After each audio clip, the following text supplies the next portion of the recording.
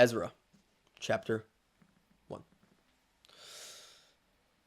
In the first year of Cyrus, king of the Persians, the Lord stirred up the spirit of Cyrus, the king of the Persians, so that the word of the Lord from the mouth of Jeremiah would be fulfilled. And he sent out a voice throughout his entire kingdom, and also in his writing, saying, Thus says Cyrus, the king of Persians, the Lord, the God of heaven, has given all the kingdoms of the Lord. Given all the kingdom. Oh my gosh. Thus says Cyrus, the king of the Lord, the God of heaven, has given all the kingdoms of earth to me, and he himself has instructed me that I should build a house for him in Jerusalem, which is in Judea. Don't tempt me with the $20. Listen, I tempt anybody with the $20. Heck, I mean, we get 10 people to donate $20. That's, a lot of money. So, but one $20 donation, I will do it. The rest after the first one, $50. So, just for the love of the game and getting Bibles, I would do it for 20. Who among you is from his entire people? May his God be with him. Let him ascend to Jerusalem, which is in Judea, and let him build the house of the Lord, the God of Israel. He is the God who is in Jerusalem. And let all who remain in all the places wherever they may live assist him, each man from his place, with silver and gold and goods and cattle, in addition to whatever they may offer voluntarily to the temple of God, which is in Jerusalem.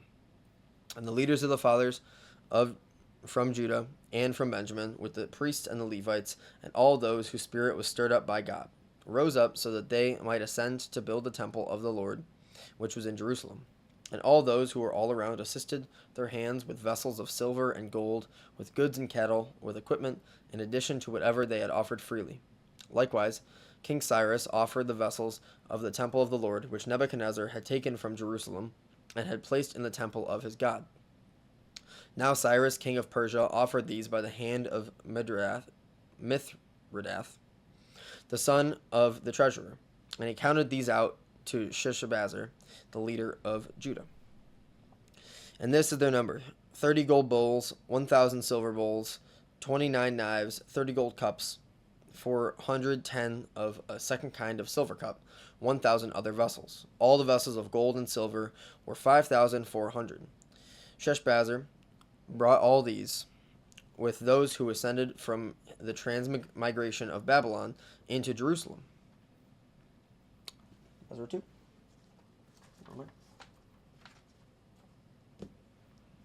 Welcome back, Tom. Now these are the sons of the province who ascended from the captivity, whom Nebuchadnezzar, king of Babylon, had transferred to Babylon, and who were returned to Jerusalem and to Judah, each one to his own city. They arrived with Zerubbabel, Jeshua, Nehemiah, Sariah, Realiah, Mordecai, Bilshan, Mishpar, Bigvai, Rehum, Baanah, the number of the men of the people of Israel. The sons of Parosh, 2,172. The sons of Shephatiah, 372. The sons of Ara, 775. The sons of Pahath Moab, of the sons of Jeshua and Joab, 2,812. The sons of Elam, 1,254. The sons of Zatu, 945. The sons of Zakai, 760. The sons of Bani, 642. The sons of Bebai, 623. The sons of Azgad, 1,222. The sons of Adakiam, 666. The sons of Bigvai, 2,056. The sons of Aden, 454. The sons of Ater, who were of Hezekiah, 98. The sons of Bezai, 323. The sons of Jorah, 112. The sons of Hashem, 223. The sons of Gebar, 95. The sons of Bethlehem, 123. The men of Netoaph, 56. The men of Ananoth, 128. The sons of Azimath, 42. The sons of Kiritharim, Cherah, and Beeroth, 743. The sons of Ramah and Jeba, 621. The men of Mikmas, 122. The men of Bethel and Ai, 223. The sons of Nebo, 52. The sons of Magbish, 156. The sons of the other Elam, 1,255. The sons of Hiram, 320. The sons of Lod, Hadid, Ono, 725. The sons of Jericho, 345. The sons of Sena, 3,630. The priests, the sons of Jedi, from the house of Jeshua, 973. The sons of Emer, 1,052. The sons of Pashur, 1,247. The sons of Hiram, 1,017. The Levites, the sons of Jeshua and Kadmiel, of the sons of Hodaviah, 74. The singing men, the sons of Asaph, 128. The sons of the gatekeepers, the sons of Shallum, the sons of Ater, the sons of Talmon, the sons of Akub, the sons of Hatita, the sons of Shobai, altogether 139. The temple servants, the sons of Ziha, the sons of Hashapha, the sons of Taboth, the sons of Keros, the sons of Siha, the sons of Padon, the sons of Lebanah, the sons of Hagabath, the sons of Akub, the sons of Hagab, the sons of Shemalai, the sons of Hanan, the sons of Gedel, the sons of Gahar, the sons of Reahiah, the sons of Rezin, the sons of Nekoda, the sons of Gazam, the sons of Uzzah, the sons of Paseah, the sons of Bezai, the sons of Asna, the sons of Minum, the sons of Nephasum, the sons of Babuk, the sons of Hakapha, the sons of Harther, the sons of Bazluth, the sons of Meda, the sons of Harsha, the sons of Barkos, the sons of Sisera, the sons of Tema, the sons of Neziah, the sons of Hatapha, the sons of the servants of Solomon, the sons of Sotai, the sons of Sophereth, the sons of Peruda, the sons of Hala, and the sons of Darkon, the sons of Gedel, the sons of Shephatiah, the sons of Hatil, the sons of Ponchereth, who were Hazabim, the sons of Amai, all the temple servants, and the sons of the servants of Solomon, 392. And these were the ones who ascended from Telemaiah, Telharsha, Cherub, and Adon, and Emer. And they were not able to indicate the house of their fathers and their offspring, whether they were of Israel, the sons of Deliah, the sons of Tobiah, the sons of Nekoda, 652. And the sons of the priests, the sons of Hobiah, the sons of Hakaz, the sons of Barzillai, who took a wife from the daughters of Barzillai and Gileadite, and who were called by their name. These sought the writing of their genealogy, and they did not find it, so that they were cast out of the priesthood. And the cupbearer said to them that they should not eat from the Holy of Holies until there would arise a priest, learned and perfect. Oh, this donation. Come on, someone's got to have 20 to throw at me right now. Come on. The entire multitude joined together was 42,360, not including their men and women servants, of whom there were 7,337, and among these were singing men and singing women 200. Their horses were 736, their mules were 245, their camels were 435, their donkeys were 6,720. And some of the leaders among the fathers, when they entered into the temple of the Lord, which is in Jerusalem, freely offered some of these to the house of God, in order to construct it in its location. They gave to the expenses of the work in accord with their ability 61,000 gold coins, 5,000 silver minas, and 100 priestly vestments. Therefore the priests and the Levites, and some of the people, and the singing men, and the gatekeepers, and the singing men, and the temple servants lived in their cities, and all of Israel lived in their cities. Ezra 3.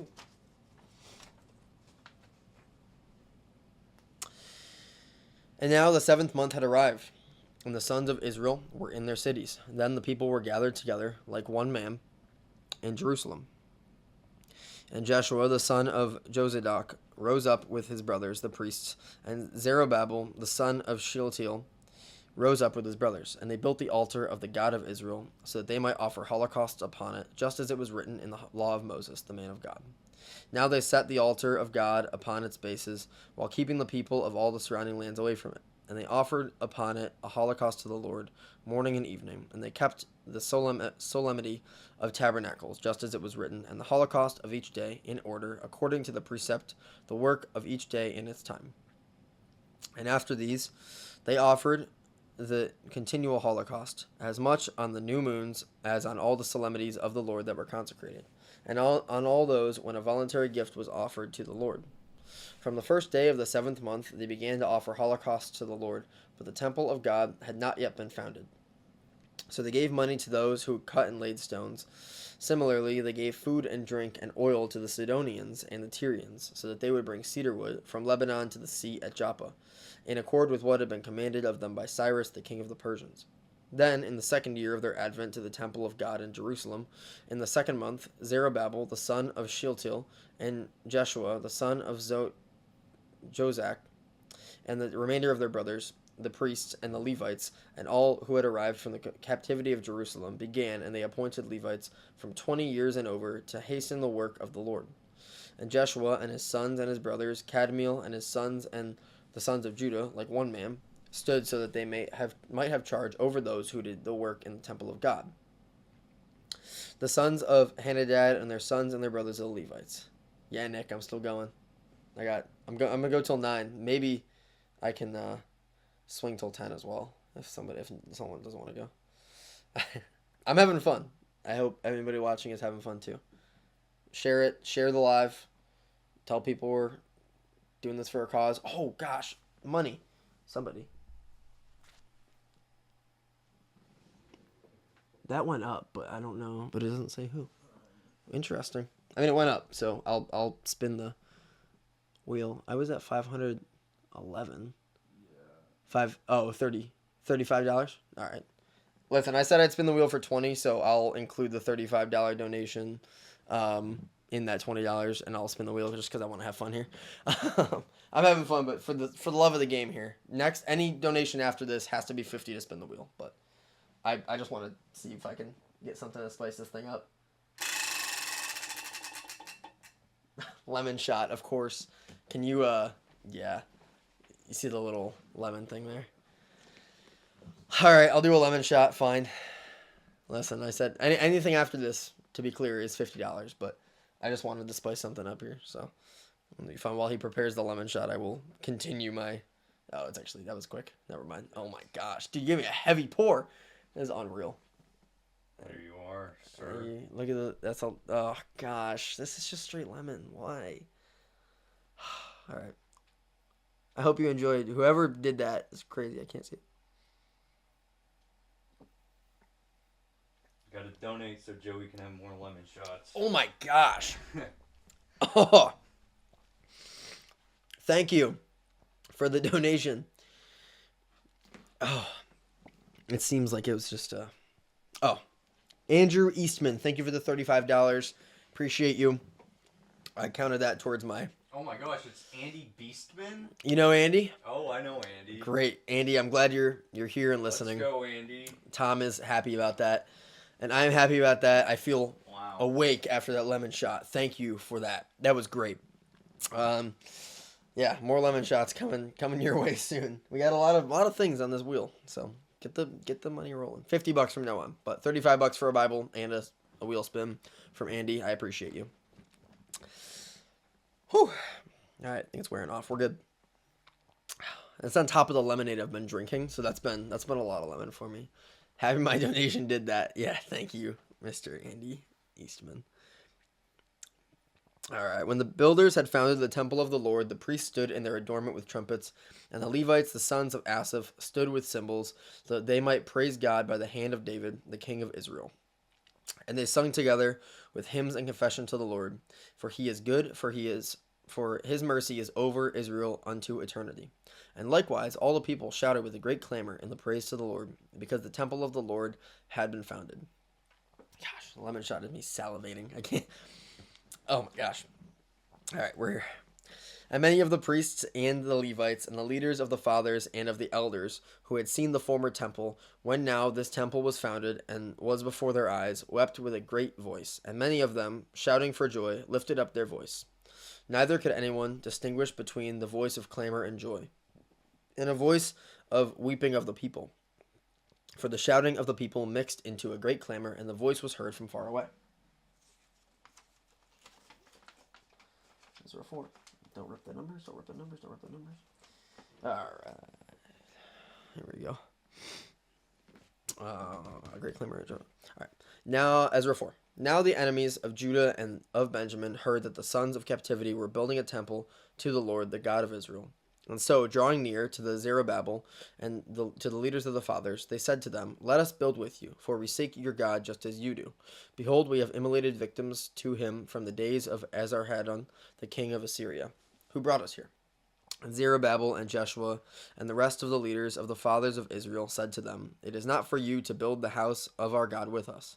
Instead, we alone shall build to the Lord our God, just as Cyrus the king of the Persians had commanded us. Therefore, it happened that the people of the land impeded the hands of the people of Judah, and they troubled them with the building. Then they hired counselors against them, so they might argue against their plan, during all the days of Cyrus, king of Persia, even until the king of Darius, king of the Persians. And so, during the reign of Ahasuerus, at the beginning of his reign, they wrote an accusation against the inhabitants of Judah and of Jerusalem. And so, in the days of Artaxerxes, Bishlam, Mithridath, and Tabeel, and the others who were in the council wrote to Axteres, king of the Persians. Now the letter of accusation was written in Syriac and was being read in the Syrian language. Rehum the commander and Shimshai the scribe wrote one letter from Jerusalem to King Axteres in this manner. Rehum the commander and Shimshai the scribe and the rest of the counselors, the judges and rulers, the officials, those from Persia, from Ekron, from Babylonia, from Susa, the Dahavites and the Elamites, and the rest of the nations whom the great and glorious Osnapper transferred and caused to live in the cities of Samaria and in the rest of the regions across the river in peace. To King Axteres. This is a copy of the letter which they sent to him. Your servants, the men who are across the river, send a greeting. Let it be known to the king that the Jews who ascended to you from us, or ascended from you to us, have arrived in Jerusalem, a rebellious and most wicked city, which they are building, constructing its ramparts and repairing the walls. Now let it be known to the king that if this city will have been built up and its walls repaired, they will not pay tribute, nor tax, nor yearly revenues, and this loss will affect even the kings.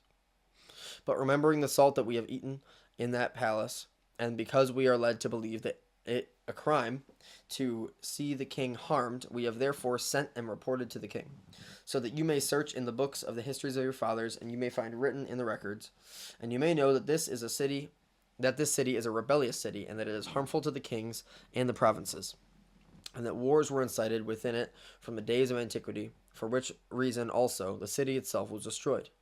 We report to the kings that if this city will have been built and its walls repaired, you will have no possession across the river. The kings sent word to Rehum the commander, and to Shimshai the scribe, and to the rest who were in their council, to the inhabitants of Samaria, and to the others across the river, offering a greeting in peace. The accusation which you have sent to us has been read aloud for me, and it was commanded by me, and they searched, and found that this city from the days of antiquity has rebelled against the kings, and that seditions and battles have been incited within it. Then, too, there have been very strong kings in Jerusalem, who also ruled over the entire region which is across the river. They have also taken tribute and tax and revenues. Now, therefore, hear the sentence. Prohibit those men so that this city may not be built, but until perhaps there may be further orders from me. See to it that you are not negligent in fulfilling this, otherwise, little by little, the evil may increase against the kings. And so a copy of the edict of King Axteres was read before Rehum, the commander, and Shimshai the scribe, and their counselors, and they went away hurriedly to Jerusalem to the Jews. And they prohibited them by force and by strength. Then the work of the house of the Lord in Jerusalem was interrupted, and it did not resume until the 2nd year of the reign of Darius, the king of the Persians. Halfway through Ezra. Here we are. Now Haggai, the prophet, and Zechariah, the son of Iddo, prophesying to the Jews who were in Judea and Jerusalem, prophesied in the name of the God of Israel. Then Zerubbabel, the son of Shealtiel, and Jeshua, the son of Jodak, rose up and began to build the temple of God in Jerusalem, and the prophets of God were with them, assisting them. Then at the same time Tattenai, who was the governor beyond the river, and Shethshar-boznai and their counselors came to them, and they spoke in this way to them. Who has given you counsel so that you would build this house and repair its walls? We responded to this by giving them the names of the men who were the founders of that building. But the eye of their God was sent over the elders of the Jews, so they were unable to hinder them. And it was agreed that the matter should be referred to Darius, and that they would give a reply against that accusation. A copy of that letter that Tattenai, the governor of the region beyond the river, that Shethshar-boznai and its counselors, the ruler who were beyond the river, sent to Darius the king. The word that they sent him was written in this way: To Darius, the king of all peace. Let it be known to the king that we went to the province of Judea, to the house of the great God, which they are building with rough stones and with timber set into the walls. And this work is being built up diligently, and it increases by their hands. Therefore, we questioned those elders. We spoke to them in this way: Who has given authority to you, so that you would build this house and repair these walls? But we also required of them their names, so that we might report to you. And we have written down the names of their men, those who are leaders among them. Then they responded a word to us in this manner, saying, We are the servants of the God of heaven and earth, and we are building the temple that was constructed these many years before, and which a great king of Israel had built and constructed. But afterward, our fathers had provoked the God of heaven to wrath, so that he delivered them into the hands of Nebuchadnezzar, the king of Babylon, the Chaldean. And he destroyed this house, and he transferred his people to Babylon. Then, in the first year of Cyrus, the king of Babylon, King Cyrus issued a decree so that this house of God would be built.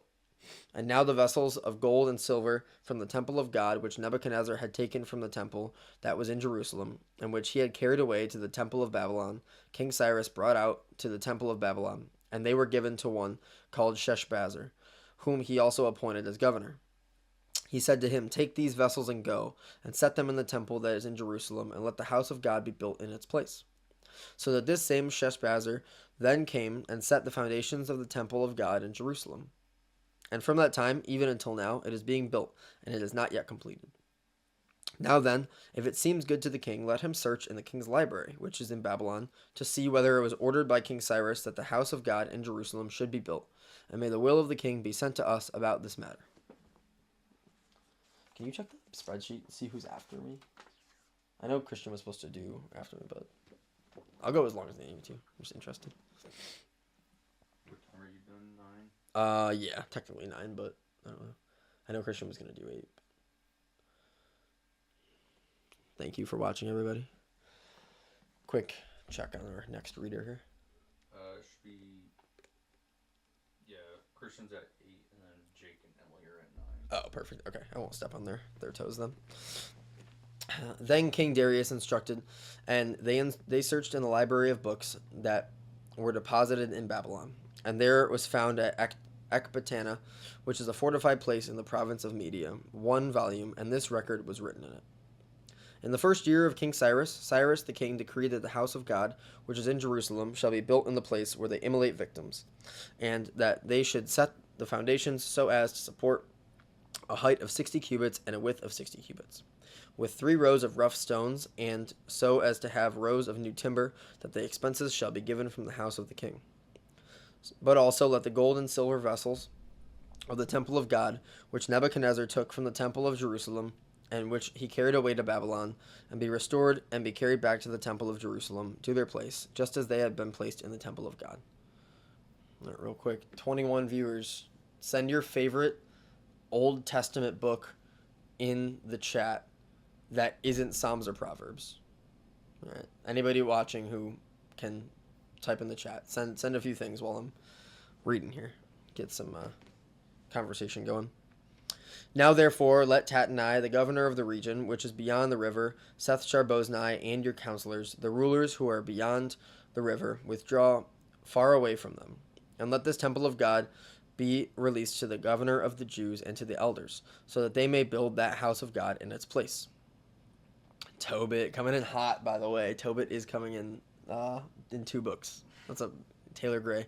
Good answer. I've never read Tobit, so I'm hoping, I don't think I'll get there actually, but I'm hoping to listen to it. Let this temple of God be released to the governor of the Jews and to their elders, so that they may build that house of God in its place. Moreover, it has been instructed by me as to what ought to be done by those priests of the Jews, so that the house of God may be built, specifically from the king's treasury, that is, from the tribute which is taken from the region beyond the river. The expenses shall be scrupulously given to those men, so that the work may not be impeded.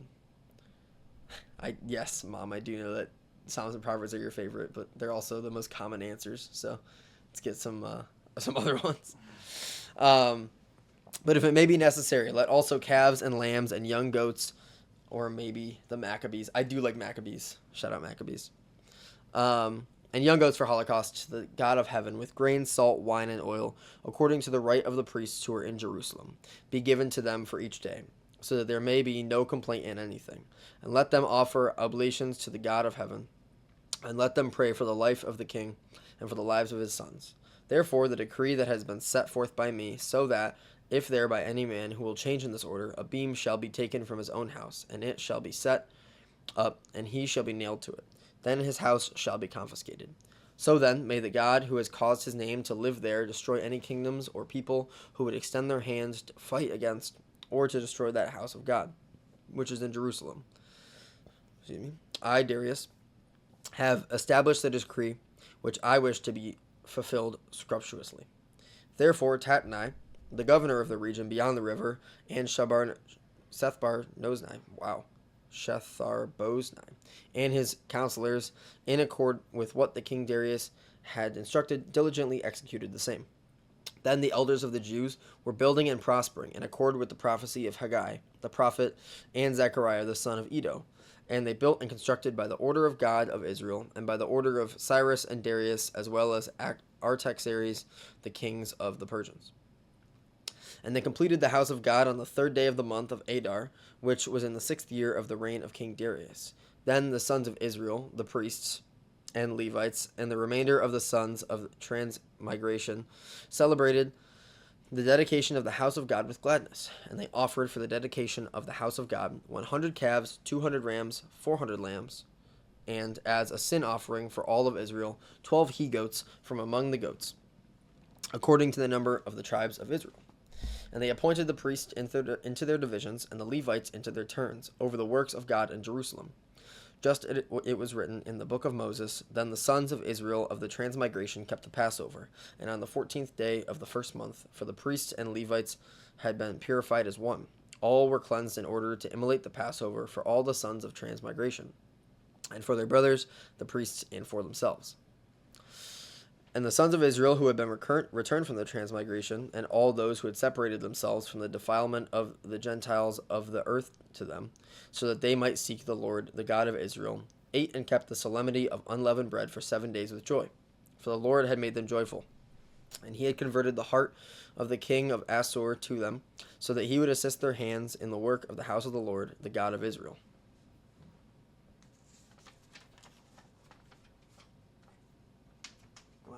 Do it. There we go. Ezra chapter 7. Now after these things, during the reign of Artaxerxes, the king of the Persians, Ezra the son of Seraiah, the son of Azariah, the son of Hilkiah, the son of Shalom, the son of Zadok, the son of Etub, the son of Amariah, the son of Azariah, the son of Marioth, the son of Zeraniah, the son of Uzi, the son of Buki, the son of Abishua, the son of Phinehas, the son of Eleazar, the son of Aaron, priest from the beginning, this same Ezra, ascended from Babylon. There's Ezra. And he was a proficient scribe in the law of Moses, which the Lord gave to Israel. And the king granted to him his every petition, for the hand of the Lord his God was over him. Took us 7 chapters in Ezra to get to Ezra, by the way. Just reading this book. And some of the sons of Israel, and the sons of the priests, and from the sons of the Levites, and from the singing men, and from the gatekeepers, and from the temple servants, ascended to Jerusalem in the 7th year of the king Artaxerxes. And they arrived at Jerusalem in the 5th month, in the same 7th year of the king. For on the 1st day of the month he began to ascend from Babylon. And on the 1st day of the 5th month he arrived at Jerusalem. For the good hand of God was over him. For Ezra prepared his heart so that he may search the law of the Lord, and so that he might keep and teach precept and judgment in Israel. Now this is a copy of the letter of the edict which King Artaxerxes gave to Ezra the priest, a scribe, well taught in the words, the precepts of the Lord, and in his ceremonies in Israel. Artaxerxes, king of kings, to Ezra the priest, a very learned scribe of the law of the God of heaven, a greeting. It has been decreed to me that whosoever wishes among the people of Israel and their priests and Levites within my kingdom to go to Jerusalem may go with you. For you have been sent from the face of the king and his 7 counselors, so that you may visit Judea and Jerusalem by the law of your God, which is in your hand, and so that you may carry the silver and gold, which the king and his counselors have freely offered to the God of Israel, whose tabernacle is in Jerusalem. Yes, Megan Walsh back in the chat. Joey going straw. Love to see it. Try my best. I feel good about this. I got 40 more minutes.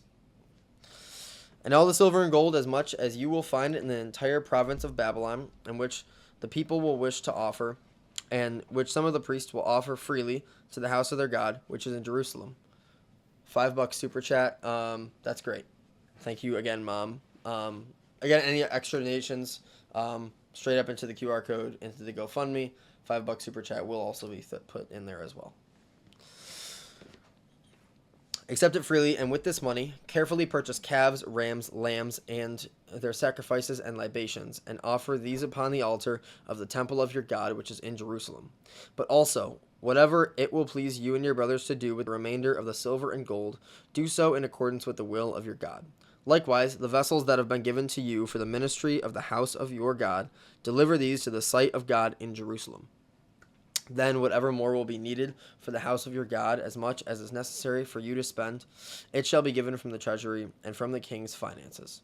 And by me, I, King Artaxerxes, have appointed and decreed to all the keepers of the public treasury, those who are beyond the river, that whatever Ezra the priest, a scribe of the law of the God of heaven, shall ask of you, you shall provide it without delay. 19 people. Ronnie, are you still here? I don't know if Ronnie's still here, but anyway. I'm still curious on. I wish it told me. I wish it gave me a list of who was actually watching, but it just gives me a number, which is fine. But I also like to see who's still here. Anyways, I'm gonna keep reading.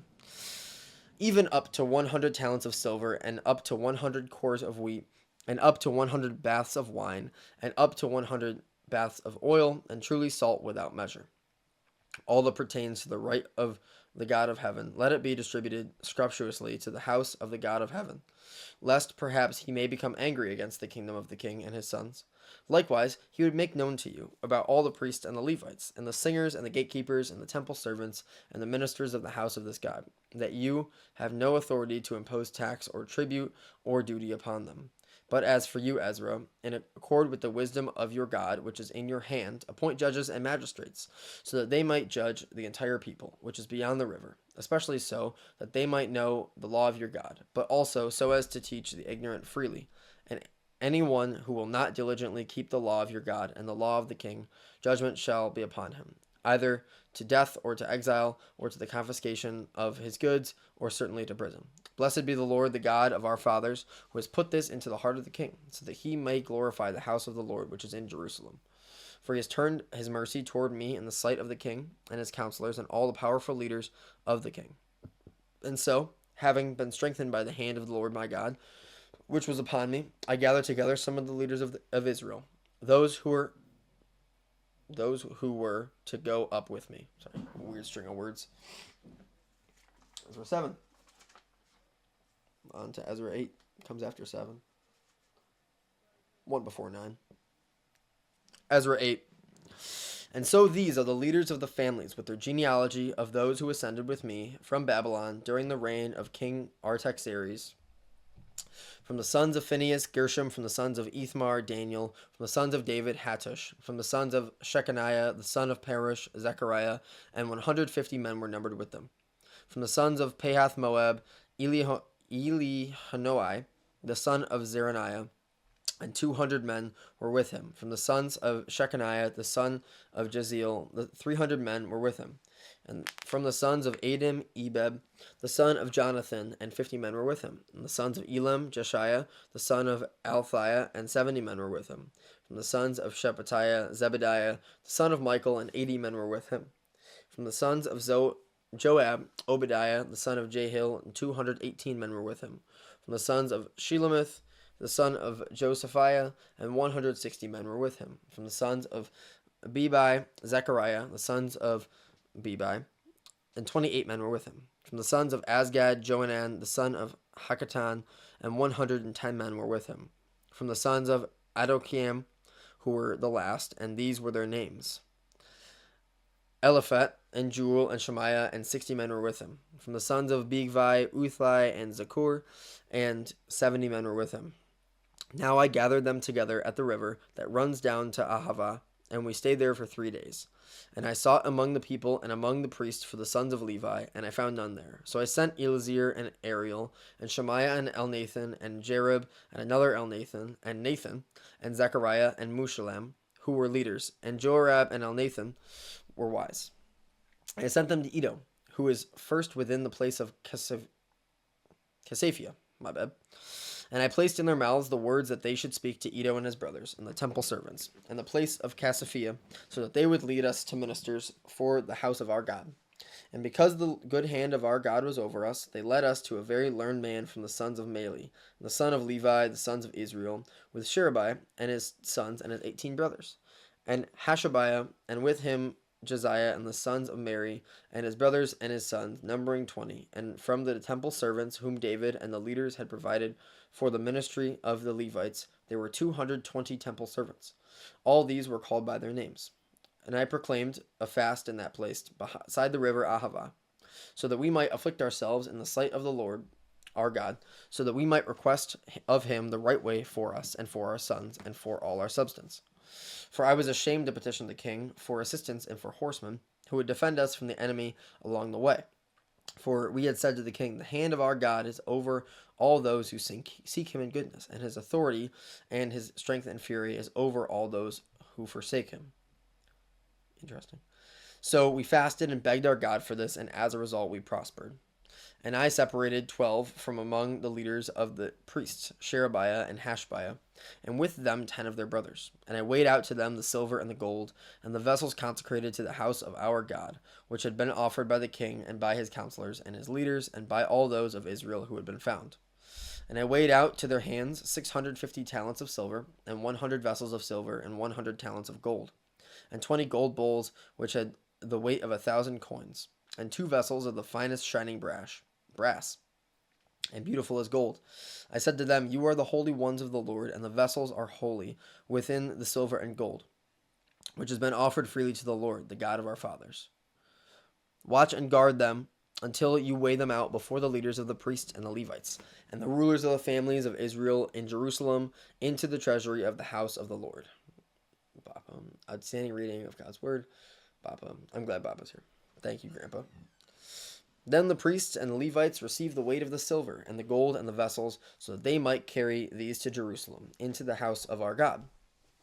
Therefore we sent out from the river Ahava, and on the 12th day of the first month, so that we might travel to Jerusalem. And the hand of our God was over us, and he freed us from the hand of the enemy, and of those who lay in ambush along the way. And we arrived at Jerusalem, and we stayed there for 3 days. Then, on the 4th day, the silver and gold and the vessels were weighed out in the house of our God by the hand of Meremoth, the son of Uriah, the priest, and with him was Eleazar, the son of Phinehas. And with them were the Levites, Jozabad, the son of Jeshua, and Noadiah, the son of Binnui. This was done according to the number and weight of everything, and every weight was written down at that time. Moreover, those who came from the captivity, the sons of the transmigration, offered holocausts to the God of Israel. 12 calves on behalf of all the people of Israel, 96 rams, 77 lambs, 12 he-goats for sin. All these were a holocaust to the Lord. Then they gave the edicts of the king to the rulers who served in the sight of the king, and to the governors beyond the river. And they exalted the people and the house of God. Ezra 8. Yeah, how you feeling, Joey? Feeling great, man. I'll go as long as you need. You want to go the full 3? I mean, I'm Yeah. ready to tap in. No, I want to finish it. All right, you'll be the longest consecutive then. At this point. Didn't Pearl go did 3, forever? but there was an hour break in between. Oh, no, I'm doing 3, dude. Hey everybody, thanks for tuning in. Christian's back. Joey's pretty much been here alone the past 2 hours because We're ripping. we were at our sister's skating thing. Yeah, Tom's been hanging out a little bit, and I finished Second Chronicles, about to finish Ezra here soon. Go. So feel good about that, and then Nehemiah up next. So, yeah, almost done. But I'm glad you guys are you guys all back? Just Bridget and I. Cool, sounds good. The rest will be back soon. All right, I got 2 more chapters of Ezra. Let's finish this thing. I did break a rule, and I took that $35 donation for a wheel spin. Oh yeah. I broke a little rule. I needed to spin the wheel. You So can do that at your liberty. here we go. I said anything further is $50 though. Yeah, And he poured the heaviest lemon shot I've ever seen in my life. Gosh. Filled the whole thing. Unreal. That must have been intense. Anyway, Ezra 9. Then, after these things were completed, the leaders came to me, saying, the people of Israel, the priests and the Levites, have not been separated from their people of the lands and from their abominations, especially those of the Canaanites, the Hittites, the Perizzites, the Jebusites, the Ammonites, and Moabites, and Egyptians and Amorites. For they have taken from their daughters for themselves and for their sons, and they have mixed a holy lineage with the people of the lands. And even the hand of the leaders and the magistrates have been first in this transgression. And when I heard this word, I tore my cloak and my tunic, and I pulled out the hairs of my head and beard, and I sat in mourning. Then all those who feared the word of God of Israel gathered to me because of the transgression of those who had arrived from the captivity, and I sat in sorrow until the evening sacrifice. And at the evening sacrifice I rose up from my affliction, and having torn my cloak and my tunic, I fell to my knees, and I reached out my hands to the Lord my God. And I said, my God, I am confounded and ashamed to lift up my face to you, for our iniquities have been multiplied over our heads, and our offenses have been increased, even up to heaven. From the days of our fathers, but also we ourselves have sinned gravely. And even to this day, and for our iniquities, we ourselves and our kings and our priests have been delivered into the hands of the kings of the lands, and to the sword, and to the captivity, and to plunder, and to confusion of face, just as it is also in this day. And now, to a small extent, and for a moment, our petition has been made with the Lord our God, so that they may leave us a remnant, so that a secure place in this holy land may be given to us, and so that our God may illuminate our eyes, and may give us a little life in our servitude. For we are servants, yet in our servitude our God has not forsaken us, but he has inclined mercy upon us in the sight of the king of the Persians, so that he may give us life, and may raise up from the house of our God, and repair its desolations, and give us a hedge in Judah and Jerusalem. And now, our God, what should we say after these things? For we abandoned your commandments, which you instructed by the hand of your servants the prophets, saying, the land which you shall enter, that you may possess it, is an unclean land, due to the uncleanliness of the people and of the other lands, the abominations of those who have filled it from mouth to mouth with their filth. Now, therefore, you should not give your daughters to the sons, nor should you receive their daughters for your sons. And you should not seek their peace, nor their prosperity, even forever. So shall you be strengthened, and so shall you eat the good things of the land, and have your sons as your heirs, even for all time. And after all that has happened to us, because of our very wicked works and our great offense to you, our God, have freed us from our iniquity, and you have given us salvation, just as it is this day. Hold on. Keep it up, guys. I leave for seminary tomorrow, so I'm spending the evening with my family. Good luck with the live stream. Thank you, Max. Appreciate you. Good luck at seminary. Peace be with you. So that we would not turn away and make your commandments void, and so that we would not unite in marriage with the people of these abominations. Could you be angry with us even to the very end, so that you would not leave us a remnant to be saved? O Lord, the God of Israel, you are just, for we have been left behind to be saved, just as it is this day. Behold, we are before your sight in our offense, and it is not possible to withstand you in this matter. Ezra 10. Last chapter of Ezra, bringing her home. Therefore, as Ezra was praying and imploring and weeping in this way, and was prostrate before the temple of God, an exceedingly great assembly of men and women and children were gathered to him from Israel, and the people wept with a great weeping. And Shechaniah the son of Jehiel from the sons of Elam responded and said to Ezra, we have sinned against our God, and we have taken foreign wives from the peoples of the land. And now, if there is repentance within Israel over this, let us strike a pact with the Lord our God, so that we may cast aside all the wives and those who have been born from them, in accord with the will of the Lord, and of those who fear the precept of the Lord our God, so let it be done according to the law. Rise up, it is for you to discern, and we shall be with you. Be strengthened and act. Therefore Ezra rose up, and he caused the leaders of the priests and the Levites and all of Israel to swear that they would act in accord with this word, and they swore it. And Ezra rose up before the house of God, and he went away to the chamber, Jehohanan, the son of Elishib, and he entered into it. He did not eat bread, he did not drink water, for he was mourning the transgression of those who had arrived from captivity. And a voice was sent into Judah and Jerusalem to all the sons of transmigration, so that they would gather together in Jerusalem. And all those who would not arrive within 3 days, in accord with the counsel of the leaders and the elders, would have all his substance taken away, and he would be cast out of the assembly of the transmigration. And so all the men of Judah and of Benjamin convened in Jerusalem within 3 days. This was in the 9th month, on the 20th day of the month. And all the people sat in the street of the house of God, trembling because of the sin and the rain. And Ezra, the priest, rose up, and he said to them, "You have transgressed, you have taken foreign wives, so that you added to the offenses of Israel. And now make confession to the Lord, the God of your fathers, and do what pleases him, and separate yourselves from the people of the land and from your foreign wives." And the entire multitude responded, and they said with a great voice, "In accord with your word to us, so let it be done. Yet truly, since the people are many, it is the time of rain, we cannot endure standing outside. And this is not a task for 1 or 2 days, for certainly we have sinned greatly in this matter. Let leaders be appointed among the entire multitude and in all our cities. Let those who have taken foreign wives arrive at appointed times, and with them the elders from city to city, and the judges, until the wrath of our God has been averted from us over this sin." And so Jonathan, the son of Ashel, and Josiah, the son of Tikvah, were appointed over this, and the Levites, Meshullam, and Shabbathai assisted them. And the sons of the transmigration did so, and Ezra the priest, and the man who were the leaders of the families in the houses of the Lord, or houses of their fathers, and all according to their names, went and sat down on the first day of the 10th month, so that they might examine the matter. And they made an end with all the men who had taken foreign wives by the first day of the first month. And there were found among the sons of the priests some who had taken foreign wives from the sons of Jeshua, sons of Zodak, and his brothers, Messiah, Elazar, Jereb, and Jedaliah. And they swore with their hands that they would cast aside their wives, and that they would offer for their offense a ram from among the sheep. And from the sons of Emer, Hanani, and Zebediah, and from the sons of Hiram, Maaseiah, Elijah, Shemaiah, and Jehiel, and Uzziah, and from the sons of Pashur, Elani, Maasani, Ishmael, Nathaniel, Josed, and Elazai. And from the sons of the Levites, Jozabad, Shimei, and Kaliah, and the same is Kelita, Pathaniah, Judah, and Eliezer. And from the singing men, Elishib, and from the gatekeepers, Shallum, and Talem, and Uri. And out of Israel, from the sons of Parosh, Ramiah, and Isaiah, and Malachiah, and Miam, and Elazir, and Malikiah, and Benaniah.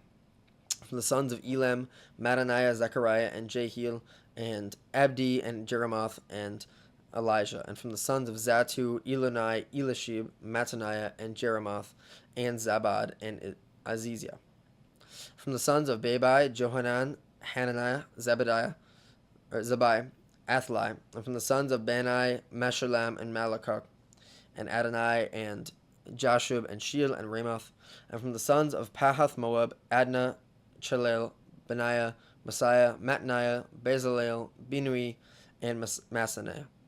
From the sons of Harim, Elazir, Jeshua, Malachi, Sheshmiah, Simeon, Benjamin, Maluk, Shemaiah, and the sons of Hashum, Mattanai, Mattiah, Zabad, Eliphat, Jeremiah, Massaniah, Shimei.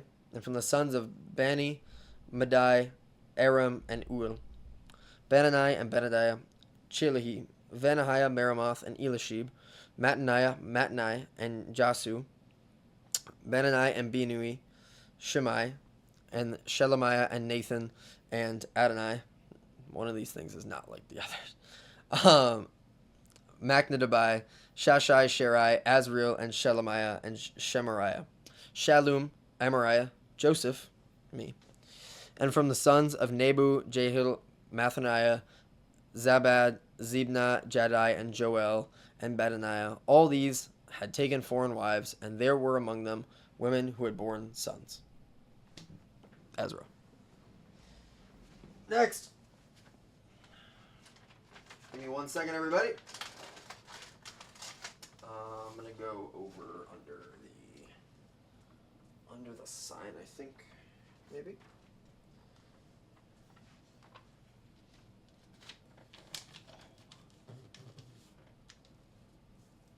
If Christian wants to come down and yell at me about where I'm putting that, you can do that. Alright, let's flip this. Hold on. hold on. There it is. Thanks for your patience. 28 viewers. Let's go. Don't leave. I know I'm not reading. Hold on. I'm switching books. Please don't leave. We beg. All right. That's good. Nehemiah coming in hot. Just give me a second. Hey, 27. Hi, what version are you reading? Morning Light. This is the Catholic public domain version of the Holy Bible. So we can read it on live, because that would be a problem if we couldn't read it on live. So if you wanna read along, it is the Catholic public domain version. I'm sure you can find it in your Bible app or at your local bookstore or Barnes and Noble. We're not sponsored, but help us out. Tobit coming in hot after Nehemiah, and Judith cometh, writeth aftereth, thiseth. Just tape real quick. Sorry, don't leave. We want you here. I know I'm not reading. Just give me a second. Just doing my duty to do my best to God and my country. Name that thing. Catholic public domain version. I am not familiar with this version. Me neither, but it's pretty good. I mean, it's the same. It's very easy to read, and I'm doing fine. So check it out in your local Bible app on your cellular device. Hold on. Keep that number at 28. Nobody leave. I'll be so sad. Be here. And if you can, send $35 equals to one Bible. Well, $350. I would just restart Nehemiah, and I haven't even started it yet. So, but $350 would be great if you could throw $350 in there. If you have that for us, that would be great. It is, as it says right here, all proceeds will provide study Bibles to local Catholic ministries. So, yeah. Esther probably coming up. Esther's coming up. We're at Nehemiah, Tobit, Judith, Esther. Don't believe in any but the KJV. Hey man, they're all translations, and they're all the Word of God. Well, most of them. All right, hold on, don't clip me on that. 30 people. All right, I gotta get to reading. 30 people are in here. I appreciate you. Oh, you know what? You might be. No, because we got Tobit and Judith as well. And then we got Esther. That's okay. The Catholic version. 73 books, not 66. Okay? 30 people. I'm going to get to reading so you guys don't start to yell at me. My apologies. Throw some money in there while you're at it.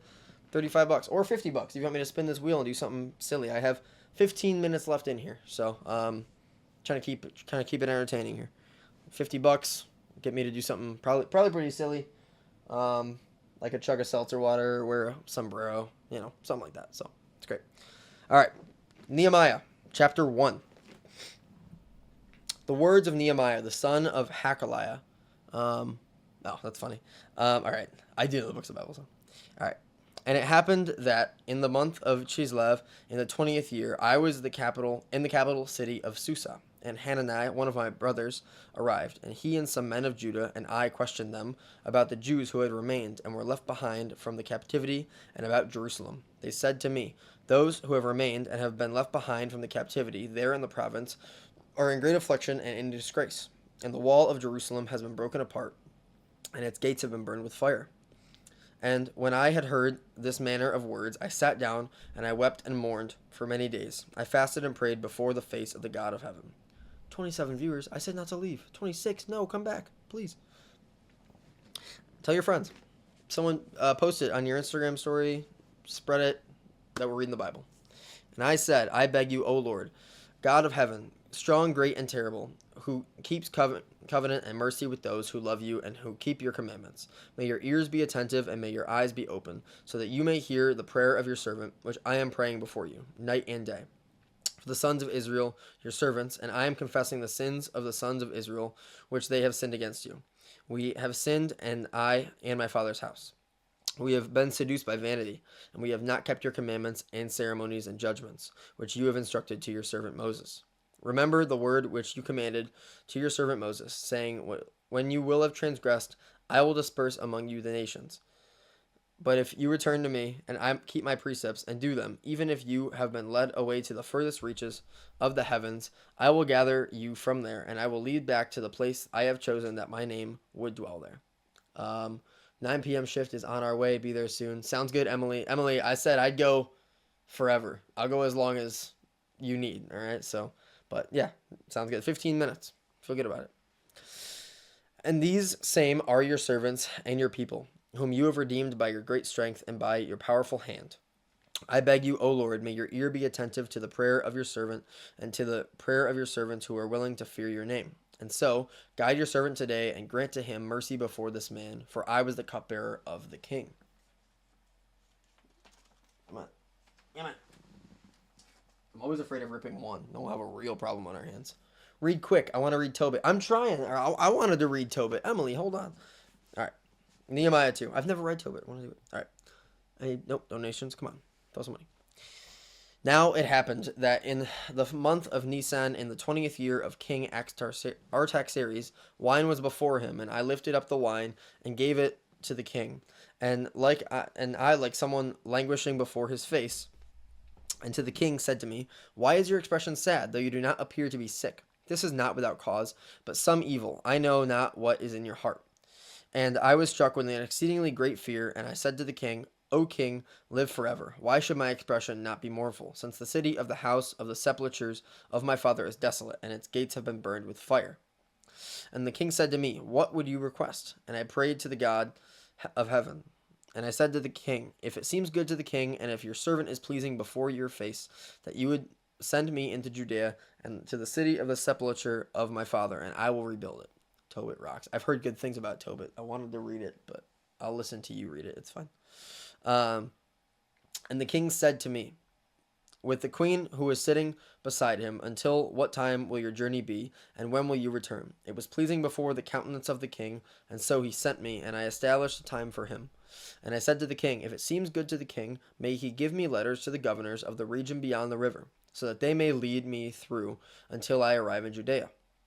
And a letter to Asaph, the keeper of the king's forest, so that he may give me timber, in order that I may be able to cover the gates of the tower of the house, and the walls of the city, and the house that I will enter. And the king granted to me in accord with the good hand of my God who is with me. And I went to the governors of the region beyond the river, and I gave them the letters of the king. Now the king had sent with me the military leaders and horsemen. Check out that video. Anybody in the comments or in the chat, check out the video Cap Catholic posted. They got a solid Bible song. And Sanballat and Horonite and the servant Tobiah and Ammonite heard this, and they were saddened with a great affliction. And that man had arrived who was seeking prosperity of the sons of Israel. And I arrived at Jerusalem, and I was there for 3 days. And I got up in the night, and a few men with me, and did not reveal to anyone what God had placed in my heart to do with Jerusalem. And there was no animal with me except the animal on which I was sitting.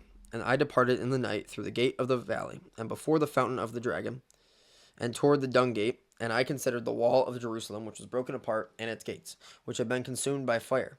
And I continued on to the gate of the fountain, and to the aqueduct of the king, and there was no more room for the beast on which I was sitting to pass through.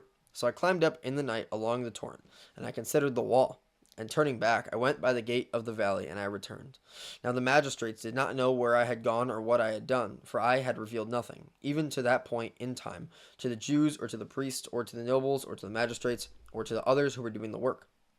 So I said to them, you know the affliction in which we are, because Jerusalem is desolate, and its gates have been consumed by fire. Come and let us rebuild the walls of Jerusalem, and let us no longer be in disgrace, including Tobit. Good word, Emily. And I revealed to them how the hand of my God was with me for good, and the words of the king which had spoken to me. And I said, let us rise up and build. And their hands were strengthened for good. But Sanballat, a Horonite, and the servant Tobiah, an Ammonite, Geshem, an Arab, heard of it. And they ridiculed and disparaged us.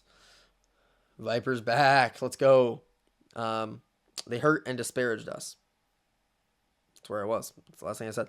And they said, "What is this thing you are doing? Could you be rebelling against the king?" And I replied to them a word, and I said to them, "The God of heaven himself is helping us, and we are his servants.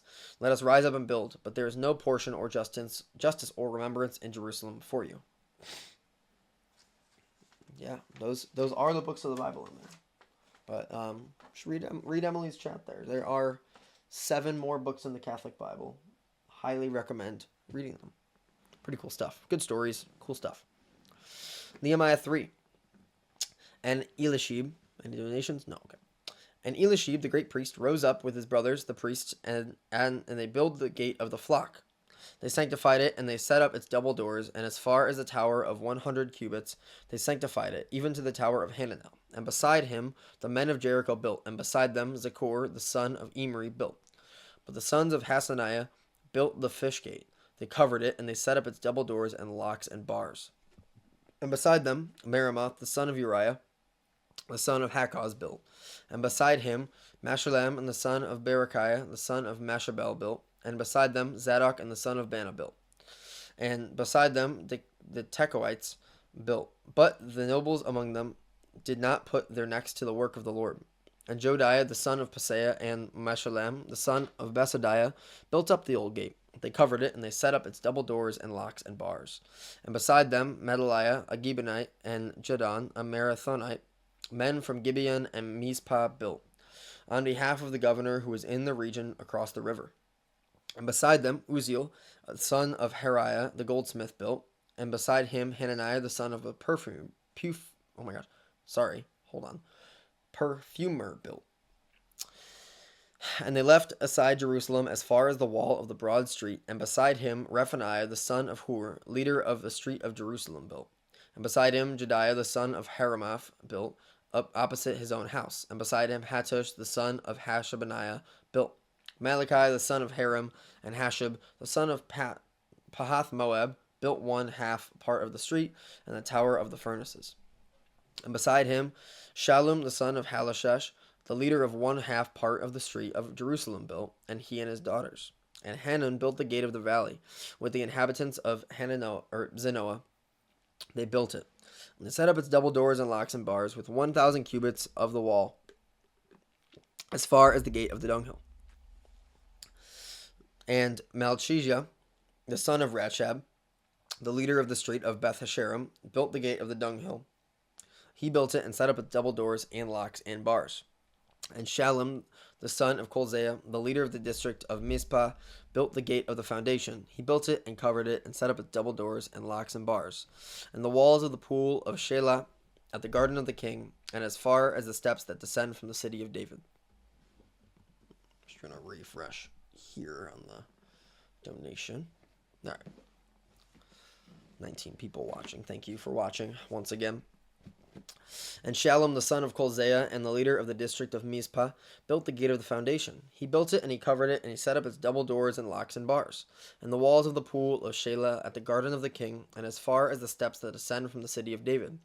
After him, Nehemiah, the son of Azbuk, the leader of 1/2 part of the street of Bethzor, built as far as opposite the sepulchre of David, and even to the pool, which was constructed with great labor, and even to the house of the strong. After him the Levites, Rehum the son of Bani, built. After him Hashabiah, the leader of 1/2 part of the street of Kaliah, built in his own neighborhood.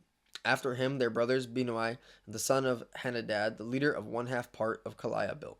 And beside him Ezer, the son of Jeshua, the leader of Mizpah, built another measure, opposite the ascent to the strongest corner. After him at the mount, Baruch the son of Zabai, built another measure, from the corner even to the door of the house of Eliashib, the great priest. After him, Meremoth, the son of Uriah, the son of Hakkoz, built another measure from the door of the house of Eliashib along the length of the house of Eliashib. And after him, men from the plains of the Jordan built. After him, Benjamin and Hashab built, opposite their own house. And after him, Azariah, the son of Messiah, the son of Ananiah, built, opposite his own house. After him, Binui, the son of Hanadad, built another measure, and from the house of Azariah even to the bend and to the corner, Palal, the son of Uzai, built opposite the bend and the tower that projects from the high house of the king, that is, into the court of the prison. After him, Pedaiah, the son of Parosh, built. And the temple servants who were living in Ophel built to a point opposite the water gate toward the east and the tower that is prominent. After him, the Tekoites built another measure in the opposite area, from the great and prominent tower to the wall of the temple. Then upward from the horse gate, the priests built each one opposite to his own house. After them, Zadok, the son of Emer, built opposite his own house, and after him, Shemaiah, the son of Sechaniah, the keeper of the east gate, built. After him, Hananiah, the son of Shelemiah, and Hanun, the sixth son of Salaph, built another measure. After him, Meshullam, the son of Berechiah, built, opposite his own storehouse. After him, Malachi, the son of the goldsmith, built even up to the house of the temple servants and of the sellers of small items, opposite the judgment gate, and even to the upper room of the corner. And within the upper room of the corner, at the gate of the flock, the goldsmiths and the merchants built. Chapter 4. Coming in hot. Nehemiah 4. Now it happened that when Sanballat had heard that we were building the wall, he was very angry, and having been moved exceedingly, he ridiculed the Jews. And he said before his brothers and a crowd of the Samaritans, "What are the foolish Jews doing? Can it be that the Gentiles will allow them? Will they sacrifice and finish in one day? Do they have the ability to make stones out of piles of dust that have been burnt up?" Hold on. Can't stay. Oh, man. I'm sorry to hear that. Thank you very much for coming and hanging out for a little bit, though. But wish you could stay. It's okay. Then too, Tobiah and Ammonite, his assistant, said, "Let them build. When the fox climbs, he will leap over their stone wall. Listen, O our God, for we have become an object of contempt. Turn their reproach upon their own head, and grant that they may be despised in a land of captivity. May you not conceal their iniquity, and may their sin not be wiped away before your face, for they have ridiculed those who are building." And so we built the wall, and we joined it together, even to the unfinished portion. And the heart of the people was stirred up from the work. Now it happened that when Sanballat and Tobiah and the Arabs and the Ammonites and Ashdodites had heard that the walls of Jerusalem had been closed, we got 2 minutes left, and that the breaches had begun to be repaired, they were exceedingly angry, and they all gathered together so that they might go forth and fight against Jerusalem, so they might prepare ambushes. And we prayed to our God, and we stationed guards upon the wall day and night against them. Then Judah said, "The strength of those who carry has diminished, and the amount of material is very great. And so we will not be able to build the wall." And our enemies said, "Let them neither know nor realize until we arrive in their midst and kill them, and cause the work to cease." Now it happened that on 10 occasions some Jews arrived who were living near them, and from all the places from which they came to us, and they told us this. So I stationed the people in order, in places behind the walls, all around it, with their swords and lances and bows. And I gazed around and rose up, and I said to the nobles and to the magistrates and to the common people, "Do not be afraid before their face. Remember the great and terrible Lord, and fight on behalf of your brothers, your sons and your daughters and your wives and your households." Then it happened that when our enemies had heard that it had been reported to us, God defeated their counsel. And we all returned to the walls, each one to his own work. And it happened that from that day, half of their young men were doing the work, and half were prepared for war with lances and shields and bows and armor. And the leaders were behind them in all the house of Judah. As for those building the wall and carrying the burdens and setting things in place, one of his hands was doing the work, and the other was holding a sword. For each one of the builders was girdled with a sword at the waist, and they were building, and they were sounding a trumpet beside me. I'll stop there. 9 o'clock. Jake's in. All right, guys. Thank you so much for watching me, and Jake's going to come take my place. A few subscribers, and we're in Nehemiah 4. I'll leave those there for you. Yeah, absolutely. Sure, wherever you want to go. But here you go. Thanks, Jake. Appreciate you. Correct, Joey. 3 hours. 3 Very hours. impressive. Did the thing. We in here. We in there. All right. A very impressive showing. I just got back from... Oh, more Jesuses. Another Jesus. Just got back from Chick-fil-A. Oh, let's go. Let's get this together. These yours? No, they were just sitting there. All right, these Those are are for mine you. now. These might be somebody way cooler than me. All right, one Sour Patch Kid. We are going to try and get through the rest of Nehemiah so that Emily can jump into Tobit, her favorite. Where are we at? 18? Yeah, we're at... 418, top left? We're, right. 19. Right there. 19. All right. And I said, so may God shake out every man who does not fulfill this word. From his house and from his labors, so may he be shaken out and become empty. And the entire multitude said, Amen. And they praised God. Therefore, the people acted in accord with what was said. Now, from that day on which the king had ordered me to be governor in the land of Judah, from the 20th year even to the 32nd year, for 12 years I and my brothers did not eat the yearly allowance that was owed to the governors. But the former governors, the one who had been before me, were a burden to the people, and they took them bread and wine, and 40 shekels of money each day. And their officials also oppressed the people. But I did not do so out of fear of God. In fact, I preferred to build in the work of the wall, and I brought no land, and all my servants were gathered to do the work. Likewise, the Jews and the magistrates, 150 men, were at my table, with those who came to us from among the Gentiles that are around us. Now there was prepared for me on each day 1 ox and 6 choice rams, along with poultry, and once every 10 days I distributed diverse wines and many other things. Yet I did not require my yearly allowance as governor, for the people were greatly impoverished. 6. Alright, Go. good work. You froze for a second, but you're back. Chat was a little worried. Pranked ya. So, Therefore, I sent messengers to them. I am doing a great work, and I cannot descend, lest perhaps it may be neglected, when I go out and descend to you. Then they sent to me with the same word 4 times, and I responded to them with the same word as before. And Sanballat sent his servants to me a 5th time, with the former word, and had a letter in his hand, written in this manner. It had been heard among the Gentiles, and Geshem has said it, that you and the Jews are planning to rebel. And because of this, you are building the wall and thinking to raise yourself as a king over them. For this reason, you have also stationed prophets who preach about you in Jerusalem, saying, There is a king in Judea, but the king will hear about these words. Therefore, come now, so that we may go to council together. And I sent to them, saying, There has been nothing done according to these words which you have spoken. For you are inventing these things from your own heart. For all these men wished to frighten us, thinking that our hands would cease from the work, and that we would cease. For this reason I strengthened my hands all the more.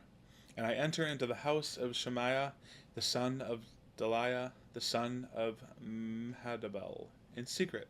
And he said, Let us consult together in the house of God, in the midst of the temple, and let us close the doors of the temple, for they will come to kill you, and they will arrive in the night to put you to death.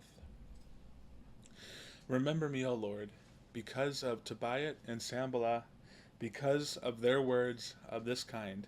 Then too Noadiah, a prophetess, and the rest of the prophets would have made me afraid. Now the wall was completed on the 25th day of the month of Elul, in 52 days. Then it happened that when all our enemies had heard of it, all the nations that were around us were afraid, and they were downcast with themselves, for they knew that this work had been accomplished by God. As that peach milkshake is fighting its way back. But also, in those days, many letters were being sent to the nobles of the Jews to Tobiah, and they were arriving from Tobiah to them. For there were many in Judea who had sworn an oath to him, because he was the son-in-law of Shechaniah the son of Erah, and because Jehohanan his son had married the daughter of Meshullam the son of Berechiah. Moreover, they praised him before me, and they reported my words to him. And Tobias sent letters so that he might make me afraid. Sorry, there's people hovering over me. They're the feds. I see. Hey. Chapter 7. All right. That means we're halfway there. Good work. Everybody sing the song. Whoa, we're halfway there.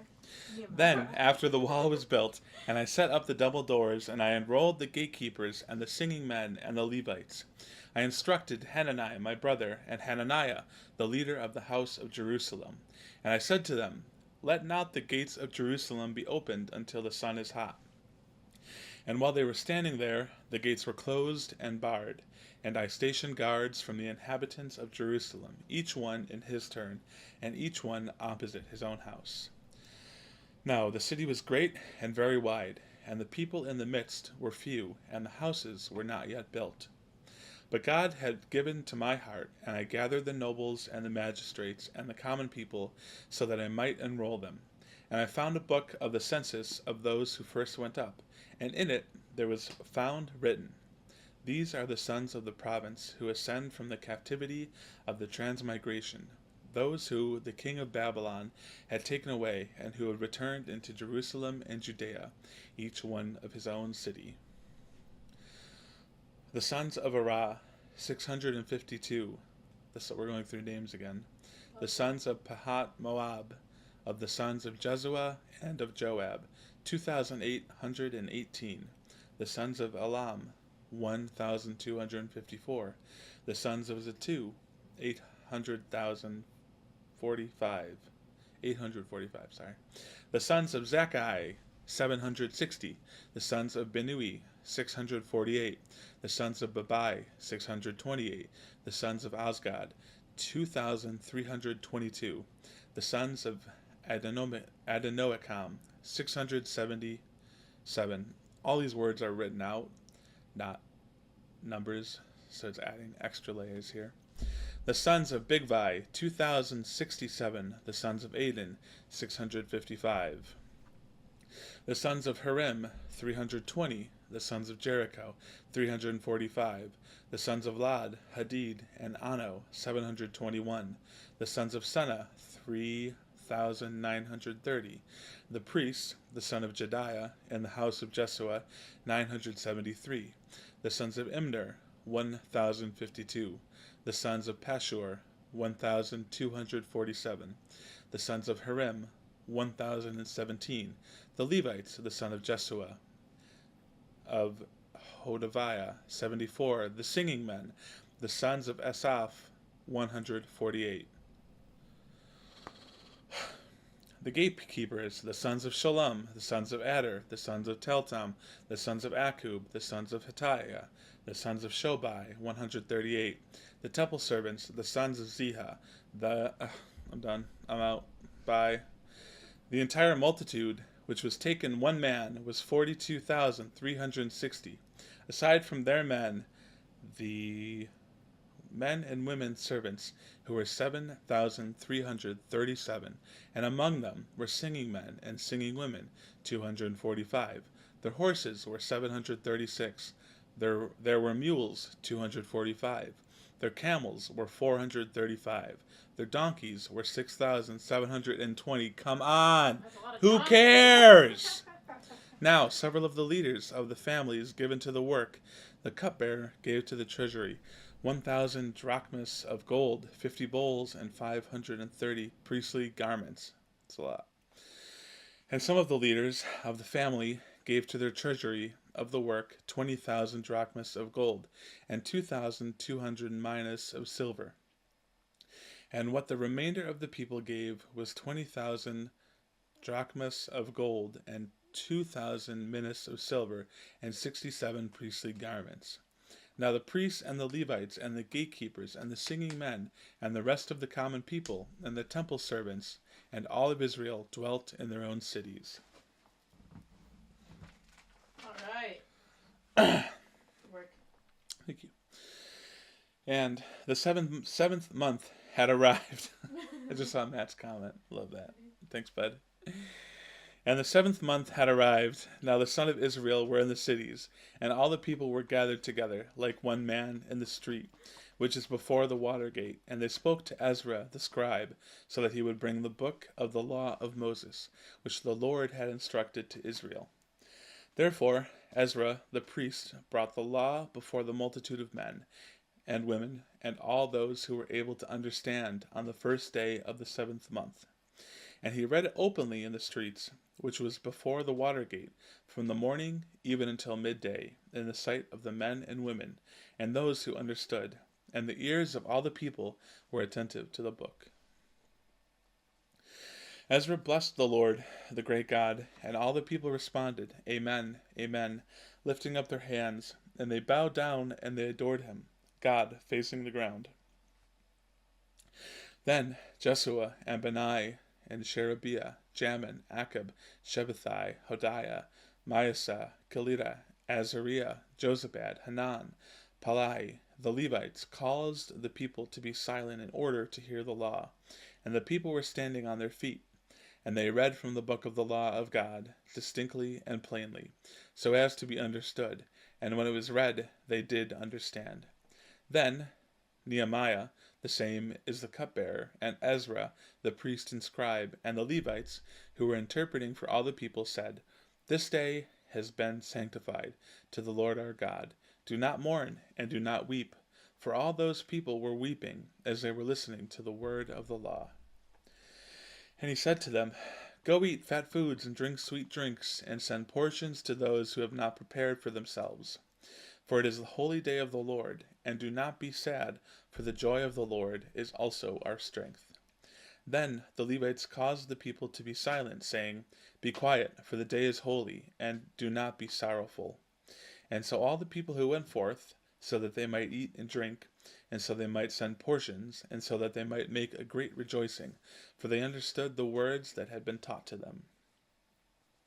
And on the 2nd day, the leader of the families of all the people, the priests and the Levites, were gathered together to Ezra the scribe, so that he might interpret for them the word of the law,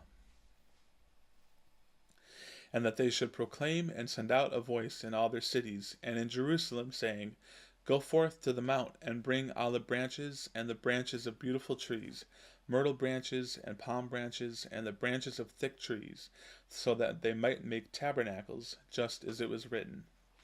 And the people went forth and brought, and they were made for themselves tabernacles, each one at his own dwelling, and in their own courts, and in the courts of the house of God, and in the street of the water gate, and in the street of the gate of Ephraim. Therefore the entire assembly of those who had returned from the captivity made tabernacles and lived in tabernacles, from the day of Jeshua the son of Nun. Even to that day the son of Israel had not done so, and there was exceedingly great rejoicing. Now he read in the book of law of God throughout each day, from the first day even to the very last day, and they kept the solemnity for 7 days. And on the 8th day there was a gathering according to the ritual. 9. Let's go. Let's hear about that ritual. Let's hear about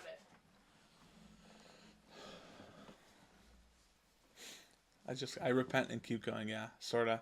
I just don't know. How much is there to gather from knowing exactly how many garments and fish and shekels get given to each I was talking to family? Megan about it before she read it. It's almost like it probably mattered more back then. Yeah, this is why we should have social security numbers, and then you just have everybody would have a number. You wouldn't have to go back 4 generations to describe each person.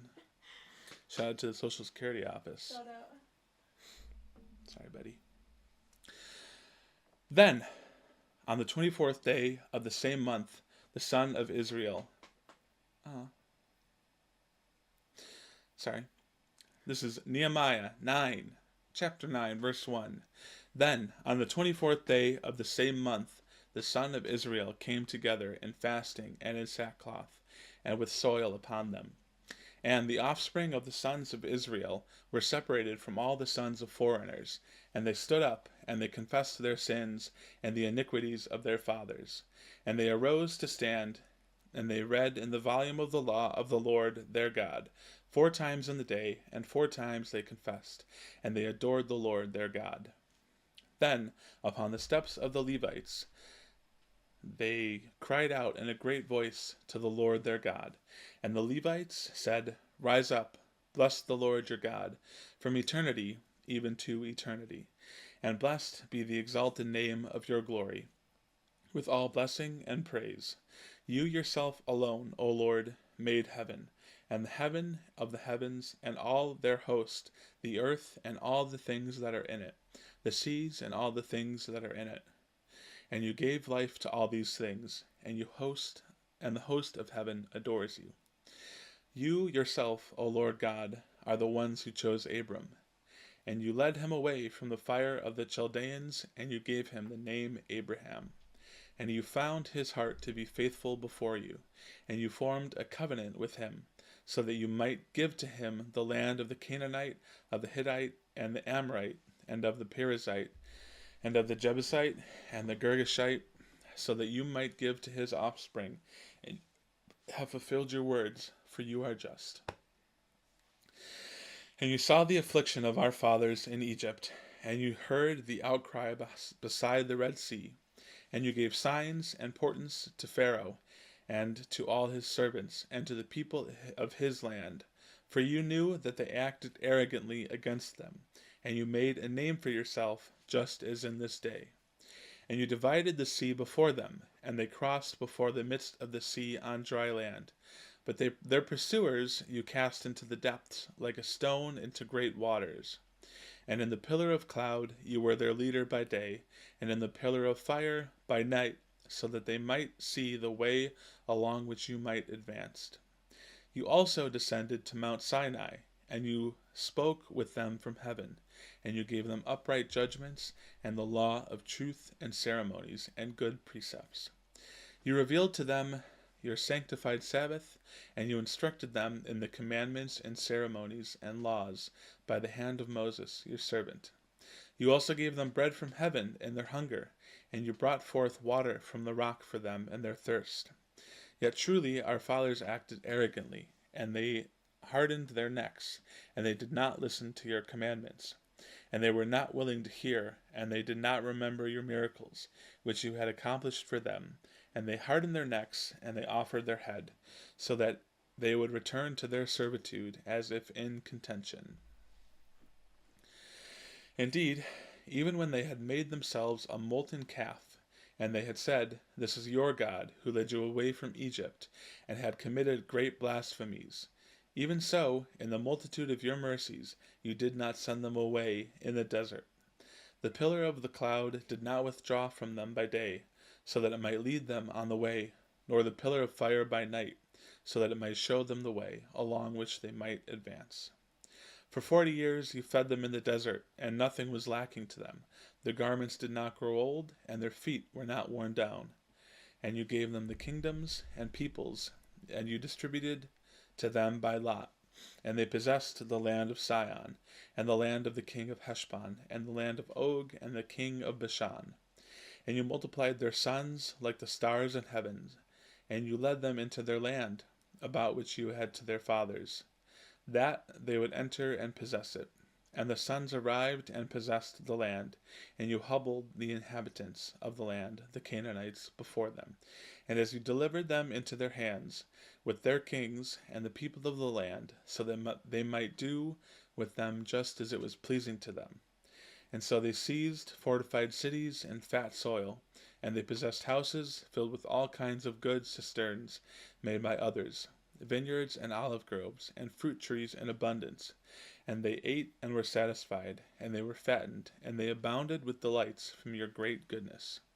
But they provoked you to wrath, and they withdrew from you, and they cast your laws behind their back, and they killed your prophets who contend with them, so that they might return to you, and they committed great blasphemies.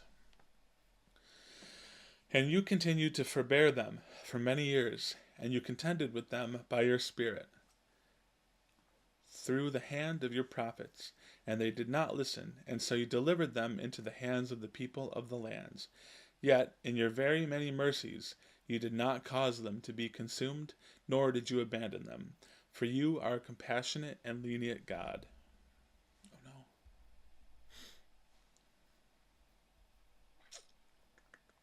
Oh boy, here we are. And its fruits are... sometimes it does go back. Yeah. Funky. I'm going to go... Behold... Yeah. Behold, we ourselves this day are servants, and the land which you give to our fathers, so that they might eat its bread and have its good things. We ourselves are servants within it, and its fruits are multiplied for the kings, whom you have set over us because of our sins. And they have rule over our bodies and over our cattle, according to their will, and we are in great tribulation. Therefore, concerning all of these things, we ourselves are forming and writing a covenant, and our leaders, our Levites, and our priests are signing it. 10. Double digits. Let's go. You want to switch it up now? Sure.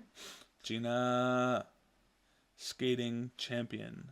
Let's go. Well, Emily Joy, you're about to get into some big More names here. All right. And you let's can do get to it. your favorite book, Tobit. Yes. Is he the guy that said, Tobit. I have to leave because this is not the real Bible? Yeah. Because he does not. It's not a real Bible. He doesn't I- want It's a to hear laptop. Tobit, If but- you have never read the deuterocanonical books, now's a great time to take a listen. I'm excited for you guys. They're wonderful. So true. Except we have to finish Nehemiah first. So let's do that. Here, Alrighty. Oh, thank you. Necessary. You're gonna Thanks for tuning in. My name's Emily. Happy to be here. Happy to read. All right. Nehemiah 10. I'm going to try to go fast so I can make it Tobit, because I want to read just a little bit of Tobit. And the signatories were Nehemiah, the cupbearer, the son of Hakaliah, and Zedekiah, Seraiah, Azariah, Jeremiah, they all rhyme, Pashur, Amariah, Malachai, Hatsua, Shebaniah, Maluk, Haram, Meremoth, Obadiah, Daniel, Jonathan, Baruch, Meshullam, Abijah, Mihamin, Maziah, Bilgai, Shemaiah. These were the priests. And the Levites were Jeshua, the son of Azaniah, Binui, the sons of Henadad, Kadmiel and their brothers, Shebaniah, Hodiah, Kelida, Peliah, Hanan, Micah, Rehob, Hashabiah, Zechar, Sherebiah, Shebaniah, Hodiah, Bani, Benuni. I see why you wanted to give me this chapter. The heads of the people were Parash, Pathan, Moab, Elam, Zatu, Bani, Buni. This feels like it's not even real. Asgad, Bebai, Ajojah, Bigvai, Adin, Ater, Hezekiah, Azar, Hodiah, Hashim, Bezai, Harif, Anatoth, Zebai, Magpaish, Meshullam, Hazir, Meshezabel, Zadok, Jada, Pelate, Hanan, Anaiah, Hashiah, Honaniah, Hashab, Hola, Shesh, Filha, Shobek, Rehum, Hashanaban, Messiah, Ahai, Hanan, Anan, Malak, Haram, Bana. Bam! Feels like I'm rapping. And the rest of the people, except it's not good rapping. And the rest of the people were the priests, the Levites, the gatekeepers, and the singers. They were mentioning women earlier. They stopped mentioning women. The temple servants and all who had separated themselves from the people of the lands to the law of God, with their wives, there's the women, their sons, and their daughters. All who were able to understand pledged on behalf of their brothers with their nobles, and they came forward to promise and swear that they would walk in the law of God, which he had given to the hand of Moses, the servant of God, that they would do and keep all the commandments of the Lord our God, and his judgments and his ceremonies, and that we would not give to our daughters to the people of the land, and that we would not accept their daughters for our sons. Also that, if the people of the land carry in goods for sale or any useful things, so that they might sell them on the day of the Sabbath, that we would not buy them on the Sabbath, nor on a sanctified day, and that we would release the 7th year and the collection of debt from every hand. And we established precepts over ourselves, so that we would give 1/3 part of a shekel each year for the work of the house of our God, for the bread of the presence and for the continual sacrifice, and for a continual holocaust on the Sabbaths, on the new moons, and on the solemnities, and for the holy things, and for the sin offering, so that atonement would be made for Israel and for every use within the house of our God. I hope I'm not going too fast, but we got to get to Tobit, and we got to finish within 4 days, so listen up. Turn your ears up, because I'm going fast. Then, We cast lots concerning the oblation of the wood among the priests and the Levites and the people, so that it would be carried into the house of our God by the households of our fathers, at set times from the times of 1 year to another, so that they might burn upon the altar of the Lord our God, just as it was written in the law of Moses. And so that we might bring in the first fruits of our land, and the first fruits of all the produce from every tree, from year to year in the house of the Lord. And the firstborn of our sons and our cattle, just as it was written in the law, and the firstborn of our oxen and our sheep, so that they might be offered in the house of God to the priests who minister in the house of our God. And so that we might bring in the first fruits of our food and of our libations, and the fruits of every tree, also of the vintage of the oil, to the priests to the storehouses of our God, with the titles of our land for the Levites. The Levites also shall receive tithes from our work out of all the cities. Now the priest, the son of Aaron, shall be with the Levites on the tithes of the Levites, and the Levites shall offer a 10th part of their tithes in the house of our God, to the storeroom in the house of the treasury. That's where tithes come from, 10%. For the sons of Israel and the sons of Levi shall carry to the storehouse the first fruits of the grain, of the wine, and of the oil. And the sanctified vessels shall be there, and the priests and the singing men, and the gatekeepers and the ministers, and we shall not forsake the house of our God. Next. That was Nehemiah 10. Thanks for being here. We're almost done with Nehemiah. I'll just cut into the next hour to get some more time. That's true. Oh, I got 30 minutes. I'm so good. Also, Chloe can read Tobit. It's a great book. Nehemiah 11. Now, the leaders of the people lived in Jerusalem, yet truly the remainder of the people cast lots, so that they might choose 1 part in 10 who were to live in Jerusalem, the holy city, and 9 parts for the other cities. Then people blessed all the men who freely offered themselves to live in Jerusalem. And so, these are the leaders of the province who were living in Jerusalem and in the cities of Judah. Now each one lived in his possession in their cities, Israel, the priests, the Levites, the temple servants, and the sons of their servants of Solomon. And in Jerusalem there lived some of the sons of Judah, and some of the sons of Benjamin, of the sons of Judah, Athalah, the sons of Azim, and the sons of Zechariah, the son of Amari, the sons of Shephatiah, the son of Melalel, and the sons of Perez. Maaseiah, the son of Baruch, the son of Kolzeh, the son of Haziah, the son of Adiah, the son of Jorib, the son of Zechariah, the son of Silonite. All these sons of Perez lived in Jerusalem, 468 strong men. That's a lot of men. Now, these are the sons of Benjamin. Salu, the son of Meshullam, the son of Joed, the son of Pedaiah, the son of Kolai, the son of Maaseiah, the son of Ithiel, the son of Jeshiah. And after him, Gabai, Salai, these were 928. I feel like we already did this in Nehemiah chapter 9, but I guess we're doing it again. I'm recognizing some of these from Judges from last night. I read Judges, and some of these names are the same. Don't know if they're the same people, but their names are the same. Who knows? It could be like Emily, the Emilys of back then, and everybody has the same name. Anyways. And Joel, the son of Zirki, was their foremost leader. And Judah, the son of Hassanu, was second over the city. And from the priests there were Jedai, the son of Jorib, Joachim, Sarai, the son of Hikai, the son of Meshullam, the son of Zodak, the son of Merith, the son of Ahutub, the ruler of the house of God, and their brothers, who were doing the works of the temple, 822. And Adai, the son of Jeroham, the son of Pelalai, the son of Amzi, the son of Zechariah, I know that name, the son of Pashur, the son of Malchijah, and his brothers, the leaders among the fathers, 242. And Amasai, the son of Azarel, the son of Azi, the son of Meshulamath, that's cool, the son of Emer, and their brothers, who were very powerful. 128. And their foremost leader was Zebdiel, the son of the powerful. If I had a wrestler name, that's what it would be.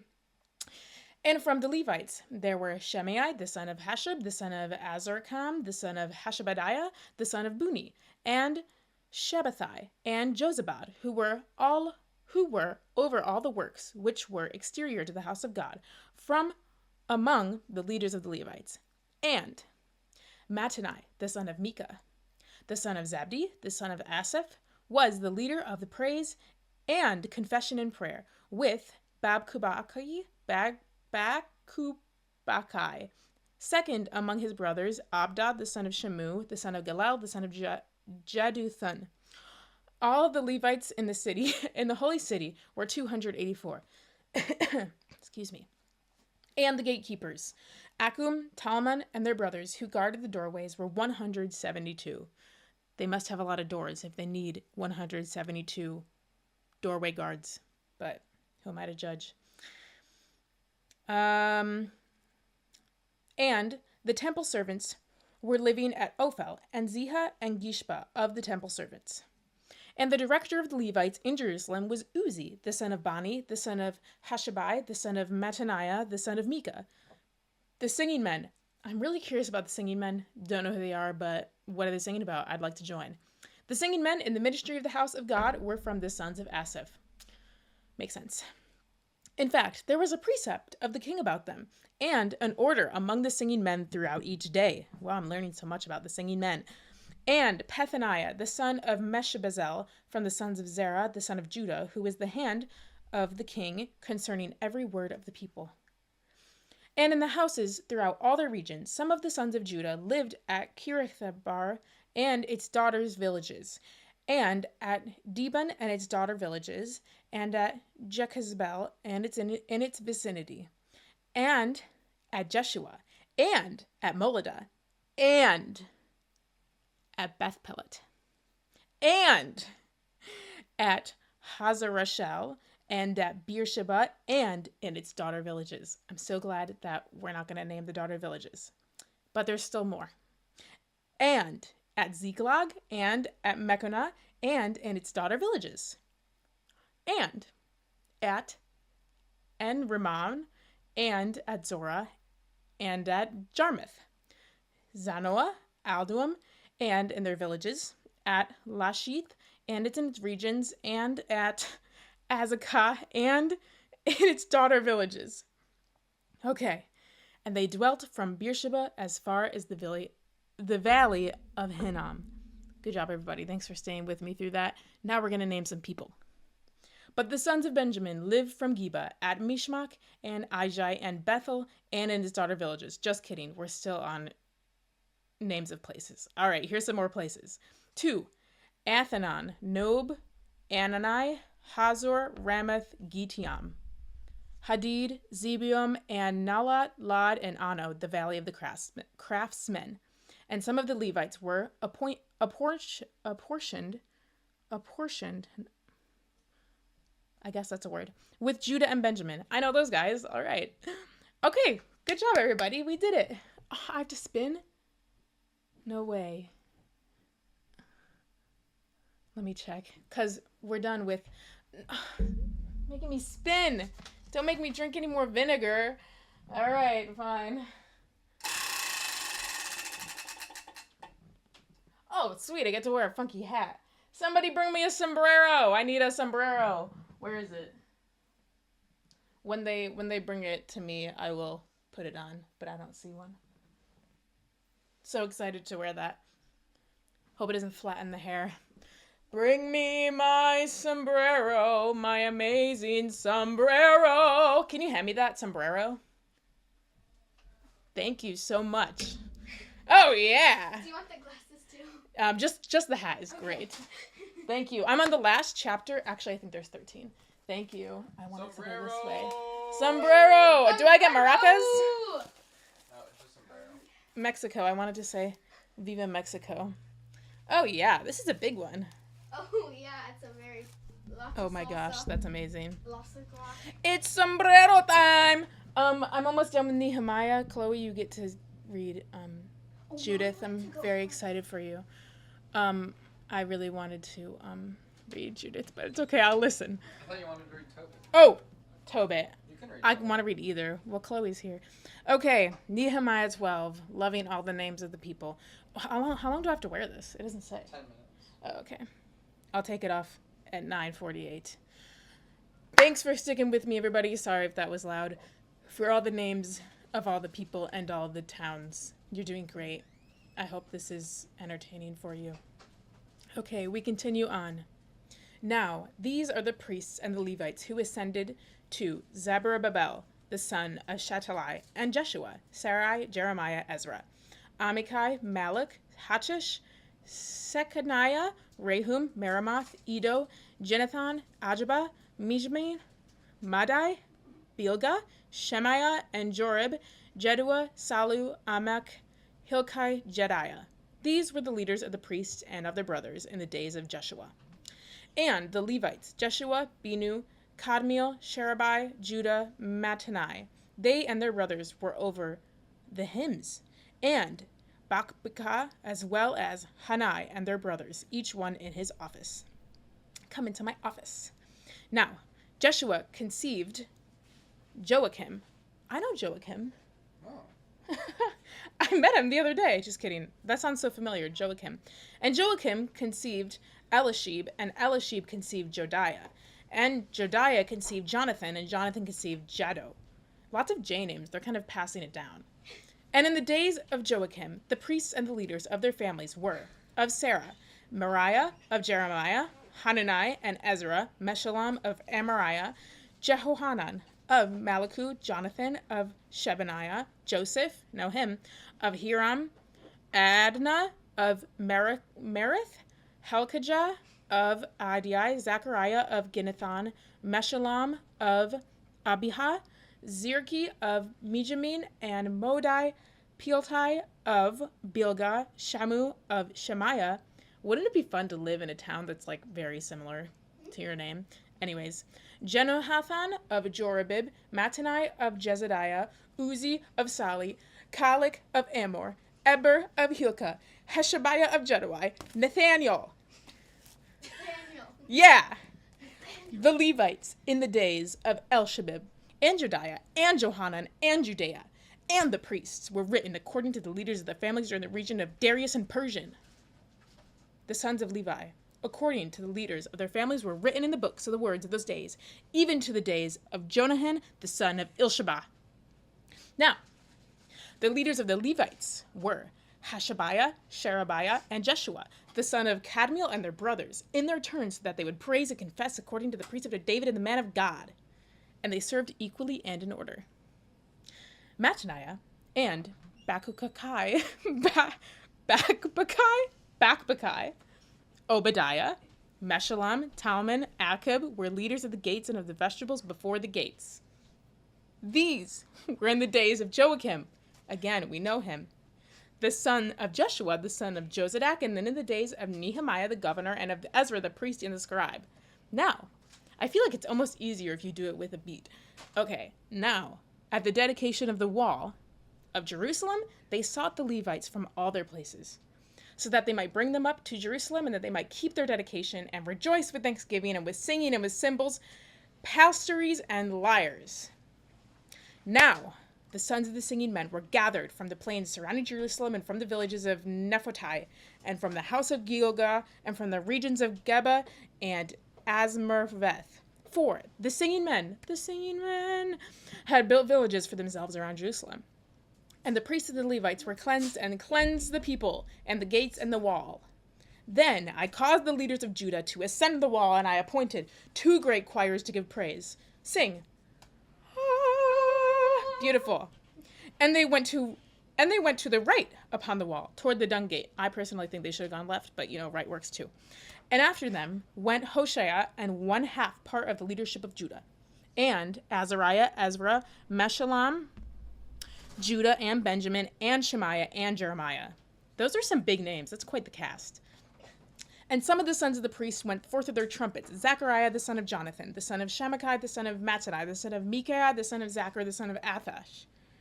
And his brothers, Shemaiah, and Azrael, and Melalai, and Galalai, Nathaniel, and the Judah, and Hanani, went forth with the canticles of David, the man of God. And Ezra the scribe was before them at the fountain gate.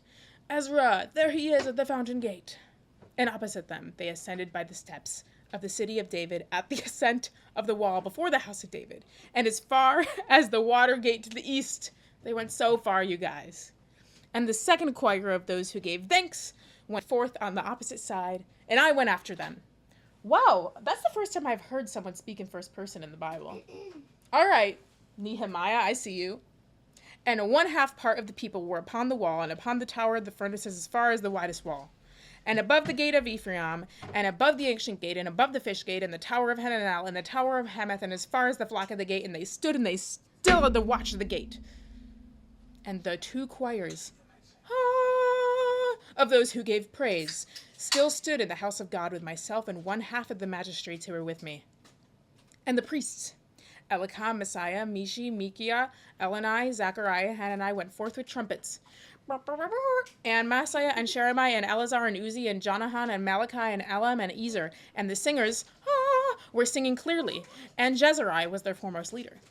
And on that day, they immolated great sacrifices and they rejoiced, for God has caused them to rejoice with great joy. And their wives and children also were glad. So glad that they're glad. And the rejoicing of Jerusalem was heard from far away. And on that day also they enrolled men over the storehouses of the treasury, for the libations and for the first fruits and for the tithes, that the leaders of the city might bring these in by them with proper thanksgiving for the priests and the Levites. For Judah was rejoicing in the priests and the Levites who were assisting. And they kept the vigil of their God and the vigil of expiation with the singing men and the gatekeepers, in according with the precept of David of Solomon his son. Did you guys know that Solomon is the son of David? Fun fact. David is the second king of Israel. Solomon is the third. Who's the first king of Israel? It was in the other video that they just posted yesterday. Does anybody know? Hey, we're running out of time. Come on. Saul. Focus. Correct. Okay. We're almost there. For in the days of David and Asaph in the beginning, there were leaders appointed over the singers to give praise and verses and to confess to God. And all of Israel in the days of Zerubbabel and the days of Nehemiah gave portions to the singing men and to the gatekeepers for each day, and they sacrificed the Levites. I'm so sorry. They did not sacrifice the Levites. They sanctified the Levites. Very different. And the Levites sanctified the sons of Aaron. Remember your commas, everybody. We don't eat grandma. We eat dinner with grandma. Okay. Nehemiah 13. And the sombrero is up. Oh, I think there's a mark on my forehead from this thing. We will keep the spatula, though. Okay. The hair is a little flat, but it's all right. Nehemiah 13. I think we're going to make it to a little bit of Tobit. I don't know. It's just my conductor. Oh, this doesn't need the sombrero anymore. Sombrero is done. Thanks for being here. Little Jesus. Oh, he's okay. Alrighty. Nehemiah 13. Woohoo! Now, on that day, they read from the book of Moses in the hearing of the people, and in it they were found written that the Ammonites and the Moabites must not enter the church of God, even for all time. That's a lot of time. Because they did not meet the sons of Israel with bread and water, rude, and they hired Balaam against them to curse them. But our God turned the curse into a blessing. Yay! Now it happened, when they had heard the law, they separated every foreigner from Israel.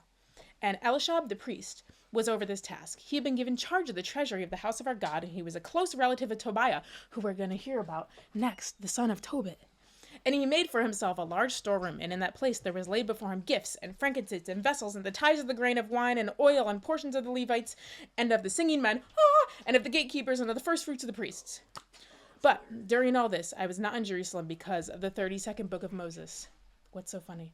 In the hearing of the people, and in it there was found written that the Ammonites and the Moabites must not enter the church of God, even for all time. It's a lot of time. Because they did not meet the son of Israel with bread and water, and they hired Balaam against them to curse them, but our God turned the curse into a blessing. I already wore my sombrero. Now, it happened, when they had heard the law, they separated every foreigner from Israel. And Elishab, the priest, was over this task. He had been given charge of the treasury of the house of our God, and he was a close relative of Tobiah. Wait, did I already read this? I already read this, you guys. Okay. And when I went to Jerusalem, and I understood the evil that Elishab had done for Tobiah, such that he would make him a storeroom in the vegetables of the house of our God. And it seemed to me very evil. And I cast the vessels out of the house of Tobiah outside of the storeroom. And I gave instructions, and they cleansed them against the storeroom. And I brought back into that place the vessels of the house of God, the sacrifice, and the frankincense. So glad it's returned. And I realized that the portions of the Levites had not been given to them, and that each one had fled into its own region from the Levites, and from the singing men, and from those who were ministering. And I brought the case before the magistrates, and I said, why have we forsaken the house of God? And I gathered them together, and I caused them to stand at their stations. And all of Judah brought the tithes of the grain and of the wine and of the oil into the storehouses. Do you guys have something to say, or are you just here? Okay, cool. I thought you had an announcement. Okay. And we appointed over the storehouses Shelemiah the priest and Zoach the scribe and Periah from Levites, and next to them Hanan the son of Zakur the son of Mattaniah, for they had proven to be faithful. And so the portions of their brothers were entrusted to them. Remember me, O God, because of this, and may you not wipe away my acts of compassion which I have done from the house of God and for its ceremonies. In those days I saw in Judah some who were treading the presses on Sabbath, and who were carrying sheaves and placing on donkeys burdens of wine and of grapes and of figs and all the matter of burdens, who were bringing them into Jerusalem on the day of the Sabbath. And I would contend with them, so that they would sell on a day when it was permitted to sell. No selling in the Sabbath, you guys. Jesus is going to come back in time and turn over those tables if you keep selling on the Sabbath. Yo, roast. And some Tyrians dwell within, so we're bringing fish and all kinds of items for sale. And they were selling on the Sabbaths. And the sons of Judah in Jerusalem, stop doing that. And I put the nobles of Judah under oath, and I said to them, what is this evil thing you are doing, profaning the Sabbath day? Did not our fathers do these things? And so our God brought upon this evil upon this city? And you were adding more wrath upon Israel by violating the Sabbath. And it happened that when the gates of Jerusalem had rested on the day of Sabbath, I spoke, and I closed the gates, and I instructed that they should not open them until after the Sabbath. And I appointed some of my servants over the gates, so that no one would carry in a burden on the day of the Sabbath. No. And so the merchants and those who sold all kinds of items remained just outside of Jerusalem once and again. And I contended with them, and I said to them, why are you remaining just beyond the wall? If you do this again, I will send hands upon you. And so, from that time, they no longer came to the Sabbath. They no longer came on the Sabbath. It's very good. Good job, Nehemiah. I also spoke to the Levites so that they would be cleansed, and I would arrive to the guard, the gates, and to sanctify the day of the Sabbath. Because of this also, O my God, remember me and spare me in accordance with the multitude of your mercies.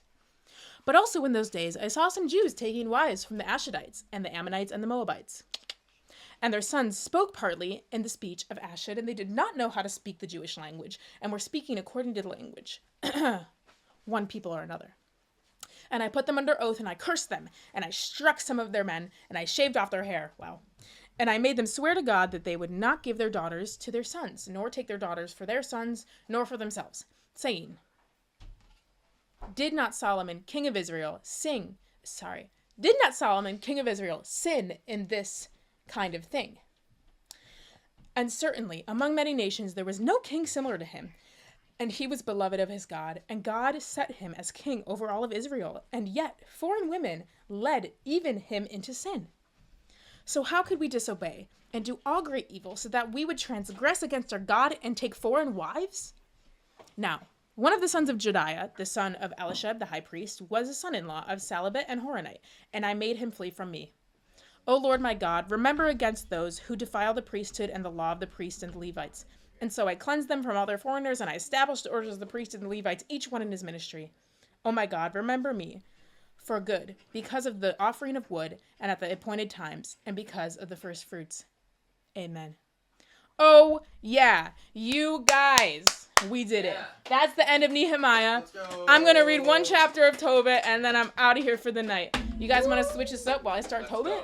Yes. Let's go. Let's go. Also, we are updating the punishment reward wheel. There are currently 2 empty slots. The first 2 comments that are things that we will do, we'll put them on. All right, so comment some challenges that we should do if we have to spin the wheel. Comment them right now. If you're the first 2, you guys get on the wheel. And if you donate $50, we have to spin it and do whatever it says. So odds are it could be yours out of 14. Thanks for being here, guys. Thanks for being here for the fundraiser. We're raising money for study Bibles for local ministries. It's $35 per book. So really anything you can do helps us bring the word of God to the local people of Buffalo, New York. So thank you. We're here. I'm Emily. That's David. And this is Tobit. And this is Tobit.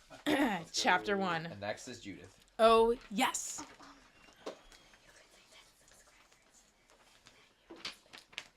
10 subscribers. Every 10. It's kind of. I feel like there's gonna be more than that. It's What gonna are we be at? We're at Oh, 7,093. 8,000 we spin the wheel. At All right, 8,000 at subs 8,000 we spin the wheel. Sorry. At 7,100. 7,100. All right, I gotta read fast, so I'm out of here before the wheel spins. Okay, Tobit chapter 1. I love Tobit.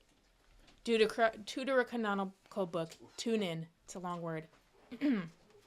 All right. Tobit was from the tribe and the city of Naphtali, which was in the upper part of Galilee above Asher, after the way which leads to the west. That has on its left the city of Sephet.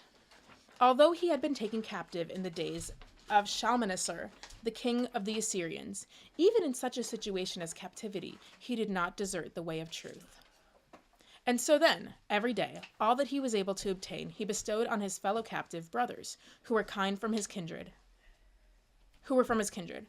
And when he was among the youngest of any of the tribe of Naphtali, he showed not so much as any childish behavior in his work. And then, when all went to the golden calves which Jeroboam, the king of Israel, had made, he alone fled from the company of them all.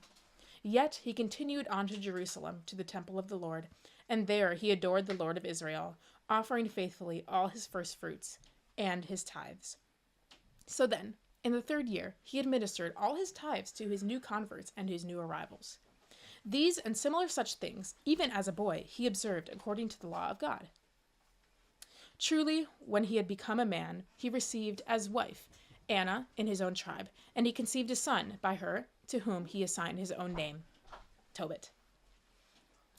From his infancy, he taught him to fear God and to abstain from all sin. Therefore, when, during the captivity, he had arrived with his wife and son at the city of Nineveh, with all his tribe, even though they all ate from the foods of the Gentiles, he guarded his soul and never was contaminated with their foods. Yo, Tobit's the best. All right. And because he was mindful of the Lord with his whole heart, God gave him favor in the sight of Shalmaneser the king. And he gave him the power to go wherever he would want, having the freedom to do whatever he wished. It's pretty cool. Therefore, he continued on to all who were in captivity, and he gave them helpful advice. But when he had arrived at Rages, a city of Medes,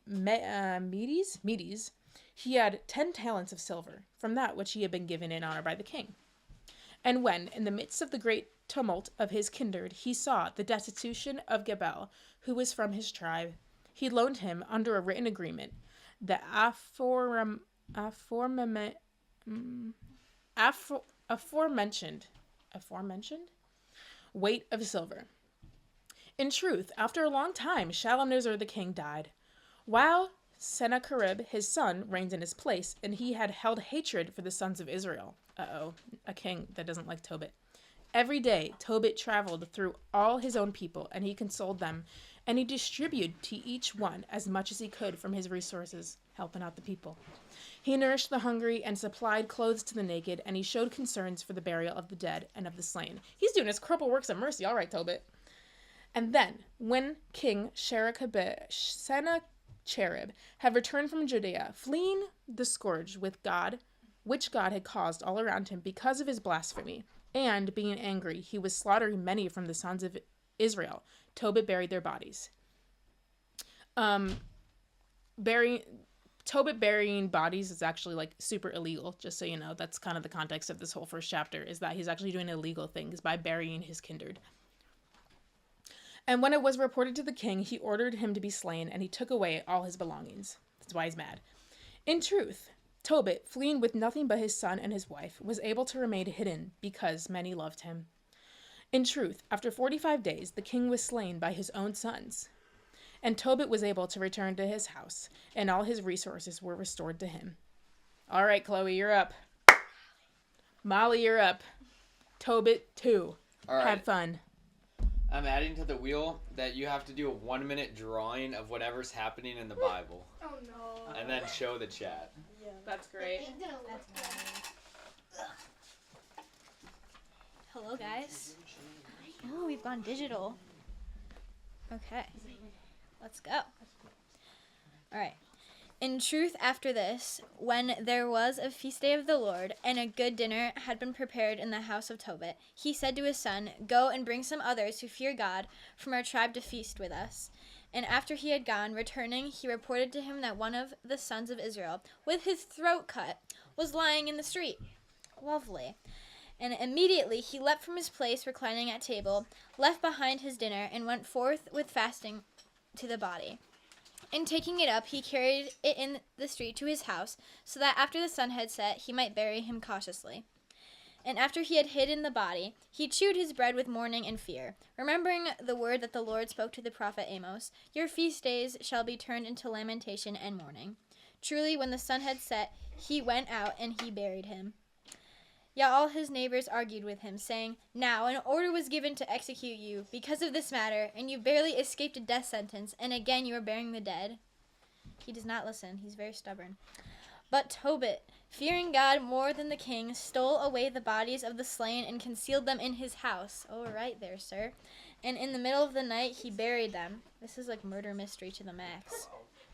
But it happened one day, being tired from burying the dead, he came into his house, and he threw himself down next to the wall, and he slept. And as he was sleeping, warm droppings from a swallow's nest, oh, gross, fell upon his eyes, and he was made blind. And so the Lord permitted this trial to befall him, in order that an example might be given to posterity of his patience, which is even like that of holy Job.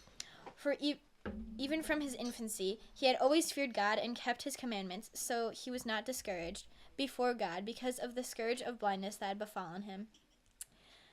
No, my dad is not there, Eebies. I'm sorry. Oh, good job, spinner record. I want to hold the spatula. But he remained immovable in the fear of God, giving thanks to God all the days of his life. For just as kings have mocked blessed Job, so also his relatives and acquaintances ridiculed his life, saying, "Where is your hope, on behalf of which you gave alms and buried the dead?" In truth, Tobit corrected them, saying, "Do not speak in this way, for we are the sons of the holy ones, and we look forward to the life which God will give to those who never change in their faith before him." In truth, his wife Anna went out to weaving work daily, and she brought back the provisions that she was able to obtain by the labor of her hands. Whereupon it happened that, having received a young goat, she brought it home. When her husband heard the sound of its belting, he said, "Look so that it might not be stolen. Return it to its owners, for it is not lawful for either of us to eat or to touch anything stolen." At this, his wife, being angry, answered, "Clearly your hope has become vanity, and the manner of your almsgiving has become apparent." And with these and other similar such words, she reproached him. Then Tobit sighed, and he began to pray with tears, saying, "O Lord, you are just, and all your judgments are just, and all your ways are mercy and truth and judgment. And now, O Lord, remember me, and do not take vengeance for my sins, and do not call to mind my offenses, nor those of my parents. For we have not obeyed your precepts, and so we have been handed over to plundering and to captivity, and to death, and to mockery, and as a disgrace before all the nations among which you have dispersed us. And now, O Lord, great are your judgments, for we have not acted according to your precepts, and we have not walked sincerely before you. And now, O Lord, do with me according to your will, and order my spirit to be received in peace. For it is more expedient for me to die than to live." And so on the same day it happened that Sarah, the daughter of Raguel in Rages in the city of Medes, also heard a reproach from one of her father's servants' maids. For she had been given to 7 husbands, and a demon named Ammonius had killed them as soon as they had approached her. Therefore, when she corrected the maid for her fault, she answered her, saying, "May we never see son or daughter from you upon the earth, you murderess of your husbands." All right there, that's a threat. "Would you also kill me, just as you have killed 7 husbands?" At these words, she proceeded to the upper room of her house. And for 3 days and 3 nights she did not eat or drink. But continuing in prayer with tears, she beseeched God so that he would liberate her from this reproach. And it happened on the 3rd day, while she was completing her prayer, blessing the Lord, that she said, "Blessed is your name, O God of our fathers, who, though you had been angry, will show mercy. And in time of tribulation you dismiss the sins of those who call upon you. To you, O Lord, I turn my face, to you I direct my eyes. I beg you, O Lord, that you may absolve me from the chains of this reproach, or at least take me away from the earth. You know, O Lord, that I have never coveted a husband, and I have preserved my soul clean from all impure desire. I have never mingled myself with those who play, and I have not presented myself as a participant with those who walk with levity. But I consented to accept a husband in your fear, not in my lust. And either I was unworthy of them, or they perhaps were not worthy of me. for perhaps you have preserved me for another husband. For your counsel is not within the ability of man. But all who worship you are certain of this, that one's life, if it should be tested, shall be crowned, and if it should be in tribulation, shall be delivered, and if it should be corrected, shall be permitted to approach your mercy. Oh, thank you for the hearts, guys. For you are not delighted with our predation. For after a storm you create tranquility, and after tears and weeping you pour out exultation. May your name, O God of Israel, be blessed forever. At that time the prayers of them both were heard in the sight of the glory of the Most High God. And the glory of angel of the Lord, Raphael, was sent to care for both of them, whose prayers were recited at the same time in the sight of the Lord. All right, guys. Oh, I forgot to switch it to chapter 3, but we are on Tobit 4 now. Let's go. Therefore, when Tobit considered that his prayer was heard, so that he might be able to die, he called his son Tobias to him, and he said to him, My son, hear the words of my mouth, and set them like a foundation in your heart. When God will receive my soul, bury my body, and you shall honor your mother all the days of her life. For you are obligated to be mindful of what great peril she suffered because of you in her womb. But when she too will have completed her time of her life, bury her near me. Oh, that's so sweet. Yet for all the days of your life have God in your mind, and be careful that you never consent to sin, nor overlook the precepts of the Lord our God. Give alms from your substance, and do not turn away your face from any pauper. For so it shall be that neither will the face of the Lord be turned away from you. In whatever way that you are able, so shall you be merciful. If you have much, distribute abundantly. If you have little, nevertheless strive to bestow a little freely. For you store up for yourself a good reward for the day of necessity. For almsgiving liberates from every sin and from death, and it will not suffer the soul to go into darkness. Almsgiving will be a great act of faith before the Most High God for all those who practice it. Take care to keep yourself, my son, from all fornication, except for your wife. Never permit yourself to show such an offense. Never permit arrogance to rule in your mind or in your words, for in it all perdition has its beginning. And whoever has done any kind of work for you, immediately pay him his wages, and do not let the wages of your hired hand remain with you at all. Whatever you would hate to have done to you by another, see that you never do so to another. Eat your bread with the hungry and the needy, and cover the naked with your own garments. Set out your bread and your wine at the burial of a just man, and do not eat and drink from it with sinners. Always seek the counsel of a wise man. Bless God at all times, and petition him that he direct your ways, and that all your counsels may remain in him. And now I reveal to you, my son, that I lent 10 talents of silver, while you were still a young child, to Gabo in Rages, a city of the Medes, and I have his written agreement with me. And so inquire how you may travel to him, and receive from him the aforementioned weight of silver, oh my gosh, big word, and return to him the written agreement.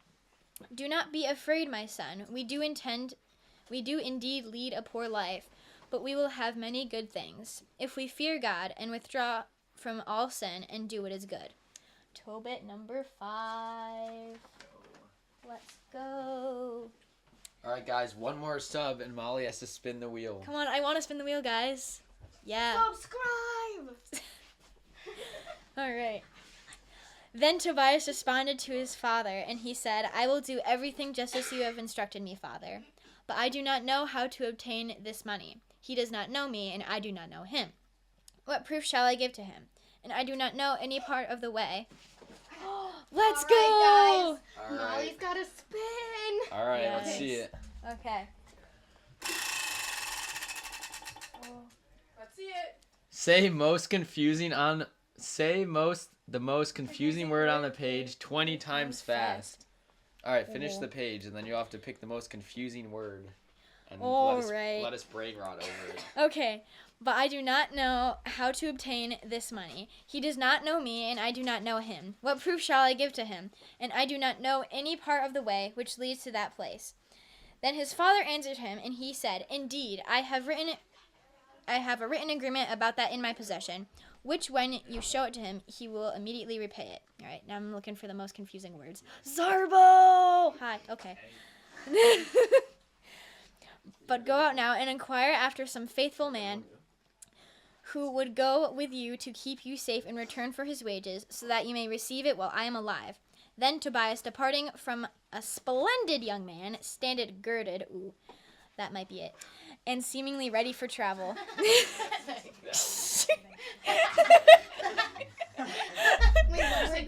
Girded. Girded his loins. Be sure to gird your loins. Girded. Should I just do that? 20 Yeah, times? Wait, what? Alright. I'm doing girded. You can't make me laugh. I gotta do this right. Okay. That's great. Alright. Girded.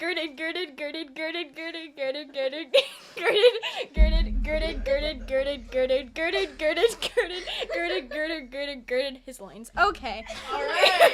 Do you know what girding your loins is? No. Wait, I'll show you. Educate us. Okay, girding your loins is when you have like a really long, what's that called? Like a robe on. What did they wear in like the Tunic. a tunic? You have a really long tunic on, and it looks like a dress. But if you're going into battle, you have to gird your loins, and then you need to get ready to run, because you can't run with the dress on. So you take it and you like do a whole like wraparound thing, and then you tie it up here. So then you're wearing pants So you essentially make instead like of a romper? dress. So Oh, yeah, you make no. So that's what girding your loins is. It's like be ready to run and be ready to fight, because you We can't fight educate with here. a dress on. Yeah, that's girding your loins. Yeah. Gird your loins. Oh, yeah. Oh, that was funny. Okay, and continuing on. And not knowing that he was an angel of God, he greeted him and said, "Where are you from, good young man?" Okay. And so he answered, "From the sons of Israel." And Tobias said to him, "Do you know the way that leads to the region of the Medes?" And he answered, "I know it, and I have frequently walked through all its paths, and I have stayed with Gabel, our brother, who lives in Rages, in the city of Medes, which is situated in the mouth of Ecbatana." Tobias said to him, "I implore you, wait here for me, until I tell these same things to my father." Then Tobias entered, revealing all these things to his father, upon which his father, in admiration, asked that he would enter to him. And so, entering, he greeted him, and he said, "May gladness be always with you." And Tobit said, "What kind of gladness will be for me, since I have sit in darkness, and do not see the light of heaven?" And the young man said to him, "Be steadfast in soul. Your cure from God is near." And so Tobit said to him, "Are you able to lead my son to Gabel and Rages, a city of the Medes? And when you return, I pay you your wages. And the angel said to him, "I will lead him, and I will bring him back to you." And Tobit responded to him, "I ask you to tell me, which family or which tribe are you from?" And Raphael, the angel, said, "Do you seek the family of the one you hire, or else the hired hand himself, to go with your son? But lest perhaps I cause you to worry, I am Ezra, the son of Hananiah the Great." And Tobit responded, "You are from a great family. But I ask you, do not be angry that I wanted to know your family." But the angel said to him, "I will lead your son safely, and I will bring him back safely to you." And so Tobit answering said, "May you walk well, and may God be with you on your journey, and may his angel accompany you." Then when all things were ready which were to be carried on their journey, Tobit said farewell to his father and to his mother, and the two of them walked together. And when they had set out, his mother began to weep and to say, "You have taken the staff of our old age, and you have sent him away from us. I wish that the money for which you sent him had never been. For our poverty has been sufficient for us, so that we might count it as riches that we saw our son." And Tobit said to her, "Do not weep. Our son will arrive safely, and he will return safely to us, for your eyes shall see him. For I believe that the good angel of God accompanies him, and that he orders all things well which occur around him, such that he will be returned to us with gladness." At these words, his mother ceased weeping, and she was silent. Tobit number 6. All right. And so Tobias continued on, and the dog was fallen. Oh, there's a dog now. Yay, I love dogs. And he stayed at the first stopping point near the river Tigris. And when he went out to wash his feet, and behold, an immense fish came out to devour him. Oh my goodness. And Tobias, being frightened of it, cried out with a loud voice, saying, "Sir, it is attacking me." And the angel said to him, catch it by the gills and draw it to you. And when he had done so, he pulled out onto dry land and began to thrash before his feet. Then the angel said to him, "Disembowel this fish and put aside his heart and his gall and his liver for yourself, like father, like son. For these things are necessary as useful medicines." And when he had done so, he roasted his flesh, and they took it with him on the way. The rest they salted, so that it might be sufficient for them, until they would arrive at Rages in the city of Medes. Then Tobias questioned the angel, and he said to him, "I implore you, brother Ezra, to tell me what remedies these things hold, which you have told me to retain from the fish." And the angel, answering him, said to him, "If you put a little piece of its heart on burning coals, its smoke will drive away all kinds of demons, whether from a man or from a woman, so that they will no longer approach them." Yea, fish. "And the gall is useful for anointing the eyes, in which they may be a white speck, and they will be cured." And Tobias said to him, "Where do you prefer that we stay?" And the angel responding said, "Here is one named Ragul." Oh, like the pasta sauce. A man closely related to you from your tribe. He has a daughter named Sarah, but he has no other male or female except her. All his livelihood is dependent upon you, and you ought to take her to yourself in marriage.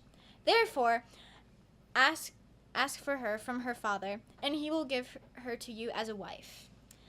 Then Tobias responded, and he said, "I hear that she has been given to 7 husbands, and they passed away. But I have even heard this, that a demon killed them. Therefore, I am afraid, lest this may happen to me also. And since I am the only child of my parents, I might send their old age with sorrow to the grave." Then the angel Raphael said to him, "Listen to me. I will reveal to you who they are, over whom the demon can prevail. For example, those who receive marriage in such a manner as to exclude God from themselves and from their mind, and in such a manner as to empty themselves to their lust, like the horse and the mule, which have no understanding over them, the demon has power. But you, when you have accepted her, enter the bedroom, and for 3 days keep yourself content from her, and empty yourself, maybe continent, I don't know, and empty yourself to nothing other than prayers with her. Moreover, on that night, burn the liver of the fish like incense, and the demon will be put to flight. In truth, over the 2nd night, you will become ready to receive a physical union like that of the holy patriarchs. And then on the 3rd night, you will obtain a blessing, so that healthy children may be procreated from you both. And so the 3rd night might having been accomplished, you will receive the virgin with fear of the Lord, yet more by love of children than by physical desire, so that as the offspring of Abraham, you will then obtain a blessing in children. Tobit 7. Alright, we're going to put Zarbo in for a little bit. Yay, Zarbo! Let's go. Thank you, Molly. You're That was welcome. amazing. It was great. Girded. All right. Yay, crazy can Come on, Zarbo. This is crazy. You just tap the arrow when you want to go to the next one. Make Next sure you're aligned page? up. Yeah. But no, not yet. You're on Tobit 7. Oh, I see. And what then this is. after each chapter, you just flip it. I'm supposed to like hold this. You don't have to hold it. Can I use it like read like? Yeah, go ahead. It's a new tradition. Ready? All right, Tobit 7. And so they went to Ragul, and Ragul received them with gladness. I don't scroll. Okay, never mind. Just making sure. All right. And Ragul was. Oh yeah, never mind. I understand it now. And Ragul gazing upon Tobit. Who said that? I'm just kidding. And Thomas said to Anna, his wife, "How much like my cousin is this young man?" And when he had spoken this, he said, "Which of our brethren are you from, young men?" But they said, "We are from the tribe of Naphtali, from the captivity of Nehiv." And Ragul said to them, "Do you know my brother Tobit?" They said to him, "We know him." And since he was saying many good things about him, the angel said to Raguel, "The Tobit about whom you inquire is the father of this young man." And Raguel threw himself towards him and kissed him with tears and weeping upon his neck, saying, "May a blessing be upon you, my son, because you are the son of a good and most noble man." And his wife Anna and their daughter Sarah were weeping. And so after they had spoken, Raguel instructed the sheep to be killed and a feast to be prepared. And when they had exhorted them to recline for dinner, Tobit said, "Here, today I will not eat or drink unless you first confirm my petition and promise to give Sarah your daughter to me." When Raguel heard this word, he became afraid, knowing what had befallen those 7 men who had approached her. And when he began to fear lest it might happen to him also in the same way, and since he wavered and gave no further response to the petition, the angel said to him, "Do not be afraid to give her to this one, because this one fears God. He is obliged to be joined to your daughter. Because of this, no other one could have her." Then Raguel said, Do not doubt that God has admitted my prayers and tears before his sight, and I believe therefore that he has caused you to come to me, so that his one might be joined in marriage to one of her own kindred, according to the law of Moses. And now do not continue to doubt that I will give her to you. And taking the right hand of his daughter, he gave into the right hand of the Tobit, saying, "May God of Abraham and God of Isaac and God of Jacob be with you, and may he join you together in marriage and fulfill this blessing in you." And taking paper, they made a written record of marriage, and after this they feasted, blessing God. And Raguel called his wife Anna to him, and he instructed her to prepare another bedroom. And she brought her daughter Sarah into, and she was weeping. And she said to her, "Be steadfast in spirit, my daughter. May the Lord of heaven give you the gladness in place of grief that you have endured." We're going to 8 now.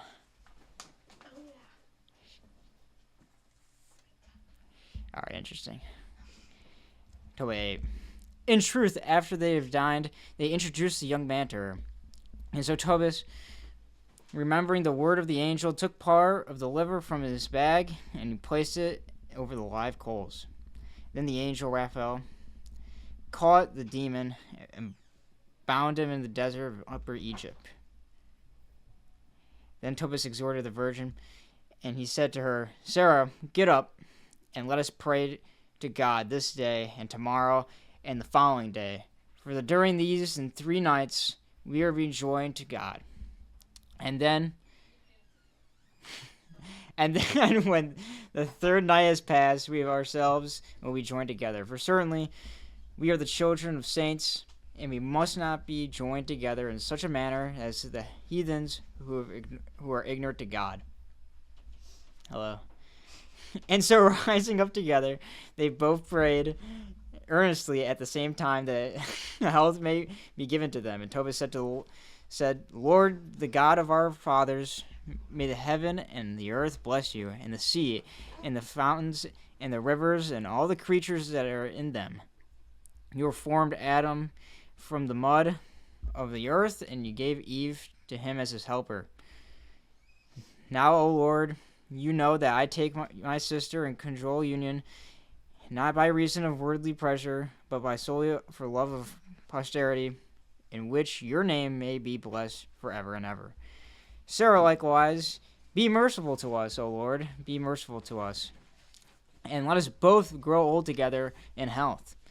And it happened, about the time of the rooster's crowing, that Raguel ordered his servants to be summoned, and they went out with him together to dig a grave. For he said, lest perhaps in the same way it may happen to him as it did to also the other 7 men who approached her.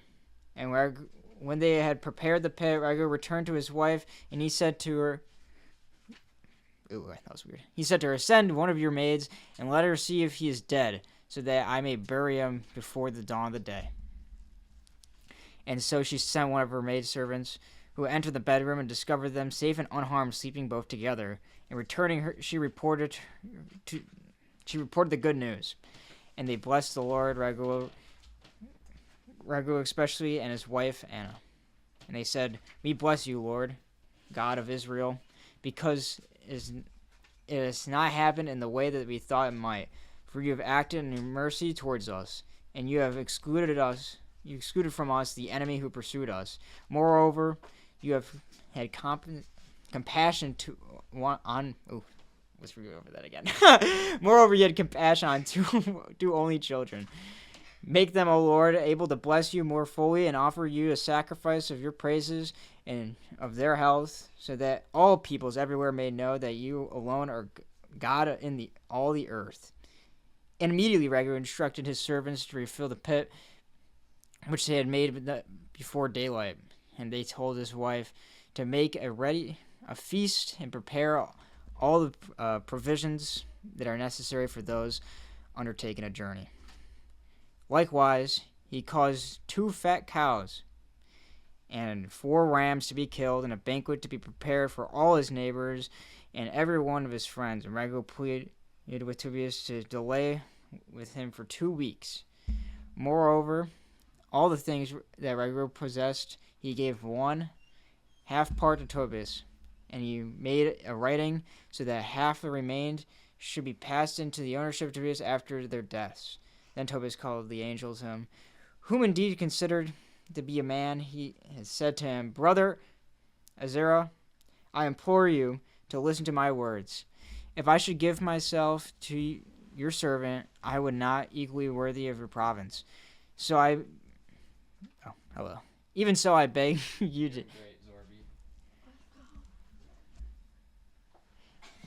I'm the bane of every English teacher's existence. Anyways, carry on. "Even so, I beg you to take your beasts or even servants and go to Gable and Rages, the city of Medes, and restore to him his handwritten note and receive for him the money and petition to him to come to a wedding and celebration. For you know that my father numbers the days, and if I delay 1 more day, his soul will be afflicted. And surely you see, Raguel has obtained my oath, and an oath that I am not able to spurn." Then Raguel borrowed 4 of the servants of Then Raphael borrowed 4 of the servants of Raguel and 2 camels, and traveled to Rages, the city of Medes. And upon finding Gable, he gave him his handwritten note and received from all his money. And he relieved him concerning Tobias, the son of Tobit, all that have been done. And he made him come with him to a wedding celebration. And when he had entered into the house of Raguel, and he discovered Tobias reclining at the table, and leaping up, they kissed each other. And Gable wept and blessed God. He said, "May God of Israel bless you. For you are the son of man most noble and just, fearing God and performing almsgiving." Little Jesus fell. We gotta. Oh, this is tragic. Get him back up. There we go. Alright. Hooray, hooray, hero. And may a blessing be spoken over your wife and your parents. And may you see your sons and your sons of sons, and even the 3rd and 4th generation. And may your offspring be blessed by the God of Israel, who reigns forever and ever. And when all had said amen, they approached the feast, but also celebrated marriage or feast with the fear of the Lord. Oh, apparently we blew by 9. Numbers are hard. They didn't teach me how to count. So we're on 10. Oh, we're about to lose this. Tobit 10.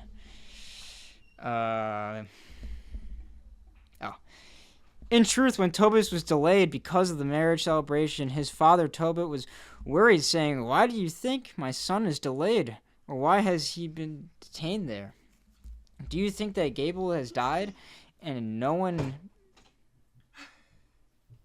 Interesting. Where was I? And has begun to wait. You think Gable has died and no one will repay him the money, and has begun to exceedingly be sad, both he and his wife Anna with him? And they both began to weep together, because their son did not at least return to them on the appointed day. Hello.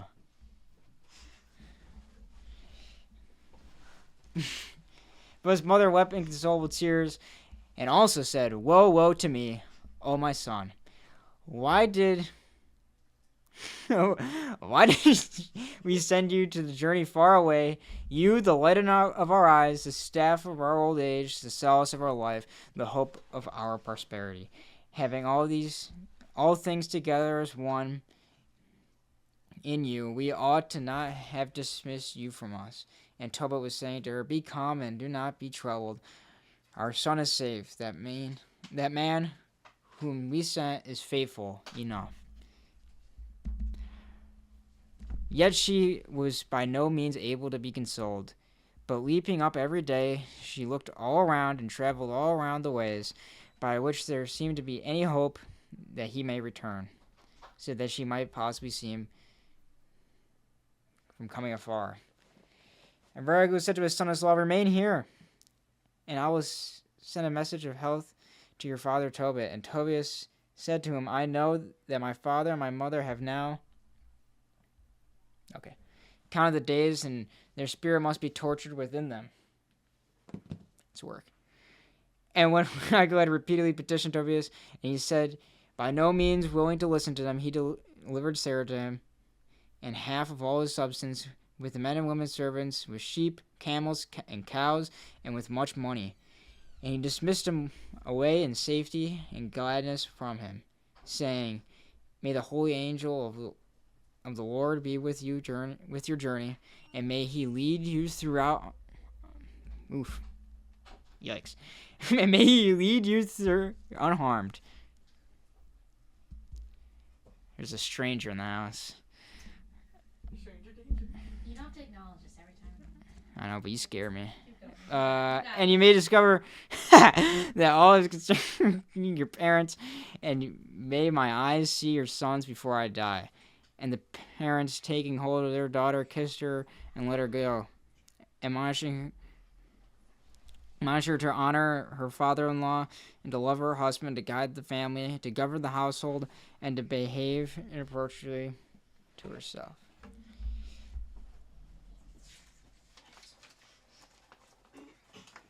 Let's get him.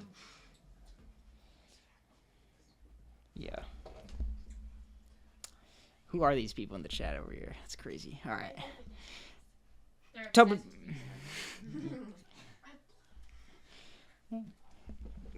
Tobit 11. As they were returning, they came through to Haran,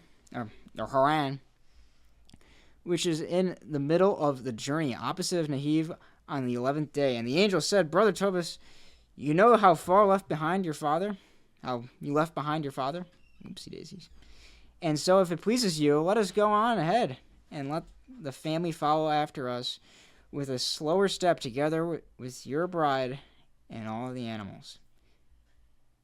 And since it pleased him to go on in this way, Raphael said to Tobias, Take with you from the gall of all the fish, for it would be necessary. And Tobias took from its gall, and he went ahead. But Anna sat beside the way every day at the top of the hill, from where she would be able to see for a long distance.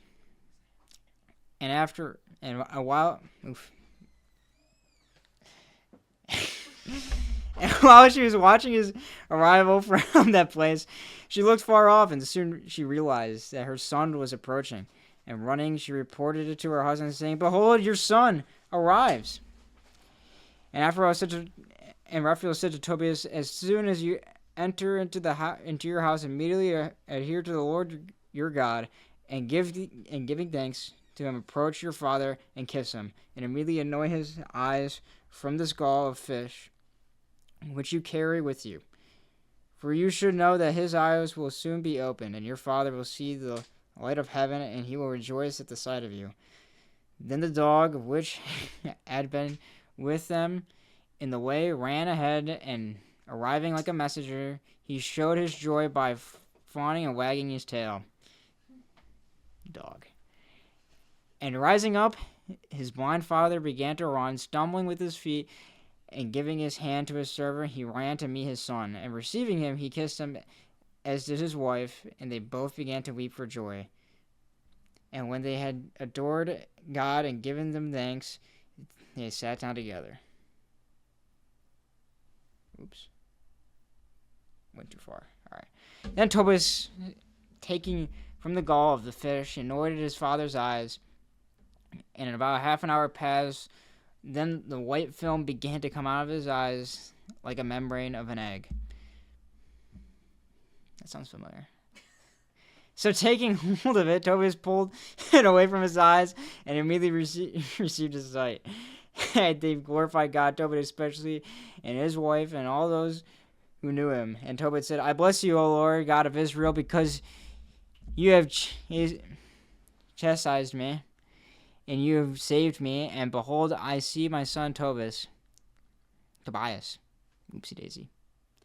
And they, after 7 days, Sarah, the wife of his son, and all the family arrived safely, along with the sheep and the camels, and much of money from his wife, but also with the money of which they had received from Gabel. And they explained to his parents all the benefits from God which they had produced all around him, by the means of man who had led him. And then, and then Achor and Nadab arrived at the maternal first cousins of Tobias, rejoicing in Tobias and congratulating with him for all the good things that God had revealed all around him. And for 7 days they had feasted and rejoicing with great joy. Are you good, or do you want someone to take over? You need help? I just can't. Do another Two chapter. names. There was just two names. Do you want Chloe to go back in? It don't matter. He learned how to read for this. Low-key, Go just ahead. two names, and it just like, Go ahead. you know what I mean? How do you sound them out? Tobit 12. Wow, that went by. Then Tobit called his son to him, and he said to him, what are we able to give this holy band who accompanied you? Tobit answered, saying to his father, Father, what wages shall we give him, and what could be worthy of his benefits? He led me and brought me back safely. He received the money from Gabel. He caused me to have my wife, and he confined the demon away from her. He caused joy to her parents, myself, and he rescued from being devoured by fish. As for you, he also calls you to see the light of heaven. Yeah, there we go. And so we've been filled with all good things through him. What could we possibly give to him that would be worthy of these things? But I implore you, my father, to ask him if we would perhaps design to take for himself half of all the things that we've been brought. And calling him the father especially, and the son, they took him aside, and they began to petition him, so that they would design who would begin to accept ownership of half part of all things they had brought. They said to him privately, bless God of heaven, and confess to him in the sight of all things, for he has acted in his mercy toward you. For it is good to console the seeker of a king, just as it is also honorable to reveal and confess the works of God. Prayer with fasting is good, and almsgiving is better than hiding away gold in storage, for almsgiving delivers from death. And the same is what purges sin and makes one able to find mercy and everlasting life.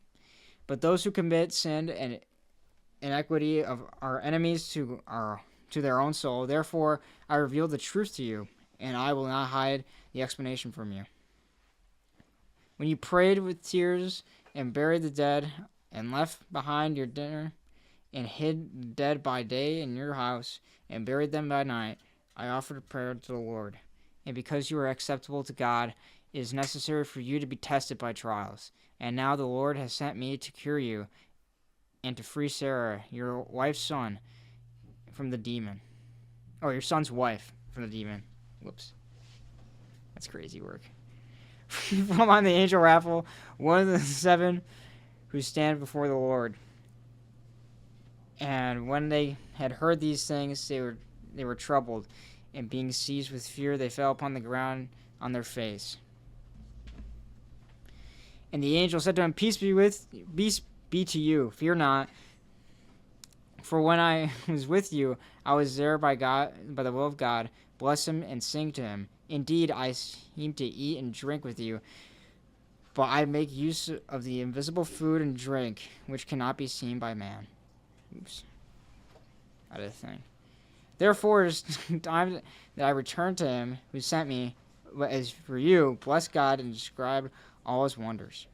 And when he said all these things, he was taken from their sight, and they were not able to see him any longer. Then lying prostrate for 3 hours upon their face, they blessed God, and rising up, they described all his wonders. Alright, you have to do this next chapter with these on. Oh, is someone donate? And that's your last chapter, and then Chloe then. Oh, that's terrible. What do you mean, aw?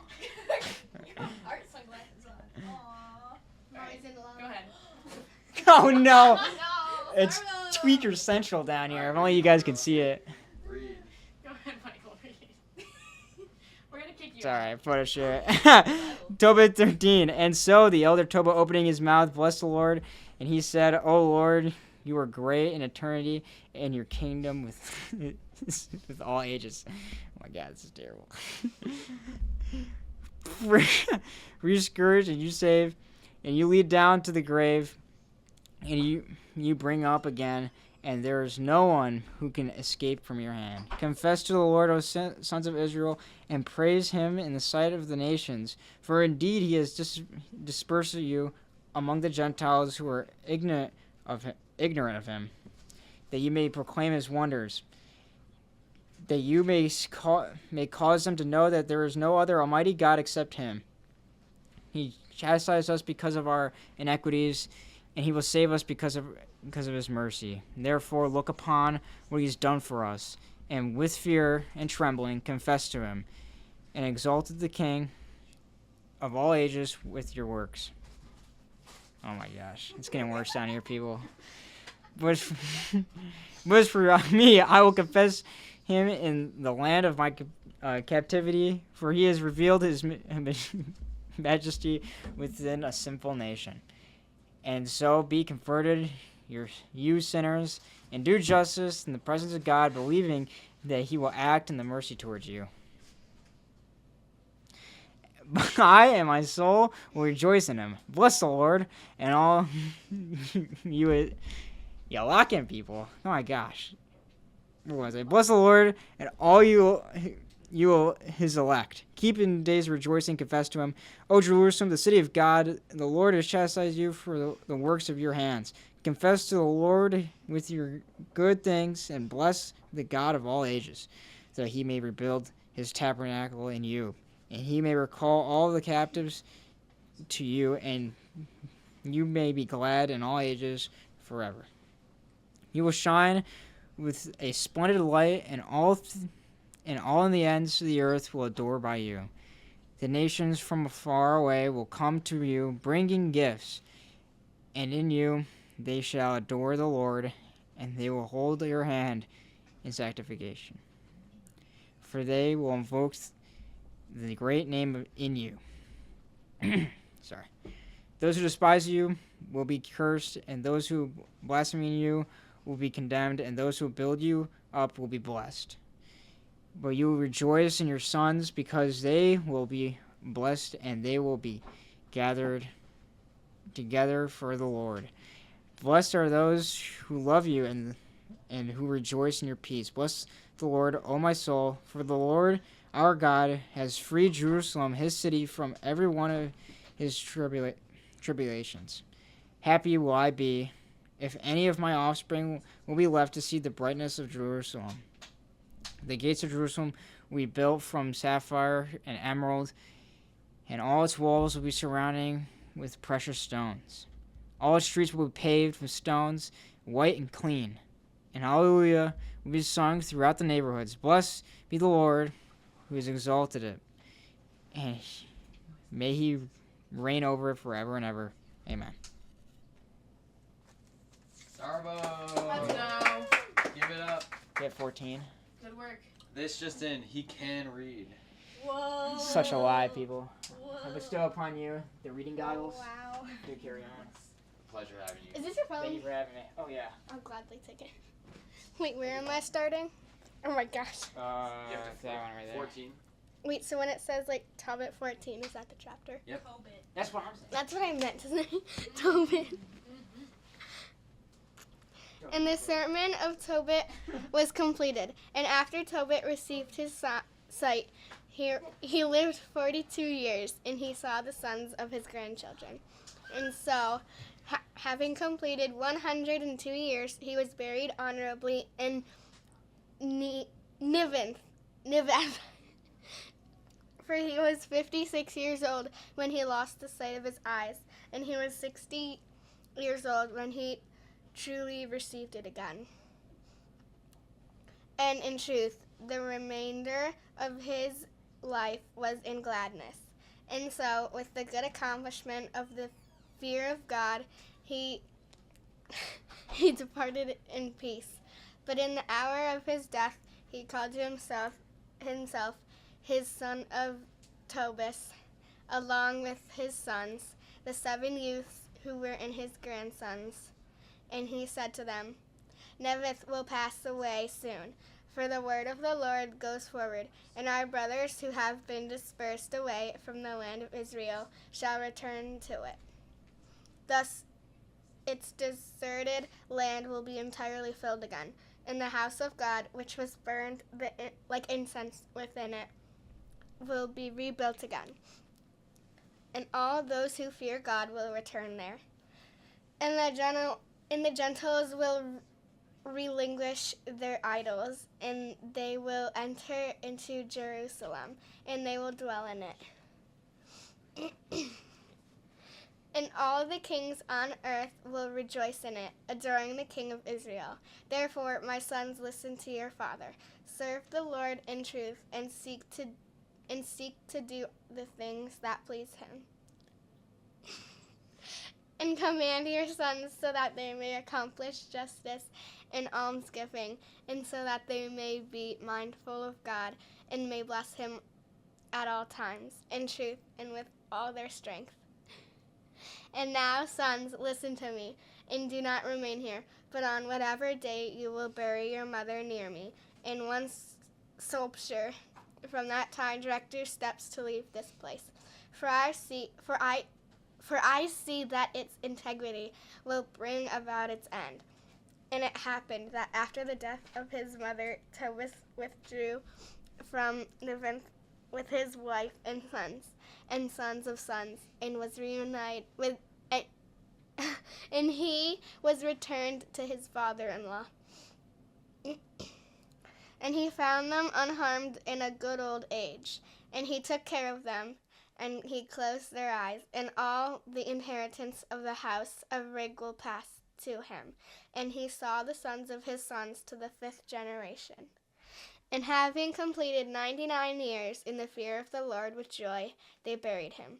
But all his family and all his lineage continued with a good life and in holy conversation, so that they were acceptable both to God and to men, as well as to everyone who dwelt in the land.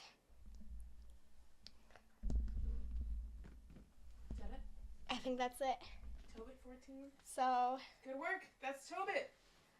That's the end of Tobit. Good work, Chloe. Yeah, Chloe. Yeah, Chloe. What a great book. What a stud finish right there.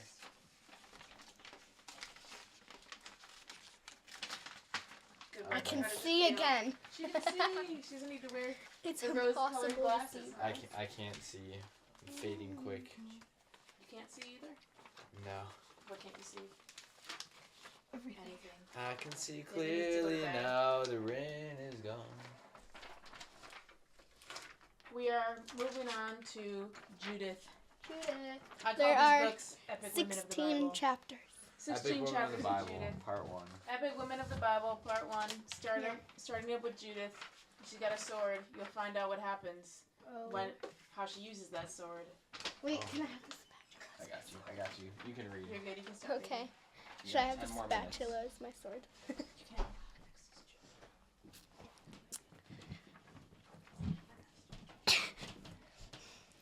Oh yeah, and if we get 10 subscribers, and I'll spin the wheel twice and do both consequences. Whoa. No, that's crazy. So 10 subscribers in 10 minutes. so They're mostly And- consequences 12. now. yeah, they're mostly consequences. So I'm Really gonna have to do evolved. like 2 consequences. Alright, go for it, Chloe. Judith. Wait, do I have to like click the chapter on here or just keep going? You're good. Okay. And so Arsaphad, king of the Medes, subjugated many nations under his authority, and he built a very powerful city, which he called Ecbatana. From stones cut and squared, he made its walls, 70 cubits in height and 30 cubits in breadth. And in truth, he set its towers 100 cubits in height. In fact, at its corners, each side was extended for the space of 20 feet. And he set its gates according to the height of the towers. And he glorified it in its power with the force of his army, and with the glory of his chariots. Thereafter, in the 12th year of his reign, Nebuchadnezzar, king of the Assyrians, who reigned in Nineveh, the great city, fought against Exad and prevailed over him.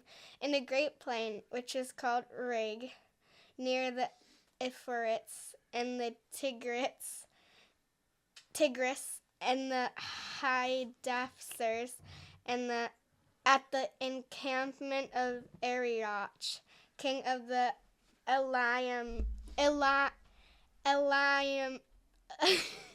Elameans. Then the kingdom of Nebuchadnezzar was exalted, and his heart was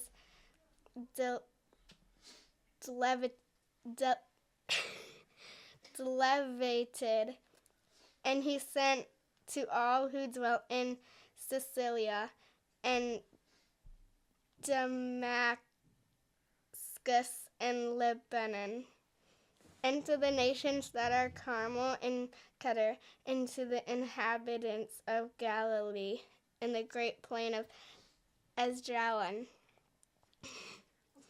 and to all who are in Samaria and across the river Jordan, even to Jerusalem and all the land of Jesse, until one passes through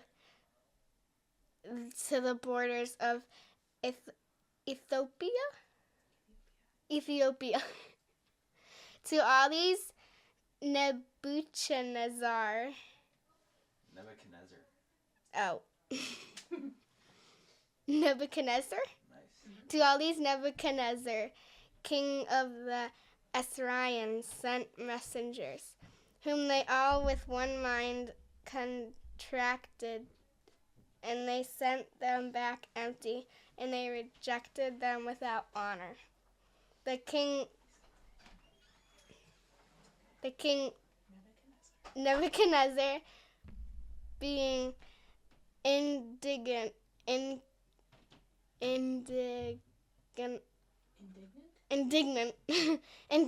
against all that land, swore by his throne and his kingdom that he would defend himself against all those reigns.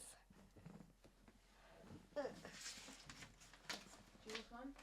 Hmm? Good work. Yeah. I bet you could finish 2 in 7 minutes. If you Probably. want. Or you can switch. Oh my gosh. You're doing great. I think I'll do it. All right, let's go. There's not as many big names in this one. Okay. Okay. But I'll help you out if you need it. Oh my gosh. You're doing so good. I'm gonna take these off Yeah. because they're starting to hurt. Whoa. Let's go, Chloe. In the 13th year of the reign of Nebuchadnezzar, on the 22nd day of the first month, the word went forth from the house of Nebuchadnezzar, king of the Assyrians, that he would defend himself. And he called the native leaders and all the commanders and his officers of war, and he met with them in his secret council. And he said to them that his thoughts were to subjugate all the earth to his authority. And when this thing pleased them all, King Nebuchadnezzar called Holofernes, the leader of his military. And he said to him, "Go out against all the kingdoms of the west, and against those in particular who showed contempt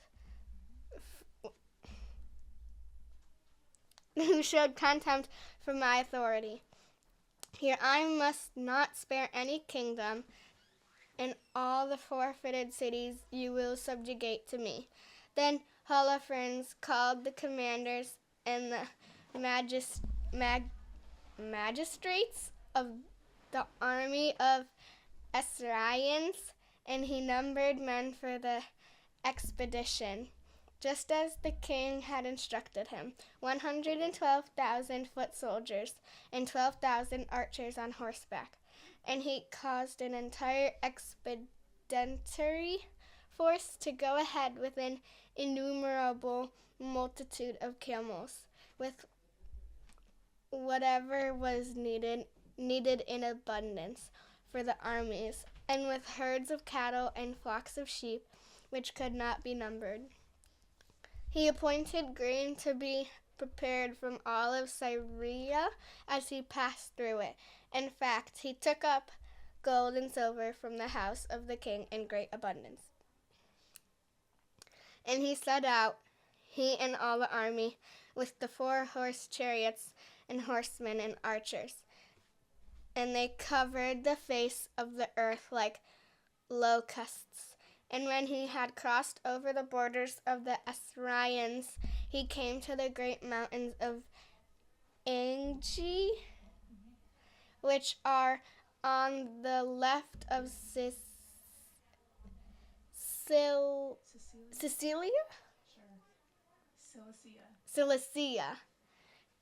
which are on the left of Cilicia. And he ascended to all their castles, and he prevailed over all the fortifications. Moreover, he broke open the renewed city of Melothus, and he pillaged all the sons of Tarshish and the sons of Ishmael, who were opposite the face of the desert, and to the south of the land of Selon. Sure. And he crossed over the Euphrates and came to Mesopotamia. Yeah, Mesopotamia, and he crushed all the lofty cities that were there from the torrent of Mamre, even though one passes through to the sea. And he occupied its furthest reigns from Cilicia all the way to the coastlines of Japheth, which are towards the south. And he carried away all the sons of Midian, and he plundered them all. He plundered in all their wealthy reigns, and all who resisted him he slew with the edge of the sword. And after these things he descended to the plains of Damascus in the days of the harvest, and he set fire to all the crops, and he caused all the trees in the vineyards to be cut down. And the fear of them fell upon all the inhabitants of the land. All right. Let's go, Chloe. take over for you here? Oh no, let's me just wait. You just okay. Sure. Rolling, good work. Woo, thanks for joining us. Got no subscribers. Oh. Would you like to wear the glasses? No, thank you. She's got a pair of her I own. already got my. They hurt your nose. Oh, they do. Yeah. But they look. They're cool. Yeah. All right, Izzy. Hello. Let's go. I was like in the middle and I saw you. I thought you were like Rachel or something. And then I was like, oh my God. Judith, chapter 3. Then the kings as well as the princes of the provinces sent their emissaries from all the cities from Syria, particularly Mesopotamia, in Syria Sobal, in Libya as well as Sicilia. These, upon coming to Holofernes, said, "Let your indignation concerning us cease, for it is better for us to live in service to Nebuchadnezzar, the great king, and to become subject to you, rather than to die, even though we may have to suffer our condemnation into the annihilation of slavery. All our cities and all of our possessions." There we go. All of our cities and all of our possessions, all mountains and hills and fields and herds of cattle and flocks of sheep and goats and horses and camels, and all our resources and families are in your sight. Let all that we have be subject to your law. We and our sons are your servants. Come to us as a peaceful Lord and use our service just as it pleases you. Then he descended from the mountains with horsemen in great power, and he took charge of every city and of every inhabitant of the land. And from all the cities he took for himself auxiliaries, strong men and well chosen for war. And such a dread lay upon those provinces that the leading and honored inhabitants of all the cities, together with the people, went out to meet him at his arrival. They received him with garlands and lamps. They were led by choirs with timbrels and flutes. Yet not even by doing these things were they able to mitigate the ferocity of his chest. For he both destroyed their cities and cut down their sacred groves. For King Nebuchadnezzar had instructed him to exterminate all the gods of the earth, evidently so that he alone might be called God by those nations which were able to be subjugated by the power of Holofernes. But when he had passed through Syria Sabal and all of Apamia and all Mesopotamia, he came to the Idumeans in the land of Gibeah, and he took their cities, and he sat there for 30 days, during which days he instructed all the troops of his army to regroup. Chapter 4. Then, upon hearing these things, the sons of Israel who dwelt in the land of Judah were very afraid before his face. Trembling and horror invaded their senses, lest he should do the same thing to Jerusalem and to the temple of the Lord that he had done to other cities and their temples. And they sent into all of Samaria, and by an indirect route even to Jericho, and they seized in advance all the tops of the mountains. And they surrounded their villages with walls, and they gathered together grain in preparation for the fight. And then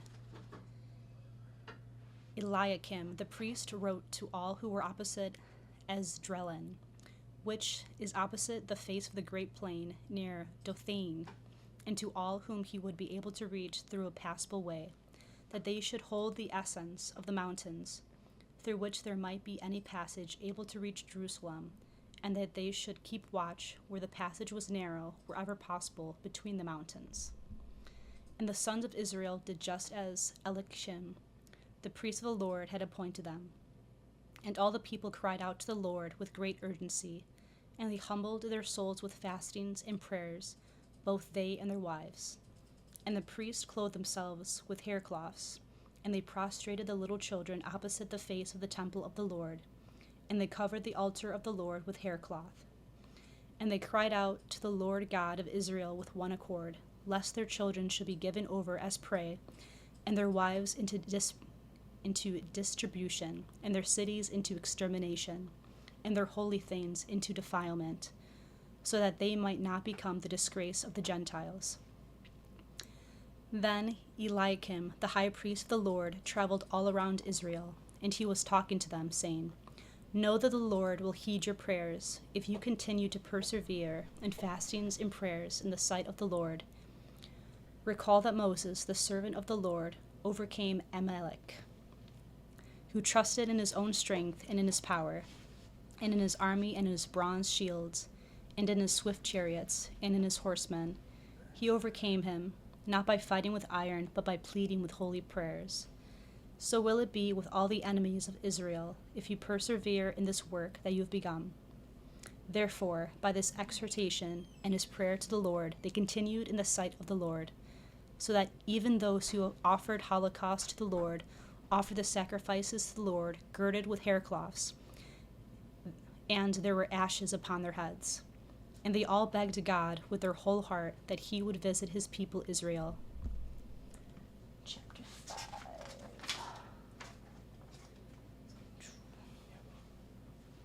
And it was reported to Holofernes, the leader of the military of the Assyrians, that the sons of Israel were preparing themselves to resist, and also that they had closed the mountain passes. And he was enraged with extreme fury and great indignation. And he called together all the leaders of Moab and the leaders of Ammon. And he said to them, Tell me who this people may be, who obstruct the mountains, and which are their cities, and of what kind, and how many? And then what may be their power, and what may be their number, and who is king over their military? And why have these, more than all who dwell in the east, show contempt for us, and have not gone out to meet us, so that they might receive us with peace? Then Achior, the commander of the sons of Ammon, responding said, If you would deign to listen, my lord, I will tell the truth in your sight about this people, who dwell in the mountains, and not a false word will go forth from my mouth. This people is from the progeny of Chaldeans.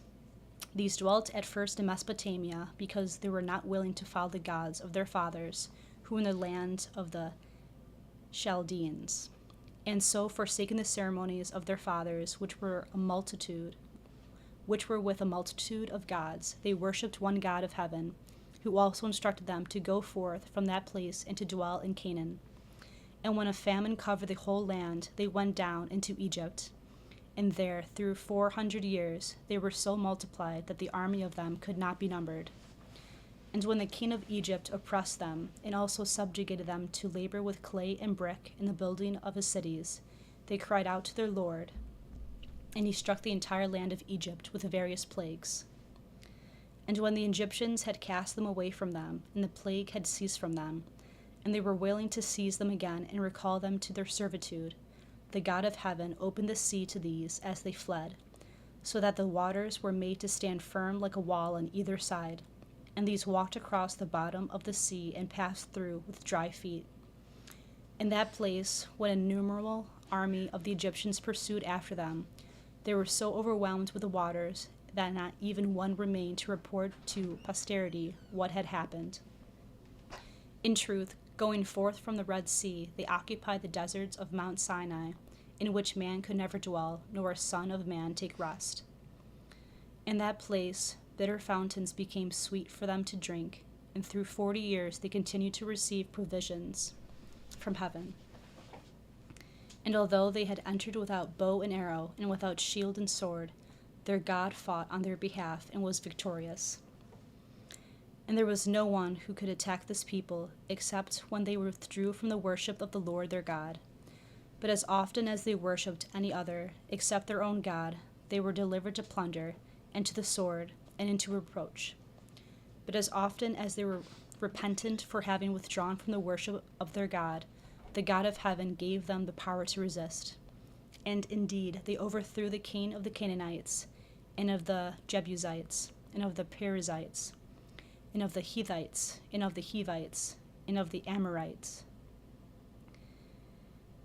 and all the powerful ones in Heshbon, and these same possessed their lands and their cities. And as long as they did not sin in the sight of their God, It was well with them, for their God hates iniquity.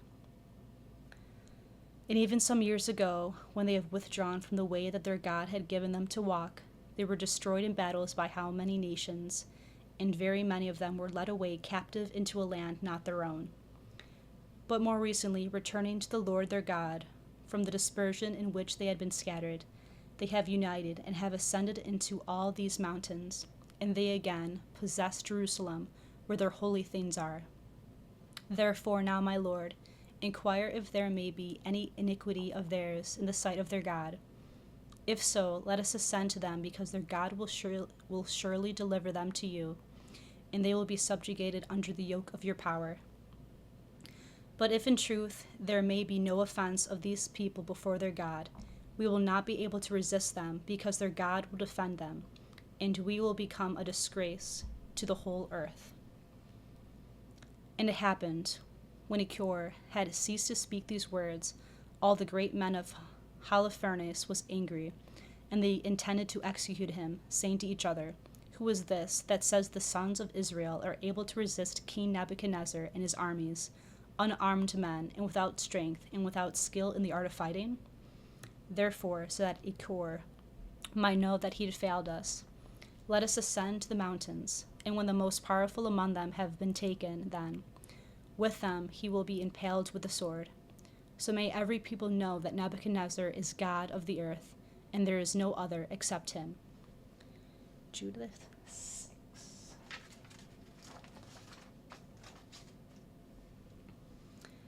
But when they had ceased speaking, it happened that Holofernes, being very indignant, said to Achor, Because you have prophesied to us, saying that the people of Israel may be defended by their God, and so as to reveal to you that there is no God except Nebuchadnezzar, when we will have struck them all as one man, then you also will pass away with them by the sword of the Assyrians, and all Israel will perish into perdition with you.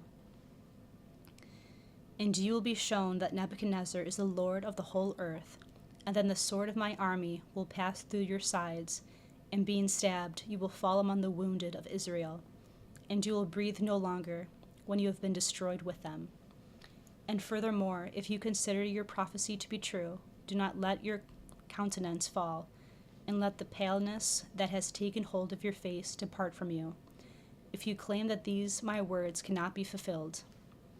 But so that you may know that you will experience these things together with them, behold, from this hour you will be associated with their people, so that when they receive the punishment that they deserve for my sword, you will fall under the same vengeance. Then Holofernes instructed his servants to apprehend Achor, and to lead him through to Bethulia, and to deliver him into the hands of the sons of Israel.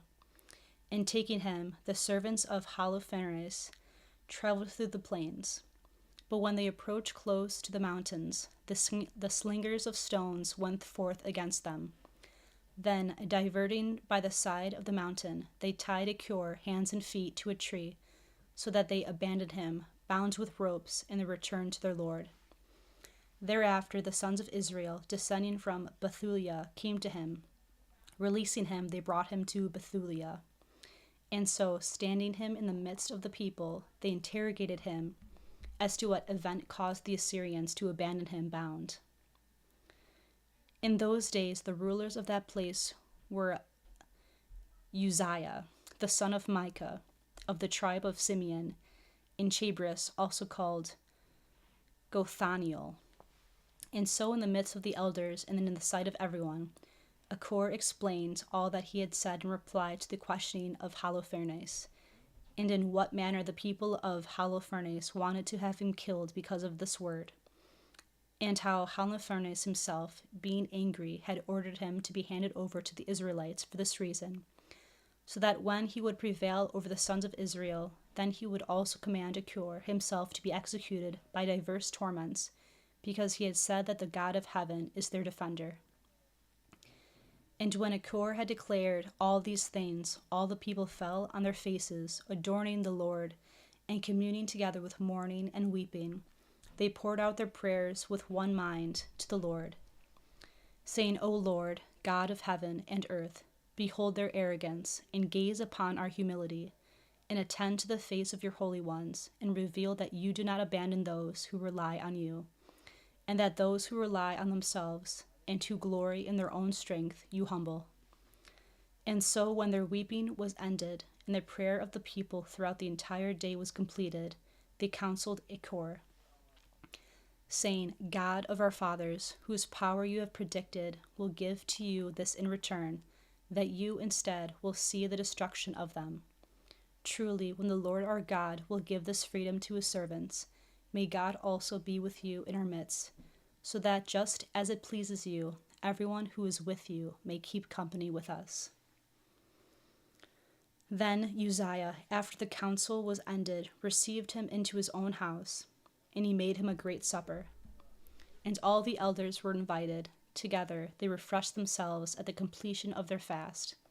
In truth, after this, all the people were called together, and they prayed throughout the entire night within the assembly, petitioning help from the God of Israel. Chapter 7.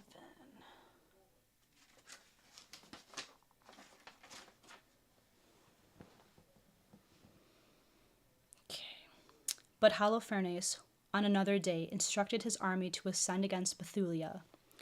Moreover, there were 120,000 foot soldiers and 22,000 horsemen, besides the contingents of those men who had been taken captive, and all the youths who had been inducted from the provinces and the cities. All these prepared themselves together to fight against the sons of Israel, and they came through the foothills of the mountain, even to the apex which looks down upon the Dothain, from the place which is called Belma up to Chilmon, which is opposite Esdraelon. But the sons of Israel, when they saw the multitude of them, prostrated themselves upon the ground, scattering ashes over their heads, praying with one accord that the God of Israel would show his mercy upon his people. And taking up their arms of war, they set up positions at the places that lead along a narrow footpath between the mountains, and they guarded them all day and night. Now Holofernes, while circling around, discovered that the fountain that flowed into them led directly through an aqueduct on the south side, beyond the city, and he instructed their aqueduct to be cut off. Even so, there were springs not far from the walls, from which they were seen to draw water secretly, to refresh themselves a little rather than to drink their fill. But the sons of Ammon and Moab approached Holofernes, saying, The sons of Israel do not trust in their lances, nor in their arrows, but the mountains are their defense, and the steep hills and precipices constitute their fortifications.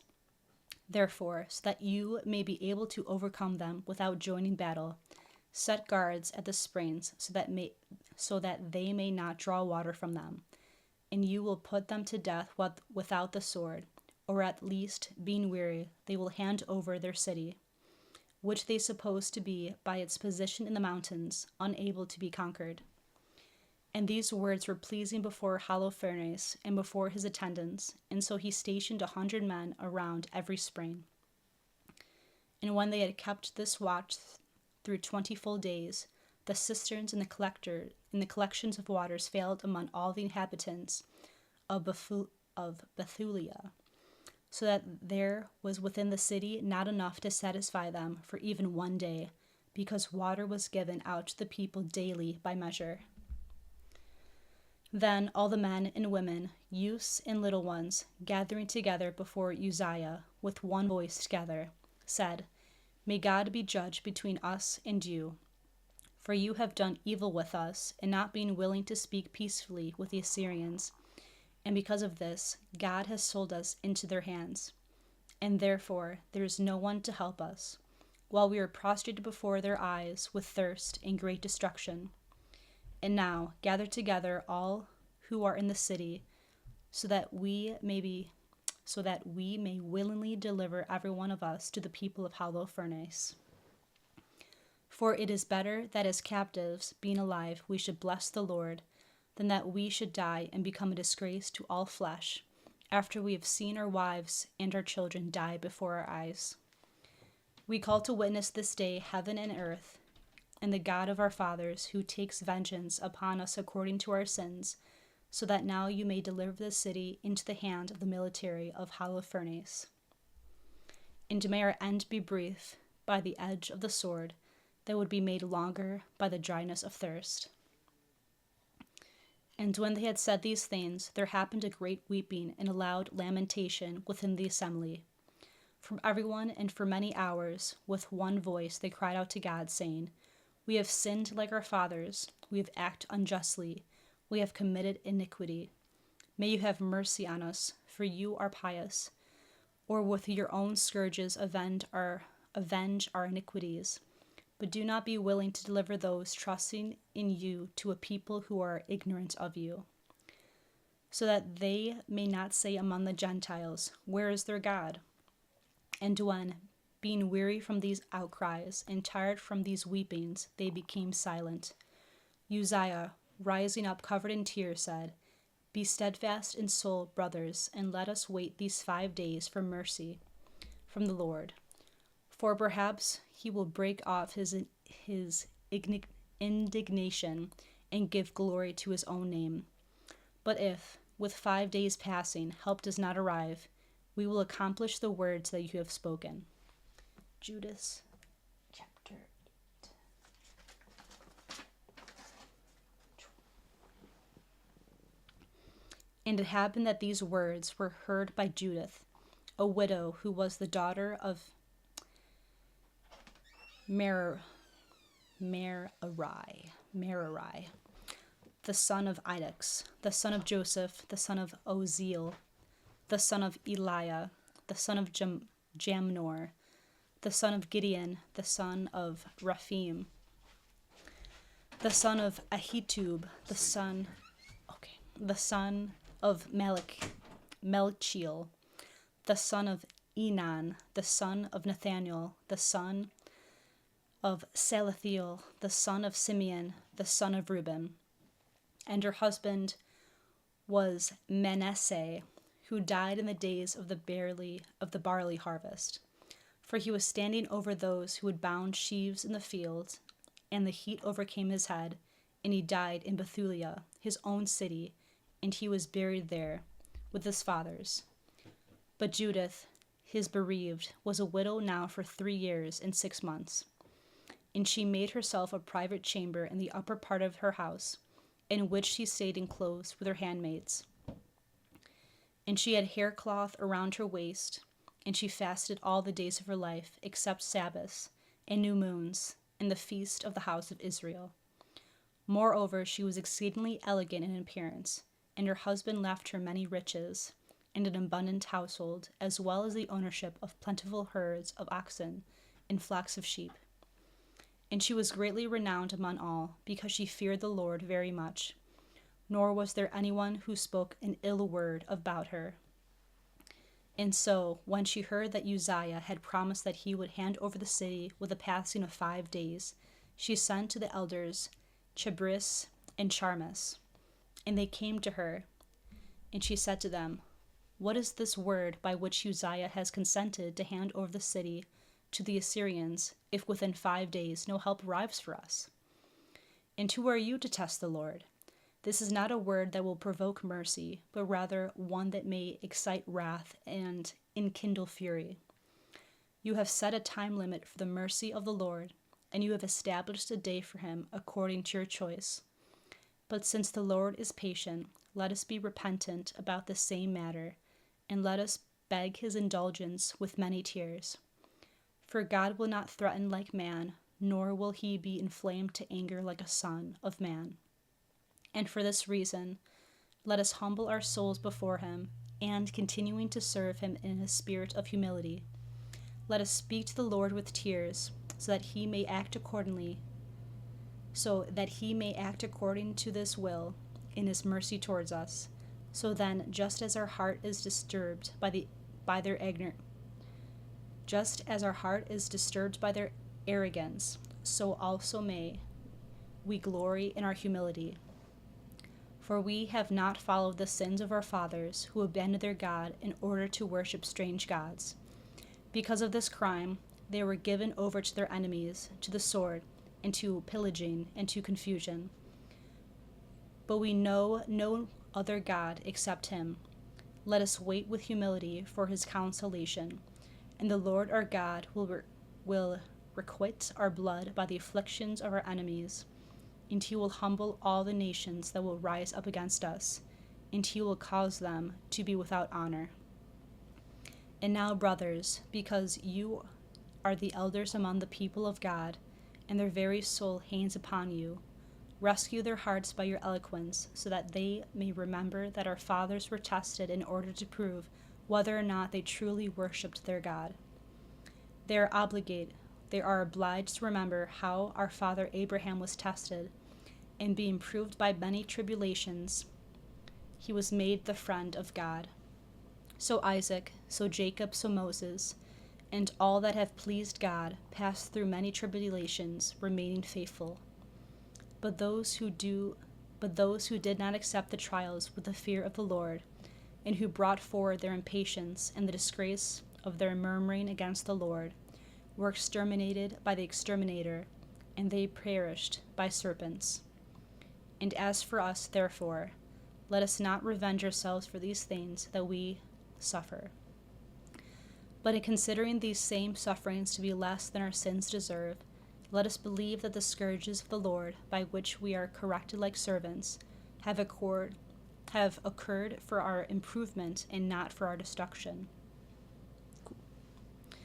And Uzziah and the elders said to her, all the things that you have spoken are true, and there is nothing reprehensible in your words. Now therefore, pray for us, because you are a holy woman, and one fearing God. And Judith said to them, You know that what I have been able to say is of God. So concerning that which I propose to do, examine whether or not it is from God, and pray that God may act to strengthen my plan. You will stand at the gate this night, and I will go forth with my handmaid, and pray that, just as you have said, within 5 days the Lord may look kindly on his people Israel. But I am not willing to have you examine my actions, and, until I report to you, let nothing else be done, except to pray for me to the Lord our God. And Uzziah, the leader of Judah, said to her, Go in peace, and may the Lord be with you to take revenge among our enemies. So, turning back, they departed. Chapter 9. Okay. And when they were gone, Judith entered her place of prayer, and clothing herself with haircloth, she placed ashes on her head, and prostrating herself to the Lord, she cried out to the Lord, saying, O Lord God of my father Simeon, you gave him a sword to defend against foreigners who stood out as violators by their defilement, and who uncovered the thigh of the virgin unto shame. And you gave their wives into plunder, and their daughters into captivity, and all their spoils to be divided to the servants, who were zealous with your zeal. Bring help, I ask you, O Lord my God, to me, a widow. For you have acted in the past, and you have decided one thing after another, and what you have willed, this too has happened. For all your ways have been prepared, and you have placed your judgments within your providence. Look upon the camp of the Assyrians now, just as you deigned to look upon the camp of the Egyptians, when their weapons rushed after your servants, trusting in their 4-horse chariots, and in their horsemen, and in a multitude of warriors. But you gazed upon their camp, and darkness wearied them. The abyss took hold of their feet, and the waters covered them. So may it be with these also, O Lord, who trust in their multitude, and in their swift chariots, and in their pikes, and in their shields, and in their arrows, and the glory in their lances. And they do not know that you are our God, who crushes wars from the beginning, and the Lord is your name. Raise up your arm, just as from the beginning, and throw down their power by your power. Let their power fall, in their anger, for they promise themselves to violate your sanctuary, and to pollute the tabernacle of your name, and to cut down by their sword the horn of your altar. Act, O Lord, so that his arrogance may be cut off with his own sword. Let him be seized by the snare of his own eyes in my regard, and may you strike him by the attraction of my lips. Give me constancy in my soul, so that I may hold him in contempt, and give me virtue, so that I may overthrow him. For this will be a memorial to your name, when he will be overthrown by the hand of a woman. For your power, O Lord, is not in numbers, nor is your will with the strength of horses, nor from the beginning have the arrogant been pleasing to you. But the pleas of the humble and the meek have always pleased you. O God of the heavens, creator of the waters, the Lord of all creation, heed me, a miserable thing, pleading you and depending on your mercy. Remember, O Lord, your covenant, and put your words in my mouth, and reinforce the plan in my heart, so that your house may continue with your sanctification, and so that all the nations may acknowledge that you are God, and there is no other beside you. Chapter 10.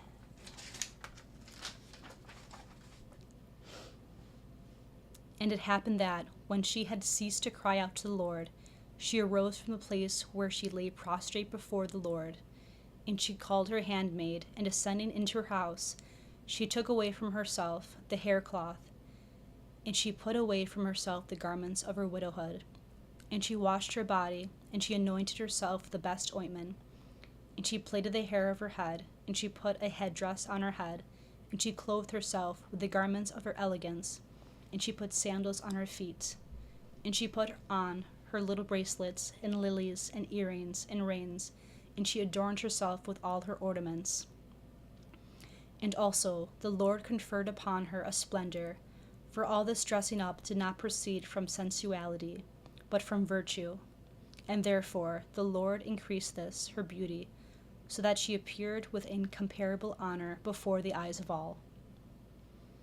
And so she appointed to her handmaid a wineskin, and a vessel of oil, and parched grain, and dried figs, and bread and cheese, and they departed. And when they came to the gate of the city, they found Uzziah and the elders of the city waiting. And when they saw her, being astounded, they were wondered at her surpassing beauty. So not questioning her at all, they dismissed her to go forth, saying, May the God of our fathers give you grace, and may he strengthen all the advice of your heart with his virtue, so that Jerusalem may glory over you, and your name may be counted among the holy and the just. And those who were there, all with one voice said, Amen, Amen. In truth, Judith was praying to the Lord as she crossed the gates, she and her handmaid. But it happened that, when she descended the mountain at about the break of day, the scouts of the Assyrians met her, and they stopped her, saying, Where are you coming from? And where are you going? And she answered, I am a daughter of the Hebrews. This is why I have fled from their face, because I realized that in the future they would be given over to you with pillaging, for they hold you in contempt, and they would never be willing to surrender themselves, so that they might find mercy in your sight. For this reason I thought to myself, saying, I will go to the face of the leader Holofernes, so that I may reveal to him their secrets, and show him by what means he may be able to prevail over them, without one man of his army being slain. And when the men had heard her words, they beheld her face, and their eyes were astounded, because they wondered exceedingly at her beauty. And they said to her, You have preserved your body by following such an excellent plan to descend to our Lord. But know this, that when you will stand in his sight, he will treat you well, and you will be very pleasing to his heart. And they led her to the tabernacle of Holofernes, announcing her. And when she had entered before his face, immediately Holofernes was captivated by his eyes. And his attendants said to him, Who can hold the people of the Hebrews in contempt, who have such beautiful women? So we ought to think it not worthwhile for their sakes to fight against them. And so Judith looked upon Holofernes, sitting under a canopy which was woven from purple and gold, with emeralds and precious stones. And after she had gazed into his face, she showed reverence for him, prostrating herself to the ground, and the servants of Holofernes lifted her up at the command of their lord. Judith chapter 11.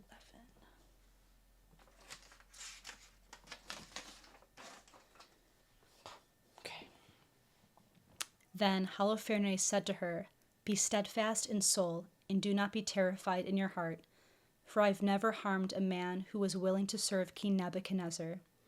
But if your people have not despised me, I would not have lifted up my lance over them. But now tell me, for what reason have you withdrawn from them? And why has it pleased you to come to us?" And Judah said to him, "Receive the words of your maidservant, for if you will follow the words of your maidservant, the Lord will accomplish an excellent thing by you. For as Nebuchadnezzar, the king of the earth, lives, and as his power lives, which is with you for the chastising of all strained souls, not only men serve him through you, but also the beasts of the field are submissive to him. For the diligence of your mind is being reported to all nations, and it has been revealed to all of this age that you alone are good and powerful in all his kingdom, and your discipline is being announced beforehand in all the provinces. This is not hidden, what Ichior has said, nor are we ignorant of what you have offered to befall him. For it is agreed that our God is so offended with sins that he has commanded through his prophets to the people that he will deliver them up for their sins. And since the sons of Israel know that they have offended their God, your trembling is upon them. Moreover, now also a famine has assailed them, and by drought of water they are already counted among the dead. And finally, they have a plan to put to death their herds and to drink their blood. And the sacred things of the Lord their God, which God instructed them not to touch, among the grain, wine, and oil, these they have decided to expend, and they are willing to consume the things that they ought not to touch with their hands. Therefore, because they do these things, it is certain that they will be given over to perdition. And I, your maidservant, knowing this, have fled from them, and the Lord has sent me to report to you these things. Same things. For I, your maidservant, worship God, even now that I am with you. And your maidservant will go out, and I will pray to God. And he will tell me when he will repay them for their sins, and I will return and announce it to you, so that I may bring you through the midst of Jerusalem, and you will hold all the people of Israel like sheep that have no shepherd, and there will not be so much as one dog that barks against you. For these things have been told to me through the providence of God, and because God has been angry with them, I have been sent to report these same things to you." And so all these words were pleasing before Holofernes and before his servants, and they wondered at her wisdom, and they said to one another, "There is not another woman so great upon the earth in appearance, in beauty, and in charming words." And Holofernes said to her, "God has done well, who sent you ahead of the people, so that you may give them into our hands. And if your promise is good, if your God will do this for me, he will also be my God, and you will be great in the house of Nebuchadnezzar, and your name will be renowned through all the earth." Chapter 12.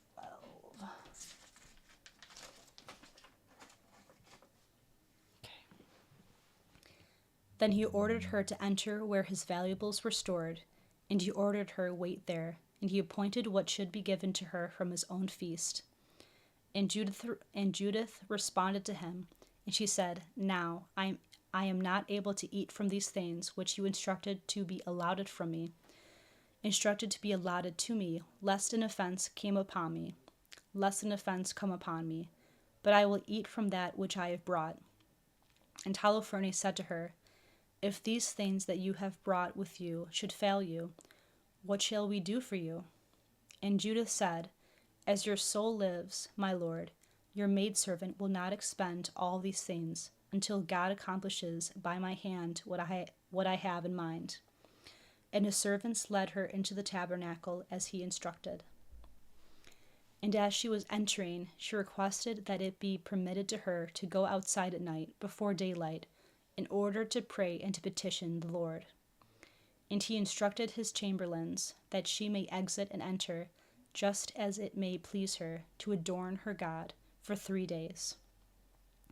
And she went out in the nights into the valley of Bethulia, and she washed herself in a fountain of water. And as she climbed up, she prayed to the Lord God of Israel, that he would direct her way to the liberation of his people. And entering, she remained pure in the tabernacle until she received her own food in the evening.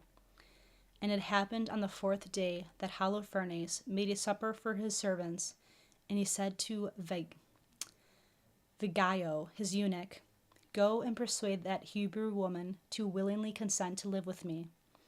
For it is disgraceful among the Assyrians if a woman mocks a man, acting so as to pass through with immunity from him."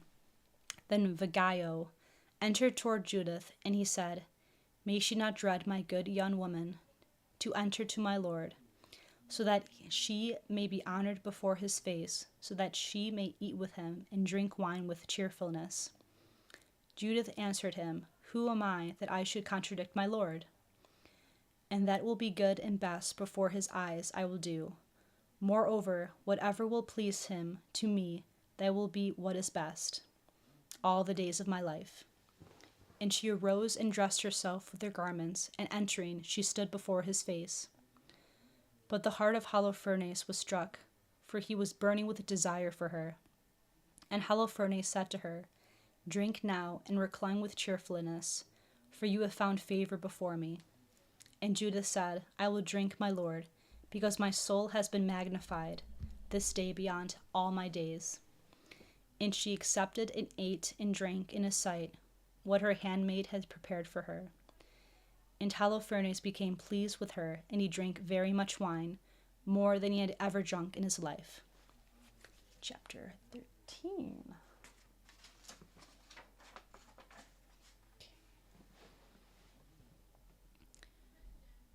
So then, when it had become late, his servants hurried to their lodgings, and Vigio closed the chamber doors, and he went away. But they were all drowsy from the wine, and Judith was alone in the chamber. Moreover, Holofernes, being very inebriated,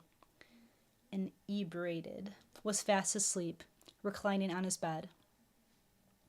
And Judith told her handmaid to stand outside before the chamber and to watch. And Judith stood in front of the bed, praying with tears, and her lips moved in silence, saying, Confirm me, O Lord God of Israel, and in this hour looked kindly upon the works of my hands, so that just as you promised, you may raise up Jerusalem, your city, and so that, believing through you that this plan is able to be accomplished, I may succeed." And when she had said this, she approached the pillar which was at the head of the table, and she released his blade, which was hanging tied to it. And when she had unsheathed it, she grabbed him by the hair of his head, and she said, "Confirm me, O Lord God, in this hour." And she struck him twice on the neck, and she cut off his head, and she took off his canopy from the pillars, and she rolled away the trunk of his body. And after a little while she went out, and she delivered the head of Holofernes. And after a little while she went out, and she delivered the head of Holofernes to her handmaid, and she ordered her to put it in her bag. And the two went out according to their custom, as if to prayer, and they passed through the camp, and having circled around the valley, they came to the gate of the city. And Judith, from a distance, spoke to the watchmen on the walls, "Open the gates, for God is with us, and he is acting with his power in Israel." And it happened that, when the men had heard her voice, they called the elders of the city. And all rushed toward her, from the least to the greatest, for until then they held no hope that she would return. And inflaming the lights, they gathered all around her, but she climbed up to a higher place, and she ordered them to be made silent.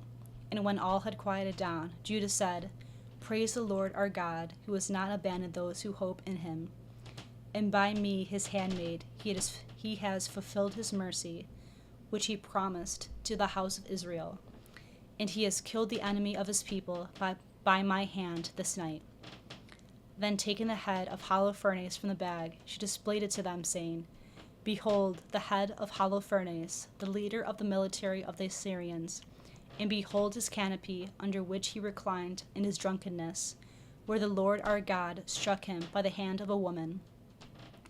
But as the Lord himself lives, his angel has been my guardian, both from my departure, and while staying there, and when returning from there, and the Lord has not permitted me, his handmaid, to be defiled. But he has called me back to you without pollution of sin, rejoicing in his victory, in my escape, and in your liberation. Confess everything to him, for he is good, for his mercy is with every generation. Then everyone adored the Lord, and they said to her, The Lord has blessed you by his power, because through you he has reduced our enemies to nothing. Furthermore, Uzziah, the leader of the people of Israel, said to her, O daughter, you have been blessed by the Lord, the Most High God, above all women on earth. Blessed is the Lord who made heaven and earth, who has guided you in harming the head of the leader of our enemies. For he has so magnified your name this day that your praise will not retire from the mouth of men, who will be mindful of the power of the Lord forever, because you have risked your life for the sake of the distress and tribulation of your people, and you have prevented our ruin before the sight of our God. And all the people said, Amen, Amen. And so Achior was called, and he drew near, and Judah said to him, The God of Israel, to whom you gave testimony, has avenged himself on his enemies. He has cut down the head of all unbelievers by my hand this night. And so that you may determine that this is so, behold, the head of Holofernes, who, in the contempt of his pride, despised the God of Israel, and threatened Israel with ruin, saying, When the people of Israel had been captured, I will instruct your sides to be pierced through with a sword. Then Achior, seeing the head of Holofernes, and being distressed by fear, fell upon his face on the ground, and his soul became agitated. In truth, after this, when he had recovered his breath, he fell down before her feet, and he showed reverence for her. And he said, Blessed are you by your God, in every tabernacle of Jacob. For in every nation that will hear of your name, the God of Israel will be magnified over you. Chapter 14.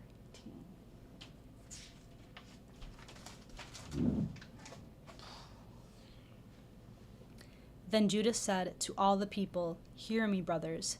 Suspend this head over our walls. And as soon as the sun rises, let everyone take up his weapons and go out to attack, not going down all the way, but only to seem as if making an assault. Then the scouts will have to hurry to awaken their leader for the fight. And when their commanders rush into the tabernacle of Holofernes, and they find his headless body wallowing in his blood, fear will fall over them.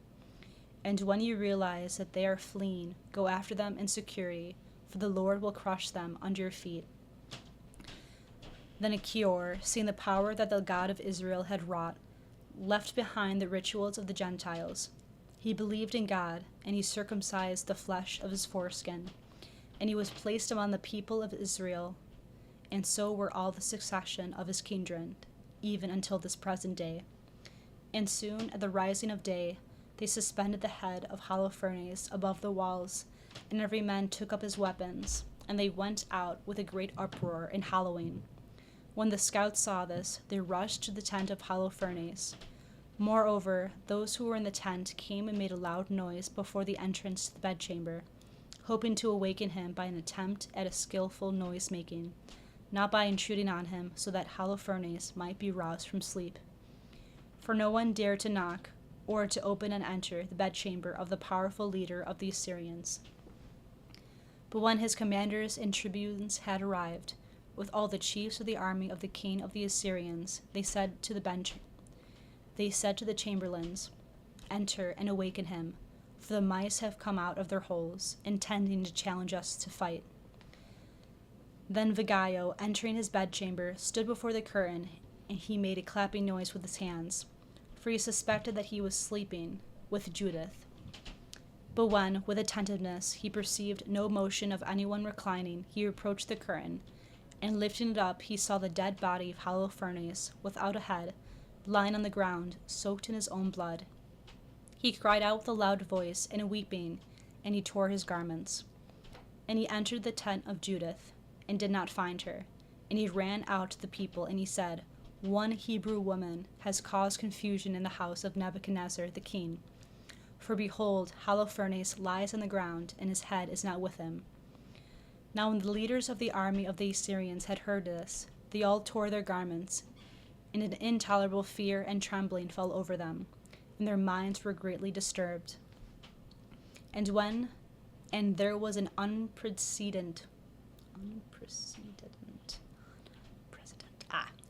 unprecedented outcry in the midst of their camp. Chapter 15.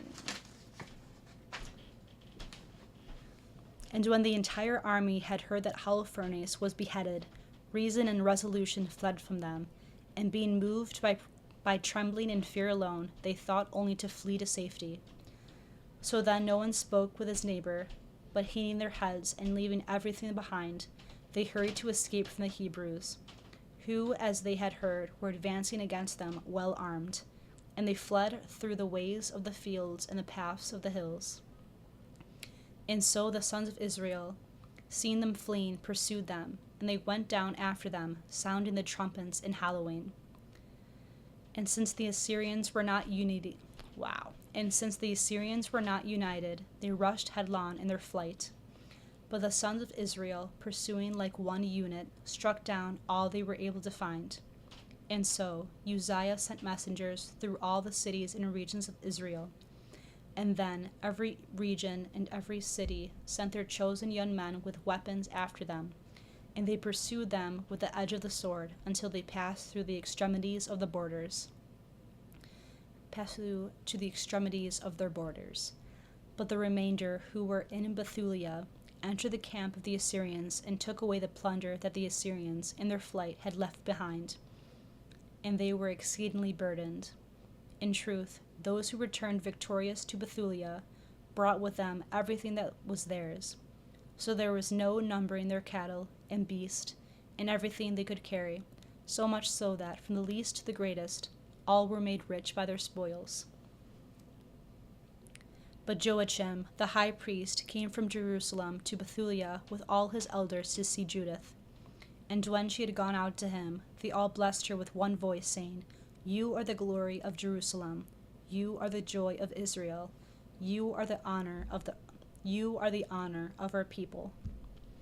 For you have acted manfully, and your heart has been strengthened. For you loved chastity, and after your husband you have not known any other. Therefore also the hand of the Lord has strengthened you, and therefore you will be blessed for all eternity. And all the people said, Amen, amen. But all of 30 days were scarcely enough for the people of Israel to collect the spoils of the Assyrians. But moreover, all of those things that were clearly the particular possessions of Holofernes they gave to Judith, with gold and silver and garments and gems and furniture, and these were all delivered to her by the people. And all the people rejoiced with the women and the virgins and the young men, playing on wind instruments and stringed instruments. Judith chapter 16.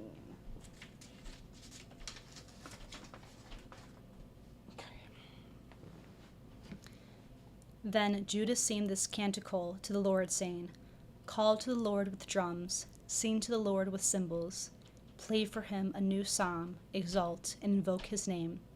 The Lord crushes roars, the Lord is his name. He has set up his camp in the midst of his people to rescue us from the hand of all our enemies. Ashur came from the mountains, from the north, with a multitude of his strength. His multitude blockaded the torrents, and their horses covered the valleys.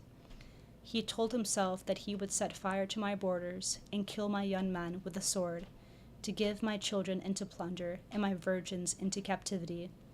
But the Almighty Lord has harmed him, and he has delivered him into the hands of a woman, and he has pierced him through.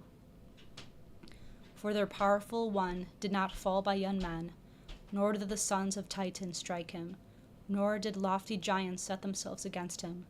But Judith, the daughter of Merari, dissolved him with the splendor of her face. For she put away from herself the garments of widowhood, and she clothed herself the garments of rejoicing, for the sake of the exaltation of the sons of Israel.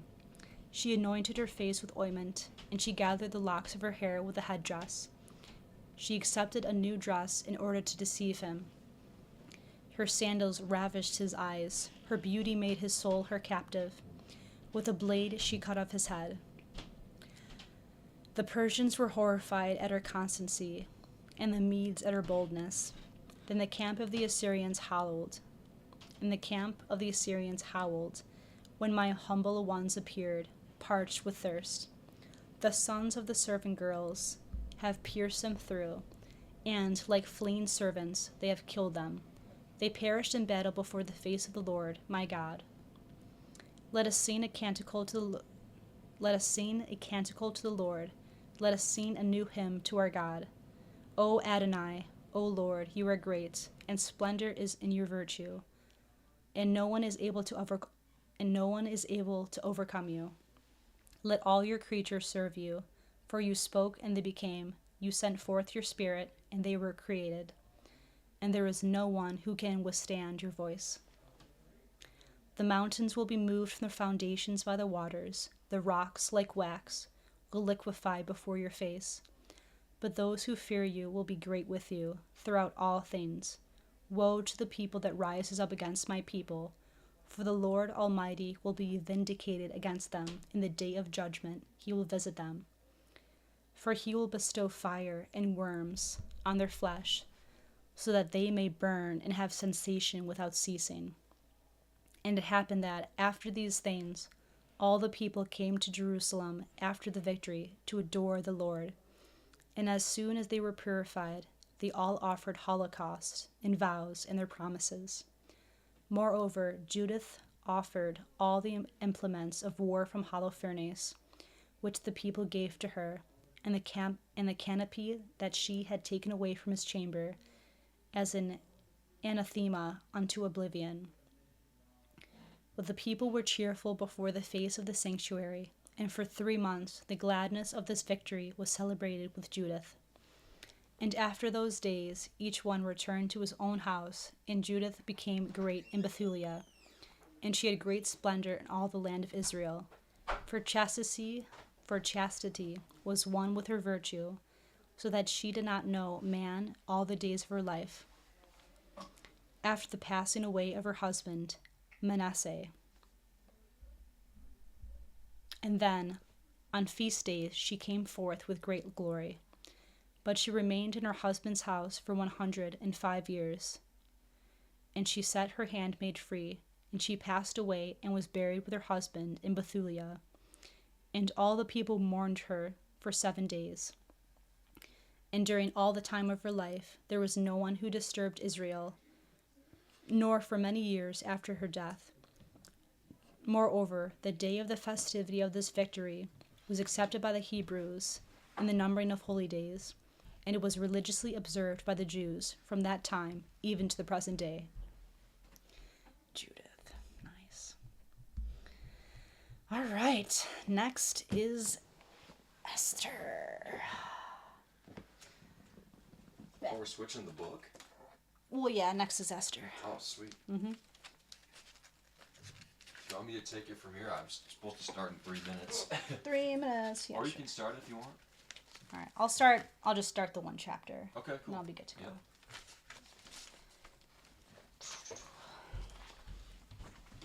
Esther.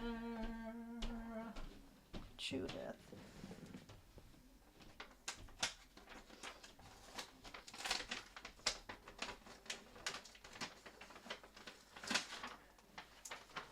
Guessing right here.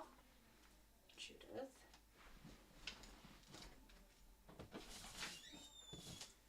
Next we got Esther.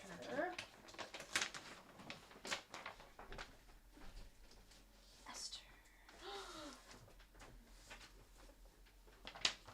Job. No way. You finished. Yes. Woo! Bravo. Okay. I just asked to do one. Okay. One chapter of Esther. And then Esther 1. Esther chapter 1. Esther is great. All right. So lucky you get Esther. In the second year of the reign of,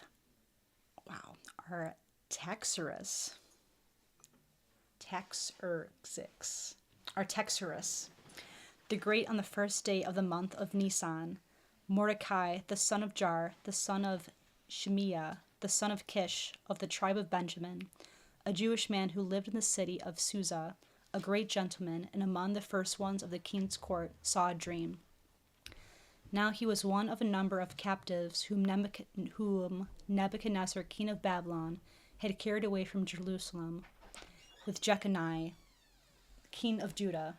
And this was his dream. Voices appeared, and confusion, and thunders, and earthquakes, and a disturbance upon the earth. And behold, there were two great dragons making preparations against another for battle. And at their cry, all peoples rushed forth to fight against the nation of the just. And that was a day of darkness, and division, and of tribulation, and anguish. And there was an unnatural dread over the earth. And the nation of the just was disturbed, fearing their own evils. 40 hours. Let's go. Let's go. Fire me up. Let's go. I'm still here. Just kidding. I live 40. That's a work You do day live right here. there. That's a work week. What are you talking about? True. That's a work week. That. My lord. And the nation of the just was disturbed, fearing their own evils, and was prepared for death. And they cried out to God, and from their loud crying a little fountain grew into a very great river, and overflowed into many waters. The light and the sun rose up, and the humble were exalted, and they devoured the illustrious.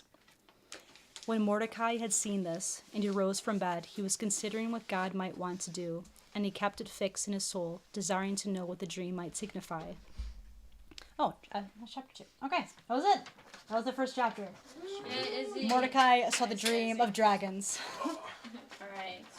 Now we are bringing back Okay. a crowd favorite. Let's go. Let's go. Christian Walsh. Yo, guys. Is he our favorite Walsh? I don't know. Yikes. Let the We're not gonna comment find out section till tell. 2 a.m. I don't know. It's All pretty right, sus. chat. Last time I was here, we smacked the viewership record. Can we do it again on the night shift? Thank you for being here. All right, so we got a few shout-outs. Happy birthday, Amanda. Thank you for being here on the night shift. Happy birthday, Glenn Walsh. Was your birthday today or yesterday? It's today, starting now. Oh, I understand. Midnight. Let's go. Yesterday was Glenn Walsh. Shout out. All right, come out. And Juliana's here. Let's go, my lovely lady. Thank you for being here. Chat. If you're not privy to the situation, man, we got $35 donated equals one Bible to go to local Catholic ministries. $3.50 means restart the current book. It wouldn't be very much value right now. We just started Esther. We have to read like 3 lines over again. What else we got? This just in from HQ. I need to draw. If you donate, what, 15? We're doing 15? Go up more than that. 20. We're up in the numbers, chat. If you donate $20, I have to draw on pencil, pen, and paper whatever you guys decide, or no, whatever I'm reading, right? Whatever I'm reading currently, I have to draw on paper. I don't even know where she left off. Damn. Esther too. That's why we have to sign. Jake Carroll. Let's go, man. Thank you, chat. Welcome back. We're in the building. All right. I didn't even know there was a door there. What's up, dog? No way. Esther chapter 2. Let's get right into it, chat. All right. And when he realized their thoughts and had diligently paid close attention, he learned that they were attempting to cast their hand against King Artaxerxes, and he reported this to the king.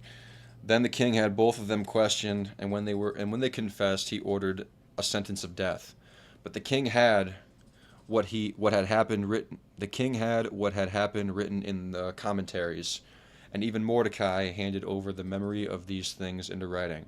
And the king instructed him to remain in the court of the place, having given him this position for the information.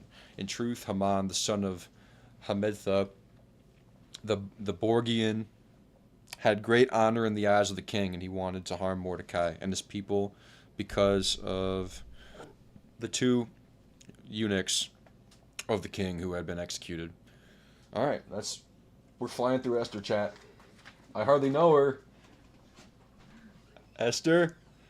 No? All right. You can laugh. There's like 4 people in here. Not just me. Shout out. All right, see you at 3. All right, dog. Take care.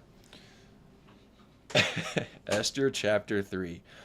In the days of Artaxerxes, who reigned from India to Ethiopia over 127 provinces, when he sat on the throne of his kingdom, the city of Susa was the root of his kingdom.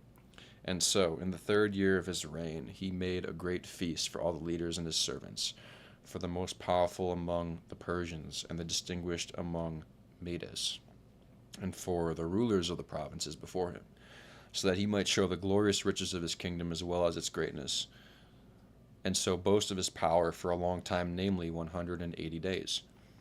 And when the days of the feast were nearly completed, he invited all the people who had been found in Susa, from the greatest even to the least. He commanded a feast to be prepared for 7 days in the court of the garden and arboretum, which had been planted by the care and by the hand of the king. And in every direction tents the color of the sky, and flax as well as hyacinth were hung up, suspended by cords of linen, and even purple, which had been placed through the rings of ivory and were held up with marble columns. The couches also of gold and silver had been arranged over a pavement of emerald green, bearing scattered jewels, which was decorated with a wonderful variety of images. Moreover, those who had been invited drank from golden cups, and dishes of food were brought in one after another. Likewise, choice wine was presented in abundance, as was worthy of royal magnificence. Nor was anyone compelled to drink who was unwilling, but, just as the king had appointed, one of his nobles was set over each table, so that each one might select what he wanted. Likewise, Vashti, the queen, made a feast for the woman in place where the king Artaxerxes was accustomed to stay the night. And so, on the 7th day, when the king was more cheerful, and after excessive drinking had become warmed with wine, he ordered Mehuman, and Bistha, and Harbona, and Bigtha, and Abagtha, and Zether, and Charchas, 7 eunuchs who served in his presence, to bring the queen Vashti before the king, with the crown set upon her head, to show her beauty to the whole people and to the leaders, for she was very beautiful. She refused, and she showed contempt towards the king's command, which he had delivered to her by the eunuchs. Whereupon the king, being angry and inflamed with a great fury, questioned the wise men, who according to royal custom were always near him, and all he did was by their counsel, who knew the laws as well as the judgments of their ancestors. But first and foremost were Karshena and Sether and Ametha, Tarshish and Maries and Marsena and Memucan, 7 rulers of the Persians as well as the Medes, who saw the face of the king and who were accustomed to sitting down first after him.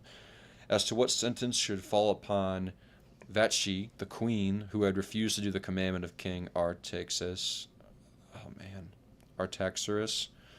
which he had delivered to her by the eunuchs. And Memucan answered, with the hearing of the king as well as the rulers, Queen Vashti has wounded not only the king, but also all the people and the leaders, who are all in the provinces of King Artaxerxes. I swear I'm pronouncing this name differently every time. Sorry, chat. If anybody knows the pronunciation, put the phonetic pronunciation in the chat, please. Thanks, guys. Chat's going crazy. Zarbo, let's go. Cap Catholic, yeah, you got it. I'm here, baby. Let's go. All right, let's keep going. For word about the queen, who will go out to all the women, so that they will show contempt for their husbands, and they will say, Artaxerxes ordered that Queen Vashti should not enter before him, and she would not. And so, by this example, all the wives of the leaders of the Persians and the Medes will belittle the authority of their husbands. Therefore, the indignation of the king is just.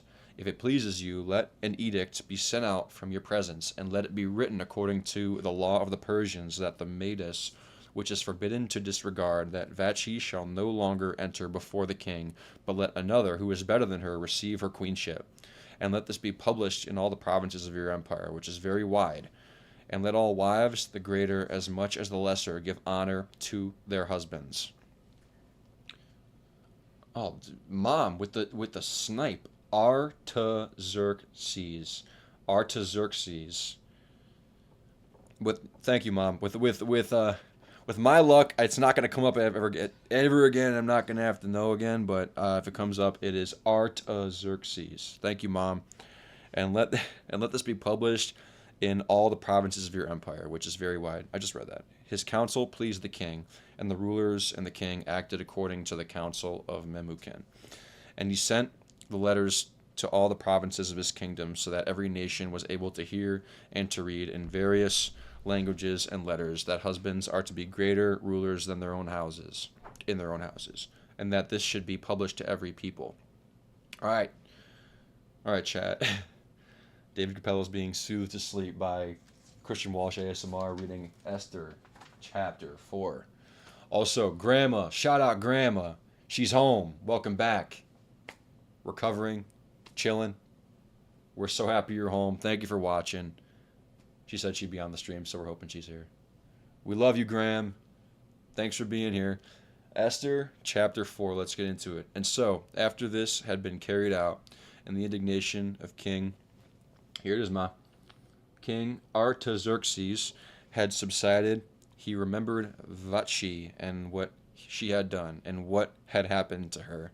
And the servants of the king and his ministers said, let young women be sought for the king, virgins and the beautiful, and let investigators be sent throughout all the provinces for young women, beautiful and virgins, and let them bring them to the city of Susa, and deliver them to the house of the women under the hand of Hegai the eunuch, who is the overseer and the keeper of the king's women, and let them receive feminine ornaments and other things necessary for their use.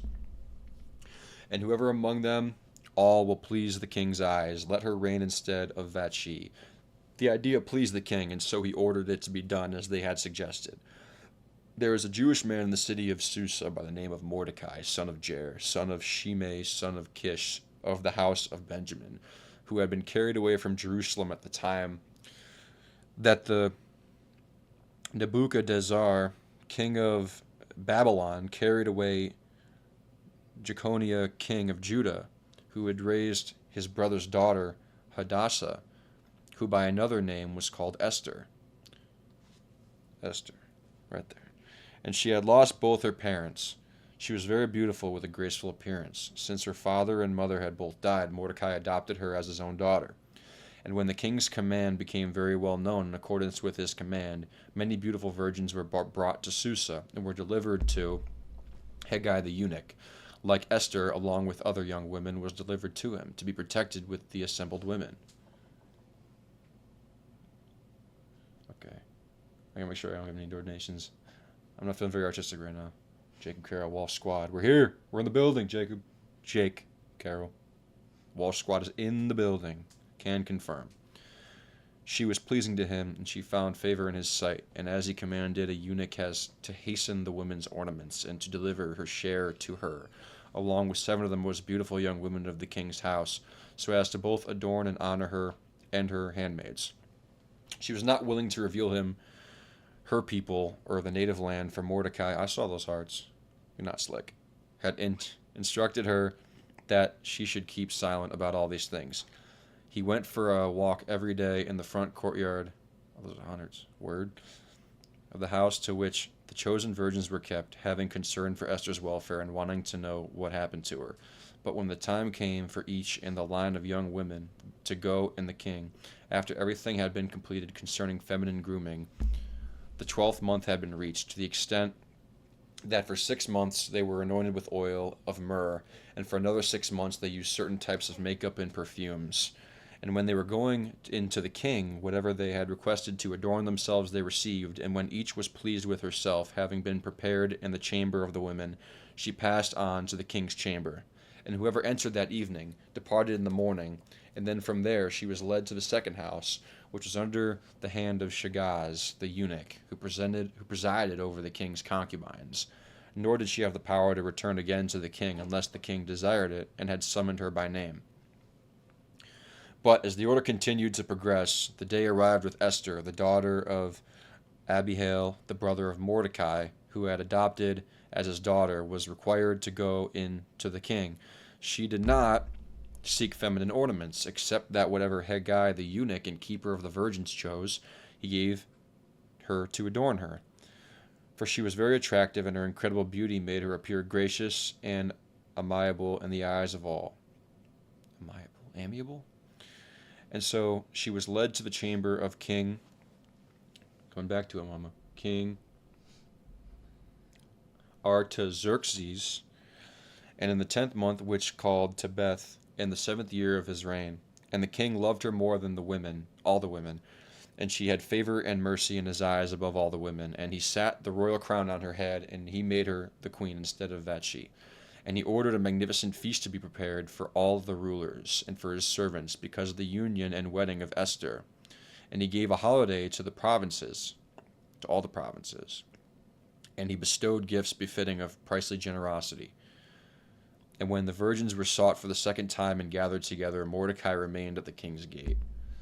Esther had not yet declared her native land and her people according to his command, for whatever he instructed, Esther observed. And so she did all these things as she had become accustomed to the time where he raised her from early childhood. Therefore, at the time when Mordecai was staying at the king's gate, Bagatha and Thara, two of the king's eunuchs, who were gatekeepers and who presided over the first entryway of the palace, were angry, and they decided to rise up against the king and kill him. But Mordecai did not keep his secret, and immediately he reported it to Queen Esther.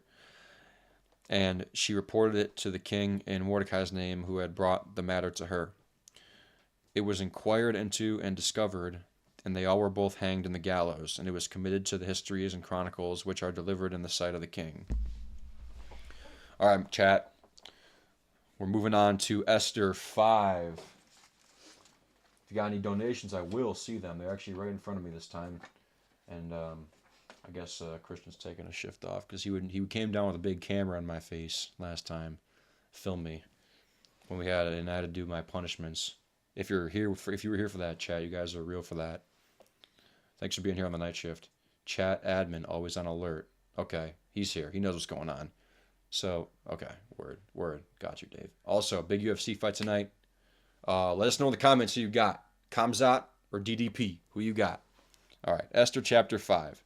After this, King Artaxerxes and he set his throne above all the rulers whom he had, and all the king's servants who passed by the doors of the palace bent their knees and adored Haman. For so the ruler had instructed them. Only Mordecai did not bend his knee nor adore him. The king's servants who presided over the doors of the palace said to him, "Why do you, more than the others, not observe the king's command?" And when they were saying this frequently, and he would not listen to them, they reported it to Haman, desiring to know whether he would continue in his resolution, for he had told them that he was a Jew. For now when Haman had heard this, and had proved by a test that Mordecai did not bend his knee to him nor adore him, he was very angry. We're getting hearts, chat. Thank you for the hearts, chat. Thank you. Next page. And he considered it's pointless to lay his hands on Mordecai alone, for he had heard that he was part of the Jewish people, and so he wanted more, to destroy the entire nation of the Jews, who were in the kingdom of, going back to it, Mama, Artaxerxes. In the first month, which is called Nisan, in the 12th year of the reign of Artaxerxes, the lot was cast into an urn, which in Hebrew is called Pur, in the presence of Haman, to determine on what day in which the month the Jewish people would be destroyed. And it has turned out to be the 12th month, which is called Adar. And Haman said to King Artaxerxes, "There is a people dispersed throughout all the provinces of your kingdom and separated one from another, who made use of unusual laws and ceremonies, and who in addition show contempt for the king's ordinances. And you know very well that it is not expedient for your kingdom that they should become isolate through independence. If it pleases you, declare that they may be destroyed, and I will weigh out 10,000 talents of the keepers of your treasury." And so the king took the ring that he used from his own hand and gave it to Haman, the son of Hammedatha, the Agag lineage, enemy of the Jews. And he said to him, "Let the silver which you promised be for yourself. As for the people, do with them as it pleases you." And the scribes of the king were summoned in the first month of Nisan. On the 3rd day of the same month, it was written that Haman had commanded to the king's governors and to the judges of the provinces and to various peoples, so that each people could read and hear according to the various languages in the name of King Artaxerxes. And the letters were sealed with this ring. These were sent by the king's messengers to all the provinces, so as to kill and destroy all the Jews, from children, all my page was turning, all the way to the elderly, even little children and women, on one day, that is, on the 13th of 12th month, which is called Adar, and to plunder their goods, even their necessities. And this was the text of the letter, Artaxerxes. Oh, we're moving on to Esther 6, guys. Meg, is my purple crush over there? Right there? Sorry, I'm getting parched. Thank you so much. Shout out. Crush break. We're not sponsored. This stuff is just really good. There's a cheer that you can do that's like, glug, glug, glug, glug, crushed it. And you get that right now. Wow. I didn't think about that. Awesome. Did we crush it, chat? Did we crush it? Drop a comment. Or a donation. For real. 20-something hundred. Where are we at? I can't see the donos. I don't know. We're making good progress, though, chat. Oh. Should be somewhere up here. I think it's telling us. Keep track of that, chat. I know the QR code's up here, but I don't know where the donations chat is. I'm talking too much. Sorry, guys. Moving on to Esther chapter 6. And this was the text of the letter. Artaxerxes, the great king from India, all the way to Ethiopia, to the leaders and generals of the 127 provinces who are subject to his authority, greetings. Although I have reigned over many nations and subjugated the whole world under my realm, I was by no means willing to abuse the greatness of this power, but to govern my subjects with clemency and leniency, so that they would settle into a quiet life apart from any terror and delight in peace, as all mortals would choose to do. Yet in asking my counselors how this might be able to be accomplished, one who excelled the others in wisdom and fidelity, and who was second after the king named Haman, explained to me that there was a people scattered throughout the whole world that used strange laws, and acting against the customs of all people, despised the commandments of kings and violated the harmony of all nations with their dissension. When he had learned this, seeing one nation rebellious against all mankind, having overthrown the usefulness of laws and going against our orders, and disturbing the peace and harmony of the provinces subject to us, we commanded that whomever Haman, who is the chief of all the provinces, and second after the king, and whom we honor in the place of a father, whomever he would point out should be destroyed by their enemies, with their wives and children, and no one may take pity on them, in the 14th day of the 12th month of Adar of this present year, so that these guilty men all in one day may go down to the underworld, restoring to our empire the peace that they had disturbed. And the effect of the letters was this, that all provinces would know and prepare for the prescribed day. For the couriers who had been sent hurried to complete the king's command, but the edict was hung up in Susa immediately. And the king and Haman celebrated a feast, while all the Jews in the city were weeping. All right, chat, moving on to Esther 7. Again, we appreciate you being here for the night shift, chat, if you're just tuning in. $15 or 20 bones. 20 bones, and I got to draw what I'm talking about. And it's Esther, so it could be crazy, guys. You don't know what I'm going to draw. But you won't know unless you donate $20. Just saying, guys. For a good cause. We're donating Bibles out here. $35 is one Bible to a local Catholic ministry in the area for a great cause. Thank you, guys. Getting back into it. Esther 7. When Mordecai had heard this, he tore his garments and put on sackcloth, strewing ashes on his head. He cried out with a loud voice in the main street of the city, revealing the anguish of his soul. And he continued with this clamoring even up to the gate of the palace, for no one clothed with sackcloth is permitted to enter the king's court. Likewise, in all provinces, towns, and places where the king's cruel decision arrived, there was extraordinary mourning among the Jews, with fasting, wailing, and weeping, with many using sackcloth and ashes for their bed. Then Esther's maids and eunuchs went and informed her. When she heard it, she was shocked, and she sent a garment to clothe him and to take away the sackcloth, but he would not accept it.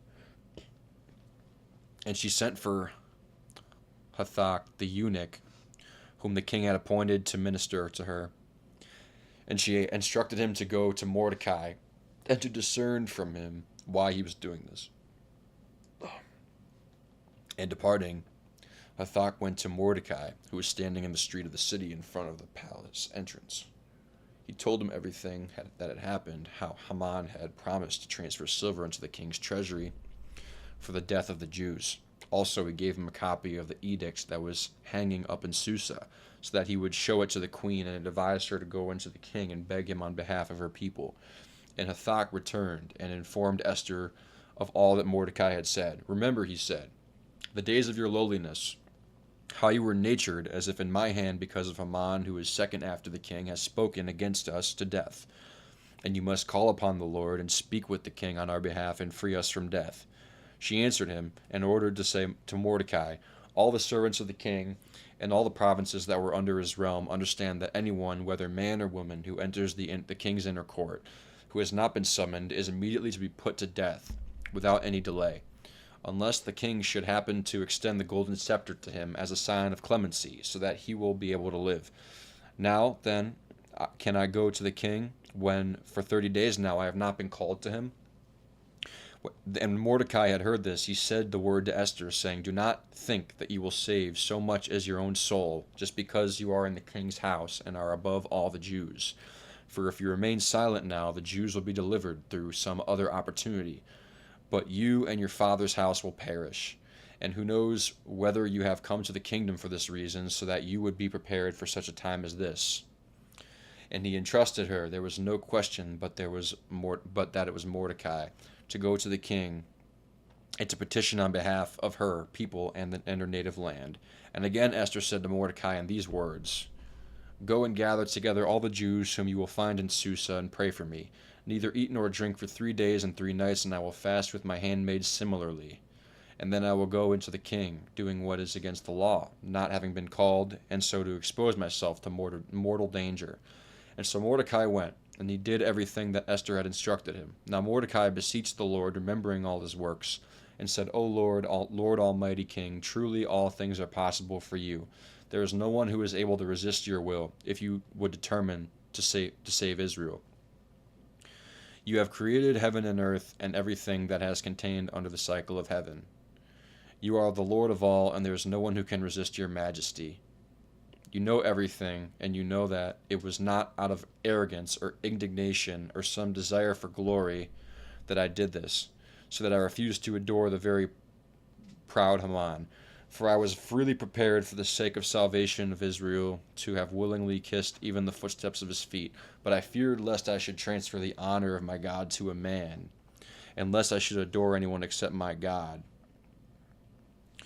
And now, Lord King, God of Abraham, may you have mercy on your people, because your enemies want to destroy us and to erase your inheritance. Do not despise your portion which you have redeemed for yourself out of Egypt. Listen to my supplication and be gracious to your lot and your token, and show our sorrow into gladness. Change our sorrow into gladness, so that in living we may praise your name, Lord, and do not close the mouths of those who sing to you. Likewise, all Israel cried out to the Lord with the same intention and supplication, because certain death was hanging over them. That's the end of the chapter, but the energy saver went out. I'm not sure if this is charging. I don't know. But we're going into Esther chapter 8. Yeah, want to jump in? Yeah, I mean, it's 12:30. All right, chat. Thanks for having me, guys. Thanks, Megan, for letting me take half your shift. It's been a good time. Hopefully I'll be back. We got plenty of time to go. I don't even know if we're halfway through the book yet. What? It should be. It went. Oh, did this come out? Okay. Oh, there we go. Okay, we're charging. We're back, chat. Could have been catastrophic. Thank you for being here. You got to witness it in real time. Okay. I don't know how lectures do this. There's so many words that I can't pronounce. I would just be up there just doing my best. Did my best, chat. Thank you guys for being here on the night shift. Drop a dono. All right, guys. Thank you. I gotta go watch UFC. Okay. Esther 8. Let's go. Okay. Esther 8. Queen Esther also, fearing the danger that was imminent, fled to the Lord. And when she had put aside her royal apparel, she took up garments suitable for weeping and mourning, and instead of various ointments, she covered her head with ashes from burnt dung, and she humbled her body with fasting, and all the aspects of her beauty she covered with her torn hair. And she begged the Lord God of Israel, saying, My Lord, who alone is our king, help me, a solitary woman, for there is no other helper but you. My peril is close at hand. I have heard from my father that you, Lord, chose Israel from among all nations, and our fathers from among all their former ancestors, to possess them as an everlasting. Be mindful, Lord, and show yourself to us in the time of our tribulation, and give me faith, Lord, King of gods and of every power. Grant fitting words to my mouth in the sight of the lion, and transform his heart to hate our enemy, so that both he and the others who conspire with him may perish. But free us by your hand, and help me, who has no other helper but you, Lord, who holds the knowledge of all things. And you know that I hate the glory of the wicked, and I detest the bed of the uncircumcised, and of all outsiders. You know my necessity, that I loathe the sign of my exaltation and glory, which is on my head in the days of my exhibition, and that I detest it like a menstruous rag, and do not wear it in the days of my silence, and that I have not eaten in Haman's table, nor has the king's feast pleased me, that I have not drunk the wine of his libations. And that your handmaid has never rejoiced from the time that I was carried here until this very day, except in you, Lord, God of Abraham. O God, whose strength and above all things, heed the voice of those who have no other hope, and free us from the hand of the wicked, and rescue me from my fear. Esther 8. Let's go. Esther 9. Man, she is so sick. So, on the third day, she put away her ornate apparel and surrounded herself with glory. She is so cool. Okay. And when she was shining in a royal manner and had called upon God, the guide and savior of all, who took 2 maids with her, and she was leaning upon one of them as if out of delicateness and great tenderness she were not able to bear carrying her own body. And the other maid followed her lady, carrying her garment flowing on the ground. Yet she had a rosy color pouring over her face, for with gracious and bright eyes she restrained a sorrowful soul and very great fear. And so, entering hesitantly through a series of doors, she stood opposite the king, where he sat upon his royal throne, clothed in royal robes and shining with gold and precious stones. And he was terrible to behold. And when he had lifted up his face and with burning eyes had shown the fury of his heart, the queen collapsed, and her color turned pale, and she rested her exhausted head upon her handmaid. And God changed the king's spirit into gentleness. Quickly and apprehensively he leapt from his throne, and lifting her up in his arms until she came to herself, he coaxed her with these words, What is the matter, Esther? I am your brother. Do not be afraid. You will not die, for this law has not been established to you, but for all others. So approach and touch the scepter. And since she remained silent, he took the golden scepter, placed it on her neck, and he kissed her and said, Why do you not speak to me? She answered, I saw you, my Lord, as an angel of God, and my heart was disturbed for fear of your glory. For you, my Lord, are great and wonderful, and your face is full of grace. And while she was speaking, she collapsed again, because she was out of breath. But the king was troubled, and all his servants consoled her. And so, on the third day, Esther had put on her royal apparel, and was standing in the atrium of the king's house, which was inside, opposite the king's hall, while he was sitting on the throne in the council room of the palace, opposite the entrance of the house. And when he saw Esther, the queen, standing there, she pleased his eyes, and he extended toward her the golden scepter, which he held in his hand, and she approached and kissed the top of his scepter. And the king said to her, What do you wish, Queen Esther? What is your request? Even if you ask for half of the kingdom, it will be given to you. But she responded, If it pleases the king, I beg you to come with me today, and Haman with you, to the feast that I have prepared. And immediately the king said, Call Haman quickly, so that he may obey Esther's will. And so the king and Haman came to the feast which the queen had prepared for them. And the king said to her, after he had drunk wine abundantly, what are you asking for that should be given to you? And which things do you require? Even if you request half of my kingdom, you will obtain it. Esther answered him, My petition and prayer is this. If I have found favor in the sight of the king, and if it pleases the king to give me what I ask, and to fulfill my petition, let the king and Haman come to the feast which I have prepared for them, and tomorrow I will open my mind to the king. And so Haman went out that day joyful and cheerful. And when he saw that Mordecai was sitting in front of the gate of the palace, and that he alone did not get up for him, but did not so much as move from the palace where he sat, he was very indignant. But, concealing his anger and returning into his house, he gathered to him his friends and Zeresh his wife, and he explained to them the greatness of his riches and the influence of his sons, and how with such glory the king had elevated him above all his rulers and servants. And after this, he said, Queen Esther has called no one else to the feast with the king except me, and I will be dining with the king again tomorrow. And though I have all these things, I consider that I have nothing as long as I see Mordecai the Jew sitting in front of the king's gate. And Zeresh, his wife, and his other friends answered him, Order a great beam to be prepared, having a height of 50 cubits, and in the morning speak to the king, so that Mordecai may be hanged from it, and so you will go joyfully with the king to the feast. This advice pleased him, and so he ordered a high cross to be prepared. Esther 9. Let's go. We got Matt and Kira. Okay. How we doing, guys? You're up late. Do we have any more donations? Okay. Thank you for being here, everyone. I have my friend Izzy sitting here with me, supporting me. Okay. All right, we are Esther 10. Esther 10. The king passed that night without sleep, and so he ordered the histories and chronicles of former times to be brought to him. And when they were reading them before him, they came to that place where it had been written how Mordecai had reported the treachery of Bigthan and Teresh, the eunuchs, who desired to cut the throat of King Xerxes. Yes. When the king had heard this, he said, What honor and reward has Mordecai been given for this fidelity? His servants and ministers said to him, He has received no compensation at all. And immediately the king said, Who is in the atrium? For, you see, Haman was entering the inner atrium of the king's house to suggest to the king that he should order Mordecai to be hanged in the gallows, which had been prepared for him. The servants answered, Haman is standing in the atrium. And the king said, Let him enter. And when he had entered, he said to him, What ought to be done for the man whom the king wishes to honor?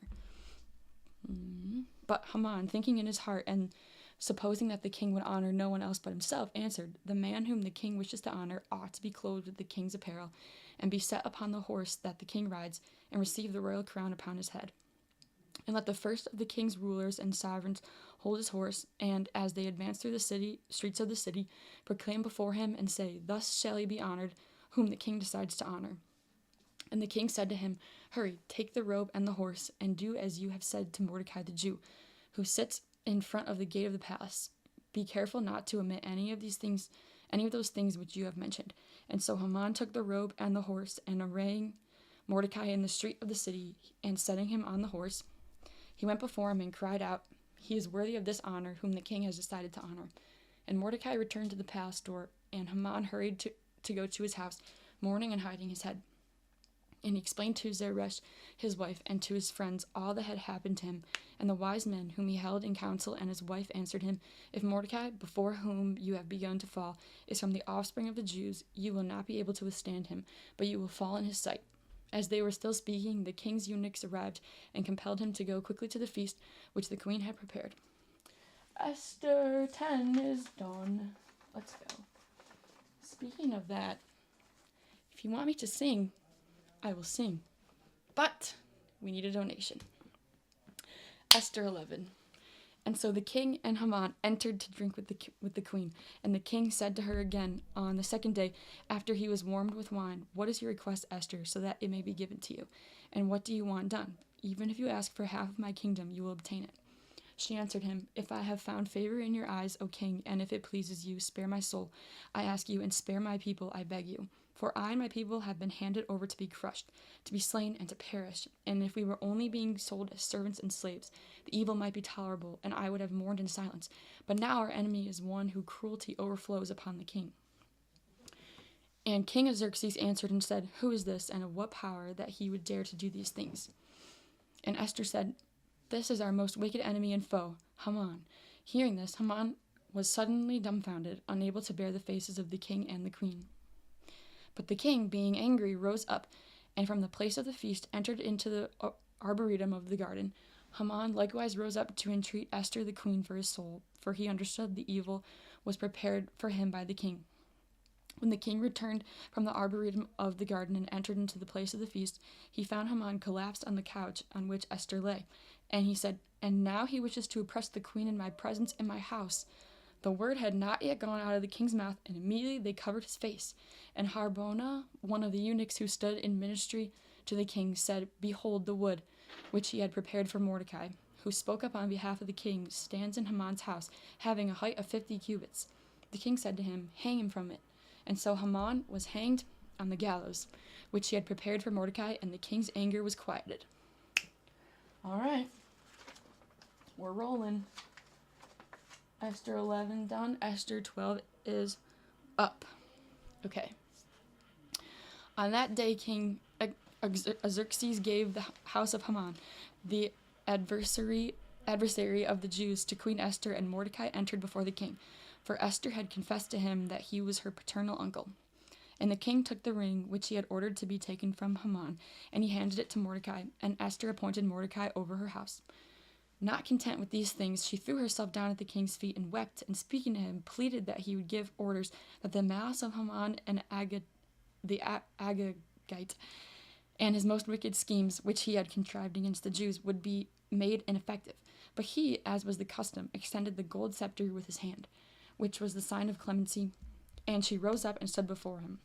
And she said, "If it pleases the king, and if I have found favor in his eyes, and my request is not seen to be disagreeable to him, I beg you that the former letters of Haman, the traitor and enemy of the Jews, by which he instructed them to be destroyed in all the king's provinces, may be corrected by new letters.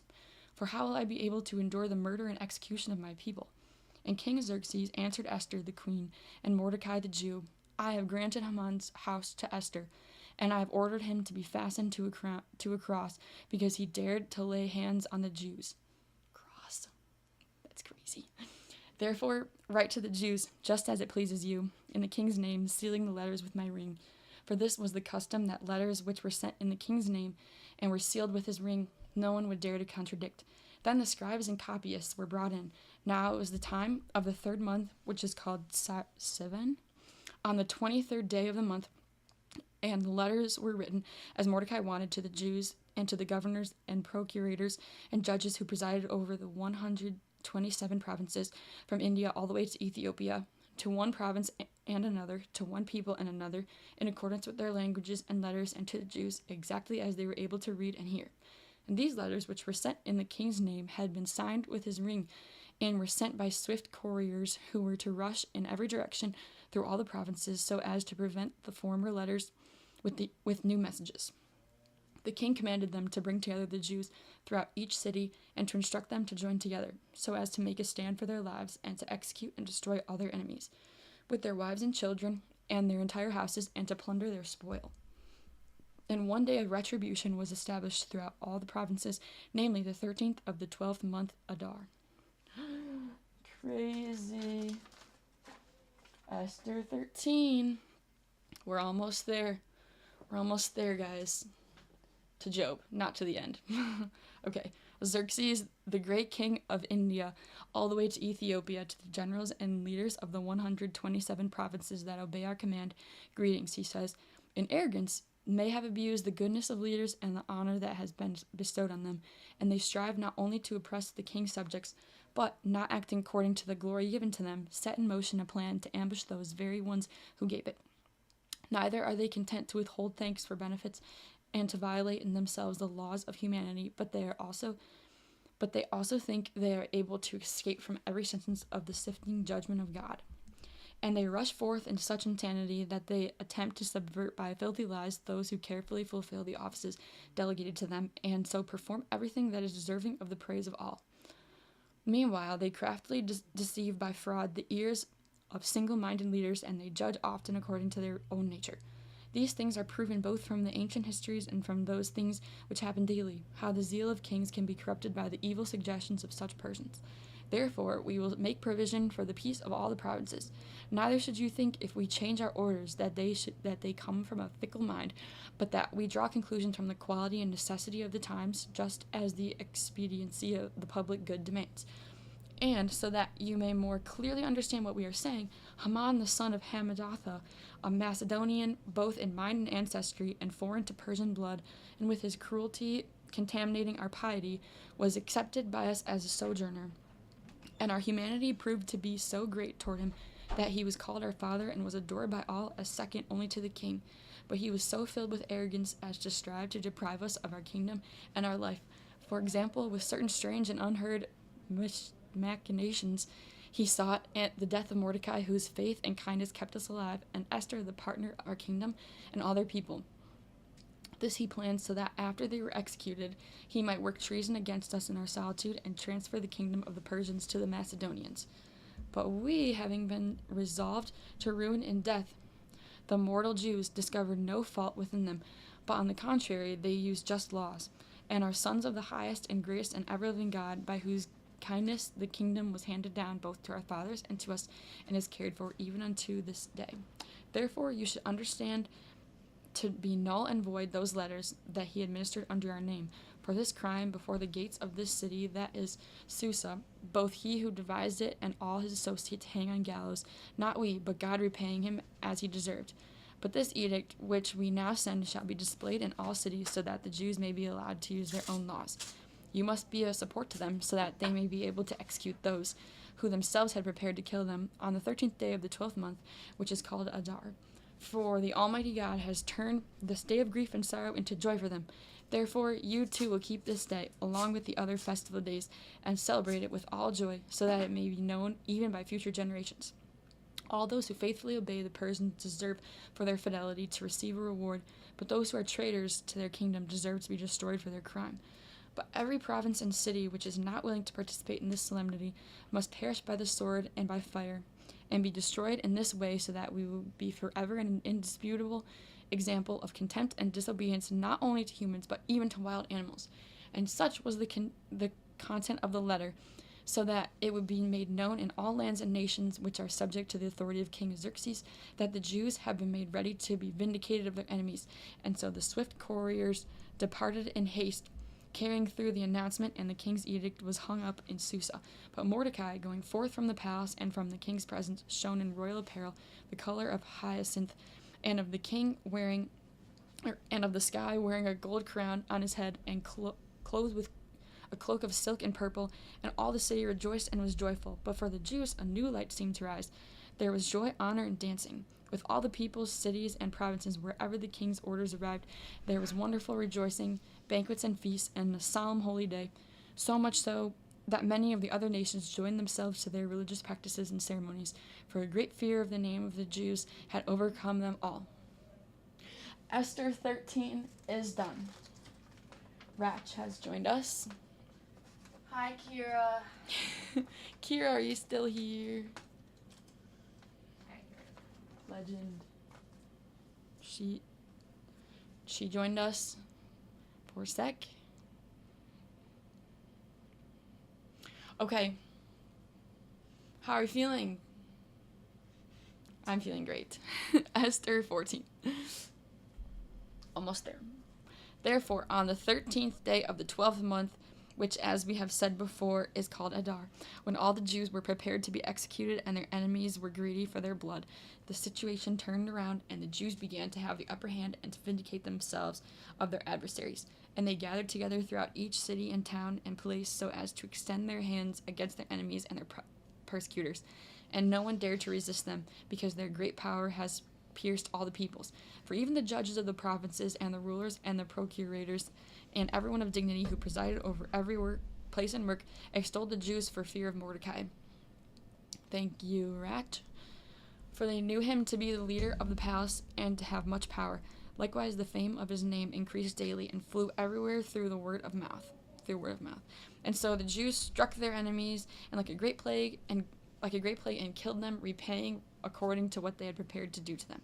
So much so that even in Susa they executed 500 men, besides the 10 10 sons of Haman the Agagite, the enemy of the Jews, and their names are these.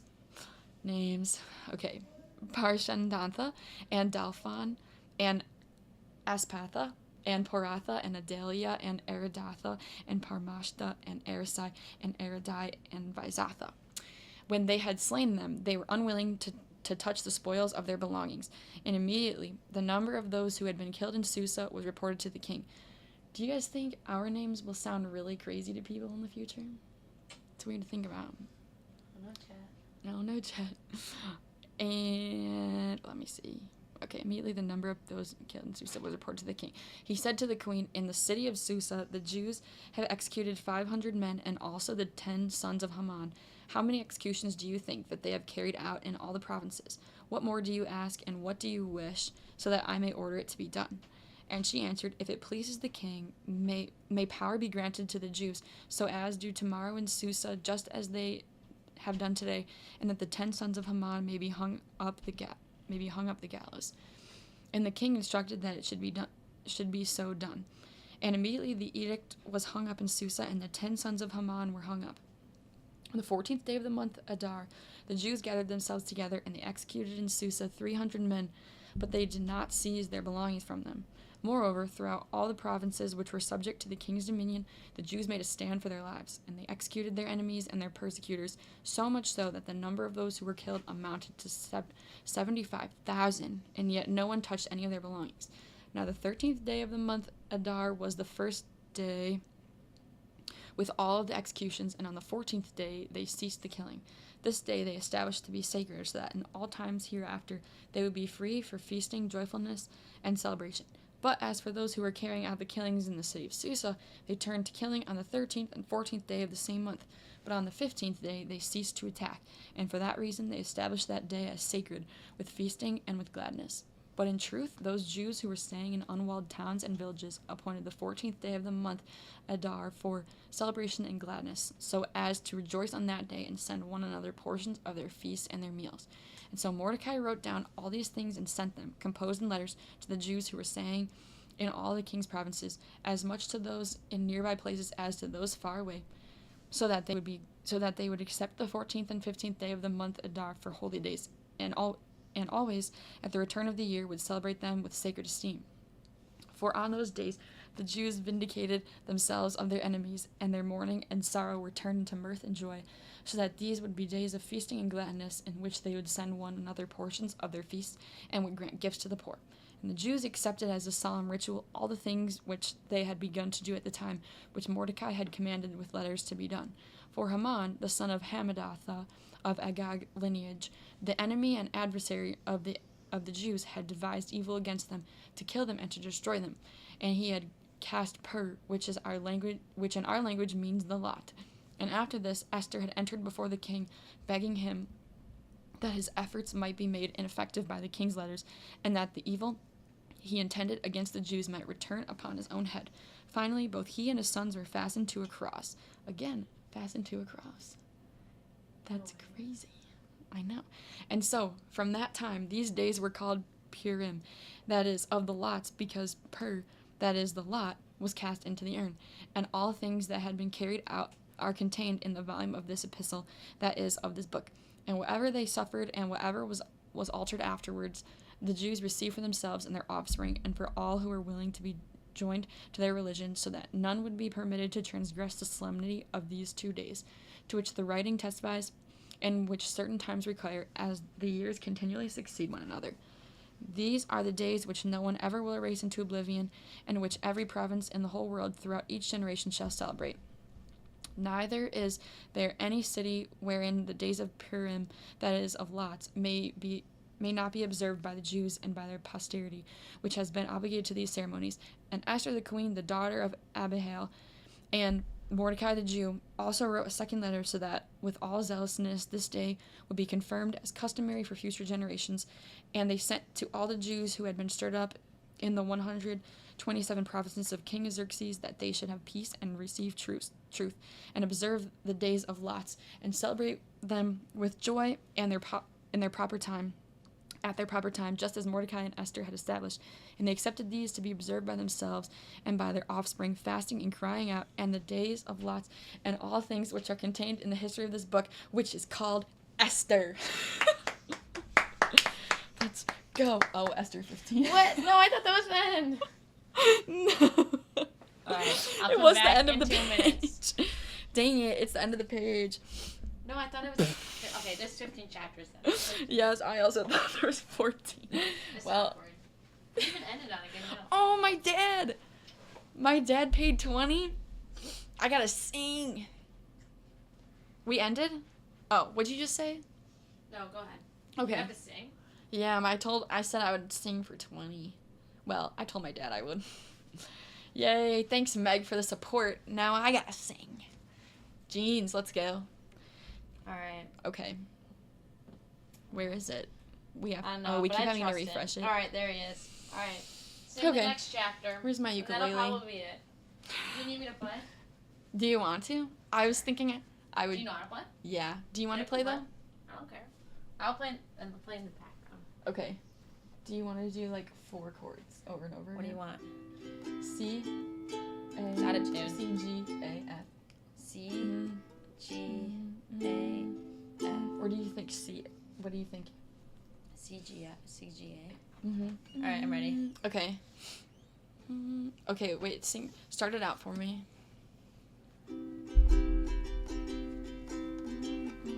This is C. Okay. Truly, King Xerxes made all the land and all the islands of the sea tributaries. And his strength and his authority and dignity and supremacy with which he exalted Mordecai have been written in the books of the Medes and the Persians.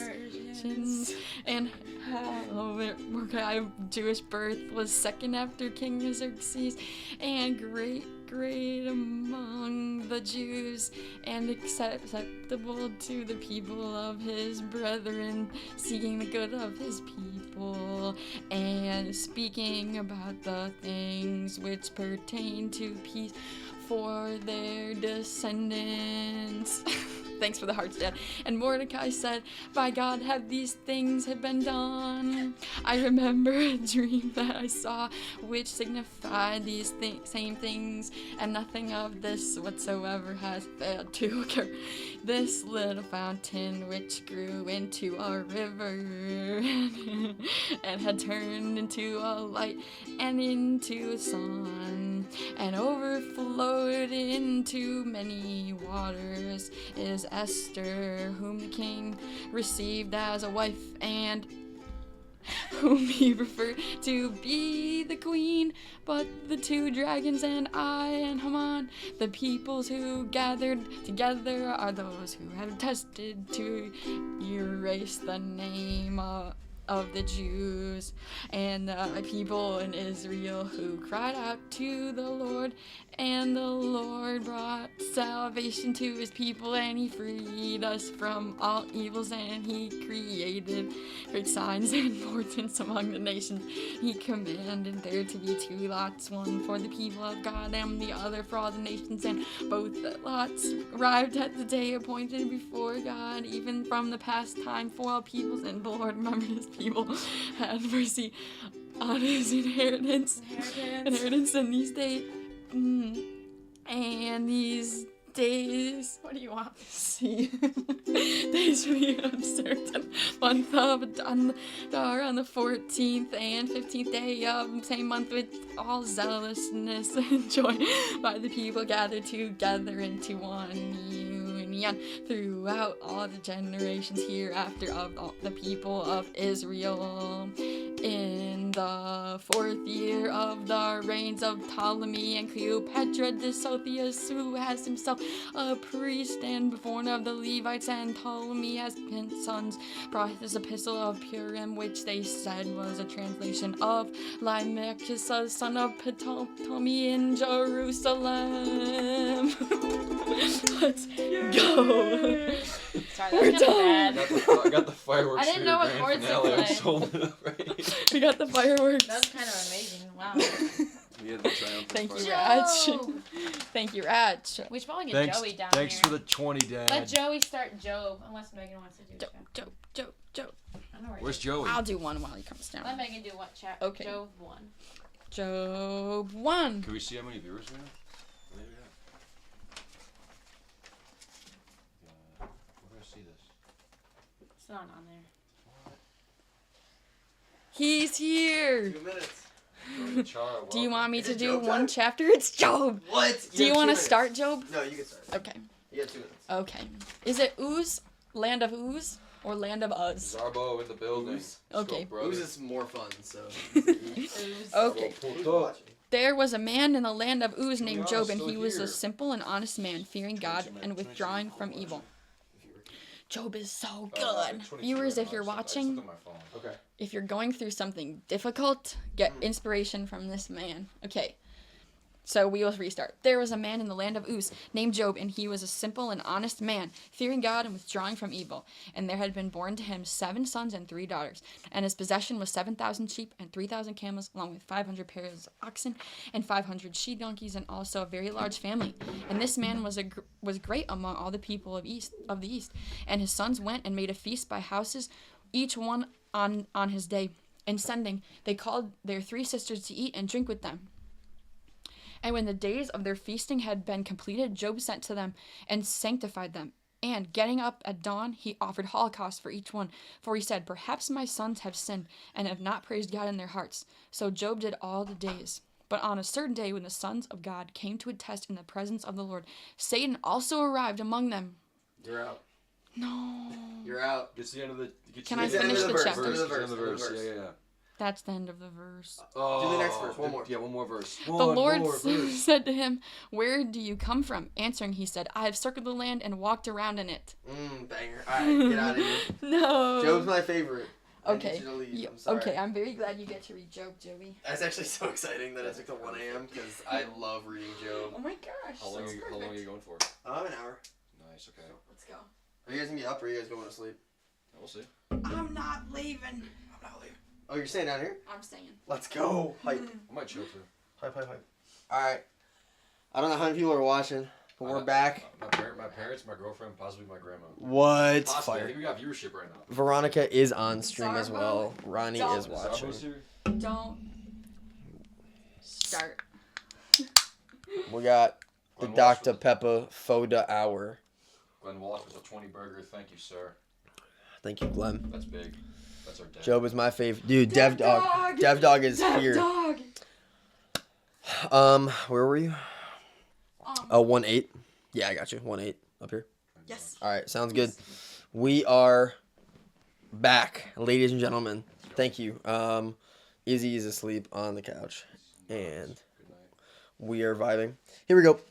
Job 1:8. Hold on. And the Lord said to him, have you not considered my servant Job? For there is no one like him in the land, a simple and honest man, fearing God and withdrawing from evil. Crazy that God was like lobbing up Job like that, but it's cool. Answering him, Satan said, does Job fear God to no purpose? Have you not fortified him as well as his house and every one of his belongings around him? Blessed the works of his hands, and his possession has increased in the land. But extend your hand a little and touch all that he possesses, and see if he still praises you to your face.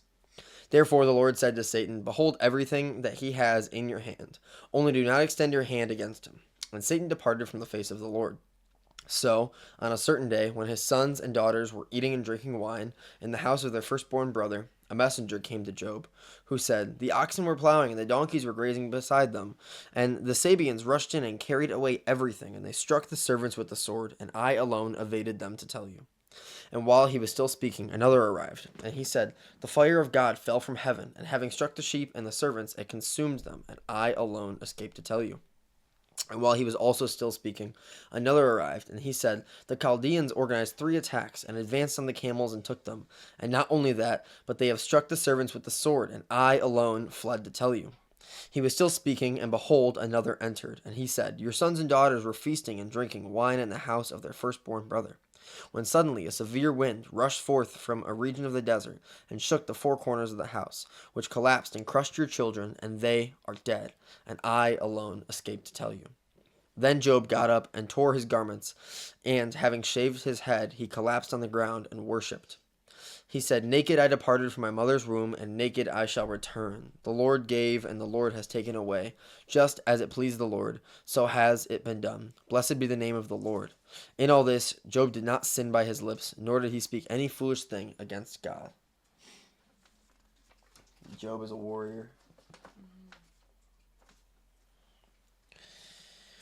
But it happened that on a certain day, when the sons of God had arrived, and they stood before the Lord, Satan likewise arrived among them, and he stood in his sight.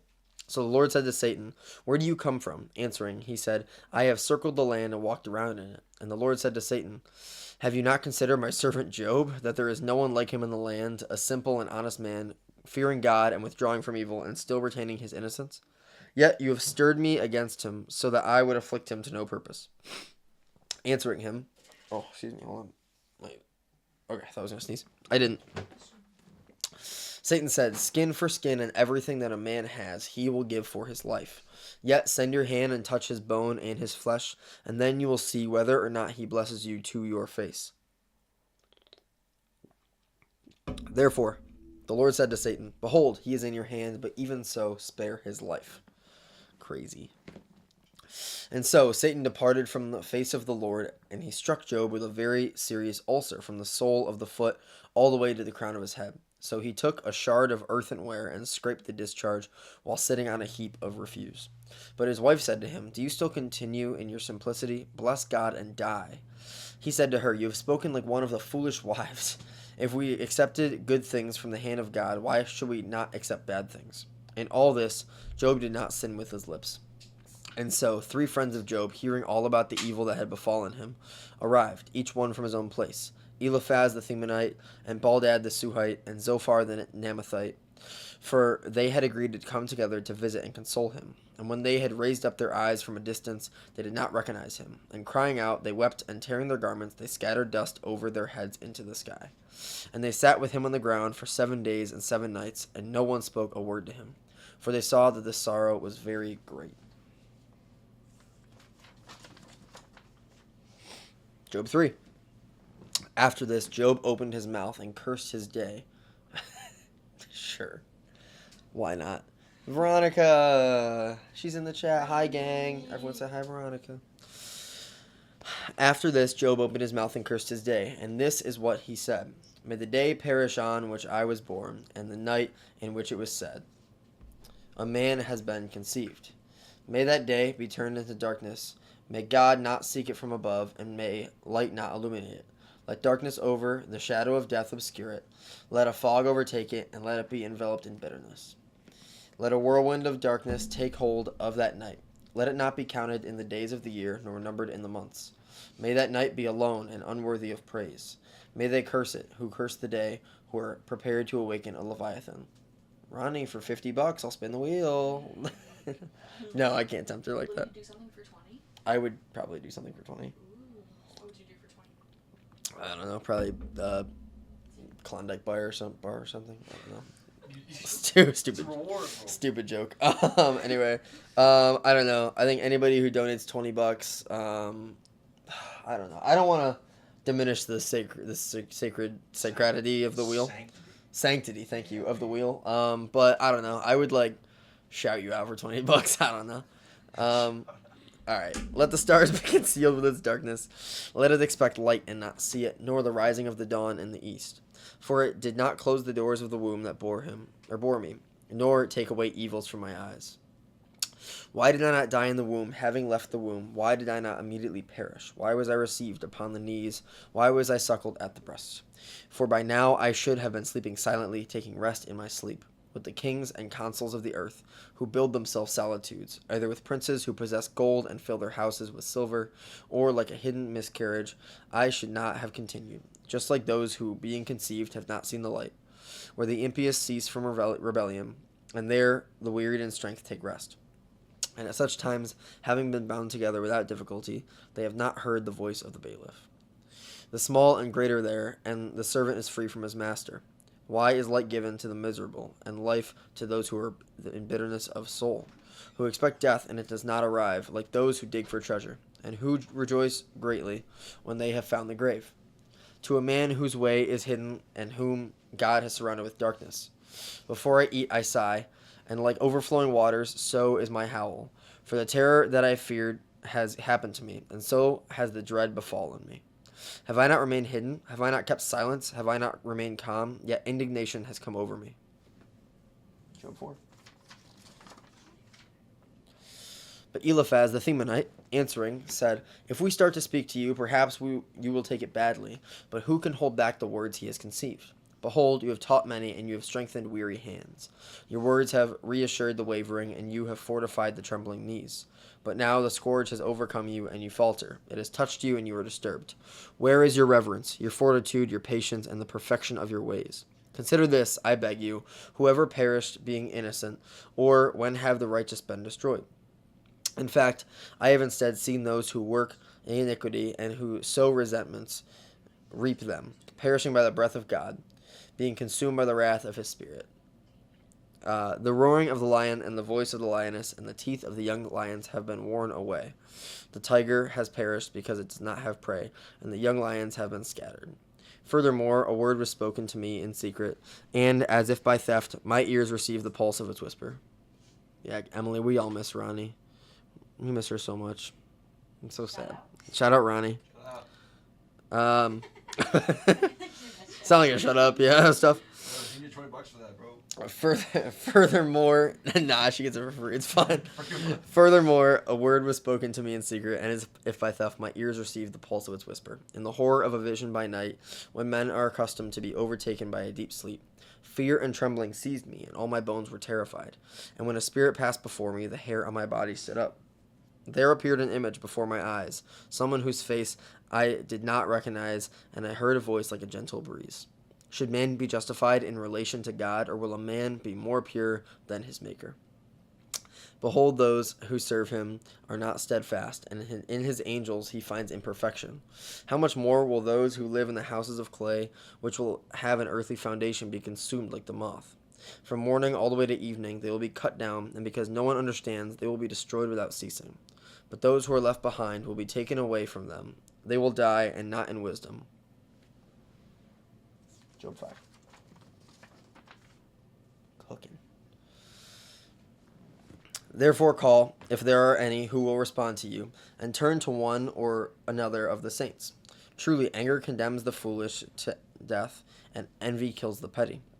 I have seen a fool with a strong root, and I have cursed his excellence without hesitation. His sons will be far from prosperity, and will be crushed at the gate, and there will be none who can rescue them. Their harvest, the starving will eat, the armed man will rob him, and the thirsty will drink his resources. Nothing on earth occurs without a reason, and sorrow does not rise from the earth. Man is born to labor, and the bird to fly. Therefore, because of this, I will beg the Lord, and place my eloquence before God. He does great and unfathomable and miraculous things without number. He gives rain over the face of the earth and irrigates all things with the waters. He places the humble on high and encourages the grieving towards health. He dispels the thoughts of the spiteful, lest their hands be able to complete what they had begun. He catches the wise in their cleverness and dissipates the counsel of the perverse. They will encounter darkness in the daytime, and they will grope at midday just as in the night. Therefore he will act to save the needy from the sword of their mouth, and the poor from the hand of the violent. And there will be hope for those in need, for iniquity will diminish its speech. Blessed is the man whom God corrects. Therefore do not reject the chastisement of the Lord. For he wounds and he cures, he strikes and his hands will heal. He will deliver you into 6 tribulations, and in the 7th evil will not touch you. During famine he will rescue you from death, and during war from the hand of the sword. You will be hidden from the scourge of the tongue, and you will not fear calamity when it arrives. In desolation and in famine you will laugh, and you will not dread the beasts of the earth. For you are in harmony with the stones of the land, and the beasts of the earth will make peace with you. And you will know that your home has peace, and concerning your appearance you will not sin. Likewise, you will know that your offspring will be manifold, and your progeny will be like the grass of the earth. You will enter the grave with abundance, just as a crop of wheat is gathered in its time. Behold, this is just as we have found it, which you have heard. Walk it through your mind. What if for every $20 donation he has to like read it like a Southern Baptist preacher, like with super like loud and passionate? Oh, Ronnie actually donated $20. Like giving a speech. Okay, thanks Ronnie for the donation. Oh, nice. Ronnie appearance in the chat for sure. Punishment idea incoming from Christian. Oh, that was you. I was just reading the names. Or like read it. Sounds like a reward, to be honest. Yeah, honestly, I feel like I could talk like that anyways. Read it like an accent or something. Yeah. I liked Mark's singing earlier today. I think Mark's singing was really good. That's not a bad idea. Maybe, I don't know. Ronnie donated $20. Yeah, I think I have give her to something figure for something. 20. Shout out Ronnie. Shout out Veronica Bettino. Shout out. Shout out Verna. All right, that's it. Anyway. Sing. But Job responding said, I wish that my sins, for which I deserve wrath, and the calamity that I endure, were weighed out on a balance. Compared to the sand of the sea, they would appear heavier, and so my words are full of sorrow. For the arrows of the Lord are in me. My spirit drinks of their indignation, and the terrors of the Lord are soldiers against me.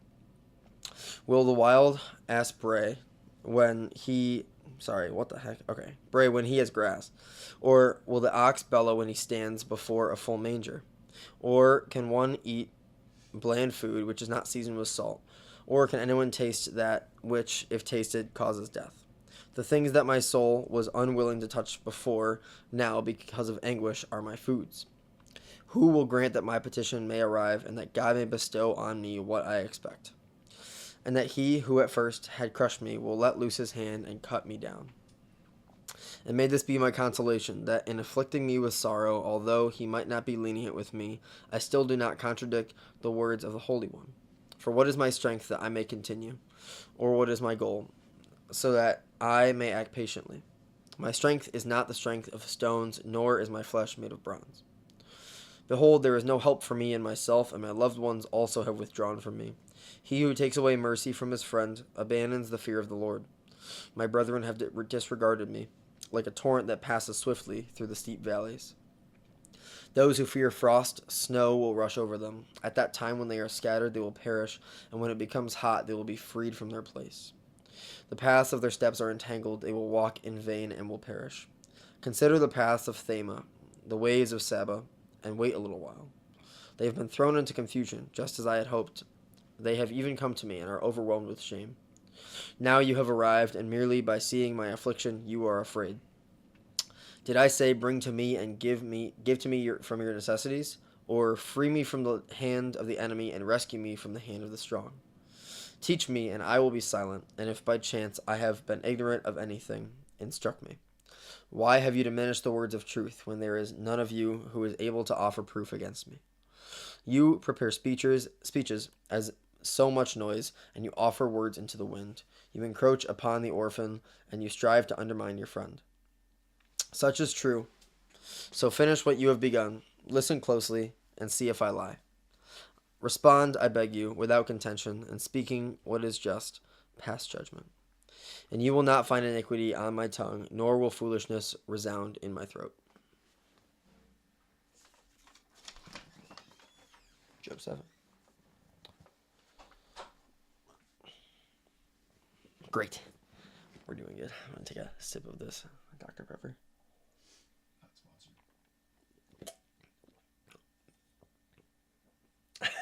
All right, Ronnie wants something. Someone give this guy a punishment. Didn't donate 20 for nothing. All right, I'd give. This is like, okay, really biased. I'm not spinning the wheel for every $20, but I will for Ronnie. Sorry, everybody else. She gets a discounted wheel. Also, I told her to stay up to watch this, so she has stayed up. Yeah, you gotta give her the wheel. Lemon shot. No. Yeah, give me a lemon shot. Come on. Let's go. I get to. You make it the whole cup. Do the whole thing. I'll do it. Ronnie, that's some value right there. That is actually a very good. By the way, maybe it's just my luck, but second lemon shot of the night for me. Let's go. It's hilarious. I won't start Job 7 until this lemon shot goes. Did you fully? Intermission. Oh man. Oh my gosh. No, lemon on the What carpet. if like every time he like Here, laments here, about something or says something about dust or ashes? Wait, no. We're reading Job. All right, Ronnie. This is the heaviest lemon shot of all time, actually. Is this pure lemon juice? Yeah, breaking surface tension. Megan, you filled that. Yep, she did. I told her to. A medicine cup? Oh no. I lost a bunch of it. I'll get something for you. It's not even on me. It's just on the chair. Oh my gosh. Thanks. I'm gonna uncontrollably salivate for 30 minutes now. Appreciate you. That's so sick. Oh my gosh. You're right. $20 wasn't for nothing. Now I gotta go. Here we go. Job 7. The life of a man on the earth is a battle, and his days are like the days of a hired hand. Just as a servant desires the shade, and just as the hired hand looks forward to the end of his work, so also have I had empty months and have counted my burdensome nights.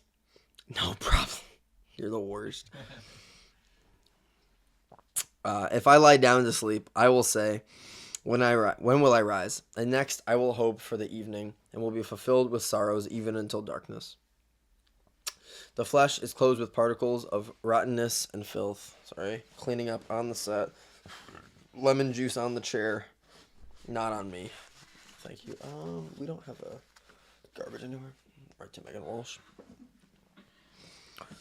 My flesh is clothed with particles of rottenness and filth. My skin is dried up and tightened. My days have passed by more quickly than the threads are cut by a weaver, and they have been consumed without any hope.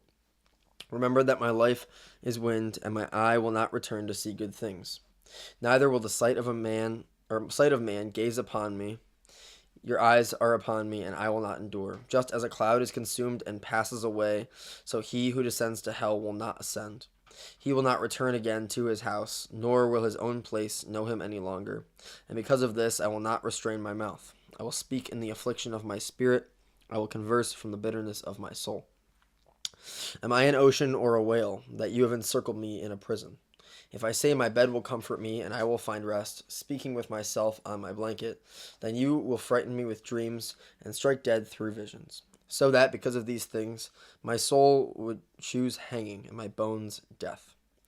I feel like discounted wheel spins overnight makes sense. You know, it's late. You know, thanks for being here, everybody. I don't have a viewer count anymore. It's gone, but check it. I didn't have one either. That's fine. Just check it on your phone. Just go on there. I despair. By no means will I live any longer. I think you should just minimize or make it smaller, if you can. If not, just check it on your phone. I don't care. I just want to know how many people are watching. Oh no, I don't like that. All right. What is man that you should praise him, or why do you place your heart near him? You visit him at dawn, and you test him unexpectedly. How long will you not spare me, nor release me to ingest my saliva? I have sinned. What should I do for you, O keeper of men? Why have you set me against you, so that I have become burdensome even to myself? Why do you not steal away my sin? Why do you not sweep away my iniquity? Behold now, I will sleep in the dust, and if you seek me in the morning, I will not remain. As Job is having an existential crisis. 14.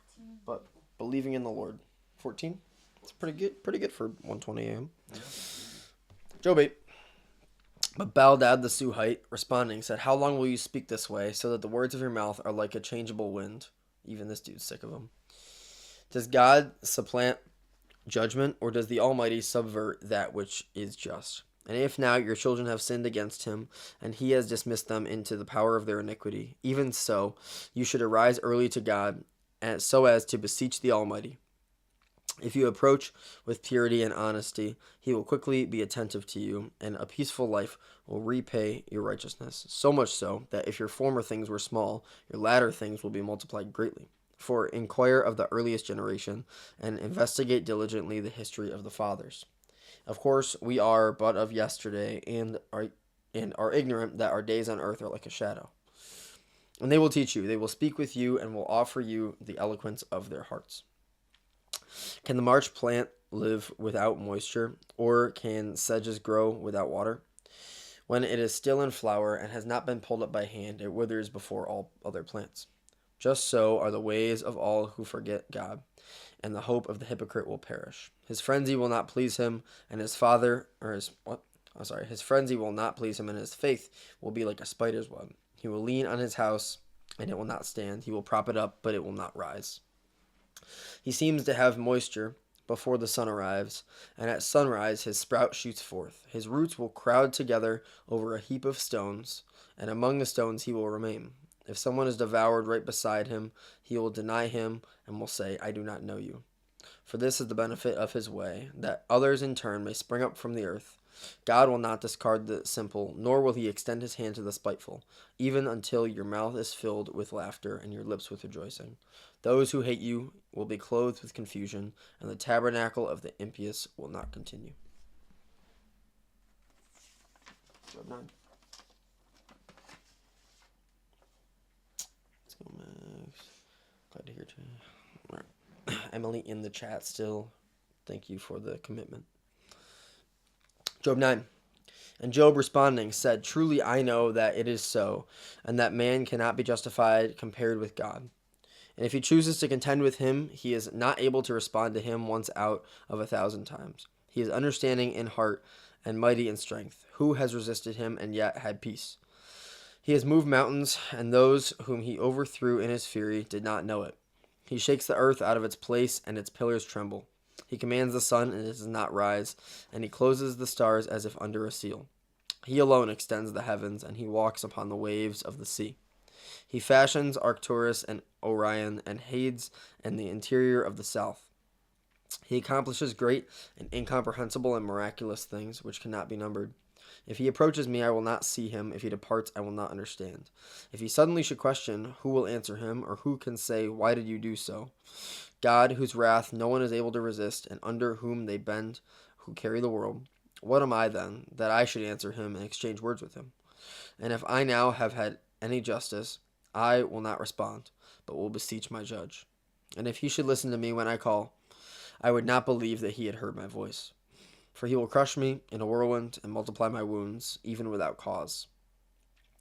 He does not permit my spirit to rest, and he fills me with bitterness. If strength is sought, he is most strong.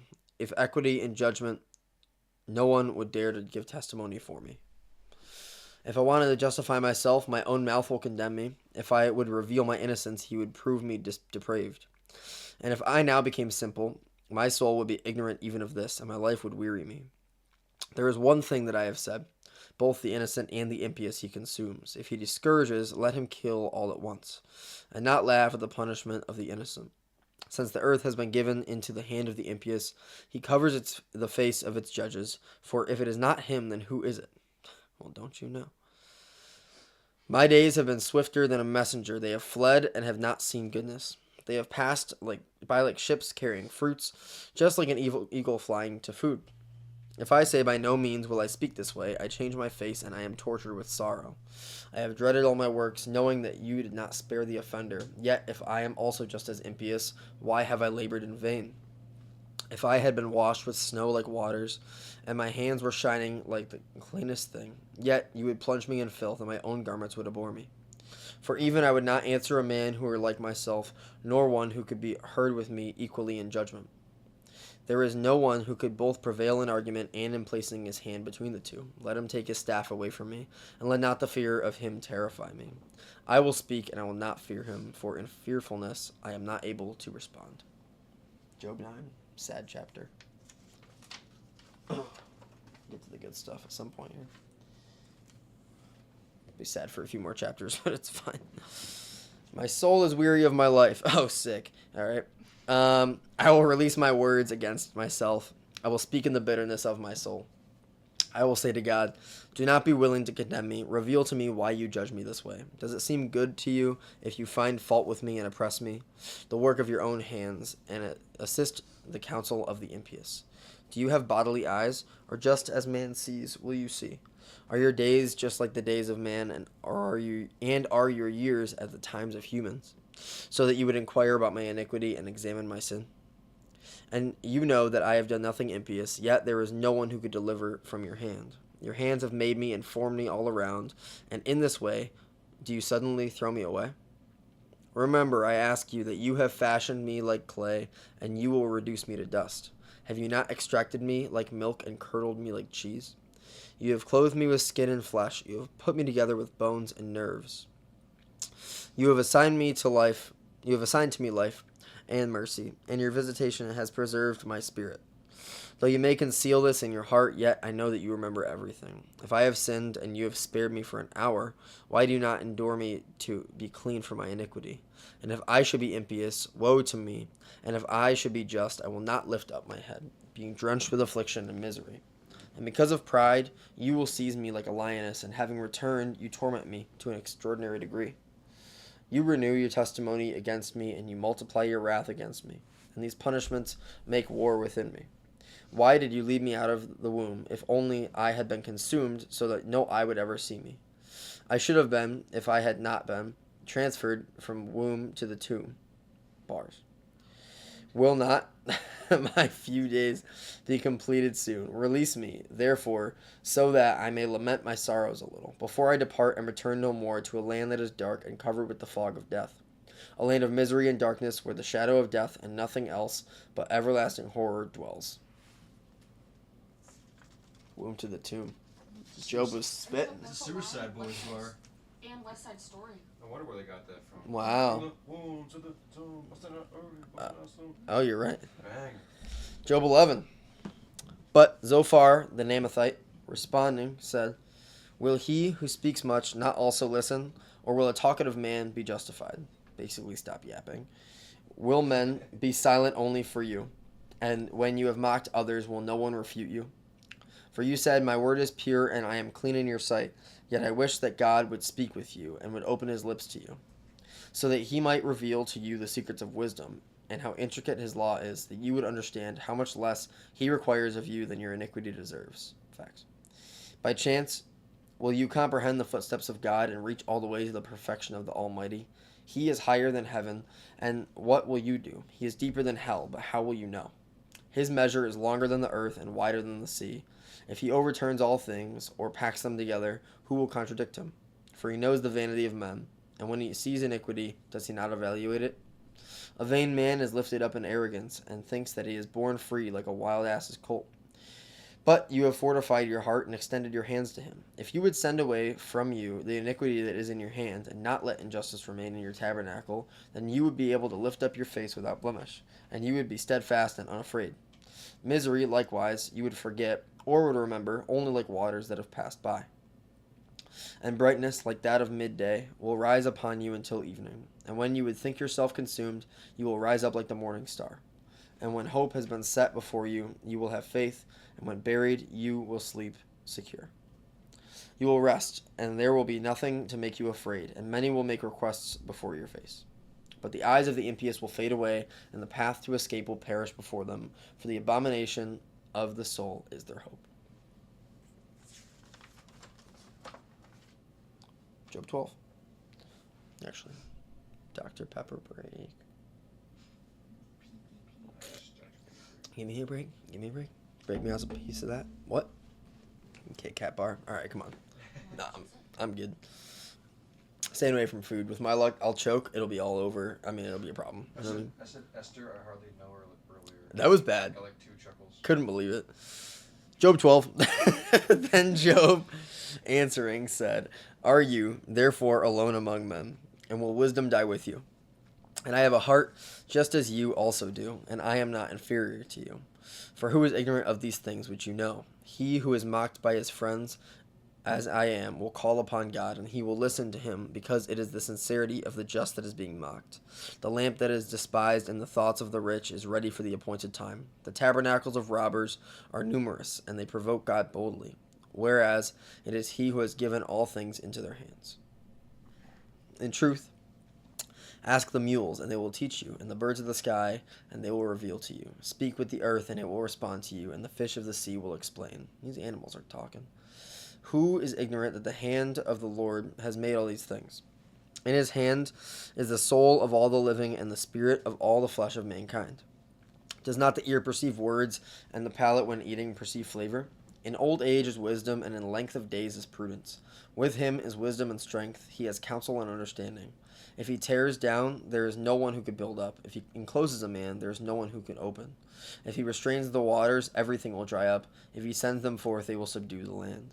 With him is strength and wisdom. He knows both the deceiver and who is deceived. He leads advisers to a foolish end and judges to stupidity. He removes the belt of kings and encircles their waist with a rope. He leads away priests in dishonor and displaces nobles, altering the lips of those who speak the truth, and sweeping away the teaching of the aged. He pours disdain upon the leaders, relieving those who had been oppressed. He reveals the depths of the darkness, and he brings the shadow of death into the light. He multiplies people and destroys them, and, having been overthrown, he restores them anew. He transforms the heart of the leaders of the people on earth, and misleads those who in vain advance upon the inviolable. They will grope as in the darkness, not the light. He will make them stagger like drunkards.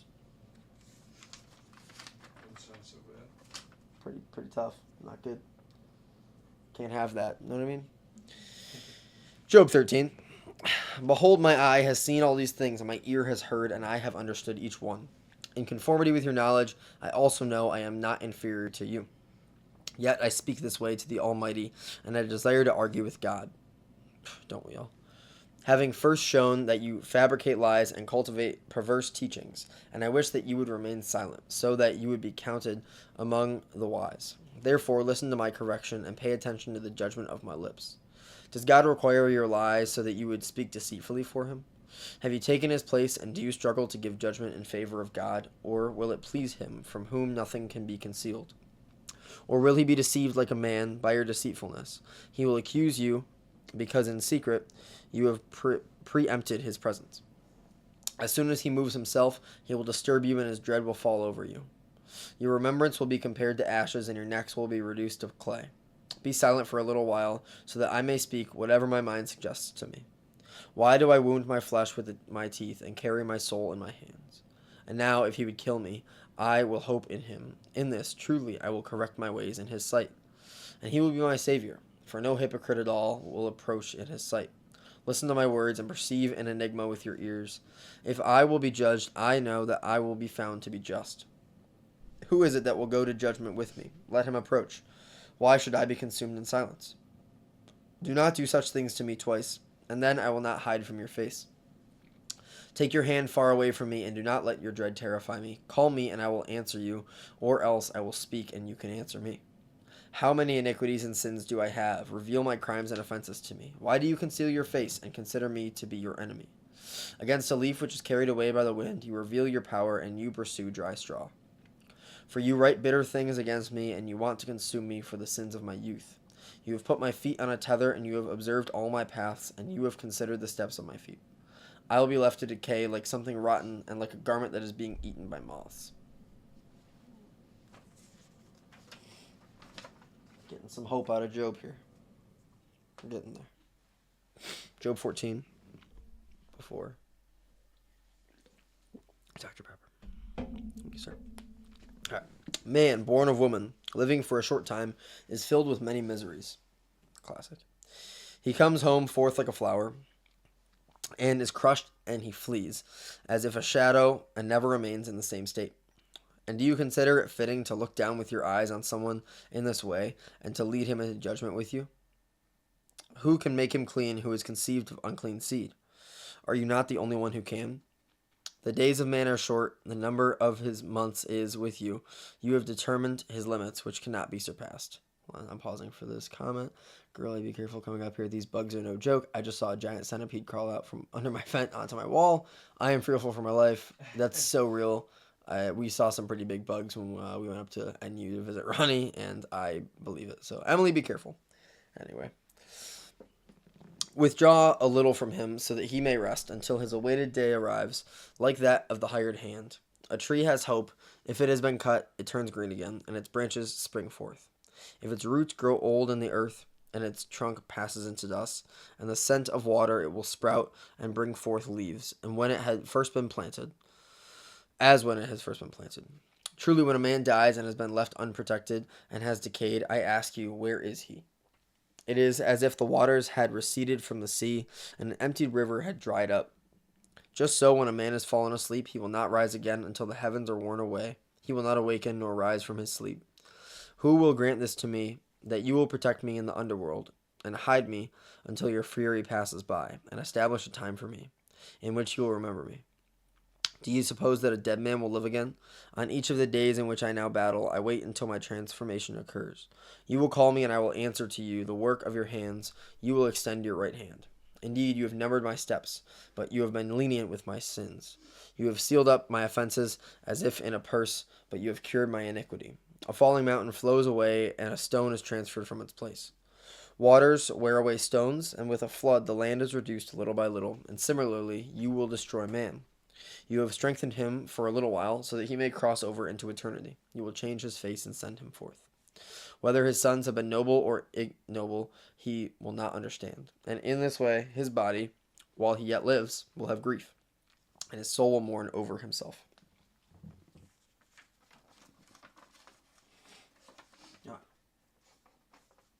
Do it. Jeez. Sorry, guys. Jeez, technical difficulty. But Eliphaz the Themanite, answering, said, Will a wise man answer as if he were speaking wind? And will he fill his stomach with fire? You rebuke with words he who is not equal to you, and you speak what is not expedient for you. To such an extent that within yourself you have expelled reverence, and have taken away prayers from the presence of God. For your iniquity has misled your mouth, and you imitate the tongue of blasphemers. Your own mouth will condemn you, not I, and your own lips will answer you. Are you the first man who was born, or were you formed from the hills, or formed before the hills? Have you heard the intentions of God, and will his wisdom be inferior to you? What do you know, about which we are ignorant? What do you understand that we do not know? There are with us both aged and ancient men, even more senior than your fathers. Is it so important that God should console you? But your own depraved words prevent this. Why does your heart exalt you, and why do you gaze with your eyes as if thinking great things? Why does your spirit stir against God so as to utter such speeches from your mouth? I thought I saw this number go up, but I might be lying. It did not. All right, here we go. What is man that he should be immaculate, and that he should appear just, having been born of a woman? Behold, among his holy ones, not one is immutable, and even the heavens are not pure in his sight. How much more abominable and useless is the man who drinks as if from the water of iniquity. I will reveal to you, so listen to me, and I will explain to you what I have seen. The wise acknowledge, and they do not leave behind their fathers, to whom alone the earth has been given, and no stranger passed among them. The impious is arrogant for all his days, and the number of years of his tyranny is uncertain. The sound of terror is always in his ears, and when there is peace, he always suspects treason. He does not believe that it is possible for him to be turned from darkness into the light, for he sees around him the sword on every side. When he moves himself to seek bread, he knows that the day of darkness has been prepared for his hand. Tribulation will terrify him, and anguish will prevail over him, like a king who is being prepared to go to battle. Poena, I agree, this is awesome. Thank you for being in the chat and taking time out of your night to be here. Appreciate you. For he has extended his hand against God, and he has strengthened himself against the Almighty. He has rushed against him with his throat exposed, and he has been armed with a fat neck. Jeez. Thickness has covered his face, and lard hangs down from his sides. He has lived in desolate cities and deserted houses which have been turned into tombs. He will not be enriched, nor will his basic necessities endure, nor will he establish the root of his earth. He will not withdraw from the darkness. The flame will burn up his branches, and he will be defeated by the breath of his own mouth. He will not believe, being vainly deceived by error, that he could be redeemed at any price. Before his time is completed, he will pass into ruin, and his hands will wither away. He will be wounded like a grapevine when its cluster in its first flower, and like an olive tree that casts off its flower. For the congregation of the hypocrites is fruitless, and fire will devour the tabernacles of those who love to accept money. He has conceived sorrow, and he has brought forth iniquity, and his womb prepares deceit. How are you feeling out there, folks? Good stuff. What a book to go to bed to, says epicless. I agree. Constant lamenting. Job is, lamenting and some hope coming in the way, but if you fall asleep before chapter like 25, you're kind of cooked. So sorry, dude. Yeah, just wait. It gets It's better. fine, just wait. That's literally the entirety of the Bible. Ain't that the gospel, folks? Thanks. We're not there yet, but I'll tell you about it. Job 16. Come back and Yeah. tomorrow. Yeah, come back tomorrow for the Gospels. We'll hear a whole lot about this guy named Jesus. He's pretty cool. Then Job answering said, I have often heard such things. You are all aggravating comforters. Will there be no end to windy words, or is it all a burden to you if you speak? I too can speak like you, and I also wish that your soul favored my soul. I would also comfort you with speeches, and I would wag my head over you. I would strengthen you with my mouth, I would move my lips, and as if being lenient to you. But what can I do when I am speaking? My grief will not be quiet, and if I am quiet, it will not withdraw from me. But now my grief has crushed me, and all my limbs have been reduced to nothing. Yeah, that's the plan. Someone better donate $350 on Psalm 149. That might be the plan for somebody. We're waiting for that. We're expecting that to come up. Could you imagine? It will be middle of the night, so that'll be some real commitment if somebody does. That'll be like 3 a.m. My wrinkles bear witness against me, and a liar rises up against my face, contradicting me. He has gathered together his fury towards me, and threatening me, he has roared against me with his teeth. My enemy has beheld me with terrible eyes. They have opened their mouths against me, and reproaching me, they have struck me on the cheek. They are nourished by my sufferings. God has confined me with the immoral, and has delivered me into the hands of the impious. I, who once was wealthy, am now crushed. He has grabbed me by the neck. He has broken me, and has a place before him as a sign. He has surrounded me with his lances. He has severely wounded my lower back. He has not been lenient, and he has poured out my organs upon the earth. He has cut me with a wound after wound. He has rushed upon me like a giant. Angelo with the Spark Notes Gospel. Appreciate you in the chat. I'll read that real quick. Jesus Christ died for you and your sins to be forgiven and rose from the dead, proving he was God, the Son, and he will come back to judge us, but you need to accept him for your sins to be forgiven. W. Facts. W Gospel Spark Notes. Facts. Thanks for doing this. Yes, sir. There's a lot of people reading. Angelo, stick around and pop in. We'll be doing this for at least another day. So, yeah, probably more than that. I have sewn sackcloth over my skin, and I have covered my body with ashes. There's the ashes. My face is swollen from weeping, and my eyelids have dimmed my vision. These things I have endured without iniquity in my hand, which while I held pure prayers before God. O earth, do not conceal my blood, nor let my outcry find a hiding place in you. For behold, my witness is in heaven, and my confidant is on high. My friends are full of words, my eye rains tears upon God. And I wish that a man might be so judged before God, just as the Son of Man is judged with his assistant. For behold, a few years pass by, and I am walking a path by which I will not return. Good morning, Izzy.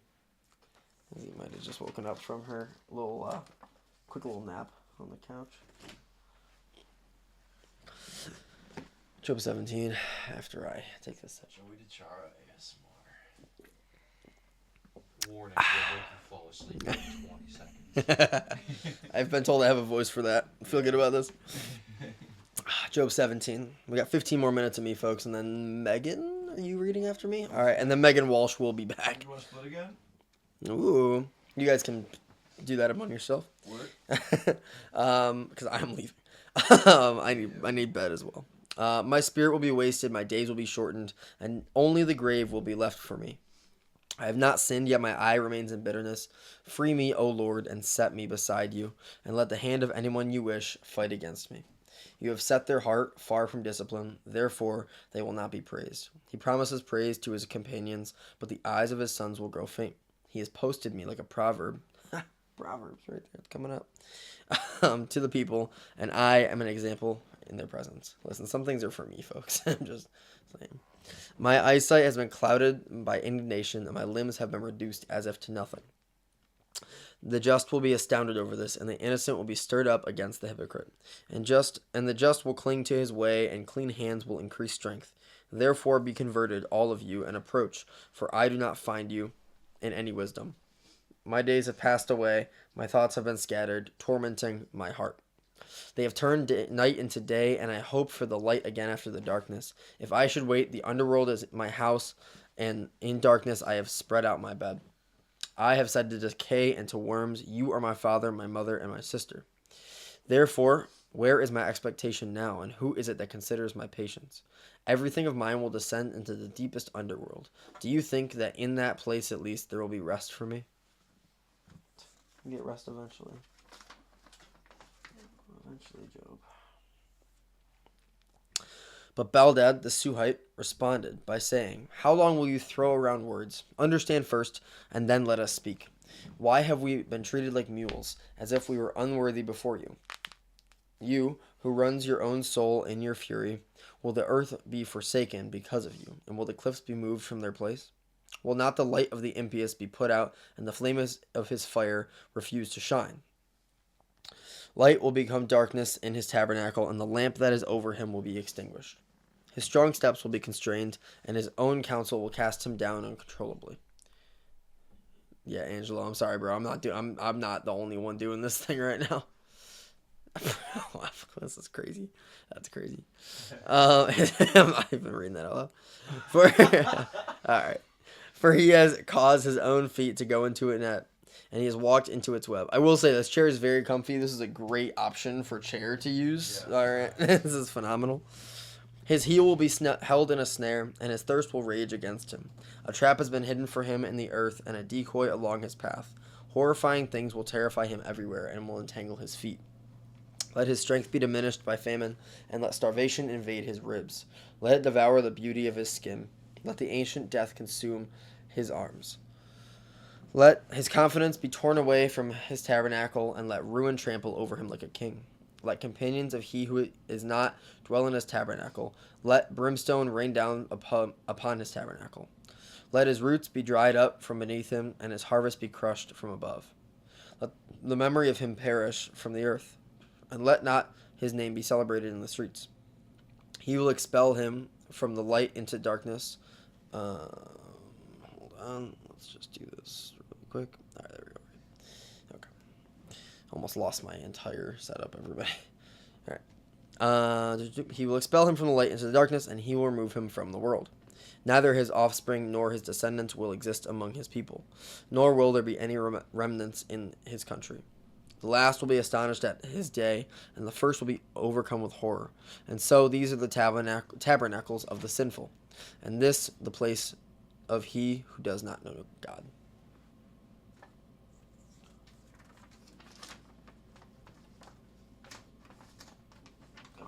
Amen.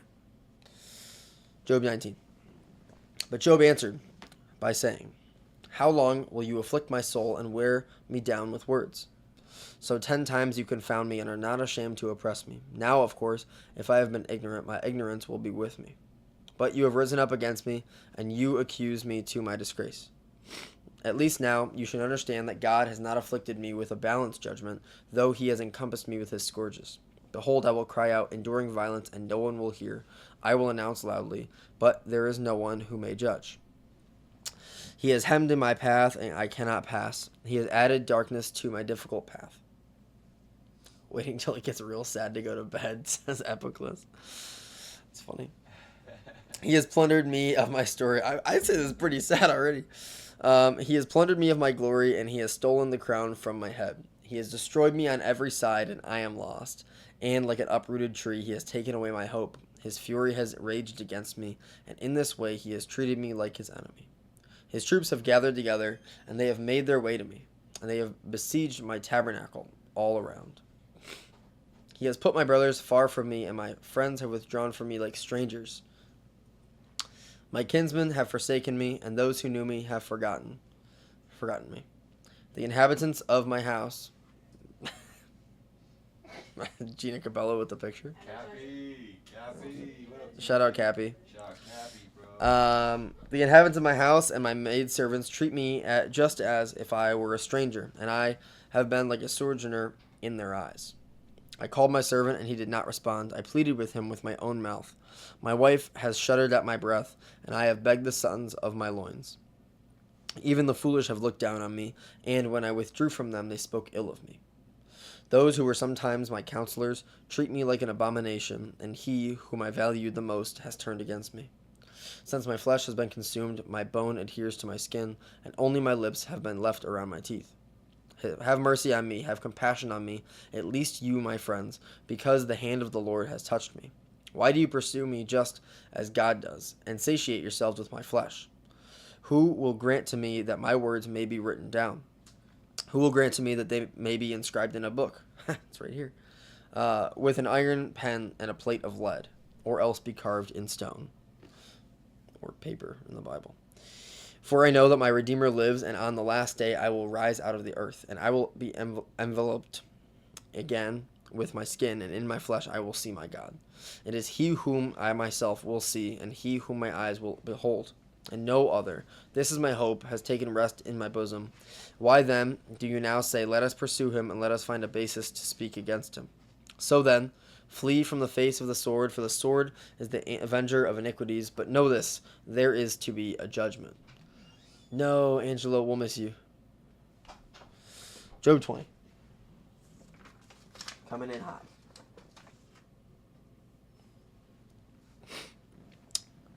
Six more minutes. Then Zophar, the Naamathite, answered by saying, in response, various thoughts succeed one another in me, and my mind moves quickly through different ideas. The teaching you use to admonish me I will hear, and the spirit of my understanding I will respond for me. This I know is from the beginning, and from the time that man was set over the earth, that the praise of the impious shall be short, and the joy of the hypocrite lasts only a moment. If his pride ascends even toward the heavens, and his head touches the clouds, in the end he will be destroyed like a trash heap, and those who had seen him will say, where is he? Like a dream that flies away, he will not be found. He will pass away like a nightmare. The eyes that had seen him will not see him. No longer will his own place admire him. His sons will be worn away by poverty, and his own hands will deliver his grief to him. His bones will be filled with the vices of his youth, and they will sleep with him in the dust. For when the evil will be sweet in his mouth, he will hide it under his tongue. He will permit it and not abandon it, and he will conceal it in his throat. His bread in his belly will be turned into the venom of snakes within him. The riches that he devours he will vomit up, and from his stomach God will draw them out. He will suck the head of snakes, and the tongue of the viper will kill him. May he never see the streams of the river, the torrents of honey and butter. He will be repaid for all he has done, yet he will not be consumed. According to the multitude of his schemes, so also he will suffer. For, having broken in, he stripped the poor. He has quickly stolen away a house he did not build. And yet his stomach will not be satisfied, and when he has the things he desires, he will not be able to possess them. Nothing remained of his portion, and because of this, nothing will consume or continue of his kind. And when he will be satisfied, he will be constrained. He will seethe, and all anguish will fall upon him. May his stomach be filled, so that God may send forth the fury of his wrath to him, and may rain down his battle upon him. He will flee from weapons of iron. He will fall in on an ark of brass, which had been drawn and had issued forth from its sheath, glittering in its bitterness. Sorry, I was looking at the time. It's great. The horrible ones will go forth and approach over him. All darkness has been hidden in his secrecy. A fire has not been set, will devour him. He will be thrown down and forsaken in his tabernacle. The heavens will reveal his sinfulness. The earth will rise up against him. The offspring of his house will be exposed, and he will be pulled down in the day of God's wrath. This is the portion of a wicked man from God, and the inheritance of his words from the Lord. 21. Then Job responded by saying, I beseech you to hear my words and to do penance. Permit me, and I will speak, and afterwards, if you see fit, you can laugh at my words. Is my dispute against man so that I would have no reason to be discouraged? Listen to me and be astonished, and place a finger over your mouth. As for me, when I think it over, I am afraid, and trembling convulses my body. Why then do the impious live, having been lifted up with strength and strengthened with riches? They see their offspring continue before them, a commotion of close relatives and of children's children in their sight. Their houses have been secure and peaceable, and there is no staff of God over them. Their cattle have conceived and have not miscarried. Their cow has given birth and is not deprived of her newborn. Their little ones go out like a flock, and their children jump around playfully. They take up the timbrel and the lyre, and they rejoice at the sound of the organ. Their days are prolonged in wealth, yet in an instant they descend into hell. Who has said to God, "Depart from us, for we do not want the knowledge of your ways"? Zarbo says, make him restart the whole Bible. $3,500 donation. Ooh, I like that. That was maybe an idea for later in the stream. So, if you got $3,500 laying around, send it to get some study Bibles for local ministries. Who has said to God, "Depart from us, for we do not want the knowledge of your ways"? Who is the Almighty that we should serve him, and how is it helpful to us if we pray to him? It is true that their good things are not in their power. May the counsel of the impious be far from me. How often will the lamp of the wicked be extinguished, and a deluge overtake them? And how often will he distribute the afflictions of his wrath? They will be like chaff before the face of the wind, and like ashes that the whirlwind scatters. God will preserve the grief of the father for his sons, and when he repays, then he will understand. His eyes will see his own destruction, and he will drink from the wrath of the Almighty. For what does he care what happens to his house after him, or if the number of its months are reduced by half? Can anyone teach holy knowledge to God, who judges the exalted? This one dies strong and healthy, rich and happy, his gut full of fat, and his bones are moistened with marrow. In truth, another dies in bitterness of soul without any resources, and yet they will sleep together in the dust, and worms will cover them. Surely I know your thoughts and your sinful judgments against me. For you say, where is the house of the ruler? Where are the tabernacles of the impious? Ask any passerby whom you wish, and you will realize that he understands the same things. That the evildoer is reserved for the days of destruction, and he will be led into the day of wrath. Who will reprove his way to his face? Who will repay him for what he has done? He will be led to the tomb, and he will remain awake in the chaos of the dead. He has been found acceptable to the banks of the river of lamentation, and he will draw any man towards him, and there are countless before him. Therefore, how long will you console me in vain, when your answer is to show to be repugnant to truth? That's it. End of the chapter. It's pretty good timing. That was great, Joey. I love Job. Got through 21 chapters of Job. Who's going? I'm going. Christian's back. All right, chat. We're back. Christian is back in the house. I only brought Dr. Pepper on my phone. Thank you all. Well, camera's here. Thank you all for sticking around while you're here. Christian's going to read some more of Job and get through it. And Megan will, I don't know, probably split with him. So, Chat, shout out to Joey. 4 hours of reading. True. Did that today. Feel good about We'd it. love to see that, for sure. Thank you, guys. We'll see you later. Have a good night, everybody. All right, chat. I'm here. Epiclesis. Hello, Christian. Hey, how you doing? Good to see you guys. Happy to be here. Thanks for pulling up to the stream. Drop a comment where we're watching from, guys. We got some good outreach here at Cap Catholic. Got to crack the old A&W for this one. Keep my whistle wet a little bit. Let's go. Which 20, top of the cage. Okay, word. Thank you. Job 22. All right, y'all. Thank you for being here, chat. Chilling here on the night shift with Cap Catholic. Zarbo, what's up, dog? Burning the late night oil over here. Maybe this A&W will wake me up a little bit. Let's get right into it, guys. Job 22. Did we flip the ticker? We did. Those just tuning in, up on the wall, these are the books we've completed so far. Gotten through a lot. We're almost halfway through the Bible, ladies and gentlemen. And $35 donated equals one book going to local Catholic ministries. So, very good cause. Thank you for being here. We have the wheel of punishment or reward. $50 for a spin, and I will get either a punishment or a reward. And I'm continuing, one time only, my offer from earlier when I was on. $20 donation, and you get to see me draw whatever it is I'm watching. Ohio, very nice. Got friends in Ohio. We are here in Buffalo, New York. Thanks for being here, Max. All right, guys. We want to get through Job in a timely manner. This Megan's my twin. She's chilling right over here. She'll be over here. She's taking the next 30 minutes of the hour. So, thank you, Megan, for that.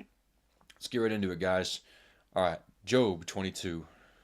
when Eliphaz and the Themanite responded by saying, "Can man be compared with God, even if he were perfect in knowledge?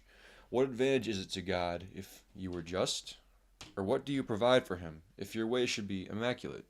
Will he reprove you and take you to judgment for being afraid, and not because of your many evil deeds, but in your infinite unfairness? For you have taken away the collateral of your brothers without cause, and stripped them naked of their clothing. You have not given water to the weary, you have taken bread away from the hungry. By the strength of your arm you took possession of the land, and you retain it by being the strongest. You have sent windows away empty, and you have crushed the shoulders of orphans.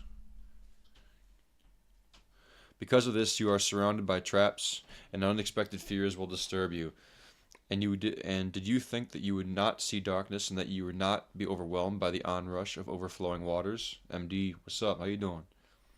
Have you not considered that God is higher than the heavens and is lifted above the height of the stars? And you say, well, what does God know? And if he judges as if through a fog, and the clouds are his hiding place, and he does not examine us closely, and he makes his rounds at the limits of the heavens, do you not want to tend the path of the ages which wicked men have spurred? These were taken away before their time, and a flood overthrew their foundation. And they said to God, withdraw from us, and they treated the Almighty as if he could do nothing. Though he had filled their houses with good things, may their way of thinking be far from me. The just will see and will rejoice, and the innocent will mock them. Has not their haughtiness been cut down, and has not fire devoured the remnants of them? So repose yourself with him, and be at peace, and in this way you will have the best fruits. Accept the law from his mouth, and place his words in your heart. If you will return the Almighty, you will be rebuilt, and you will put sinfulness far from your tabernacle. He will give you stone in a place of dirt, and torrents of gold in place of stone. And the Almighty will be against your enemies, and silver will be gathered together for you. Then $20. He said. Someone give a dono? Start drawing. Who gave a 20? Benjamin. Benjamin. Yep. He said you better start drawing. So. Oh, facts. Is that on the chat, or is that in the GoFundMe? It's in the chat. Oh, it's in the chat. GoFundMe. Well, the GoFundMe was $20. Oh man, I gotta. Okay, let's read the chat. Who did the 20? Better start drawing. All right, bang. We gotta start drawing. I need pen and paper. I thought we were gonna plan for this, guys. You keep reading, we'll get it. Okay, the drawing is coming soon. Don't you worry, Ben. Thank you for the dono. I don't see it on the screen though. It was Epiclesis. Epiclesis. Ben? Let's go. Epiclesis. Thank you, sir, for the dono. Appreciate that. We will get a pen and paper and we'll start drawing. For now, let's continue on. He will give you stone in the place of dirt, and torrents of gold in place of stone, and the Almighty will be against your enemies, and silver will be gathered together for you. Then will you flock together in delight over the Almighty, and you will lift up your face to God. You will plead with him, and he will listen to you, and you will pay your vows. You will decide on something, and it will come to you, and the light will shine in your ways. For he who had been humbled will be in glory, and he who will lower his eyes will be the one saved. The innocent will be saved, and he will be saved with purity in his hands. Switching now to Job 23. All right. Then Job answered by saying, now again my conversation is in bitterness, and the force of my scourging weighs more heavily on me because of my mourning. Who will grant me that I might know and find him, and that I may approach even to his throne? I would place judgment before his eye, and my mouth would fill with criticism, so that I may know the words that he will answer me and understand what he will say to me. I do not want him to contend with me with much strength, nor to overwhelm me with bulk of his greatness. Let him show fairness in response to me, and let my judgment reach to victory. If I go to the east, he does not appear. If I go to the west, I will not understand him. If I turn to the left, what can I do? I will not take hold of him. If I turn myself to the right, I will not see him. Truly he knows my way, and has tested me like gold that passes through fire. My feet have been following his footsteps. I have kept to his way, and have not strayed from it. I have not withdrawn from the commands of his lips, and the words of his mouth I have hidden in my sinews. For he is alone, and no one is able to disturb his intention, and whatever his spirit wills, that he accomplishes. And when he fulfills his will in me, many other similar ones will also be present with him. And for this reason I have been troubled at his presence, and when I consider him, I am approached by fear. God has weakened my heart, and the Almighty has confused me. Yet I have not perished because of the threatening darkness, nor has gloom covered my face. Alright guys, we're moving right along in Job. We're going into chapter 24.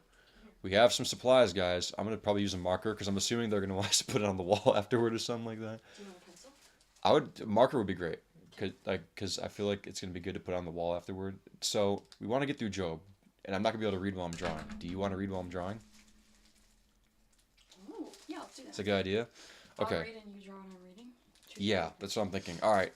So thank you for the donation. We are switching up the dynamic here. 3.4 Bibles. Let's go.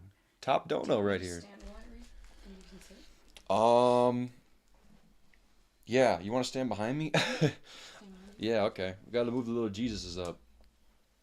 They're chilling. Yo, this is fun night shift stream, guys. What color paper should we do? I'm thinking just white to match the rest. All right. I gotta cook here. What are we thinking? All right. How much time do I get to draw? For, I don't know. There it is, Benjamin. Ratch, how much There's your time? dono right there. We got the GoFundMe screen right up on next to the chat. So it's we're keeping good track of this so far. But When you feel like you have a good drawing of what I'm explaining, then you tell us. Okay. We're on Job 24 now. So start cooking, Meg. The graveyard shift 3.4 Bibles. Okay.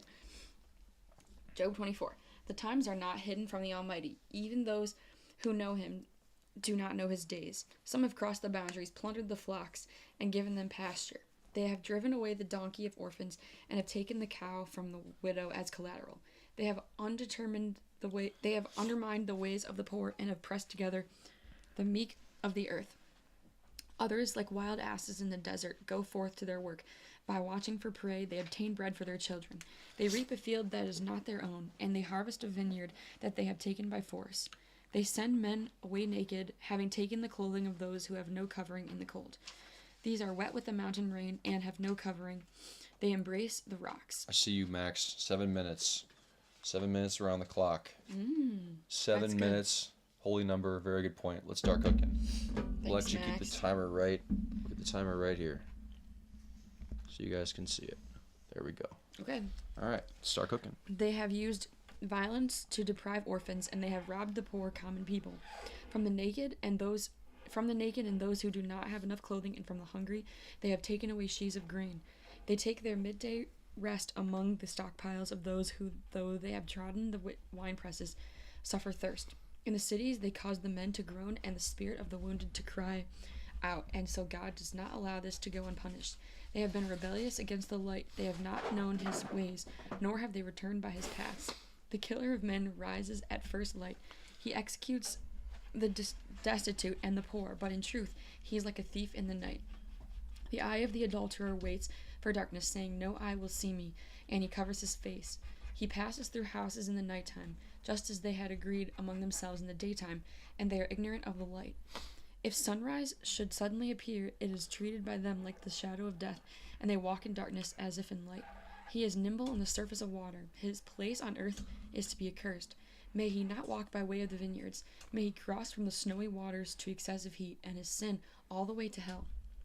Let mercy forget him. His charm is worms. Let him not be remembered, but instead be broken like an unfruitful tree. For he has fed on the barren, who does not bear fruit, and he has not done good to the widow. He has pulled down the strong by his strength, and he stands up. He will not have trust in his life. God has given him a place for repentance, and he abuses it with arrogance, but his eyes are upon his ways. They are lifted up for a little while, but they will not continue, and they will be brought low, just like all things, and they will be taken away, and like the tops of the ears of grain they will be crushed. But if this is not so, who is able to prove to me that I have lied, and to place my words before God? Okay. We have Max saying, "How do you draw this?" Epiclesis, interpretive art. No idea what this man is going to draw. Well, he did take art lessons. Don't say that. This is a super crude sketch, and It's not bad. It's not bad. Also, Max, I have Catholic Family Land still on my wrist. Shout out to Catholic Family Land. Okay, Job 25. Let's flip this. Flip it. Job 25. How much time we got? 4.5 minutes. Like it. A&W, taking a sip. Okay. Not sponsored. Job 25. Then Baldad the Suhite answered by saying, Power and terror are with him that makes a pact with those in high places. Is there any limit to the number of his soldiers or to the number of those over whom his light rises? Is it right for man to compare himself to God or to appear pure, though he is born of woman? Behold, even the moon is not radiant, and the stars are not pure in his sight. Is man much more than rottenness, and the Son of Man much more than worms? Okay, Job 26. Way to represent. Always representing Catholic family land. Okay. Then Job responded by saying, Whose assistant are you? Is he weak-minded, and do you sustain the heart of him that is not strong? To whom have you given advice? Perhaps it is to him that has no wisdom or prudence that you have revealed your many ideas. Who is it that you want to teach? Was it not him that created the breath of life? Behold, giant things groan under the waters, and they dwell with him. The underworld is naked before him, and there is no covering for perdition. He stretched out the north over emptiness, and he suspended the land over nothing. He secures the waters in his clouds, so that they do not burst forth downward all at once. He holds back the face of his throne, and he stretches his cloud over it. He has set limits over the waters, around the waters, until light and darkness shall reach their limit. The pillars of heaven tremble, and are frightened at his nod. By his strength the seas suddenly gather together, and his foresight has struck the arrogant. His spirit has adorned the heavens, and his birthing hand has brought forth the winding serpent. Behold, that these things have been said about his ways in part, and since we barely have heard a small drop of his word, who will be able to gaze upon the thunder of his greatness? Okay. Do we have more to draw, Christian? Are you getting more ideas? Yeah, I'm cooking. Okay, he's cooking. Let's go. Okay. Job 27. Okay, I need some more inspiration We to got two keep more. going. Okay. Keep going. Job also added to this using figures of speech, and he said, As God lives, who has taken away my judgment, and the Almighty, who has led my soul to bitterness, as long as my breath remains in me and the breath of God remains in my nostrils, my lips will not speak iniquity, nor will my tongue devise lies. Far be it from me that I should judge you to be right, for until I expire, I will not withdraw from my innocence. I will not forsake my justification, which I have just begun to grasp, for my heart does not find blame for me in my whole life. Let the impious be as my enemy, and the sinful as my adversary. For what hope is there for the hypocrite if he greedily plunders and God does not free his soul? Will God pay attention to his cry when anguish overcomes him, or will he take delight in the Almighty and call upon God at all times? I will teach you through the hand of God what the Almighty holds, and I will not conceal it. Behold, you know all this, and so why do you speak vain things without a reason? This is the portion of the impious man with God, and the inheritance of the violent, which they will receive from the Almighty. If his sons should happen to increase, they will be for the sword, and his grandsons will not be satisfied with bread. Whatever will remain of him will not be buried in the ruins, and his widows will not weep. If he will amass silver as if it were dirt, and fabricate garments as if they were clay, then yes, he will gather, but the just will be clothed with it, and the innocent will divide the silver. He has built his house like a moth, and he has made a makeshift shelter like a sentry. When he falls asleep, the rich man will leave him with nothing. He will open his eyes and find nothing. Destitution will surround him like water. A storm will overwhelm him in the night. A burning wind will pick him up and carry him away, and like a whirlwind, it will rush him from his place. And it will hurl over him and will not spare him. Fleeing from his power, he will go into exile. He will clasp his hands over himself, and he will hiss at himself while considering his situation. We have 14 seconds. Do you want more? No, I think I'm good. All right, guys. Okay. I gotta add two, some. 1. Okay, guys, we got the drawing here. See it. Moment you guys been waiting for. All right, so this is what we got. He's cooking. Gino, you want to get this on cam, bro? Yeah, man. All right. So, are you gonna record? Okay. All right. So we got a $20 dono here. I had to draw what was happening in the book. This is what we have right here. Right. This is what we have. We got Job. If you see, he's got a thought bubble coming out of his head, and it's his constant lamenting. Right. He never can discern and he's always kind of upset about something. He doesn't know whether to feel good or bad about what he's meant to do. And we have God. This is weird. It's like it's kind of reversed. Right here, God's giving him the thumbs up. It's gonna be okay.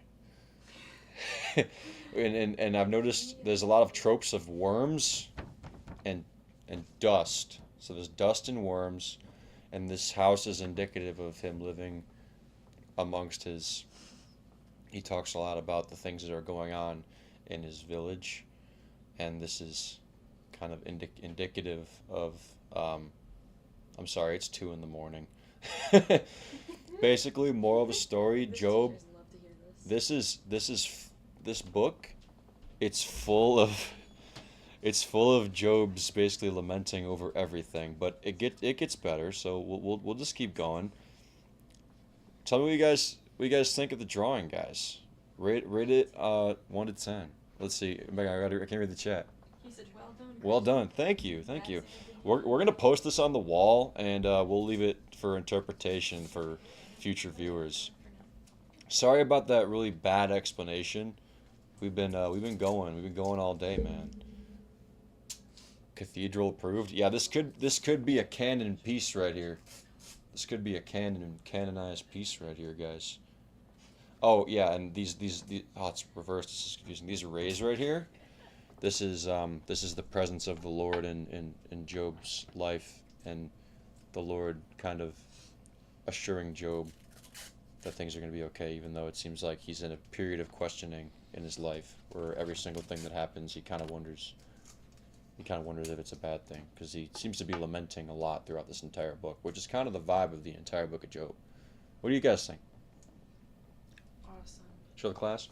All right, guys, Dude, we're it's so good. gonna post this up. Hopefully that was worth the $20. All right, well, I fly out to Nebraska for seminary tomorrow after mass, so I'm gonna get to bed. Max, you know Should what? we say a prayer for Max Totally. over the stream? Yes, sir. Max, Megan, lead us in prayer. Yo, prayer for yo, Max David, over the stream. we got the They Job just woke drawing. up. What do you think, Alright. man? I woke up to pray for Max. Max, we're gonna say a prayer for you, man. Prayers in your travels. Let's do it. Father, Holy Spirit. Lead us in prayer, Dave.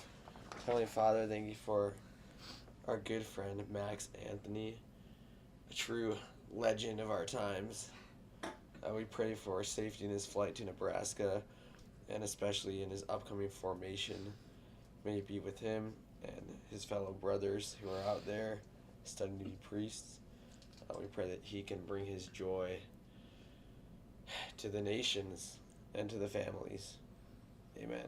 Hail Mary, full of grace, the Lord is with thee. Blessed art thou among women, blessed is the fruit of thy womb, Jesus. Holy Mary, Mother of God, pray for us sinners, now and at the hour of our death. Amen. God has woken me for this. Love you, Max. Our Lady of Victory. Yo, praying for you, Max. There we go. Max called me. You're a Should we put him on legend. the stream? Yeah, Max. on the let's stream. get him on. Yo, Max. All right, Max, you're on the stream. You're live, bro. Max, you're live, bro. Let's hear it.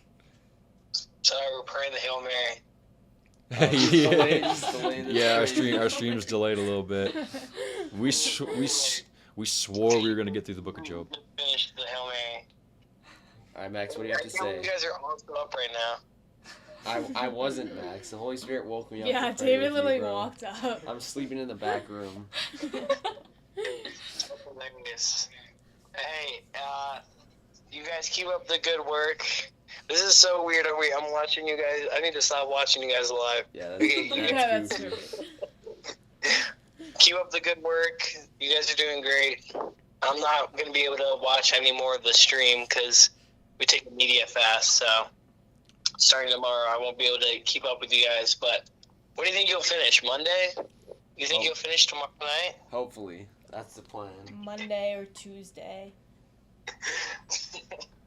Depends, bro. I think Epiclesis is gonna donate $350 at the end of Psalms. So Yeah, maybe Wednesday. Actually, Benjamin. That would be legendary. Yeah, post that up. All right, bet. Put in like a blank space.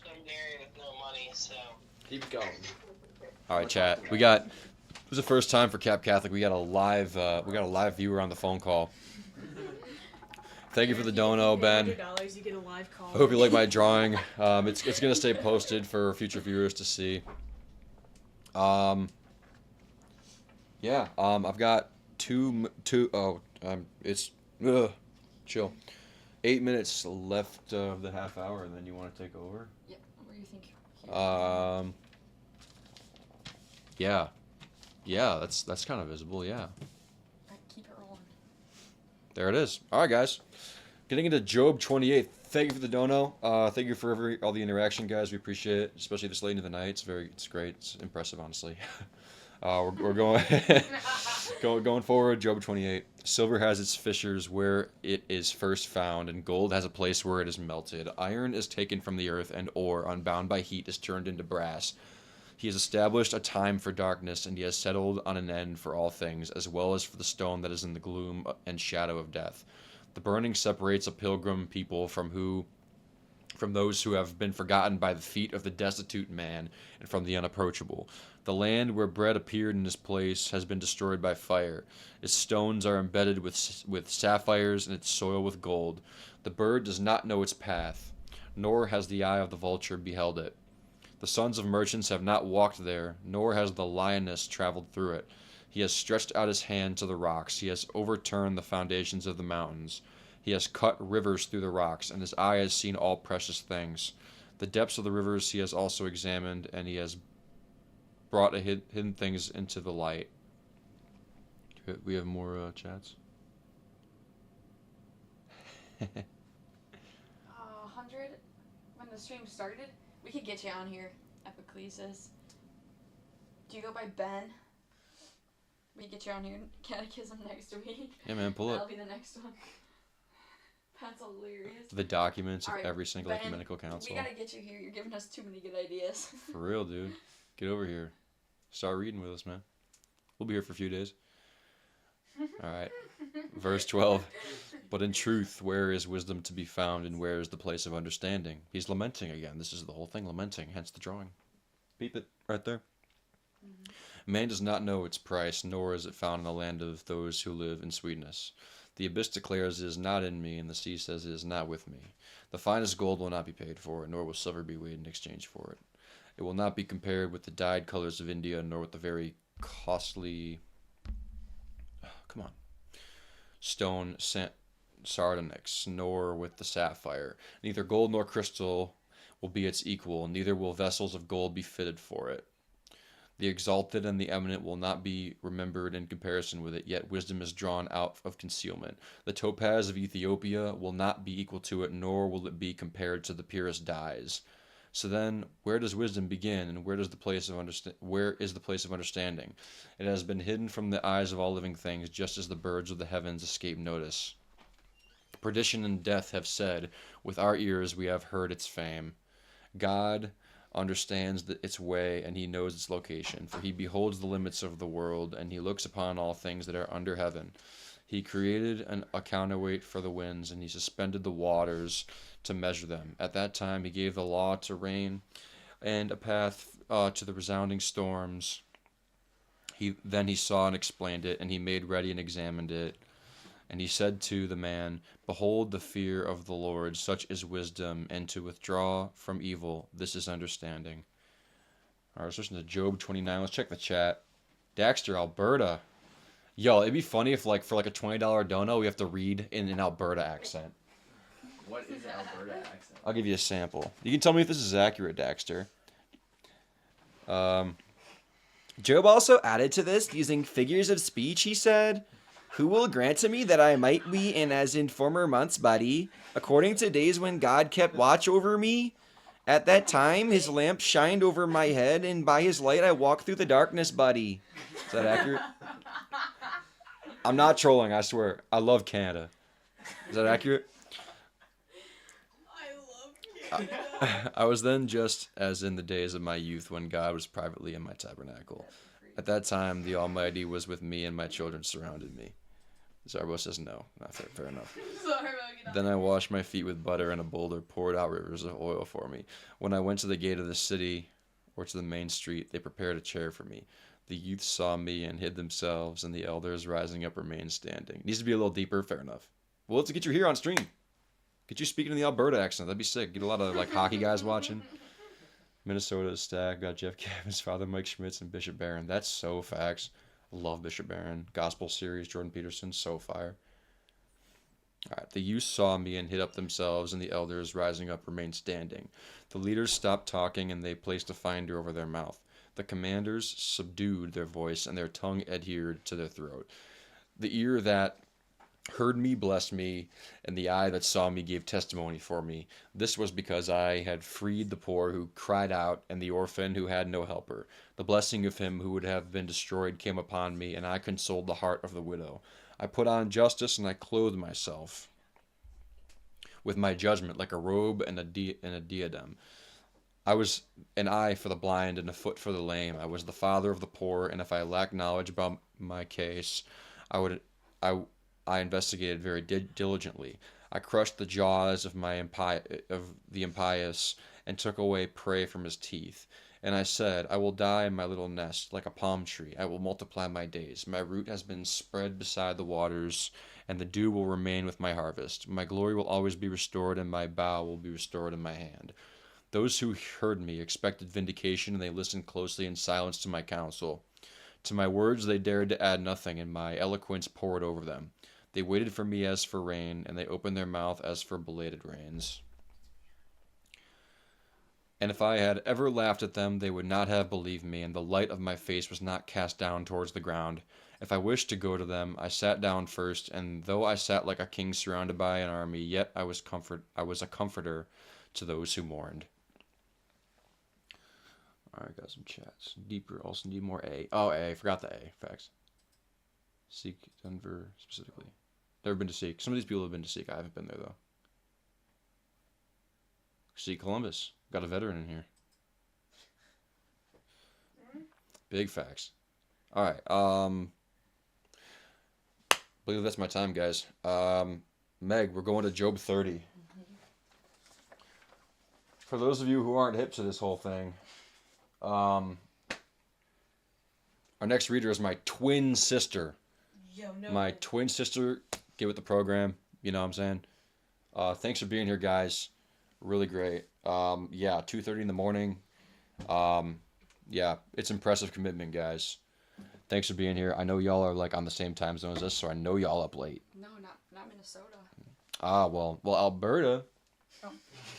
And I don't even know if that's on the same time zone, but I know Ohio is. Ohio, Alberta. We got a few people. I know Zarbo is. A few people from Buffalo as well. Yo, you guys are up late. Shout out. Appreciate that. Thanks, guys. I'm sure I'll be back at some point. If someone needs a sub, I'll be here. Okay. Let's go, Megalodon. We're gonna cruise through this. Welcome, Meg. Megalodon in the chat. We're gonna finish Job. We're gonna start Psalms. I'm saying it right now. Okay, I'm saying it right now. Okay. Job 30. But now, those younger in years scorn me, whose fathers I would not have seen fit to place with the dogs of my flock, the strength of whose hands was nothing to me, and they were considered unworthy of life itself. They were barren from poverty and hunger. They gnawed in solitude, layered with misfortune and misery, and they chewed grass and the bark from trees, and the root from of junipers was their food. They took these things from the steep valleys, and they were discovered. And when they discovered one of these things, they rushed to the others with a cry.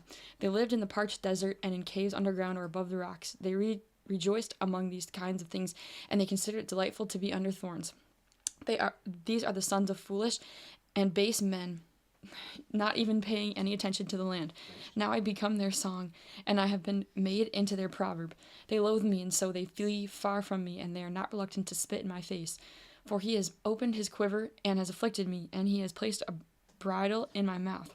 Immediately upon rising, my calamities rise up to the right. They have overturned my feet, and they have pressed me down along their ways like waves. They have diverted my journeys. They have waited to ambush me, and they have prevailed. And there was no one who might bring help. They have rushed upon me as when a wall is broken or a gate opened, and they have been pulled down into my miseries. I have been reduced to nothing. You have taken away my desire like a wind, and my health has passed by like a cloud. But now my soul withers within myself, and the days of affliction take hold of me. At night my bone is pierced with sorrows, and those who feed on me do not sleep. By the sheer number of them, my clothing is worn away, and they have closed in on me like the collar of my coat. I have been treated like dirt, and I have been turned into embers and ashes. I cry to you, and you do not heed me. I stand up, and you do not look back at me. You have changed me into hardness, and with the hardness of your hand you oppose me. You have lifted me up and placing me as if on the wind. You have thrown me down powerfully. I know that you will hand me over to death, where a house has been established for all the living. Truly then, you do not extend your hand in order to consume them, and if they fall down, you will save them. Once I wept over him who was afflicted, and my soul had compassion on the poor. I expected good things, but evil things have come to me. I stood ready for light, yet darkness burst forth. My insides have seethed without any rest, for the days of affliction have prevented it. I went forth mourning without anger, and rising up, I cried out in confusion. I was the brother of snakes and the companion of ostriches. My skin has become blackened over me, and my bones have dried up because of the heat. My harp has been turned into mourning, and my pipes have been turned into a voice of weeping. Man, he's going through it. That's what I'm saying. So he's just, that's the drawing right there. He's just questioning everything. Going through it. Literally, he literally misses nothing. He just questions every conceivable thing of all time ever. Yes. What even is air, man? Why am I breathing right now? It's 12:30 for Daxter. Okay, Job 31. Okay. Oh, they're not on the same time zone. It's still late. 1:30. Shut up. Thanks I for being know. up late, guys. Job 31. I reached an agreement with my eyes that I would not so much as think about a virgin. For what portion should God from above hold for me, and what inheritance should the Almighty from on high keep? It is not destruction held for the wicked, and repudiation kept for those who work injustice.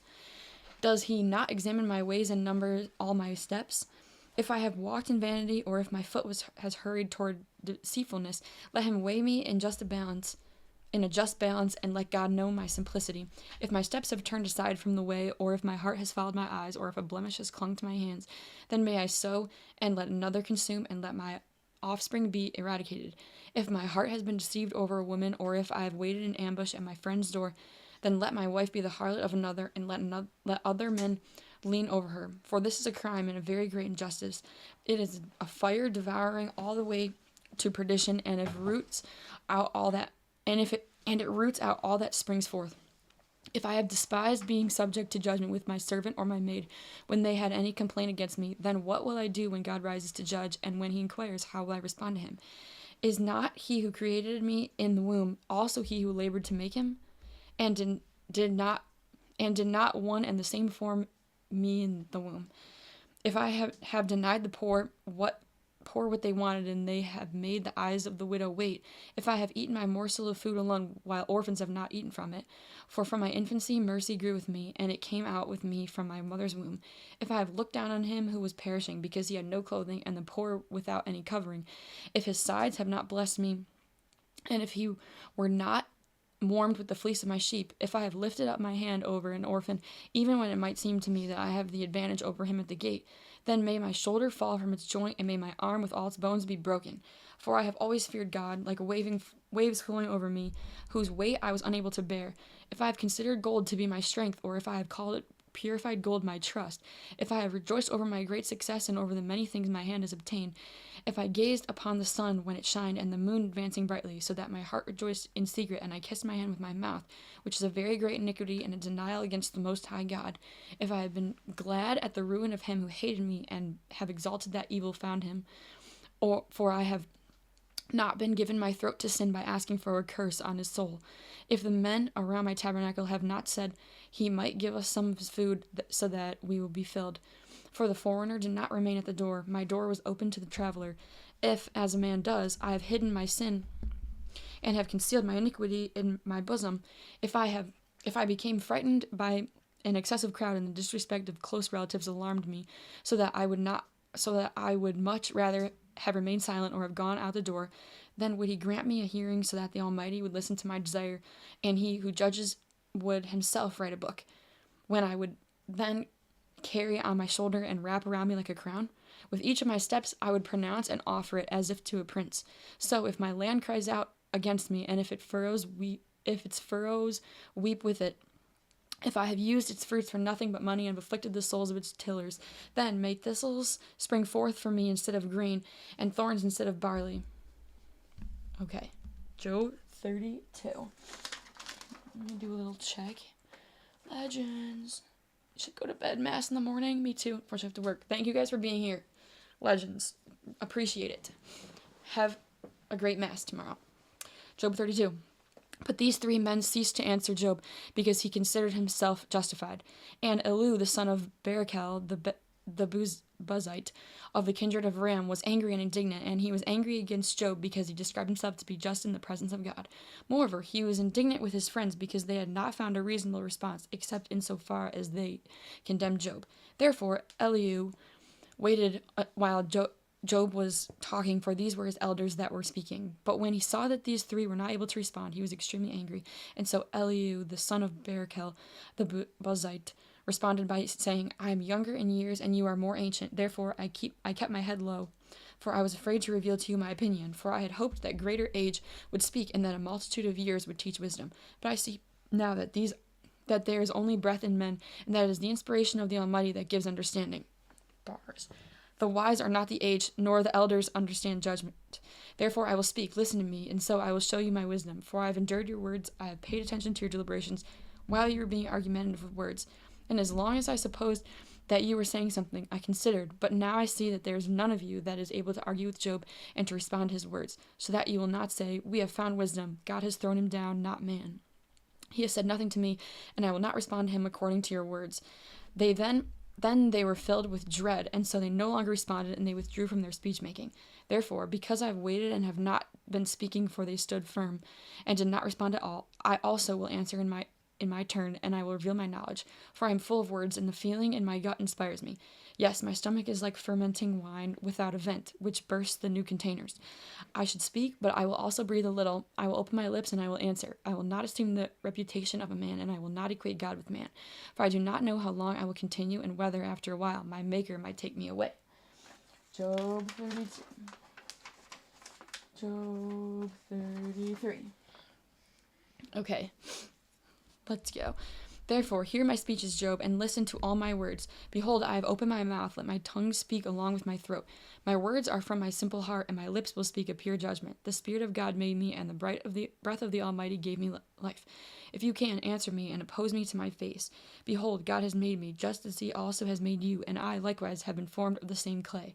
So truly, do not let my wonders terrify you, and do not let my eloquence be burdensome to you. For you have spoken in my hearing, and I have heard the voice of your words, saying, I am clean and without sin. I am immaculate, and there is no iniquity in me.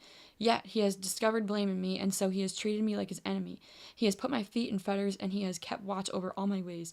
Therefore, it is reason that you have not been justified, for I tell you that God is greater than man.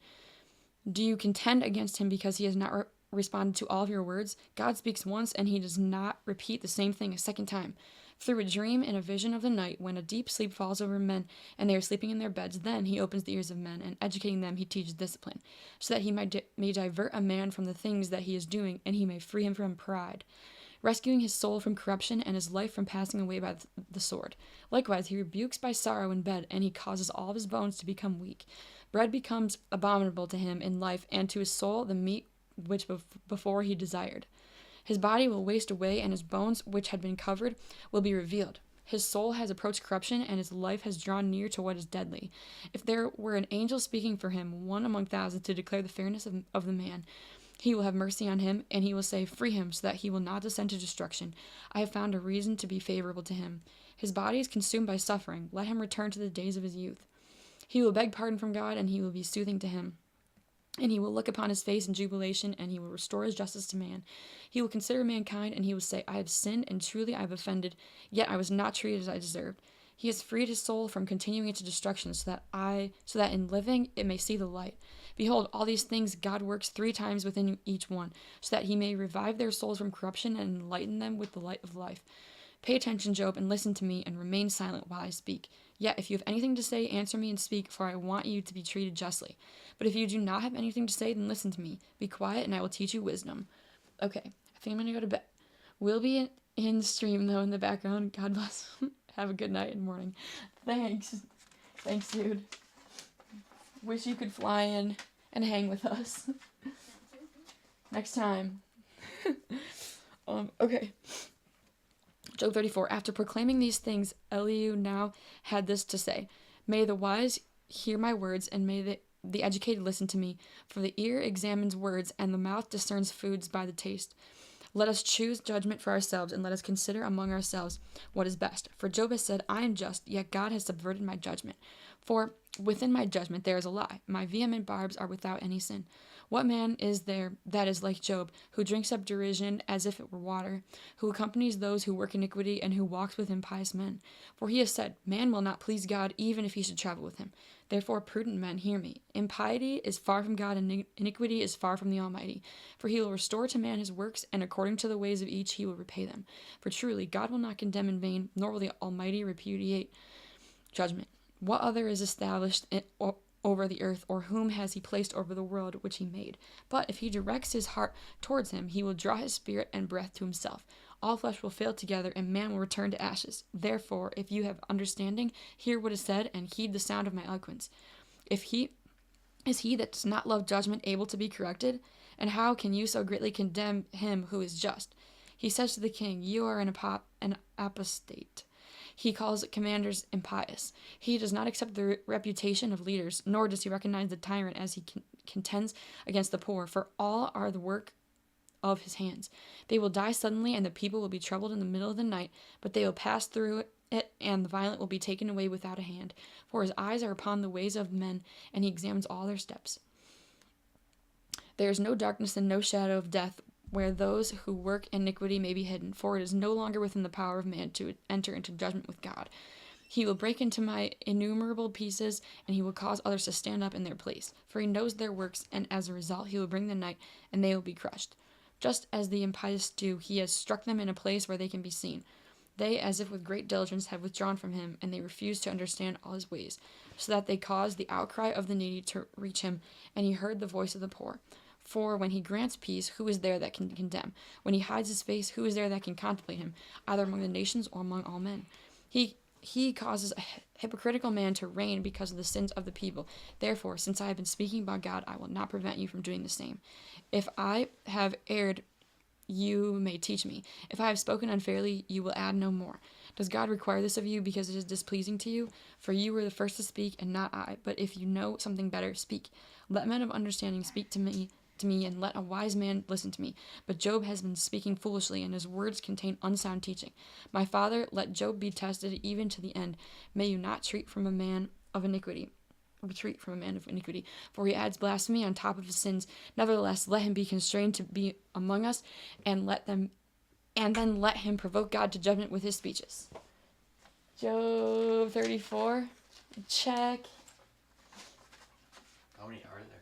42. Oh, let's get it. I know, we're so close. I want to finish this before my hour's up. Okay. Job 35. After this, Elihu again spoke in this way. Does it seem right to you in your thoughts that you should say, I am more just than God? For you said, having done what is right does not please you, and how will it benefit you if I sin? And so I'll respond to your words and to your friends who are with you. Look up towards heaven and consider also, think about the sky, which is higher than you. If you sin, how will it hurt him? And if your iniquities are multiplied, what will you do against him? Furthermore, if you act justly, what will you give him, or what will he receive from your hand? Your impiety may hurt a man who is like you, though your injustice may help the son of a man. Because of the multitude of false accusers, they will cry out, and they will lament because of the strong arm of the tyrants. Yet he has not said, where is God, who has made me, who has given songs in the night, who teaches us in addition to the beasts of the earth, and who educates us along with the birds of the air. There they will cry, and he will not heed them because of the arrogance of the wicked. Therefore, God does not hear in vain, and the Almighty will look into each and every case. And so when you say he does not examine, be judged before him, but wait for him. For at the present time he does not bring forth his fury, nor does he punish exceedingly. Therefore, Job has opened his mouth in vain, and has multiplied words without knowledge. Let's go. Quick one. Okay. Let's go. We're cruising. Job 36, continuing in a similar manner, Elihu had this to say, bear with me for a little while, and I will show you, for I have still more to say in favor of God. I will review my knowledge from him from the beginning, and I will prove my Maker to be just. For truly my words are without any falsehood, and perfect knowledge will be proven to you. God does not abandon the powerful, for he himself is also powerful. But he does not save the impious, though he grants judgment to the poor. He will not take his eyes away from the just, and he continuously establishes kings on their throne, and they are exalted. And if they are in captivity or are bound with the chains of poverty, he will reveal to them their works as well as their sinfulness, and in that they were in that they were violent. Likewise, he will open their ears to his correction, and he will speak to them so that they may return from iniquity. If they listen and obey, they will fill their days with goodness and complete their years in glory. But if they will not listen, they will pass away by the sword, and will be consumed by foolishness. The false and the crafty provoke the wrath of God, yet they do not cry out to him when they are chained. Their soul will die in a storm, and their life among the unmanly. He will rescue the poor from his anguish, and he will open his ear during tribulation. Therefore, he will save you from the narrow mouth very widely, even though it has no foundation under it. Moreover, your respite at table will be full of fatness. Your case has been judged like that of the impious. You will withdraw your plea from your judgment. Therefore, do not let anger overwhelm you so that you oppress another. Neither should you allow a multitude of gifts to influence you. Lay down your greatness without distress, and put aside all of your power with courage. Do not prolong the night, even if people rise in their behalf. Be careful that you do not turn to iniquity, for after your misery you have begun to follow this. Behold, God is exalted in his strength, and there is no one like him among the lawgivers. Who is able to investigate his ways, and who can say, you have done iniquity to him? Remember that you are ignorant of his work, yet men have sung his praises. All men consider him, and each one ponders from a distance. Behold, God is great, defeating our knowledge, and the number of his years is inestimable. He carries away the drops of rain, and he sends forth showers like a raging whirlpool. They flow from the clouds that are woven above everything. If he wills it, he extends the clouds as his tent, and shines with his light from above. Likewise, he covers the oceans within his tent. For he judges the people by these things, and he gives food to a multitude of mortals. Within his hands he hides the light, and he commands it to come forth. Again, he announces it to his friend, for it is his possession, and he is able to reach out to it. All right. 37. Do we have any donations? Okay. Job 37. At this, my heart became frightened, and it has been moved from its place. Pay close attention to the alarm of his voice and to the sound that proceeds from his mouth. He beholds everything under the heavens, and his light reaches beyond the ends of the earth. After this, a noise will sound. He will thunder with the voice of his greatness, and it will not be tracked down, yet his voice will be obeyed. God will thunder with his voice miraculously, for he performs great and unsearchable things. He commands the snow to descend on earth, and the winter rains, and the shower of his strength. He signs the hand of all men, so that each one may know his works. The beast will enter his hiding place, and he will remain in his cave. From the interior, a storm will come forth, and a cold winter from the north. As God breathes out, frost forms, and the waters are poured forth very widely again. Crops desired clouds, and the clouds scatter their light. It shines all around. Wherever the will of him that governs them will lead to answer, he will command over the whole face of the earth, whether in one tribe or in his own region, or in whatever place of his mercy that he will order them to be found. Listen to these things, Job. Stand up and consider the wonders of God. Do you know when God ordered the rains so as to show the light of his clouds? Do you know the great paths of the clouds and the perfect sciences? Are not your garments hot when the south wind blows across the land? Perhaps you have made the heavens with him, which are very solid, as if they had been cast from brass. Reveal to us what we should say to him, for of course, we are wrapped in darkness. Who will explain to him the things that I am saying? Even while a man is still speaking, he will be devoured. Although they do not see the light, the air will be thickened suddenly into clouds, and the wind passing by will drive them away. Riches arrive from the north, and fearful praise reaches out to God. We are not worthy to be able to find him. Great in strength, great in judgment, great in justice, he is indescribable. Therefore, men will fear him, and all those who seem to themselves to be wise will not dare to contemplate him. Okay, next. Christian, are you listening to a video? Can you turn it down? Is it too loud? I can hear it. Sorry. It's okay. Job 38. But the video responding to Job from a whirlwind. But the Lord responding to Job from a whirlwind said, "Who is this that raps sentences in unskilled words? Gird your waist like a man. I will question you, and you must answer me. Where were you when I set the foundations of the earth? Tell me, if you have understanding. Who set its measurements, if you know who stretched the line over it? Upon what has its basis been grounded, and who set forth its cornerstone? When the morning stars praised me together, and all the sons of God made a joyful noise? Who enclosed the seas with doors when it broke forth as if issuing from the womb? When I stationed a cloud as its garment, and wrapped it in a mist, if swaddling an infant? As if swaddling an infant? I encircled it with my limits, and I positioned its bars and doors. And I said, This far you will approach, and you will proceed no further, and here you will break your swelling waves. Did you, after your birth, command the birth of the sun until the sun rise its place? And did you hold the extremities of the earth, shaking them, and have you shaken the impious out of it? The seal will be restored like clay, and it will remain in place like a garment. From the impious the light will be taken away, and the exalted arm will be broken. Have you entered the depths of the sea, and have you taken a walk in the uttermost parts of the abyss? Have the gates of depth been opened to you, and have you seen the doors of darkness? Have you considered the breadth of the earth? If you know all things, reveal them to me. Which is the way that holds the light, and which is the place of darkness? In this way you might lead each thing to its final place and understand the path of its houses. So then, did you know when you were born? And did you know the number of your days? Have you been admitted into the storehouses of the snows? And have you gazed upon the stockpile of the brimstone, which I have prepared for the time of the enemy, for the day of the battle and the war? In what way is the light scattered in the heat, and the heat distributed over the earth? Who gave a course to the rainstorms and a path to the resounding thunder, so that it would rain on the earth, far from man, in the wilderness where no mortal lingers, so that it would fill impassable and desolate places and would bring forth green plants? Who is the father of rain, or who conceived the drops of dew? From whose womb did the ice proceed, and who created the frost from the air? The waters are hardened to become like stone, and the surface of the abyss freezes over. Will you have the strength to join together the sparkling stars of the Pleiades, or are you able to disperse the circling of Arcturus? Can you bring forth the morning star in its time and make the evening star rise over the sons of the earth? Do you know the order of heaven, and can you explain its rules here on the earth? Can you lift up your voice to the clouds so that an onslaught of waters will cover you? Can you send forth lightning bolts, and will they go and on returning say to you, here we are?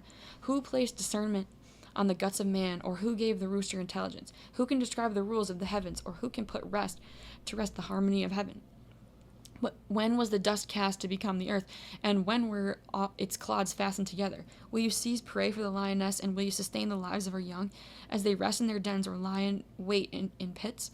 Who provides the raven with its meal, when her chicks cry out to God as they wander around because they have no food? Oh. Okay. That was an abrupt stop. We're on 39. Do you know? Let me make sure here. Okay. Do you know at what time the wild goats have given birth among the rocks, or do you observe the deer when they go into labor? Have you numbered the months since their conception, and do you know at what time they give birth? They bend themselves for their offspring, and they give birth, and they emit roars. Their young are weakened and go out to feed. They depart and do not return to them.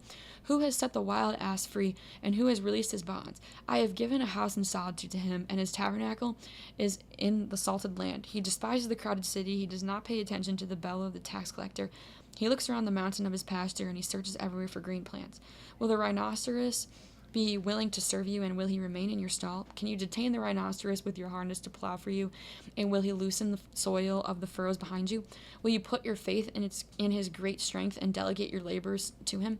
Will you trust him to return to you the seed and to gather it on your drying floor? The wing of the ostrich is like the wings of the heron and of the hawk. When she leaves eggs behind in the earth, will you perhaps warm them in the dust? She forgets that feet may trample them, or that the beasts of the field may shatter them.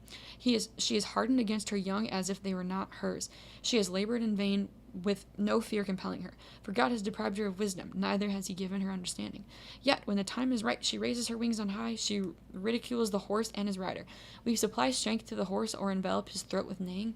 Will you alarm him as the locusts do? His panic is revealed by the display of his nostrils. He digs at the earth with his hoof. He jumps around boldly. He advances to meet armed men. He despises fear. He does not turn away from the sword. Above him, the quiver rattles, the spear and the shield shake. Seething and raging, he drinks up the earth, neither does he pause when the blast of the trumpet sounds. When he hears the bugle, he says, ha! He smells the battle from a distance, the exhortation of the officers and the battle cry of the soldiers. Does the hawk grow feathers by means of your wisdom, spreading her wings toward the south? Will the eagle lift herself up at your command and make her nest in steep places?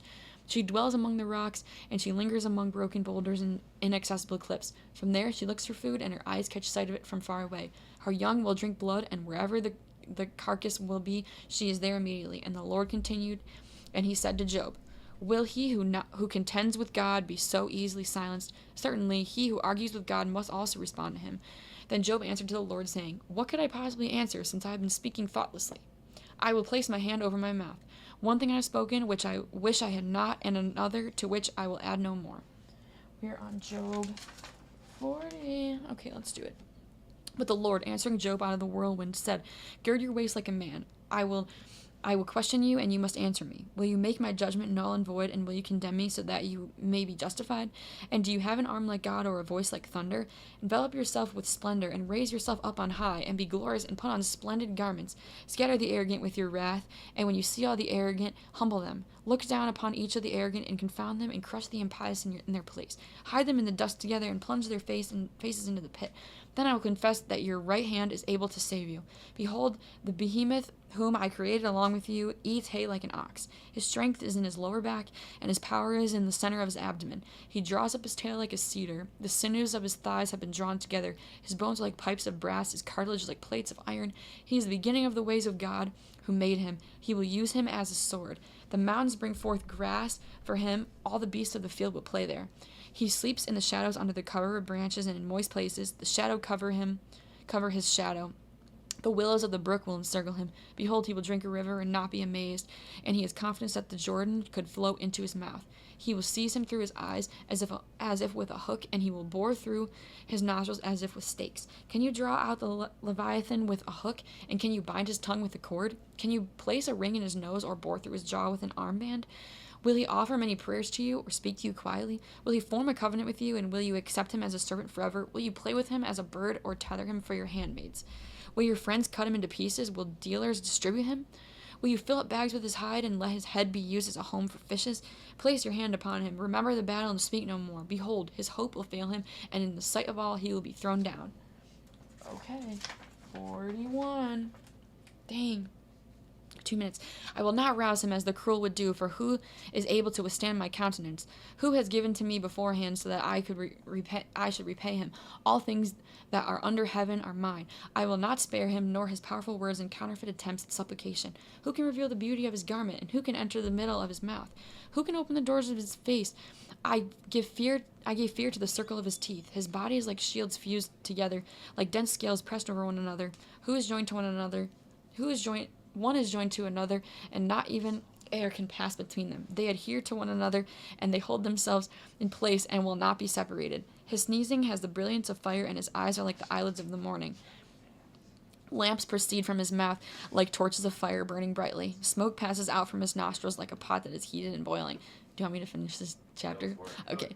His breath causes coal to burn, and a flame comes forth from his mouth. Strength dwells in his neck, and destitution goes before his presence. The parts of his body work in harmony together. He will send lightning bolts against him, and they will not be carried to another place. His heart will be as hard as a stone, and as dense as a blacksmith's anvil. When he will be raised up, the angels will be afraid, and because they are terrified, they will purify themselves. When a sword catches up with him, it will not be able to settle in, nor a spear, nor a breastplate. For he will consider iron as if it were chaff, and brass as if it were rotten wood. The archer will not cause him to flee. The stones of the sling have been turned into stubble for him. He would treat the hammer as if it were stubble, and he will ridicule those who brandish the spear. The beams of the sun will be under him, and he will dispense gold to them as if it were clay. He will take the depths of the sea, boil like a pot, and he will set it to bubble just as ointments do. A path will shine after him. He will esteem the abyss as if it were weakening with age. There is no power on the earth that is being compared to him, who has been made so that he fears no one. He sees every prominent thing. He is king over all the sons of arrogance. Okay, we have one chapter left of Job. All right, Joey gets the... Or sorry, not Joey. Isaac gets to finish the redemption arc of Job and start Psalms. Dang, I was really going at it. I really thought I'd do crazy. it. You did like 6 chapters in like 12 minutes. That was insane. I was really trying to get through it. You want to take it? No, you are here at 3 a.m. You should get your full hour. Unless you want to eat that, then I'll do it. I'm ready. Okay. Might be the greatest transition so far of the stream. That's true. You get Psalms though. I know. I specifically asked David. I would love to read Psalms. Really? So I get to kick it off. It's crazy. At 3 a.m., who would have known? Hop in there and send it. Let's go. We can take care of the transition when you hit that last chapter. Okay. You don't have to read that fast. I was just trying to get through it. Oh my gosh. Yeah, I said I'm such a slow reader. You're committed, I was bro. literally just trying to get through it. You were cooking. I was like on the way over. I'm like, there's no way I'm reading this. Zarbo said, "Load Jesus down." That's fire. Yeah, no, Zarbo's been here forever. Yeah, Jesus, look at him. There he is. was a true cat. Send it, brother. All right. Then Job, responding to the Lord, said, I know that you are able to do all things, and that no thoughts are hidden from you. So who is it that would disguise a lack of knowledge as counsel? Therefore I have been speaking foolishly about things whose measure exceeds my knowledge. Listen, and I will speak. I will question you, and you may answer me. By paying attention with the ear, I have heard you, but now my eyes see you. Therefore I myself reprehensible, and I will do my penance in embers and ashes. But after the Lord had finished speaking these words to Job, he said to Eliphaz the Themanite, my wrath has been kindled against you, and against you your two friends, because you have not been speaking correctly in my eyes, as my servant Job has done. Therefore have 7 bulls and 7 rams brought to you, and go to my servant Job, and offer these as a holocaust for yourself. But also my servant Job will pray for you. I will accept his fate, so that foolishness will not be imputed for you. For you have not been speaking correctly about me, as my servant Job has done. So Eliphaz the Themanite, and Baldad the Suhite, and Sophar the Namathite departed. And they did just as the Lord had spoken to them, and the Lord accepted the face of Job. Likewise the Lord was moved by the repentance of Job when he prayed for his friends, and the Lord gave to Job twice as much as he had before. Yet all his brethren came to him, and all his sisters, and everyone who had known him before, and they ate bread with him in his house. They also shook their heads over him and comforted him, because of all the bad things that God had inflicted on him. And each of them gave him 1 female sheep and 1 earring of gold. And the Lord blessed the latter end of Job even more than his beginning. And he had 14,000 sheep and 6,000 camels and 1,000 pairs of oxen and 1,000 she-donkeys. And he had 7 sons and 3 daughters. That's pretty good. Good little haul. And he called the name of one Daylight, and the name of the second Cinnamon, and the name of the third Horn of cosmetics. And in the whole world there were not found women so beautiful as the daughters of Job. And their father gave them an inheritance along with their brothers. But Job lived long after these events, for 140 years. And he saw his children and his children's children all the way to the 4th generation. And he died an old man and full of days. Let's go. Job. Wow. Job is in the books. Isaac got to skip all the bad stuff and just finish with the good Yeah. stuff. It's like Good haul. It's like us and Jesus, guys. And it's a metaphor. That's so Foreshadowing. Oh my gosh! And Dude, this is sick. and Esther kept saying people were pinned to a cross, and I was like, You have no idea how many times in Leviticus I can talk about if a man's brother or a man's brother's sister or a man's son's son and a woman's son's brother. All right, for then when he is applicable. unclean, oh, you have it there. and he must be Let's see how the speed run Yo, goes. I'm not gonna lie. I got a bag of Airheads bites in my car. I'm thinking I might have to go grab it. Go for it, bud. All right. Up next, Proverbs. Send it. But for now, Psalms 1. Blessed is the man who has not followed the counsel of the impious, Yeah. and has not remained in the way of sinners, and has not sat in the chair of pestilence. But his will is with the law of the Lord, and he will meditate on his law day and night. And he will be like a tree that has been planted beside running waters, which will provide its fruit in its time. And its leaves will not fall away, and all things whatsoever that he does will prosper. Not so the impious, not so, for they are like dust that the wind casts alongside the face of the earth. Therefore the impious will not prevail again in judgment, nor sinners in the counsel of the just. For the Lord knows the way of the just, and the path of the impious will pass away. A little quicker than Joe. They say the word impious a lot. I know. All right, I'll get used to it. Yeah, it's recurring. I want to see how many songs you can get through. That's not a challenge. I just want to see. Yeah. Why have the Gentiles been seething, and why have the people been pondering nonsense? The kings of the earth have stood up, and the leaders have joined together as one, against the Lord and against his Christ. Let us shatter their chains and cast their yoke away from us. He who dwells in heaven will ridicule them, and the Lord will mock them. Then will he speak to them in his anger and trouble them with his fury. Yet I have been appointed king by him over Zion, his holy mountain, preaching his precepts. The Lord has said to me, "You are my son. This day I have begotten you." Ask of me, and I will give to you the Gentiles for your inheritance, and the ends of the earth for your possession. You will rule them with an iron rod, and you will shatter them like a potter's vessel. And now, O kings, understand. Receive instruction, you who judge the earth. Serve the Lord in fear and exalt him with trembling. Embrace discipline, lest at any time the Lord might become angry, and you would perish from the way of the just. Though his wrath can flare up for a short time, blessed are those who trust in him.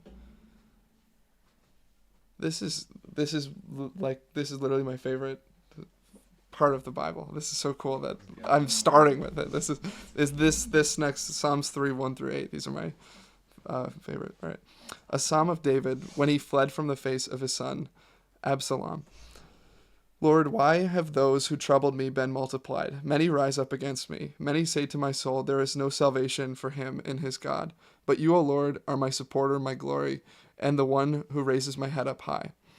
I have cried out to the Lord with my voice, and he has heard me from his holy mountain. I have slept and have been stupefied. But I awakened because the Lord has taken me up. I will not fear the thousands of people surrounding me. Rise up, Lord, save me, my God. For you have struck all those who oppose me without cause. You have broken the teeth of sinners. Salvation is of the Lord, and your blessing is upon your people. We're on 4 now. Flew through. Broken the teeth.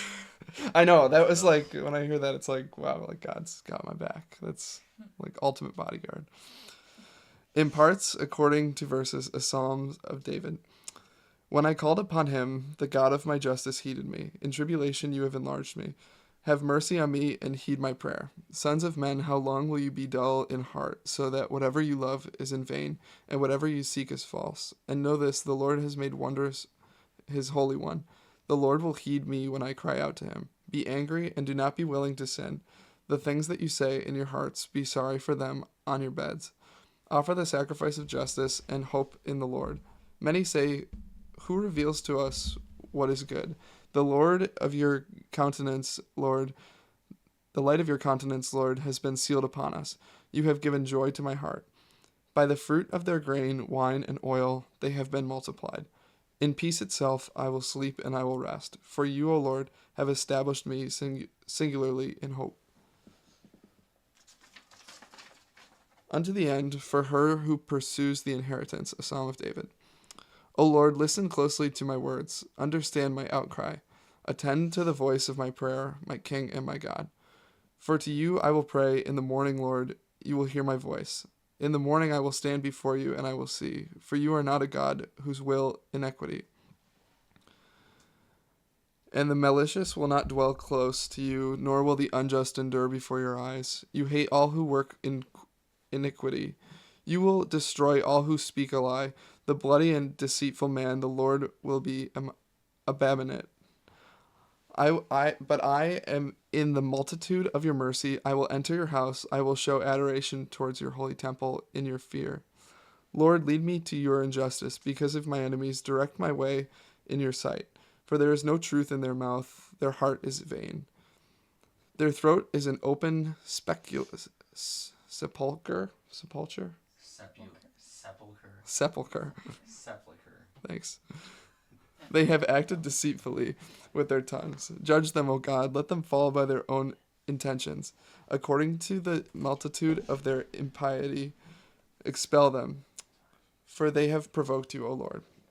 But let all those who hope in you rejoice. They will exalt in eternity, and you will dwell in them, and all those who love your name will glory in you.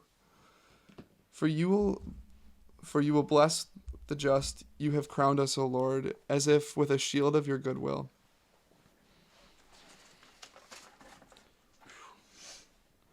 In parts according to verses, a psalm of David for the octave. Oh, this one's for the octave. We need 8 people. Yo, should we sing it? I feel like we should because. Alright, let's do it. Ratch played the ukulele for me and I sing. How are we gonna do this? Like every other? Sure. This? We're starting with 6-2 now. Alright. Me or you first? I'll start. I don't know what the basis is for this. You go first. Later. Oh Lord, do not rebuke me in your fury, nor chastise me in your anger. Have mercy on me, Lord, for I am weak. Heal me, Lord, for my bones have become disturbed. And my soul has been very troubled, but as for you, Lord, when? Turn to me, Lord, and rescue my soul. Save me because of your mercy. For there is no one in death who would be mindful of you, and who will confess to you in hell. I have labored in my groaning every night with my tears. I will wash my bed and drench my blanket. My eye has been troubled by rage. I have grown old among all my enemies. Scatter before me all who work iniquity, for the Lord has heard the voice of my weeping. The Lord has heard my supplication. The Lord has accepted my prayer. Let all my enemies be ashamed, and together be greatly troubled. May they be converted and become ashamed very quickly. Yo, nice. That's good. Solid. Sweet. Back to our regularly scheduled. Yeah, that was free. Yeah. Let's get a $50 donut. A psalm of David, which he sang to the Lord because of the words of Cush, and the son of Gemini. O Lord my God, in you I have hoped. Save me from all those who persecute me, and free me. Lest at any time, like a lion, he might seize my soul, while there is no one to redeem me, nor any who can save. O Lord my God, if there is iniquity in my hands, if I have done this, if I have repaid those who rendered evils to me, may I deservedly fall away, empty before my enemies. Let the enemy pursue my soul and take hold of it, and trample my life into the earth, and drag down my glory into the dust. Rise up, Lord, in your anger, and be exalted to the borders of my enemies. And rise up, O Lord my God, according to the precept that you command. And a congregation of people will surround you, and because of this, return on high. The Lord judges the people. Judge me, O Lord, according to my justice and according to my innocence within me. The wickedness of sinners will be consumed, and you will direct the just. The examiner of hearts and temperaments is God. Just is my help from the Lord, who saves the upright of heart. God is a just judge, strong and patient. How could he be angry throughout every day? Unless he will be converted, he will brandish his sword. He has extended his bow and made it ready. And with it he has prepared instruments of death. He has produced his arrows for those on fire. Behold him who has given birth to injustice. He has conceived sorrow and begotten iniquity. He has opened a pit and enlarged it. He has fallen into the hole that he had made. His sorrow will be turned upon his own head, and his iniquity will descend upon his highest point. I will confess to the Lord according to his justice, and I will sing a psalm to the name of the Lord Most High. Unto the end, for the oil and wine presses, a psalm of David. O Lord, our Lord, how admirable is your name throughout all the earth, for your magnificence is elevated above the heavens. Out of the mouths of babes and infants you have perfected praise because of your enemies, so that you may destroy the enemy and the revenger. For I will behold your heavens, the works of your fingers, the moon and stars which you have founded. What is man that you are minded of him, or the son of man that you visit him? You reduced him to a little less than the angels. You have crowned him with glory and honor, and you have set him over the works of your hands. You have subjected all things under feet, all sheep and oxen, and in addition the beasts of the field, the birds of the air and the fish of the sea which pass through the paths of the sea. O Lord, our Lord, how admirable is your name throughout all the earth.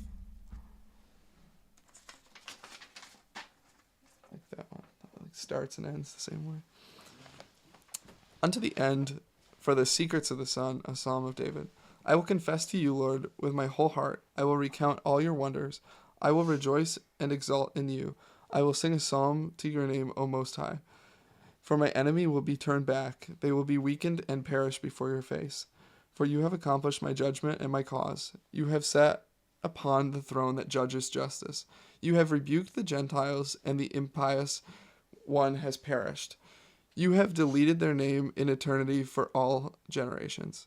The spears of the enemy have failed in the end, and their cities you have destroyed. Their memory has perished with a loud noise. But the Lord remains in eternity. He has prepared his throne in judgment, and he will judge the whole world in equity. He will judge the people in justice. And the Lord has become a refuge for the poor, a helper in opportunity in tribulation. And may they hope in you who know your name. For you have not abandoned those seeking you, Lord. Sing a psalm to the Lord who dwells in Zion. Announce his study among the Gentiles. Because of those who yearned for their blood, he has remembered them. He has not forgotten the cry of the poor. Have mercy on me, Lord. See my humiliation for my enemies. You lift me up from the gates of death, so that I may announce all your praise at the gates of the daughter of Zion. I will exult in your salvation. The Gentiles have become trapped in the ruin that they have made. Their foot has been caught in the same snare that they themselves had hidden. The Lord will recognize when making judgments. The sinner has been caught in the works of his own hands. The sinners will be turned into hell, all the Gentiles who have forgotten God. For the poor will not be forgotten in the end. The patience of the poor will not perish in the end. Rise up, Lord. Do not let man be strengthened. Let the Gentiles be judged in your sight. O Lord, establish a lawgiver over them, so that the Gentiles may know that they are only men. So then why, O Lord, have you withdrawn far away? Why have you overlooked us in opportunity, in tribulation? While the impious is arrogant, the poor is inflamed. They are held by the counsels that they devise. For the sinner is praised by the desires of his soul, and the iniquitous is blessed. The sinner has provoked the Lord according to the multitude of his wrath. He will not seek him. God is not before his sight. His ways are stained all the time. Your judgment are removed from his face. He will be a master of all his enemies. For he has said in his heart, I will not be disturbed from generation to generation without evil. His mouth is full of curses and bitterness and deceit. Under his tongue are hardship and sorrow. He sits in ambush with resources hidden in hidden places, so that he may execute the innocent. His eyes catch sight of the poor. He lies in ambush, in hiding like a lion in his den. He lies in ambush so that he may seize the poor, to seize the poor as he draws him in. With his snare he will bring him down. He will crouch down and pounce when he has power over the poor. For he has said in his heart, God has forgotten. He has turned away his face, lest he see to the end. O Lord God, rise up. Let your hand be exalted. Do not forget the poor. How has the impious one provoked God? For in his heart he has said, he will not inquire. You do see, for you examine hardship and sorrow, so that you may deliver them into your hands. The poor one has been abandoned to you. You will be a helper to the orphan. Break the arm of the sinner and the malicious. His sin will be sought, and it will not be found. The Lord shall reign in eternity, even forever and ever. You will perish the Gentiles from his land. The Lord has heeded the desire of the poor. Your ear has listened to the preparations of their heart, so as to judge for the orphan and the humble, so that man may no longer presume to magnify himself upon the earth. Double digits. Nice. Unto the end, a psalm of David. I trust in the Lord. How can you say to my soul, sojourn to the mountain like a sparrow? For behold, the sinners have bent their bow. They have prepared their arrows in the quiver, so as to shoot arrows in the dark at the upright of the heart. Oh, sorry. For they have destroyed the things that you have completed. But what has the just one done? The Lord in his holy temple, the Lord's throne is in heaven. His eyes look upon the poor. His eyelids question the sons of men. The Lord questions the just and the impious. Yet he who loves iniquity hates his own soul. He will rain down snares upon sinners. Fire and brimstone and windstorms will be the portion of their cup. For the Lord is just, and he has chosen justice. His countenance has beheld equity. Psalm 11.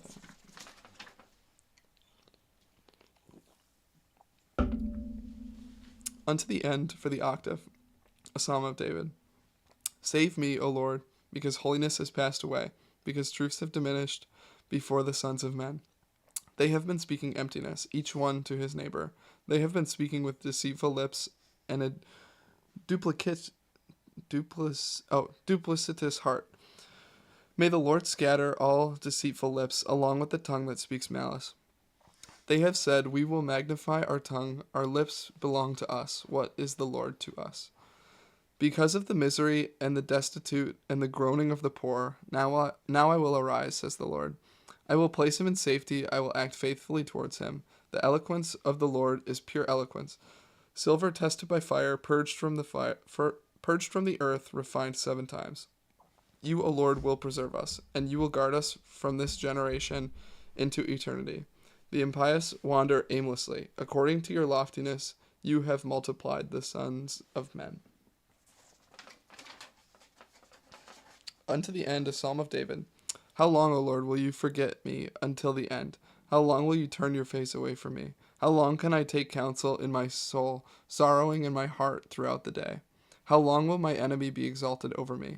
Look upon me and listen to me, O Lord, my God. Enlighten my eyes, lest I fall asleep forever in death.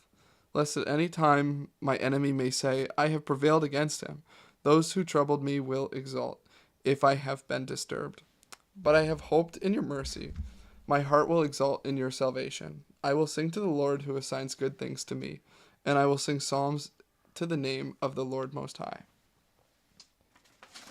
Psalm 13. Unto the end, a psalm of David. The fool has said in his heart, there is no God. They were corrupted, and they have become abominable in their studies. There is no one who does good. There is not even one. The Lord has looked down from heaven upon the sons of men to see if there were any who were considering or seeking God. They have all gone astray. Together they have become useless. There is no one who does good. There is not even one. Their throat is an open sepulcher.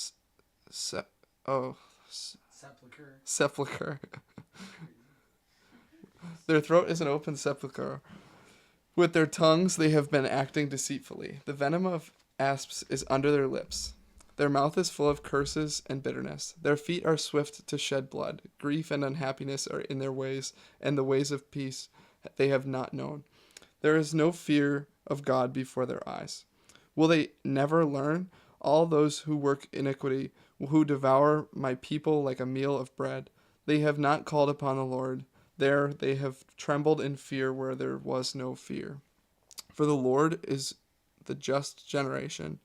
You have confounded the counsel of the needy, because the Lord in hope.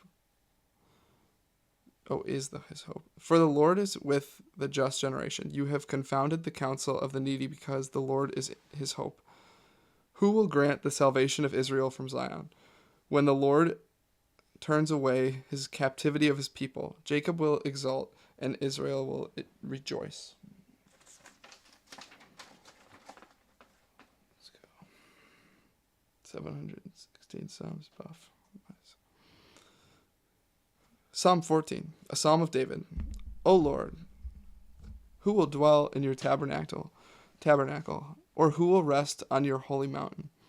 He who walks without blemish and who works justice. He who speaks the truth in his heart, who has not acted deceitfully with his tongue, and has not done evil to his neighbor, and has not taken up a reproach against his neighbors. In his sight the malicious one has been reduced to nothing, but he glorifies those who fear the Lord. He who swears to his neighbor and does not deceive. He who has not given his money in usury, nor accepted bribes against the innocent. He who does these things will be undisturbed for eternity. Psalm 15. The inscription of a title of David himself, Preserve me, O Lord, because I have hoped in you. I have said to the Lord, you are my God, so you have no need of my goodness. As for the saints who are in his land, he has made all my desires wonderful in them. Their infirmities have become multiplied. After this, they acted more quickly. I will not gather for their convocations of blood, nor will I remember their name with my lips. The Lord is the portion of my inheritance and my cup. It is you who will restore my inheritance to me. The lots have fallen upon me with clarity, and indeed my inheritance has been very clear to me. I will bless the Lord, who has bestowed understanding upon me. Moreover, my temperament has also corrected me, even through the night. I have made provisions for the Lord, always in my sight, for he is at my right hand, so that I may not be disturbed. Because of this my heart has been joyful, and my tongue has exulted. Moreover, even my body will rest in hope. For you he will not abandon my soul to hell, nor will you allow your holy ones to see corruption. You have made known to me the ways of life. You will fill me with joy by your countenance, and your right hand are delights even to the end. Psalm 16. A prayer of David. Lord, listen to my justice, attend to my supplication, pay attention to my partner, which is not from deceitful lips. Let my judgment proceed from your presence. Let your eyes behold fairness. You have tested my heart and visited it by night. You have examined me by fire and iniquity has not been found in me. Therefore may my mouth not speak the words of men. I have kept too difficult the ways because of the words of your lips. Perfect my steps in your paths, so that my footsteps may not be disturbed. I have cried out to you, O God. I have cried out because you, O God, have listened to me. Incline your ear to me and heed my words. Make your mercies wonderful for you to save those who hope in you. From those who resist your right hand, preserve me like the pupil of your eye. Protect me under the shadow of your wings. From the face of the impious who have afflicted me. My enemies who have surrounded my soul. They have concealed their fatness, their mouths have been speaking arrogantly. They have cast me out, and now they have surrounded me. They have cast their eyes down to the earth. They have taken me like a lion ready for the prey, and like a young lion dwelling in hiding.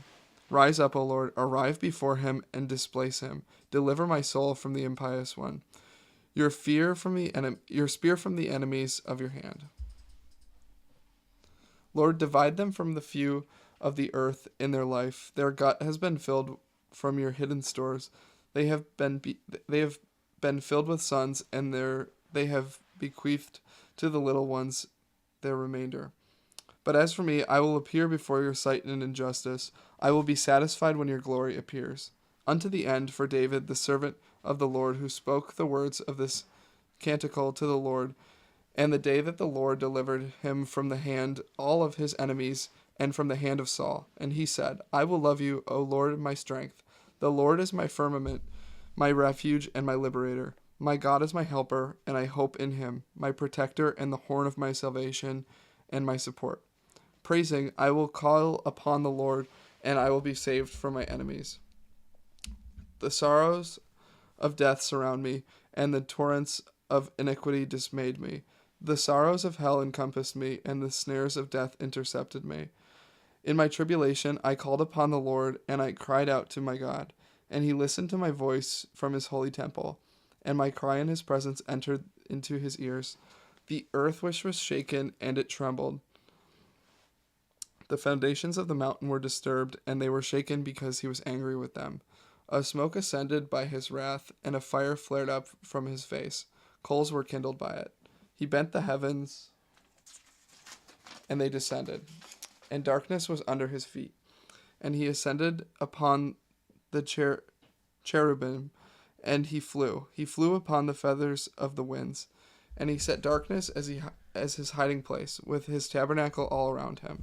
Dark waters in the clouds of the air. At the brightness that was before the sight, the clouds crossed by with hail and coals of fire. And the Lord thundered from the heavens, and the Most High uttered his voice, hail and coals of fire. And he set forth his arrows and scattered them. He multiplied lightnings, and he set them into disarray. Then the fountains of water appeared, and the foundations of the world were revealed. By your rebuke, O Lord, by the inspiration of the spirit of your wrath. He sent from on high, and he accepted me, and he took me up out of many waters. He rescued me from my strongest enemies and from those who hated me, for they had been too strong for me. They intercepted me in the days of my affliction, and the Lord became my protector, and he led me out into a wide place. He accomplished my salvation because he willed me. And the Lord will reward me according to my justice, and he will repay me according to the purity of my hands. For I have persevered the ways of the Lord, and I have not behaved impiously before my God. For all his judgments are in my sight, and his justice I have not pushed away from me. And I will be immaculate together with him, and I will keep myself from my iniquity. And the Lord will reward me according to my justice and according to my purity of my hands before my eyes. With the holy you will be holy, and with the innocent you will be innocent. And with the elect you will be elect, and with the perverse you will be perverse. For you will save the humble people, but you will bring down the eyes of the arrogant. For you illuminate my lamp, O Lord, my God, and lighten my darkness. For in you I will be delivered from temptation, and with my God I will climb over a wall. As for my God, his way is undefiled. The eloquence of the Lord has been examined by fire. He is the protector of all who hope in him. For who is God except the Lord, and who is God except our God? It is God who has wrapped with me virtue and with my way immaculate. It is he who has perfected my feet like the feet of deer, and who stations me upon the heights. It is he who trains my hands for battle. And you have set my arms like a bow of brass. And you have given me the protection of your salvation, and your right hand sustains me. And your discipline has corrupted me unto the end, and your discipline itself will teach me. You have expanded my footsteps under me, and my tracks have not been weakened. I will pursue my enemies and apprehend them, and I will not turn back until they have failed. I will break them, and they will not be able to stand. They will fall under my feet. And you have wrapped with me virtue for the battle, and those rising up against me you have subdued under me. And you have given the back of my enemies to me, and you have destroyed those who hated me. They cried out, but there was none to save them, to the Lord, but he did not heed them. And I will crush them into dust before the face of the wind, so that I will obliterate them like the mud in the streets. You will rescue me from the contradictions of the people. You will set me at the head of the Gentiles. As people I did not know has served me, as soon their ears heard, they were obedient to me. The sons of the foreigners have been deceitful to me. The sons of foreigners have grown weak with me, and they have wavered from their paths. The Lord lives, and blessed is my God, and may my God of salvation be exalted. O God, who vindicates me, who subdues me, the people under me, my liberator from my enraged enemies. And you will exalt me above those who rise up for me, for the inquisitors of man. You will rescue me. Because of this, O Lord, I will confess to you among the nations, and I will compose a psalm to your name, magnifying the salvation of his king and showing mercy to David, his Christ, and to his offspring, even for all time. Psalm 18.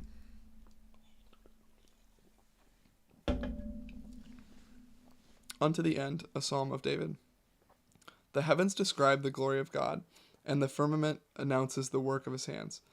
Day proclaims the word to day, and night to night imparts knowledge. There are no speeches or conversations where their voices are not being heard. Their sound has gone forth through all the earth, and their words to the ends of the world. He has placed his tabernacle in the sun, and he has like a I'll restart that one. He has placed his tabernacle in the sun, and he is like a bridegroom coming out of his bedroom. He has exalted like a giant running along the way. His departure from the summit of heaven, and his courses reach all the way to its summit. Neither is there anyone who can hide himself from his heat. The law of the Lord is immaculate, converting souls. The testimony of the Lord is faithful, providing wisdom to little ones. The justice of the Lord is right, rejoicing hearts. The precepts of the Lord are brilliant, enlightening the eyes. The fear of the Lord is holy, enduring for all generations. The judgment of the Lord are true, justified in themselves. Desirable beyond gold and many precious stones, and sweeter than honey and the honeycomb. For indeed your servant keeps them, and in keeping them there are many rewards. Who can understand transgression? From my hidden faults cleanse me, O Lord, and from those of others spare your servant. If they will have no dominion over me, then I will be immaculate, and I will be cleansed from the greatest transgression. And the eloquence of my mouth will be so as to please, along with the meditation of my heart, in your sight forever, O Lord, my helper and my redeemer. Psalm 19.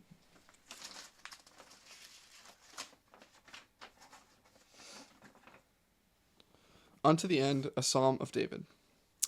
May the Lord hear you in the day of tribulation. May the name of God of Jacob protect you. May he send you help from the sanctuary and watch over you from Zion. May he be mindful of all your sacrifices, and may your burnt offerings be fat.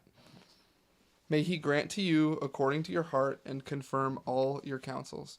We will rejoice in your salvation, and in the name of our God we will be magnified.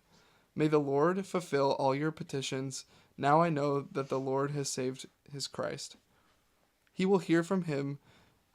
He will hear him from his glory, from his holy heaven. The salvation of his right hand is in power. Some trust in chariots and some in horses, but we will call upon the name of the Lord our God. They have been bound and they have fallen, but we have risen up and we have been set upright. O Lord, save the king, and hear us on the day that we will call upon you. Psalm 20. Unto the end, a psalm of David. In your virtue, Lord, the king will rejoice, and over your salvation he will exult exceedingly. You have granted him the desires of his heart, and you have not cheated him of the wish of his lips. For you have gone ahead of him with blessings of sweetness. You have placed a crown of precious stones on his head. He petitioned for your life, and you have granted him length of days in the present time and forever and ever. Great is his glory in your salvation, glory and great adornment you will lay upon him.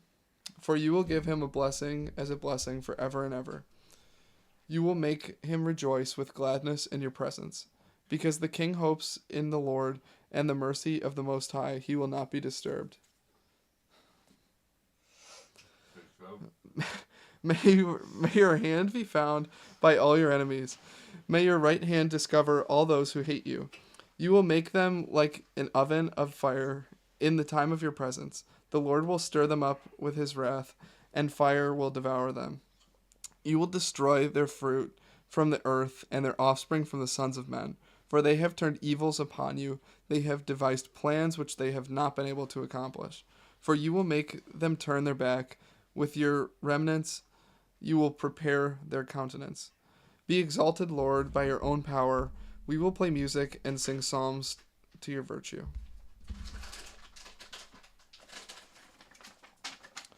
Unto the end, for the tasks of early morning, a psalm of David. O God, my God, look upon me. Why have you forsaken me? Far from my salvations are the words of my offenses. My God, I will cry out by day, and you will not heed, and by night it will not be foolish for me. But you dwell in holiness, O praise of Israel. In you our fathers have hoped. They hoped, and you freed them. They cried out to you, and they were not saved. In you they hoped. Oh, gosh, no. They cried out to you, and they were saved. In you they hoped and were not confounded. But I am a worm and not a man, a disgrace among men, and an outcast of people. All those who saw me have derided me. They have spoken with the lips and shook the head. He has hoped in the Lord. Let him rescue me. Let him save him because he chooses you. For you are the one who has drawn me out of the womb, my hope from the breasts of my mother. I have been thrown upon you from the womb. From the womb of my mother, you are my God. Do not depart from me, for tribulation is near, since there is no one who may help me. Many calves have surrounded me. Fat bulls have besieged me. They have opened their mouths over me, just like a lion seizing and roaring. And so I have been poured out like water, and all my bones have been scattered. My heart has become like wax, melting in the midst of my chest. My strength has dried up like clay, and my tongue has adhered to my jaws, and you have pulled me down into the dusts of death. For many dogs have surrounded me. The counsel of the malicious has besieged me. They have pierced my hands and feet. They have numbed all my bones, and they have examined me and stared at me. They divided my garments among them, and over my vestment they cast lots. But you, O Lord, do not take your help far from me. Be attentive to my defense. O God, rescue my soul from the spear, and my only one from the hand of the dog. Save me from the mouth of the lion, and my humility from the horns of the single-horned beast. I will declare your name to my brothers in the midst of the church.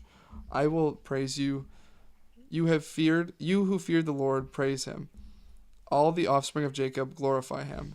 May all the offspring of Israel fear him, for he has neither spurned nor despised the pleas of the poor. Neither has he turned his face away from me, and when I cried out to him, he heeded me. My praise is with you. Within a great church, I will pay my vows in the sight of those who fear him. The poor will eat and be satisfied, and those who yearn for the Lord will praise him. Their hearts will live forever and ever. All the ends of the earth will remember, and they will be converted to the Lord, and all the families of the Gentiles will adore in his sight. For the kingdom belongs to the Lord, and he will have dominion over the Gentiles. All the fat of the earth have gnashed their teeth, and they have adored. In his sight they will fall down, all those who descend to the ground. And my soul will live for him, and my offspring will serve him. There will be an announcement for the Lord, a future generation, and the heavens will be announced his justice to a people who will be born, whom the Lord has made. Psalm 22. A psalm of David. The Lord directs me, and nothing will be lacking to me. He has settled me here in a place of pasture. He has led me out to the water of refreshment.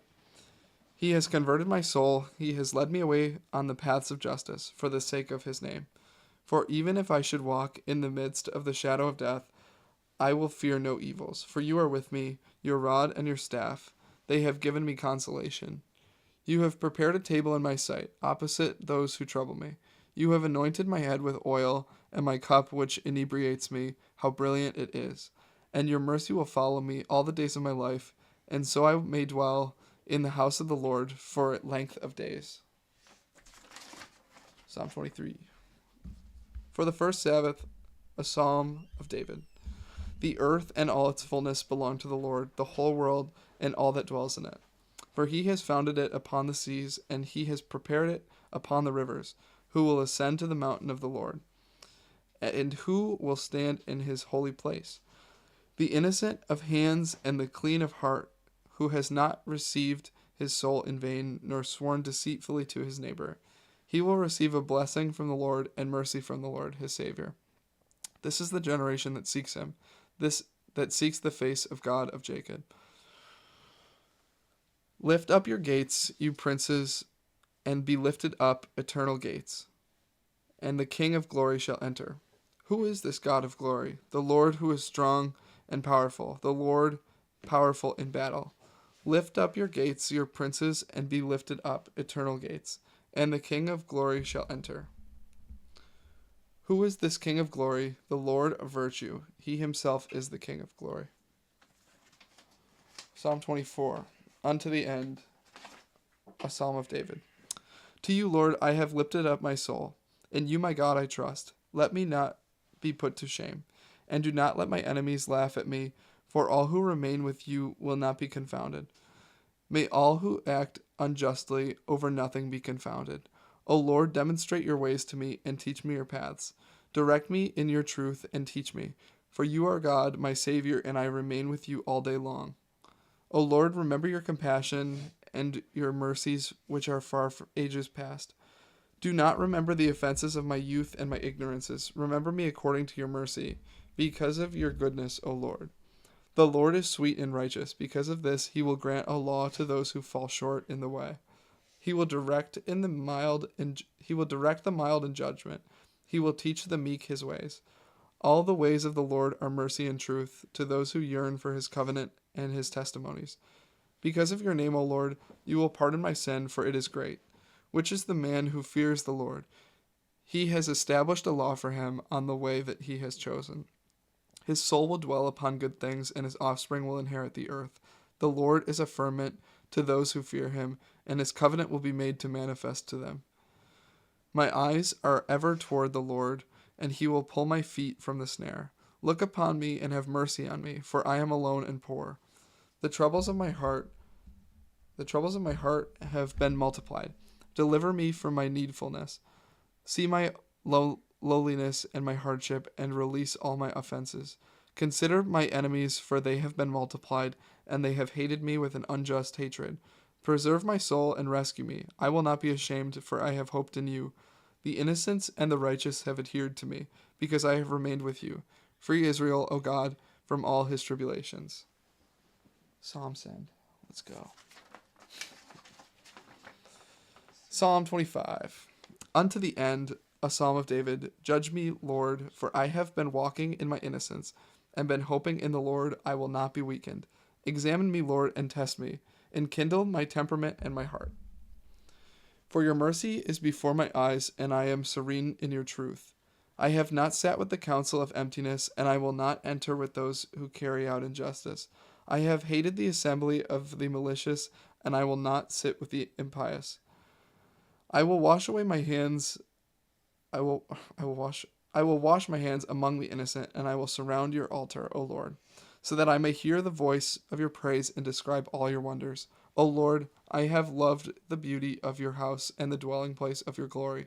O God, do not let my soul perish with the impious, nor my life with the men of blood, in whose hands are iniquities, their right hand have been filled by bribes. But as for me, I have been walking on my innocence. Redeem me, and I have mercy on me. My foot has stood firm in the straight path, the churches. I will bless you, O Lord.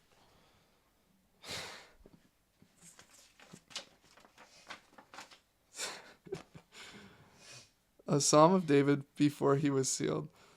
This is Psalm 26. A psalm of David before he was sealed. The Lord is my light and my salvation. Whom shall I fear? The Lord is the protector of my life. Of whom shall I be afraid?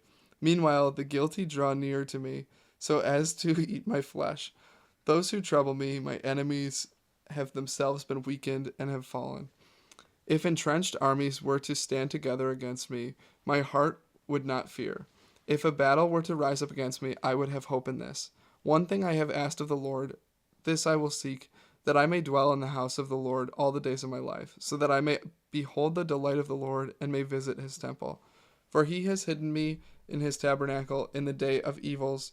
He has protected me in the hidden place of his tabernacle. He has exalted me upon the rock, and now he has exalted my head above my enemies. I have circled around and offered a sacrifice of loud exclamation in his tabernacle. I will sing, and I will compose a psalm to the Lord. Hear my voice, O Lord, with which I have cried out to you. Have mercy on me and hear me. My heart has spoken to you. My face has sought you. I yearn for your face, O Lord. Do not turn your face away from me. In your wrath, do not turn aside from your servant. Be my helper. Do not abandon me, and do not despise me, O Lord God, my Savior. For my father and my mother have left me behind, but the Lord has taken me up. O Lord, establish a law for me in your way, and direct me in the right path because of my enemies. Do not surrender me to the souls of those who trouble me, for unjust witnesses have risen up against me, and iniquity has lied to itself. I believe that I shall see the good things of the Lord in the land of the living. Wait for the Lord, act manfully, and let your heart be strengthened, and remain with the Lord.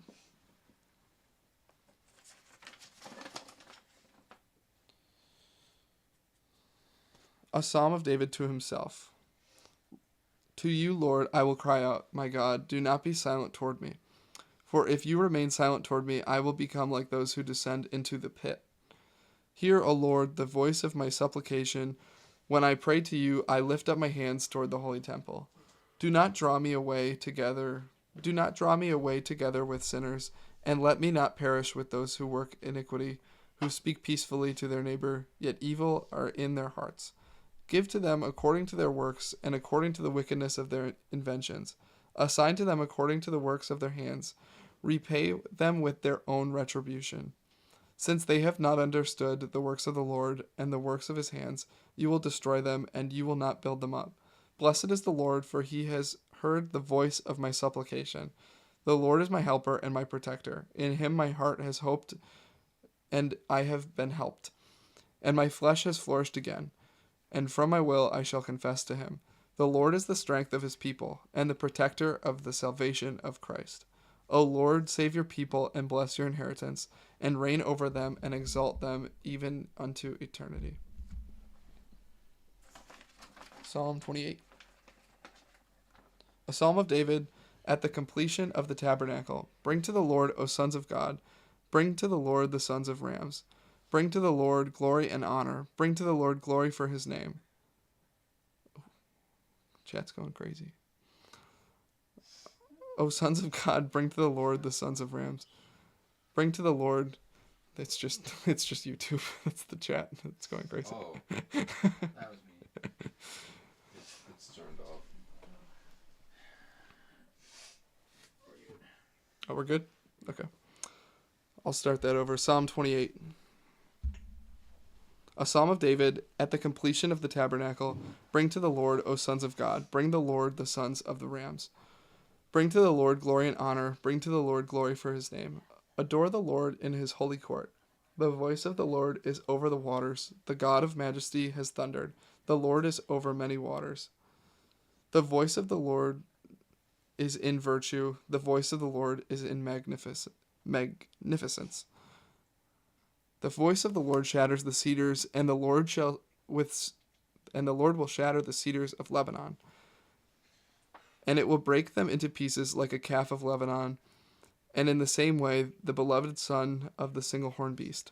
The voice of the Lord cuts through the flame of fire. The voice of the Lord shakes the desert, and the Lord will quake in the desert of Kadesh.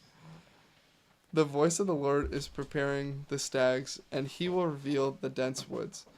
And in his temple all will speak his glory. The Lord causes the great flood to dwell, and the Lord will sit as king in eternity. The Lord will give virtue to his people. The Lord will bless his people in peace.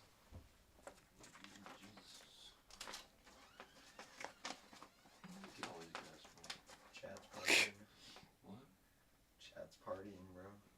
What's going on in chat, bro? I announce my presence, and I would like to be applauded. Yeah, All right. Thank you. Yo, chat, speak up. Speak up, chat. Everyone's just sleeping in with the their phone. building? Yeah, I know.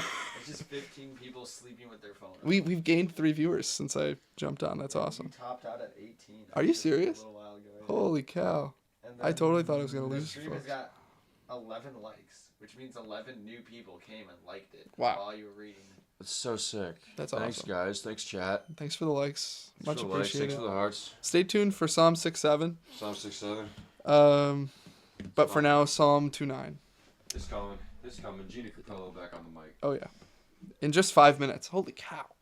Hour goes by fast. I know. That's what I'm saying, bro. Like, That's crazy. Yesterday, I felt like 5 minutes. Yeah. Oh, lightsaber.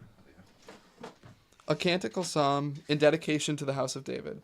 I will extol you, Lord, for you have sustained me, and you have not allowed my enemies to delight over me.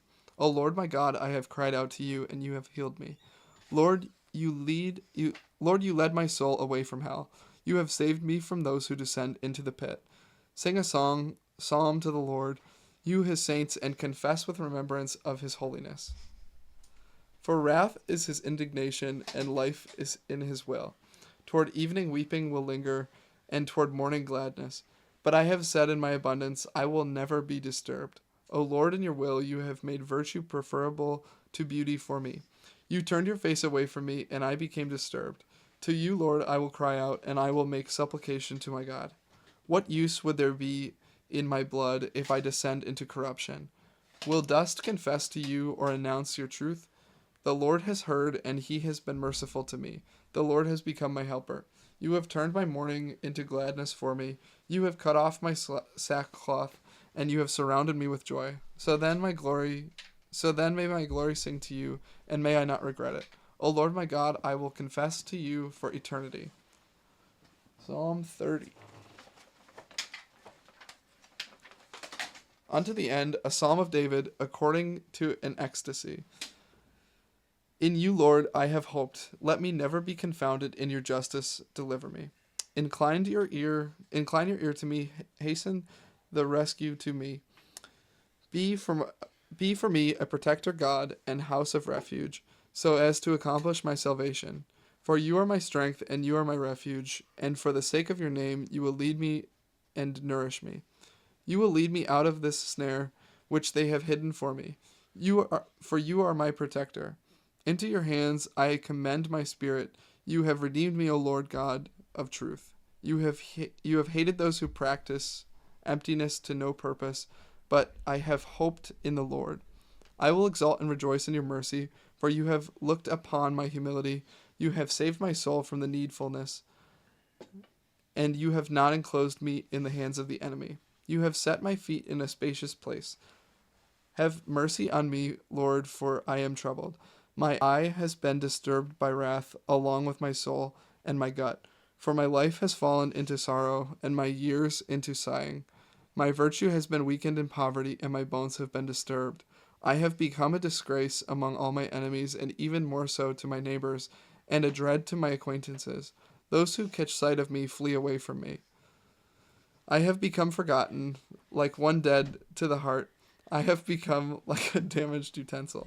For I have heard the harsh criticism of many who linger in the area, while assembled... What's going on? He's doing some old Halo 4 teabag. Oh, yeah. Here. While assembled through...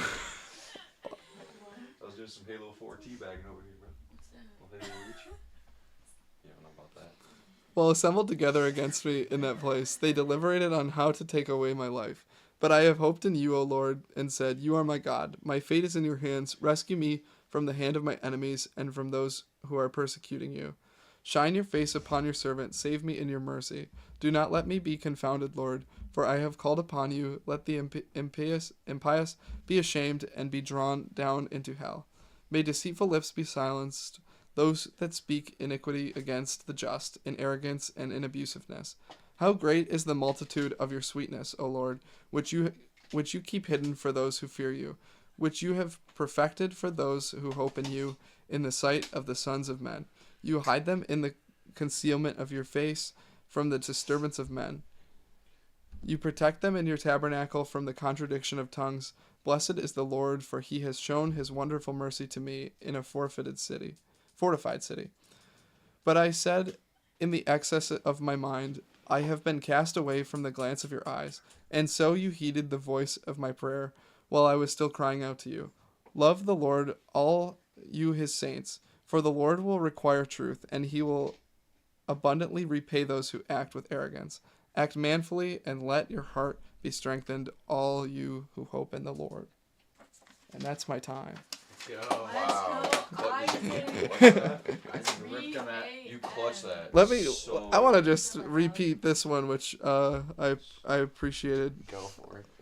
Where was this? While he's finding it, note faster than 2 minutes per song from Isaac Johnson. Wow. Those are some good analytics. A super 4 a.m. Yeah, I want the send. PFF stats on my performance. Yeah, we'll get you later on that. Also 44 hours. Let's see. Oh, you just hit 44 hours. 44 hours. Let's go. 44. Nice. Let's go. It was. I missed it. It was earlier in Psalm 30, but God's talking about his appreciation for, or the psalm is talking about God putting us in a place of spacious feet. Oh yeah, and you have not enclosed me in the hands of the enemy. You have set my feet in a spacious place. It's like getting the exit row.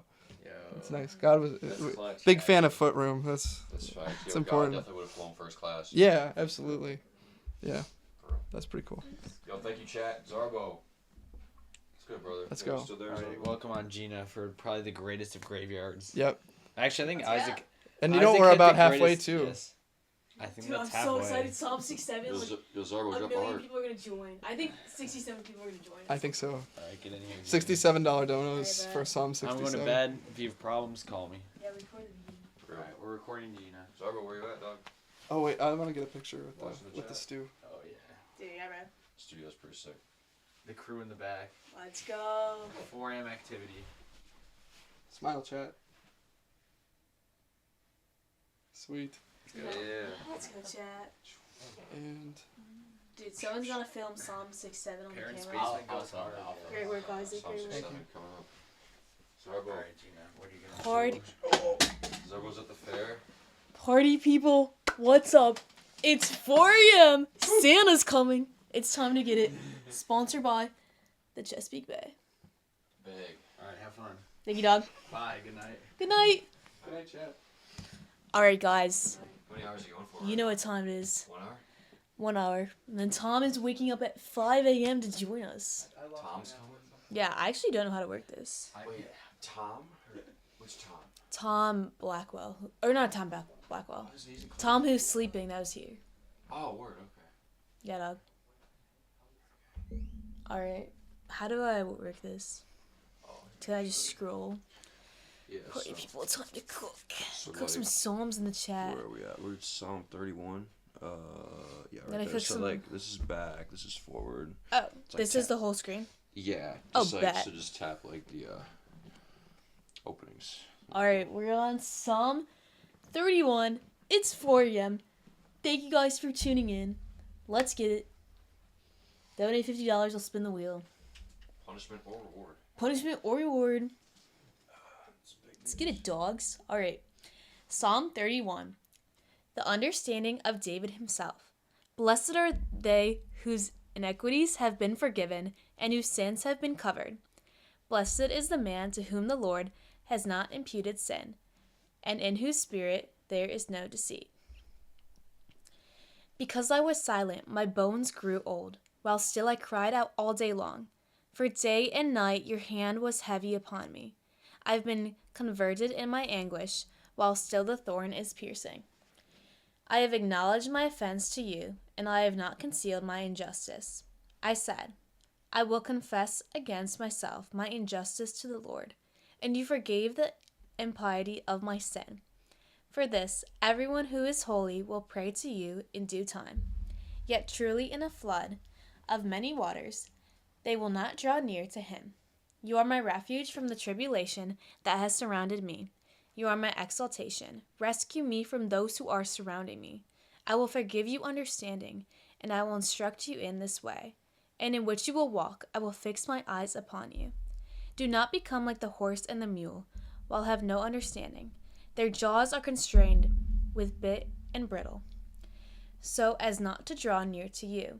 Many are the scourges of the sinner, but mercy will surround him that hopes in the Lord. Rejoice in the Lord and exalt, you just ones, in glory, all you upright of heart. Amen. Amen.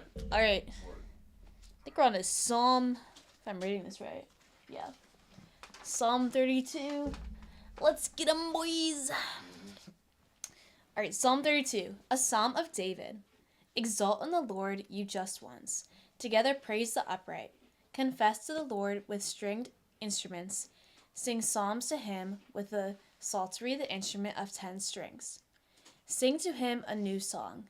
Sing psalms to him skillfully, with loud exclamation. For the word of the Lord is upright, and all his works are in faith. He loves mercy and judgment. The earth is full of the mercy of the Lord. By the word of the Lord the heavens were established, and all their power by the spirit of his mouth, gathering together the waters of the sea, as if in a container, placing the depths in storage. Let all the earth fear the Lord, and may all the inhabitants of the world quake before him. For he spoke. Did by Legend out, Christian Walsh. Yo, thank you, chat. MVP. I would love to MVP. stay and listen to some songs, but I'm drifting, man. You're good, dog. You can listen to it on the way home. At church at 11. I will do that. I will listen on the way home. Yeah, yeah. Sounds good. I got you, dog.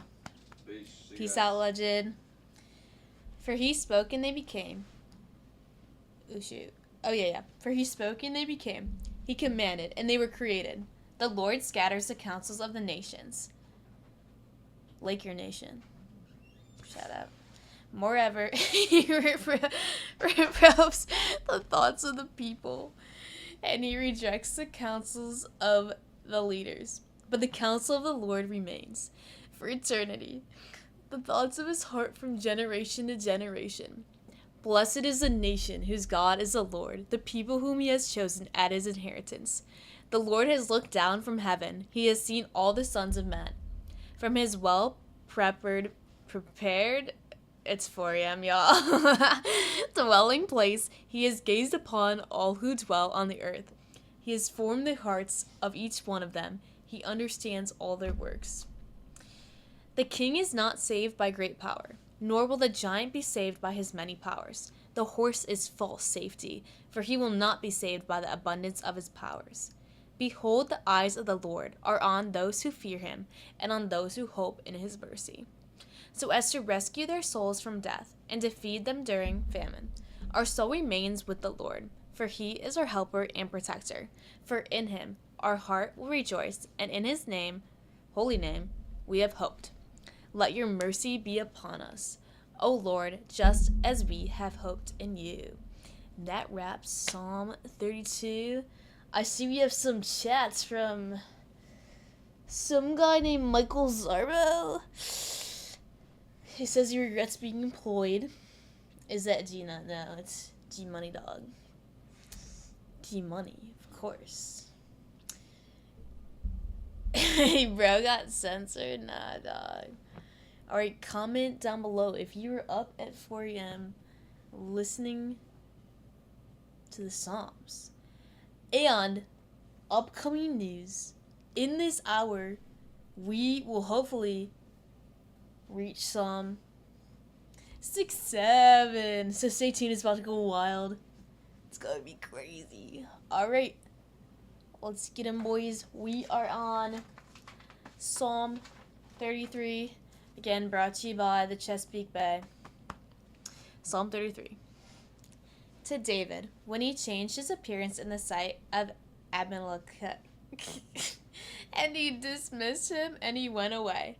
I will bless the Lord at all times. His praise will be ever in my mouth. Facts, Christian. I got you, dog. Got you. In the Lord my soul will be praised. May the meek listen and rejoice. Magnify the Lord with me, and let us extol his name in itself. I sought the Lord, and he heeded me, and he carried me away from all my tribulations. Approach him and be enlightened, and your faces will not be confounded. This poor one cried out, and the Lord heeded him, and he saved him from all his tribulations. The angel of the Lord will encamp around those who fear him, and he will rescue them. Taste and see that the Lord is sweet. Blessed is the man who hopes in him. Fear the Lord, all you his saints, for there is no destitution for those who fear him. The rich have been needy and hungry, but those who seek the Lord will not be deprived of any good thing. Come forward, sons, listen to me. I will teach you the fear of the Lord, which is the man who wills life, who chooses to see good days. Prohibit your tongue from evil, and your lips from speaking deceit. Turn away from evil and do good. Inquire about peace and pursue it. The eyes of the Lord are on the just, and his ears are with their prayers. But the countenance of the Lord is upon those who do evil, to perish the remembrance of them from the earth. The just cried out, and the Lord heard them, and he freed them from all their tribulations. The Lord is near to those who are troubled in heart, and he will save the humble in spirit. Many are the afflictions of the just, but from them all the Lord will free them. The Lord preserves all of their bones, not one of them shall be broken. The death of a sinner is very harmful, and those who hate the just will fare badly. The Lord will redeem the souls of his servants, and none of those who hope in him will fare badly. Let's go. That wraps Psalm 33. We're on to Psalm 34.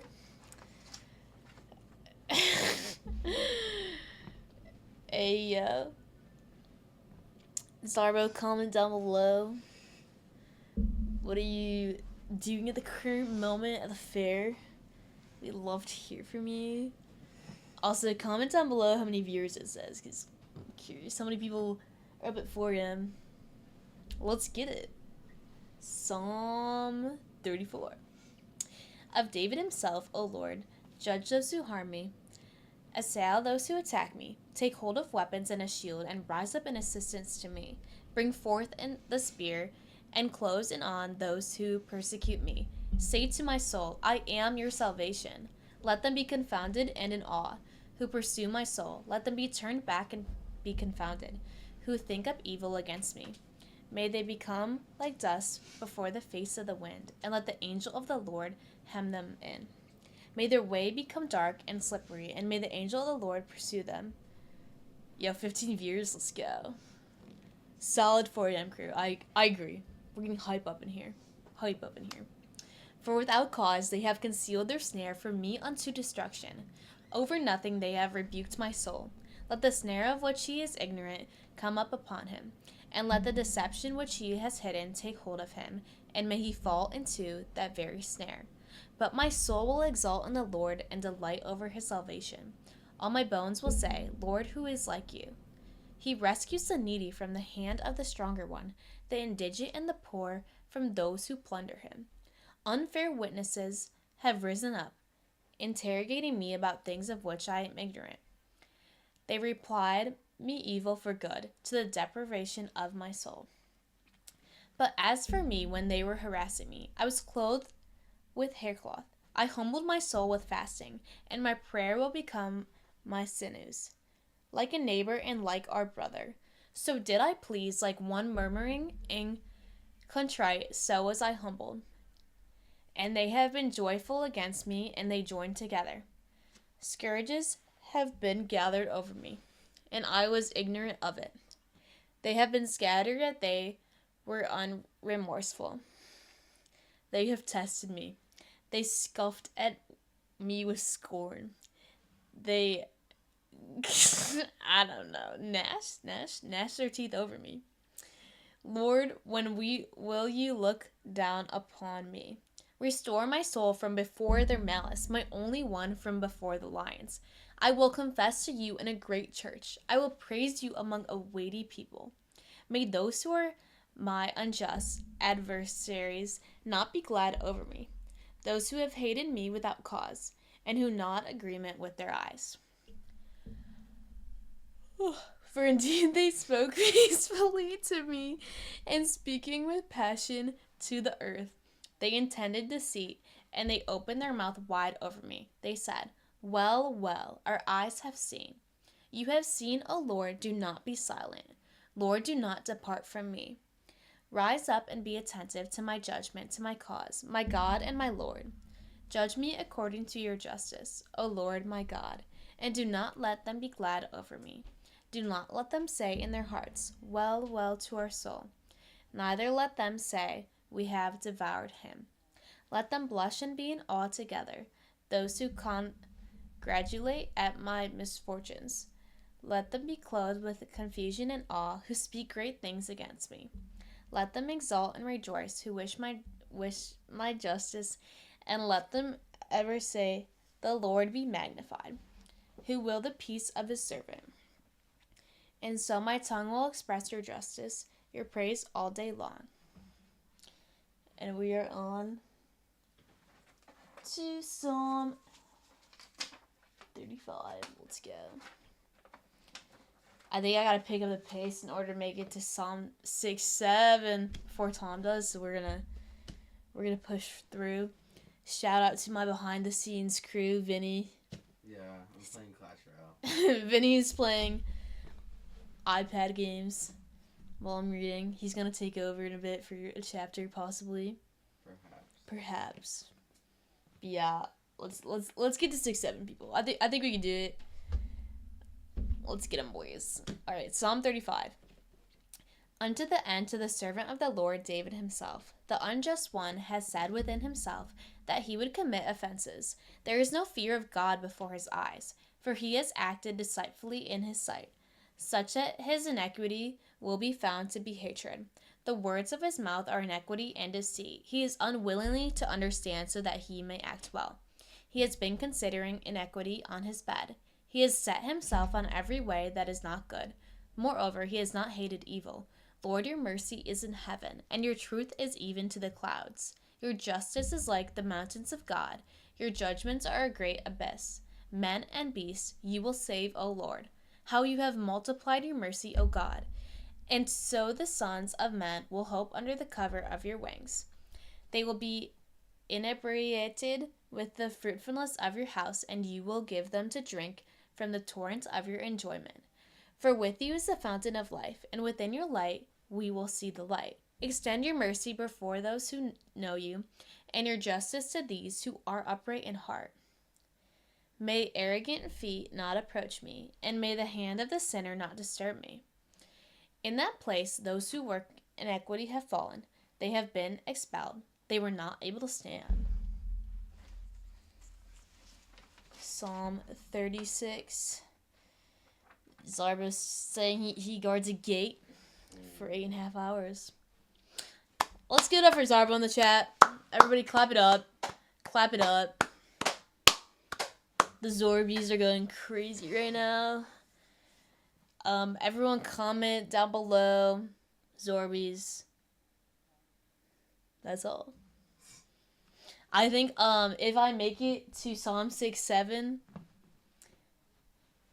in this you're not doing I will spin the wheel. Time. What? You're not doing too good on time. I got it. Yeah. So I will spin the wheel if I get to 6-7, and also because it's 4 a.m. If you donate any money to the GoFundMe for Bibles, I'll spin the wheel. Just for now, this is a one-time offer. Like $1. It's the 4 a.m. offer. You have to donate at least $5 on GoFundMe, so. But yeah, alright, let's get it. We're getting to Psalm 6-7. So let's get it. Psalm 36. We have 31 more to go. I'll probably have to do like Psalm per minute and 5 seconds. Alright. A Psalm of David himself. Do not choose to imitate the malicious, neither should you envy those who work iniquity. For they will quickly wither away like dry grass, and in the manner to kitchen herbs they will soon drop. Hope in the Lord and do good, and dwell in the land, and so you shall be pastured with its riches. Delight in the Lord, and he will grant to you the petitions of your heart. Reveal your way to the Lord, and hope in him, and he will accomplish it. And he will bring forth your justice, like the light, and your judgment, like the midday.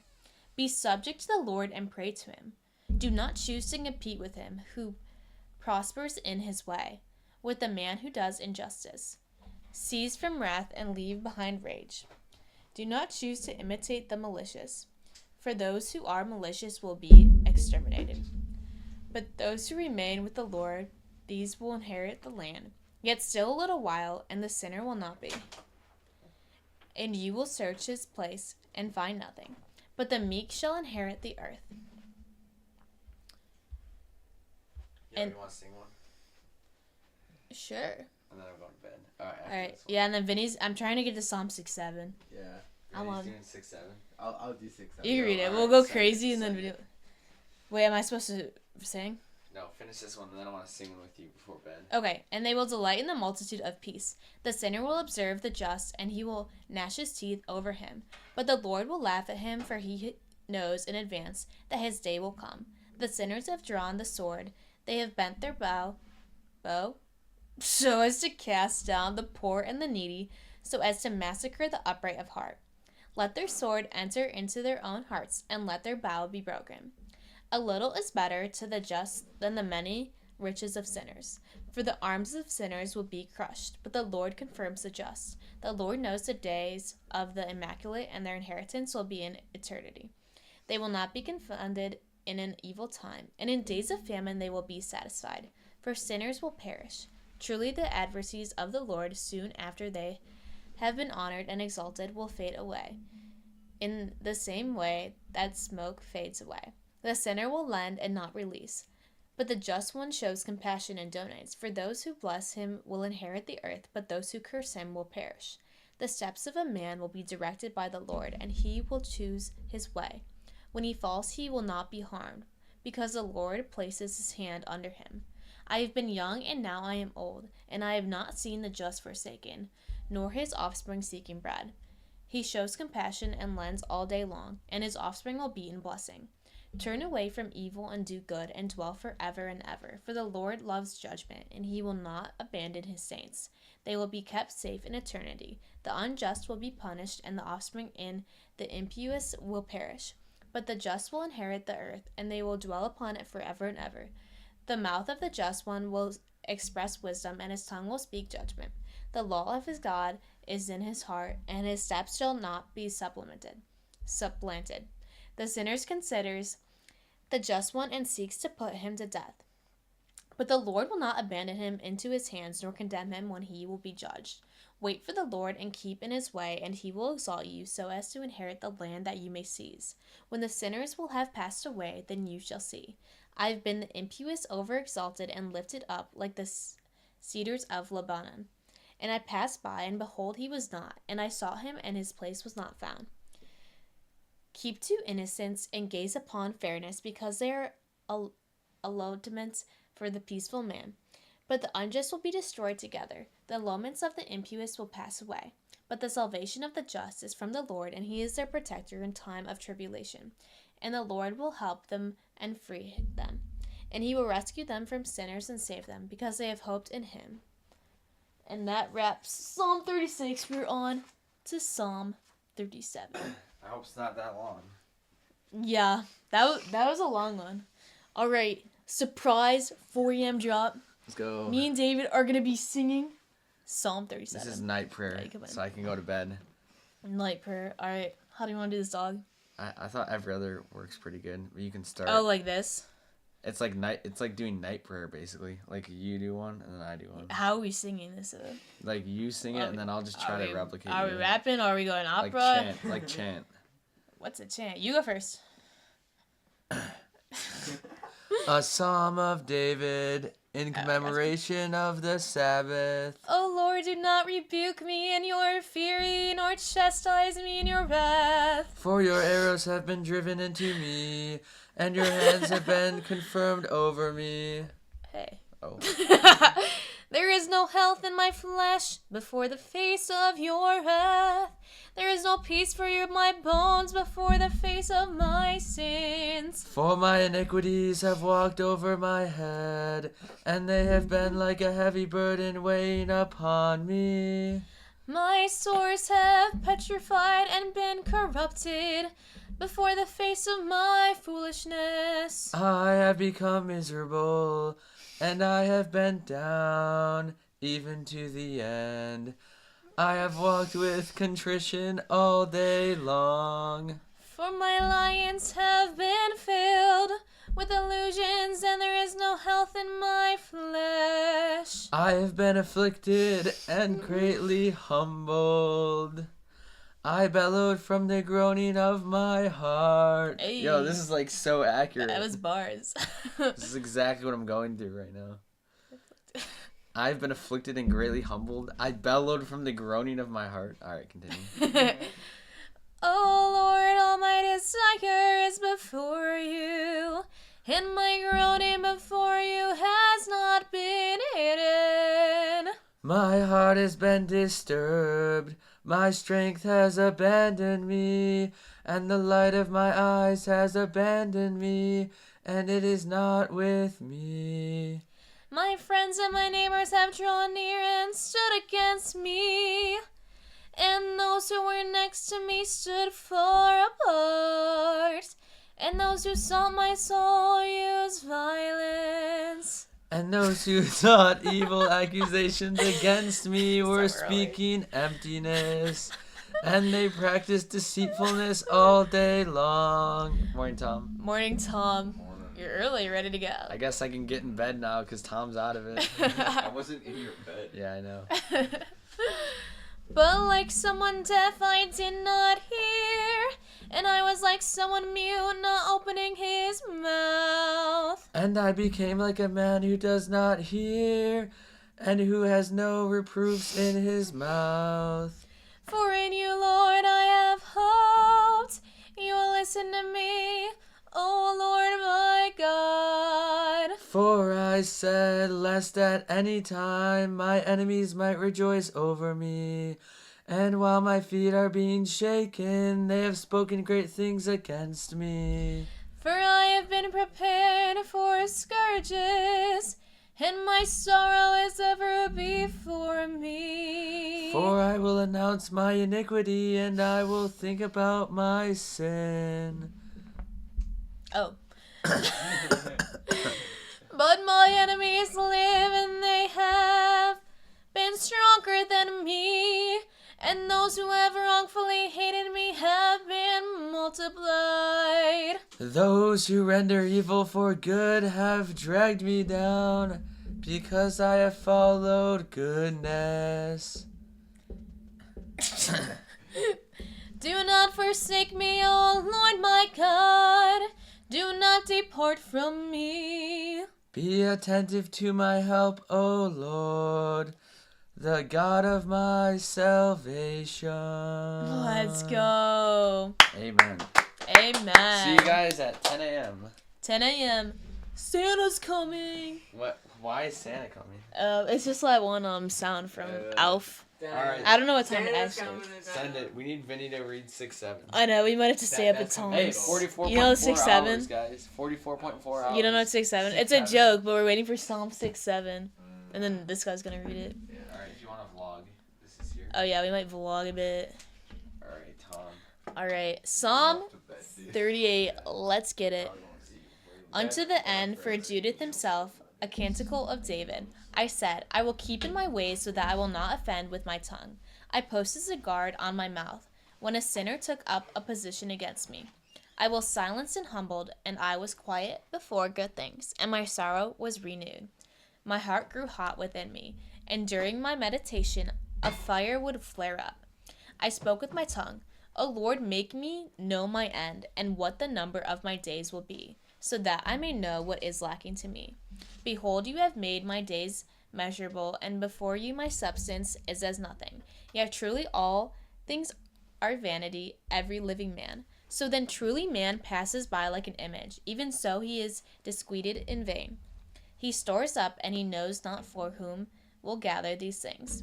And now, what is it that awaits me? Is it not the Lord? And my substance is with you.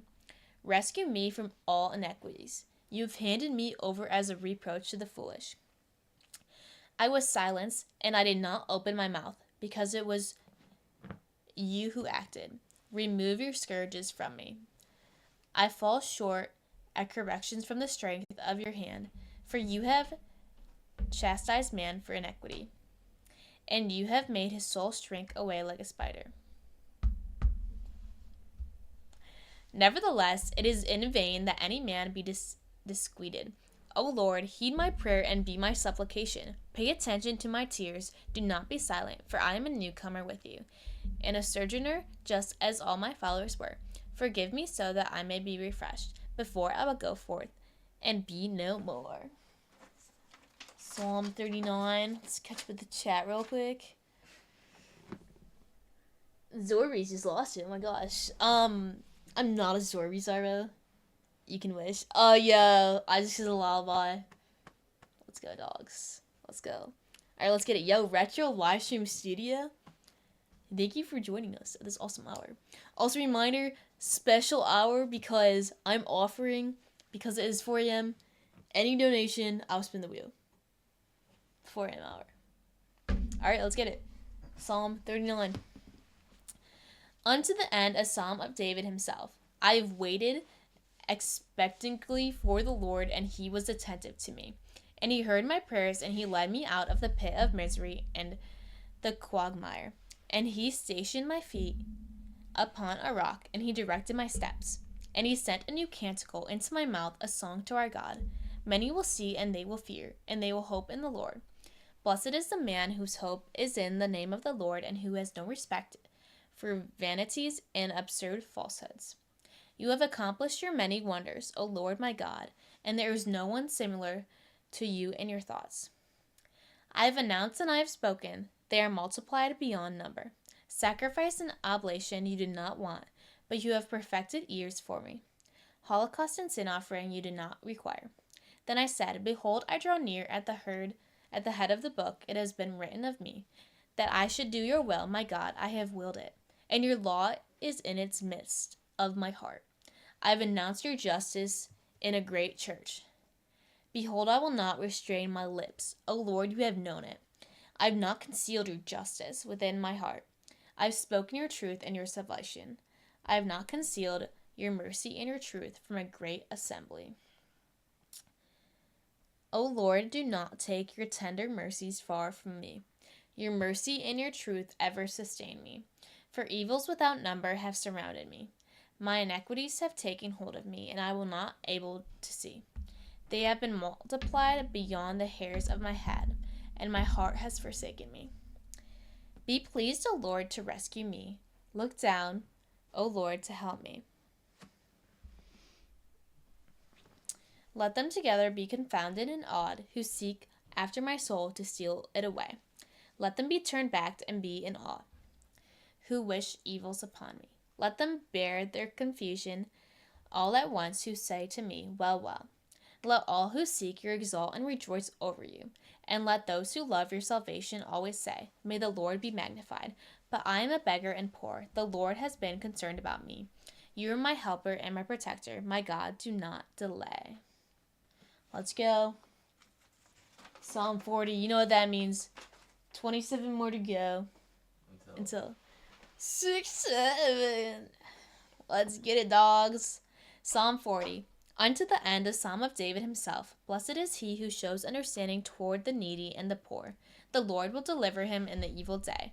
May the Lord preserve him and give him life, and make him blessed upon the earth. And he had not hand him over to the will of his adversaries. May the Lord bring him help on his bed of sorrow. In his infirmity you have changed his entire covering. I said, O Lord, be merciful to me. Heal my soul, because I have sinned against you. My enemies have spoken evils against me. When will he die and his name perish? And when he came in to see me, he was speaking emptiness. His heart gathered iniquity to itself. He went outside and he was speaking in the same way. All my enemies were whispering against me. They were thinking up evils against me. They established an unjust word against me. Will he that sleeps no longer rise again? For even the man of my peace, in whom I hoped, who ate my bread, has greatly supplanted me. But you, O Lord, have mercy on me, and raised me up again, and I will requite them.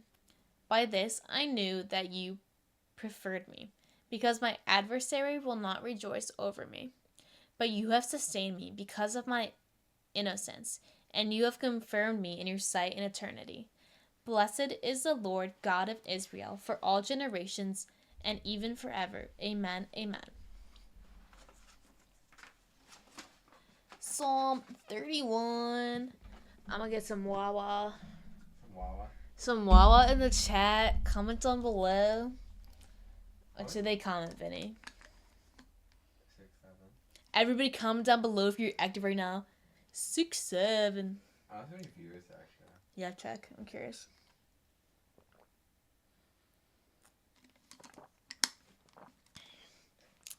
Psalm 6, 7. 16. Yo, 16 viewers in the chat. Let's go. 17 viewers in the chat. 4 a.m. guys. Let's go. At 4 a.m. is kind of crazy. Stay tuned, guys. Psalm 6-7 is coming up. It's my 17 viewers out there. Thank you guys for all the dogs in the crib. I appreciate you coming. Let's get it. Let's get them, boys. Psalm 41 in the chat. Unto the end, the understanding of the sons of Korah. As the deer longs for fountains of water, so my soul longs for you, O God. My soul has thirsted for the strong living God. When will I draw close and appear before the face of God? My tears have been my bread day and night. Meanwhile, it is said to me daily, where is your God? These things I have remembered, and my soul within me I have poured out. For I will cross into the place of the wonderful tabernacle, all the way to my house of God, with the voice of exultation and confession, the sound of feasting. Why are you sad, my soul, and why do you disquiet me? Hope in God, for I will still confess to him the salvation of my countenance. And my God, my soul has been troubled within myself. Because of this, I will remember you from the land of the Jordan and from Hermon, from the little mountain. Abyss calls upon abyss with the voice of your floodgate. All your heights and your waves have passed over me. In the daylight, the Lord has ordered his mercy, and in the night, a canticle to him. With me is a prayer to the God of my life. I will say to God, you are my supporter. Why have you forgotten me? And why do I walk in mourning, while my adversary afflicts me? While my bones are being broken, my enemies who trouble me have reproached me. Meanwhile, they say to me every single day, where is your God? My soul, why are you saddened? And why do you disquiet me? Hope in God, for I will still confess to him the salvation of my countenance and my God. Alright, Psalm 42, let's get it. One more closer. A psalm of David, judge me, O God, and discern my cause from that of a nation not holy. Rescue me from a man unjust and deceitful. For you are God, my strength. Why have you rejected me? And why do I walk in sadness, while the adversary afflicts me? Send forth your light and your truth. They have guided me and led me to your holy mountain and into your tabernacles. And I will enter up to the altar of God, to God who enlivens my youthfulness. To you, O God, my God, I will confess upon a stringed instrument. Why are you sad, my soul, and why do you disquiet me? Hope in God, for I will still give praise to him, the salvation of my countenance and my God. That was a quick one.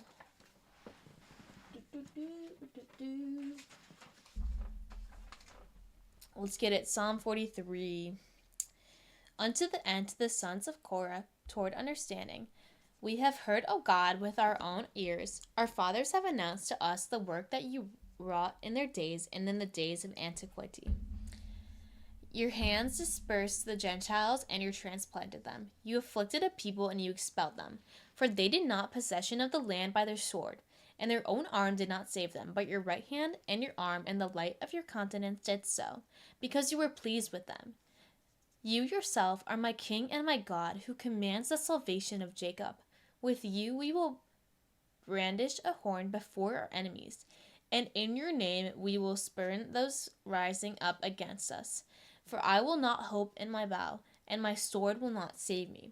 For you have saved us from those who afflict us, and you have bewildered those who hate us. In God we will give praise all day long, and in your name we will confess forever.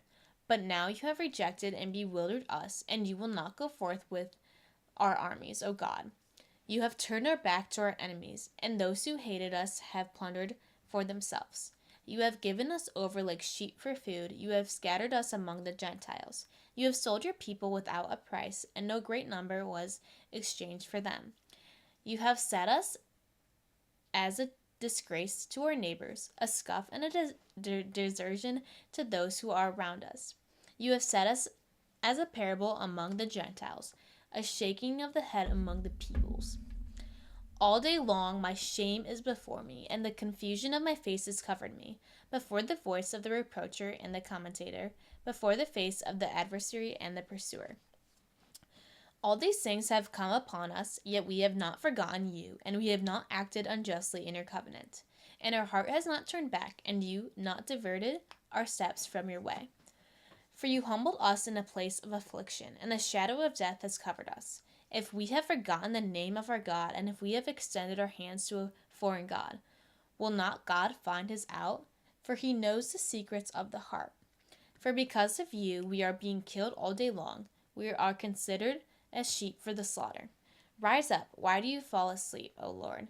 Rise up and do not reject us in the end. Why do you turn your face away, and why do you forget our needfulness and our tribulation? For our soul has been humbled into the dust, our belly has been bound to the earth. Rise up, O Lord, help us and redeem us because of your name. That wraps Psalm 43, dogs. Let's get it. Psalm 44. What did Zarva say? Speedrunning Psalms in order to get to 6, 7, or 4 in the morning is a new level. What is it? Escapade. I don't know what that means. Of like adventure. Yes. I got you. Yes. Psalm 44. Unto the end for those who will be changed to the sons of Korah toward understanding.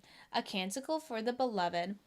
My heart has uttered a good word. I speak of my works to the king. My tongue is like the pen of a scribe who writes quickly.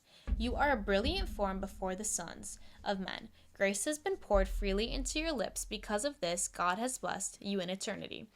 Fasten your sword to thy, O most powerful one. With your splendor and your excellence extended, proceed prosperously and reign for the sake of the truth and meekness and justice, and so will your right hand lead you wondrously. Your arrows are sharp, the people will fall under you, and the hearts of the enemies of the king. Your throne, O God, is forever and ever. The scepter of your kingdom is a scepter of true aim.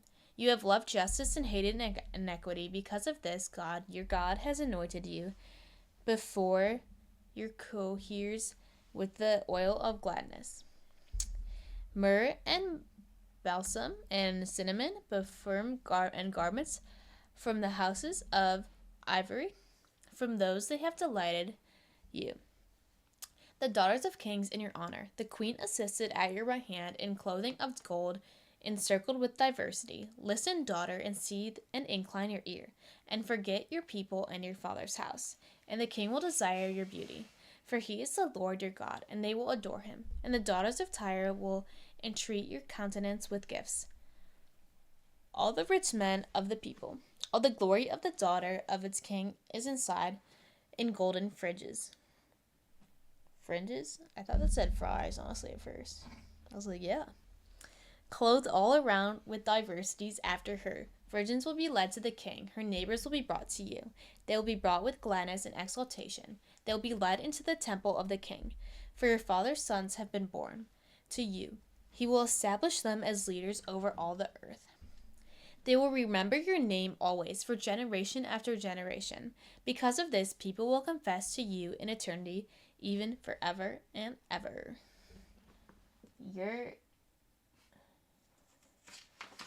Alright, Psalm 45. Unto the end to the sons of Korah, for confidence a psalm. Our God is our refuge and strength, a helper in the tribulations that have greatly overwhelmed us. Because of this, we will not be afraid when the earth will be turbulent and the mountains will be transferred into the heart of the sea. They thundered and the waters were stirred up among them. The mountains have disturbed by his strength. The frenzy of the river rejoices the city of God. The Most High has sanctified his tabernacle. God is in its midst, it will not be shaken. God will assist it in the early morning. The peoples have been disturbed, and the kingdoms have been bowed down. He uttered his voice, the earth has been moved. The Lord of hosts is with us. The God of Jacob is our supporter. Draw near and behold the works of the Lord. What portents he has set upon the earth, carrying away wars even to the end of the earth. He will crush the bow and break the weapons, and he will burn the shield with fire.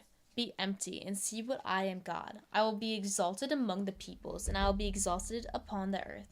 The Lord of hosts is with us. The God of Jacob is our supporter. Let's go. Psalm 46. Into the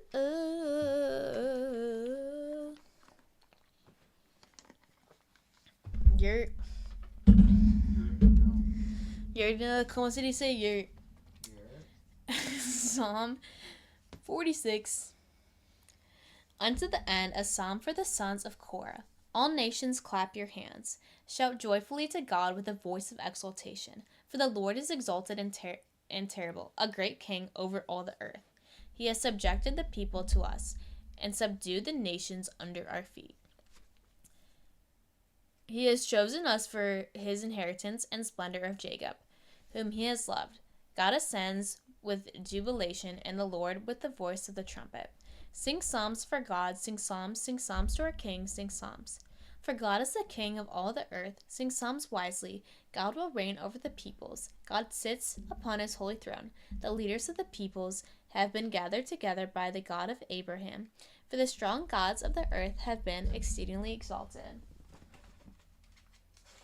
Psalm 4:7. A canonical psalm to the sons of Korah on the second Sabbath. The Lord is great and exceedingly praiseworthy in the city of our God, on his holy mountain. Mount Zion is being founded with the exaltation of the whole earth on the north side, the city of the great king. In her houses God will be known, since he will support her. For behold, the kings of the earth have been gathered together. They have convened as one. Such did they see, and they were astonished. They were disturbed. They were moved. Trembling took hold of them. In that place their pains were that of a woman in labor. With a vehement spirit you will crush the ships of Tarshish. As we have heard, so we have seen in the city of the Lord of hosts, in the city of our God. God has founded it in eternity. We have received your mercy, O God, in the midst of your temple. According to your name, O God, so does your praise reach to the ends of the earth. Your right hand is full of justice. Let Mount Zion rejoice, and let the daughters of Judah exult, because of your judgments, O Lord. Encircle Zion and embrace her. Discourse in her towers. Set your hearts on her virtue, and distribute her houses, so that you may discourage of it another generation. For this is God, our God, in eternity and forever and ever. He will rule us forever. Psalm 48. Unto the end, a psalm to the sons of Korah. Hear these things, all nations. Pay attention, all inhabitants of the world. Whoever is earthborn, you sons of men, together as one, the rich and the poor. My mouth will speak wisdom, and the meditation of my heart will speak prudence. I will incline my ear to a parable. I will open my case with his psaltery. I think they're keeping it brackish like the Chesapeake Bay because it's assault. Just saying. Why should I fear in the evil day? The iniquity at my heel will surround me. Those who trust in their own strength and who glory in the multitude of their riches. No brother redeems, nor will man buy back. He will not give to God his appeasement, nor the price for the redemption of his soul. And he will labor continuously, and he will still live unto the end. He will not see death when he sees the wise dying. The foolish and their senseless will perish together, and they will leave their riches to strangers, and their sepulchres will be their house forever, their tabernacles from generation to generation. They have called their names in their own lands. Yo, good night, Christian. You're a legend. You're a legend. And man, when he was held in honor, did not understand. He has been compared to the senseless beasts, and he has become like them. This way of theirs is a scandal to them, and afterwards they will delight in their mouth. They have been placed in hell like sheep. Death will feed on them, and the just will have dominion over them in the morning, and their help will grow old in hell for their glory. Even so, truly God will redeem my soul from the hand of hell, when he will receive me. Do not be afraid when a man will have been made rich, and when the glory of his house will have been multiplied. For when he dies, he will take nothing away, and his glory will not descend with him. For his soul will be blessed in his lifetime, and he will admit to you when you do good to him. He will even enter with the progeny of his fathers, but even in eternity he will not see the light. Man, when he was in honor, did not understand. He has been compared to the senseless beasts, and he has become like them. Yeet. Psalm 49. A psalm of Asaph, the God of gods. The Lord has spoken, and he has called the earth, from the rising of the sun even to its setting. From Zion the brilliance of his beauty. God will arrive. Manifestly our God also will not keep silence. A fire will flare up in his sight, and a mighty tempest will surround him. He will call to heaven from above, and to the earth to discern his people. Gather his holy ones to him. You who order his covenant about sacrifices. And the heavens will announce his justice, for God is the judge. Listen, my people, and I will speak. Listen, Israel, and I will testify for you. I am God, your God. I will not reprove you for your sacrifices. Moreover, your holocausts are even in my sight. I will not accept calves from your house, nor he goats from your flocks. For all the wild beasts of the forest are mine, the cattle on the hills and the oxen. I know all the flying things of the air, and the beauty of the field is with me. If I shall be hungry, I will not tell you, for the whole world is mine, and all its plenitude. Shall I gnaw on the flesh of bulls, or would I drink the blood of goats? Offer to God the sacrifice of praise, and pay your vows to the Most High, and call upon me in the day of tribulation. I will rescue you, and you will honor me. But to the sinner God has said, why do you discourage on my justices, and take up my covenant through your mouth? Truly you have hated discipline, and you have cast my sermons behind you. If you saw a thief, you ran with him, and you have placed your portion with adulterers. Your mouth has abundant with malice, and your tongue has concocted deceits. Sitting you spoke against your brother, and you set up a scandal against your mother's son. These things you have done, and I was silent. You thought unjustly that I ought to be like you, but I will reprove you, and I will set myself against your face. Understanding these things, you might forget God, lest at any time he might quickly take you away, and there would be no one to rescue you. The sacrifice of praise will honor me, and in that place is the journey by which I will reveal to him the salvation of God. Please read with reverence and respect. I'm reading. If you don't like it, you can leave. Sorry. Amen, brother. I don't know if I read this last paragraph. The sacrifice of praise will honor me, and in that place is the journey by which I reveal to him the salvation of God. Anyways, Psalm 50. Listen, CB, it's almost 5 in the morning. I'm gonna read how I want to read. If you don't like it, I'm gonna tell you, dog. Psalm 50. Sorry, bro. Unto the end, a psalm of David. When Nathan and prophet came to him after he went to Bathsheba, be merciful to me, O God, according to your great mercy, and according to the plenitude of your compassion, wipe out my iniquity. Wash me once again from my iniquity, and cleanse me from my sin. For I know my iniquity, and my sin is ever before me. Against you only have I sinned, and I have done evil before your eyes. And so you are justified in your words, and you will prevail when you give judgment. For behold, I was conceived in iniquities, and in sinfulness did my mother conceive me. For behold, you have loved truth, the obscure and hidden things of your wisdom. You have manifested to me.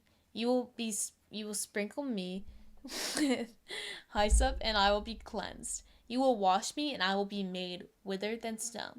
In my hearing, you will grant gladness and rejoicing. And the bones that have been humbled will exult. Turn your face away from my sins, and erase all my iniquities. Create a clean heart in me, O God, and renew up an upright spirit within my inmost being. Do not cast me away from your face, and do not take your Holy Spirit from me. Restore to me the joy of your salvation, and confirm me with an unsurpassed spirit. I will teach the unjust your ways, and the impious will be converted to you. Free me from blood, O God, the God of my salvation, and my tongue will extol your justice. O Lord, you will open my lips, and my mouth will announce your praise. For if you had desired sacrifice, I will certainly have given it, but with holocaust you will not be delighted. A crushed spirit is a sacrifice to God, a contrite and a humbled heart. O God, you will not spurn. Act kindly, Lord, and your good will toward Zion, so that the walls of Jerusalem may be built up. Then you will accept the sacrifice of justice, oblations, and holocausts. Then they will lay calves upon your altar. Alright, Psalm 51. I don't think we're making it to 6-7. No, I think Tom will be reading it unless you want to stay up for it. You do? I will too. I think I'm gonna nap. You can. I'm just gonna nap over here, and at 6-7, you and Vinny will tune back in. Cause He has to agree to it. Yeah, I think Tom will be okay with us reading 6-7. All right, let's get it. Psalm 51. Unto the end, the understanding of David. When Doeg and Edomite came and reported to Saul, David went to the house of Ahimelech. Why do you glory in malice, you who are powerful in equity? All day long your tongue thinks up injustice. Like a sharp razor you have wrought deceit. You have loved malice above goodness, and inequity more than speaking righteousness. You have loved all precipitous words and your deceitful tongue. Because of this, God will destroy you in the end. He will pull you up, and he will remove you from your tabernacle, and your root from the land of the living. The just will see and be afraid, and they will laugh over him and say, Behold the man who did not see God as his helper, but he hoped in the multitude of his riches, and so he prevailed in his emptiness. But I, like a fruitful olive tree in the house of God, have hoped in the mercy of God unto eternity, and forever and ever. I will confess to you forever, because you have accomplished it, and I will wait on your name, for it is good in the sight of your saints. Yay.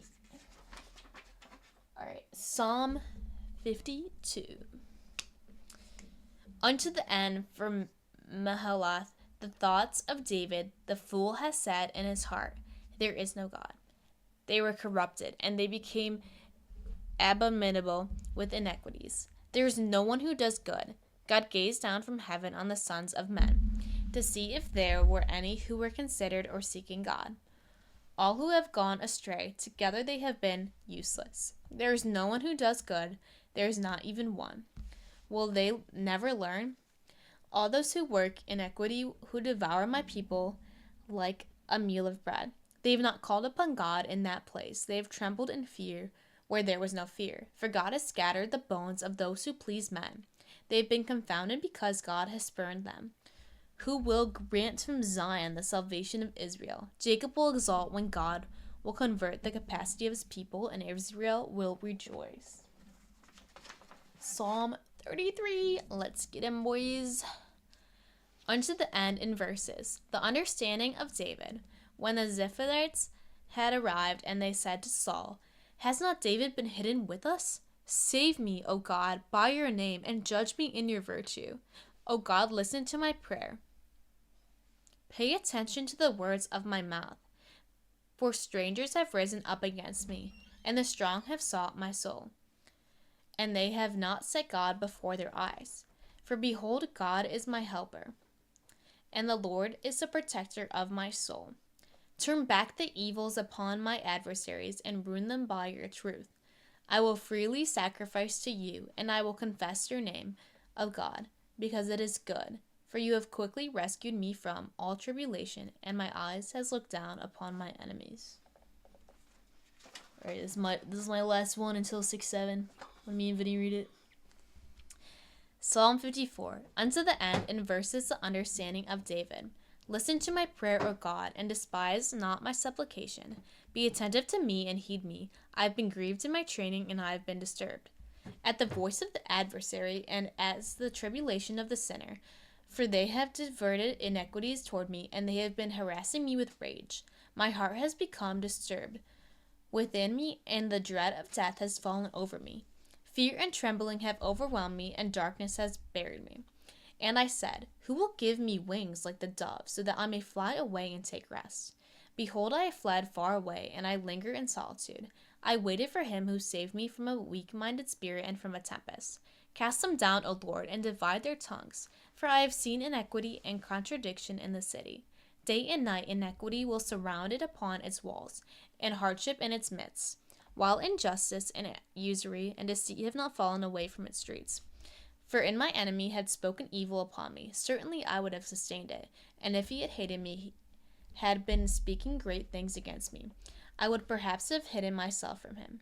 Truly you are a man of one mind, my leader and my acquaintance, who took sweet food together with me in the house of God. We walk side by side. Let death come upon them, and let them descend alive into hellfire. For there is wickedness in their dwellings in their midst. But I have cried out to God, and the Lord will save me.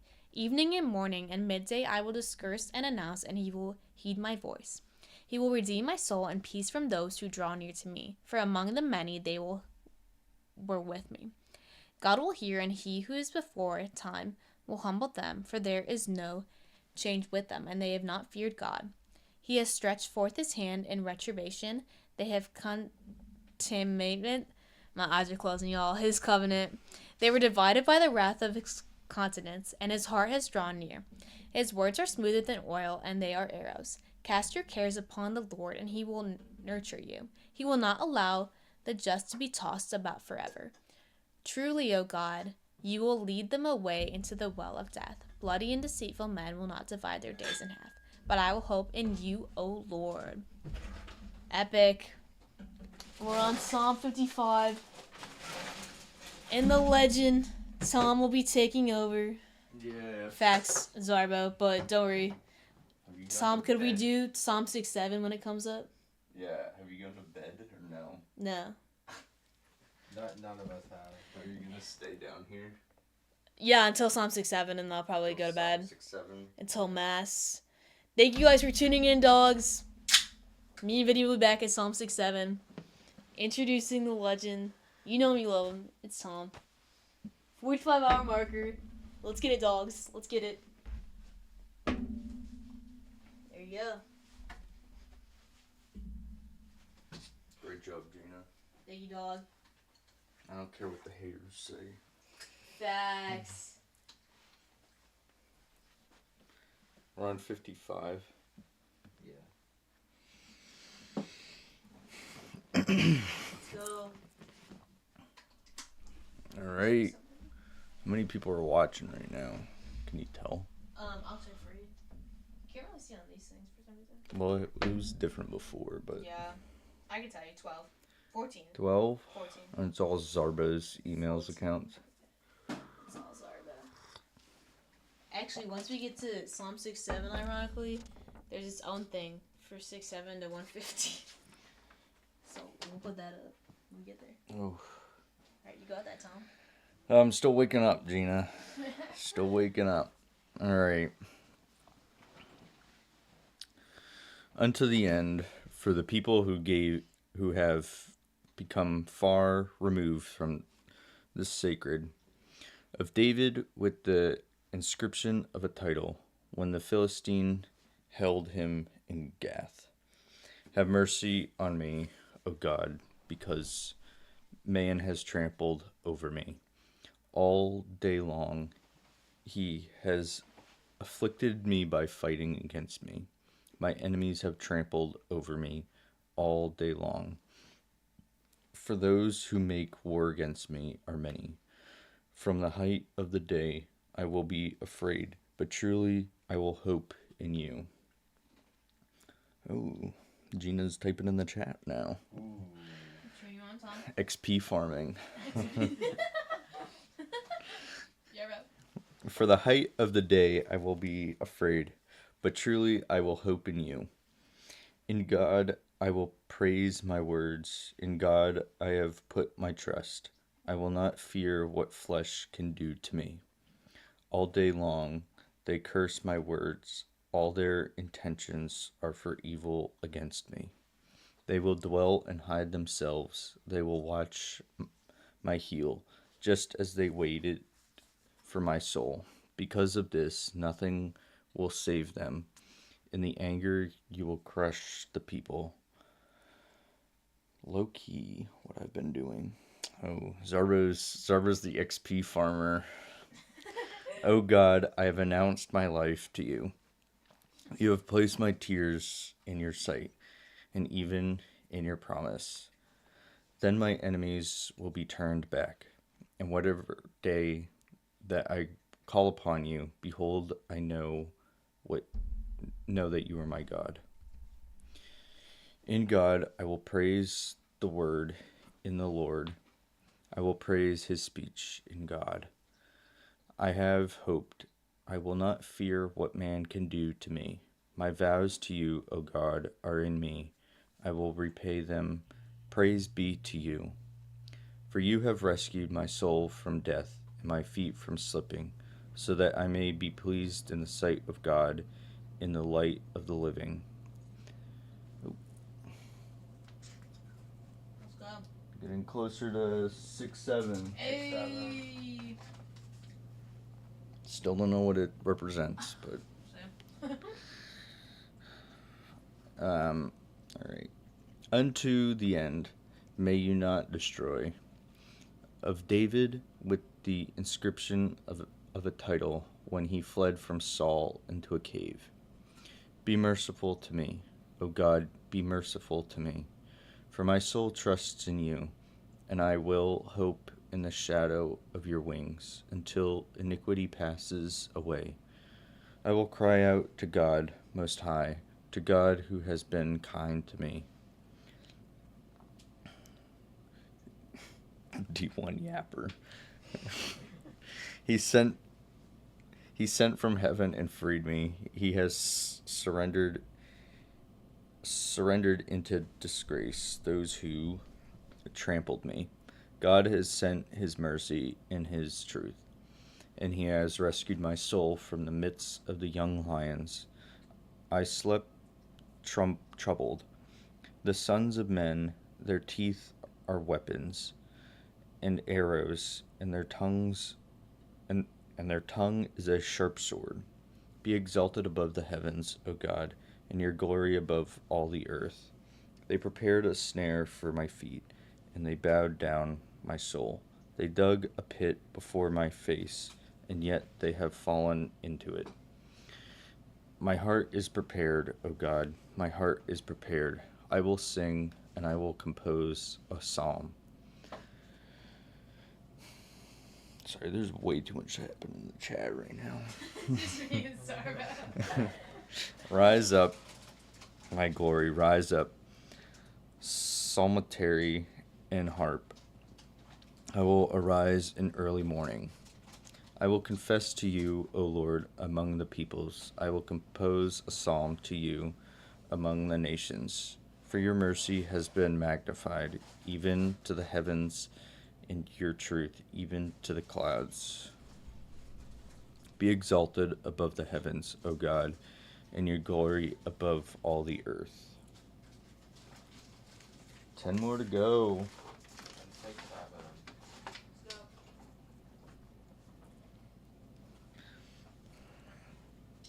Unto the end, may you not destroy, of David with the inscription of a title. If truly and certainly you speak justice, then judge what is right, your sons of men. For even in your heart you work iniquity, your hands construct injustice on the earth. Sinners have become foreigners from the womb. They have gone astray from conception. They have been speaking falsehoods. Their fury is similar to that of a serpent. It is like a deaf asp, who even blocks her ears. Who will not listen to the voice of charmers, nor even the enchanter who chants wisely? God will crush their teeth within their own mouth. The Lord will break the molars of the lions. They will come to nothing, like water flowing away. He has aimed his bow while they were being awakened. Like wax that flows, they will be carried away. Fire has fallen upon them, and they will not see the sun. Before your thorns could know the barrier, he consumes them alive, as if in rage. The just one will rejoice when he sees vindication. He will wash his hands in the blood of the sinner. And man will say, if the just one is fruitful, then truly there is a God judging them on earth. Oh, if I donate $5, will you hit the gritty? No. No. Really? Do you not care about local Catholic ministries getting Yeah. Bibles? Yeah. I'll do it for $3.50. No. What would you do for $5? And then I don't know. Alright, I'll think about it. Keep going. I'll draw you a picture. No, I want you to hit the gritty. I don't even really know what the gritty is. Vinny will show you. I'm too old. Alright, keep reading. I'll work on it. Alright. Not anymore. I want Zarber to donate. Yeah. Come on, Which Zarber. actually You're can donate pretty fast. you're working right now. Pumping some money. Alright, Psalm 58. Number 58. Unto the end. May you not destroy of David with the inscription of a title.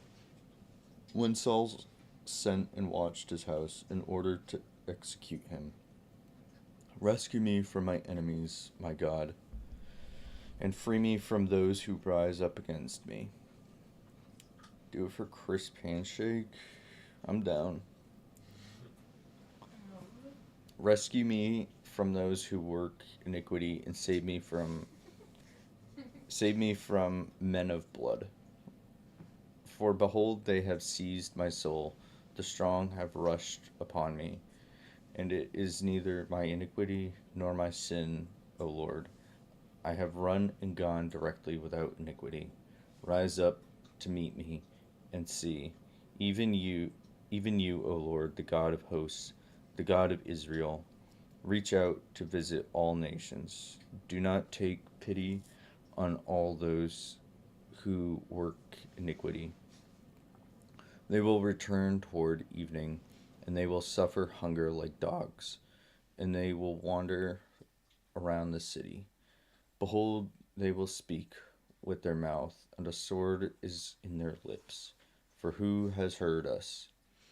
And you, O Lord, will laugh at them, and will lead all the Gentiles to nothing. I will guard my strength toward you, and for you are God, my supporter. My God, his mercy will precede me. God will oversee my enemies for me.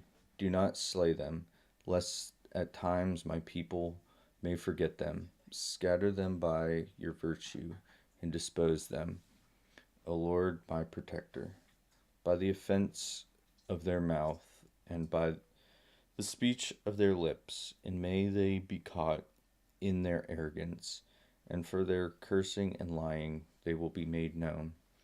At the consumption, in the fury of the consumption, and so they will be no more. And they will know that God will rule over Jacob, even to the ends of the earth. They will return toward evening, and they will suffer hunger like dogs, and they will wander around the city.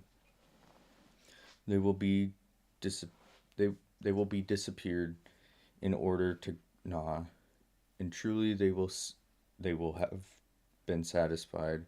They will murmur. Gina committing stream.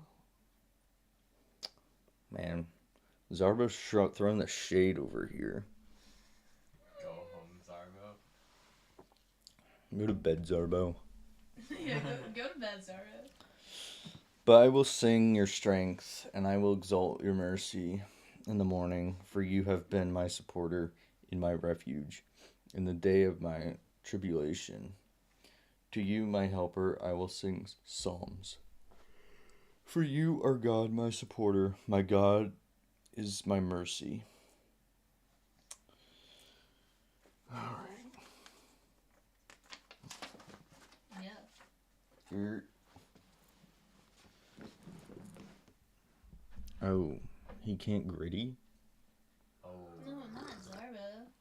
Yeah. Oh, well, Zarber said he can't. Are you taking up the offer? Did you donate? I will if you agree. No. Oh. You won't literally just go like this for $5 donating for the sake of the Catholic Church. Oh, sure. Alright, keep reading, I'll donate. Only if you join my support team. What? What? I kid. Zarber's at work. That makes one of us.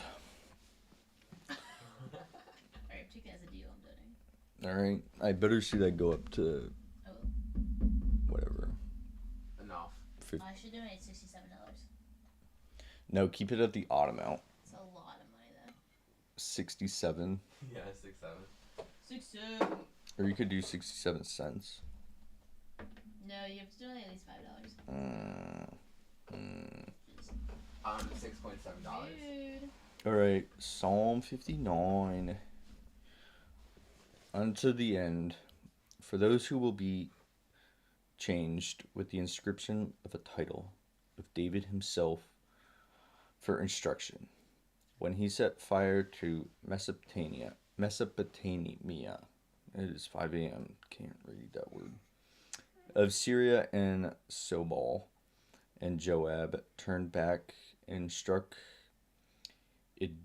Idumea in the valley of the salt pits, 12,000 men.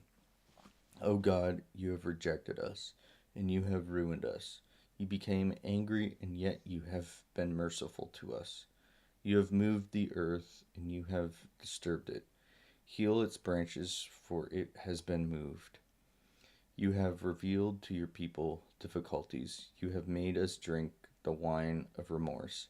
You have given a warning sign to those who fear you, and that they may flee from before the face of the bow, so that your beloved may be delivered.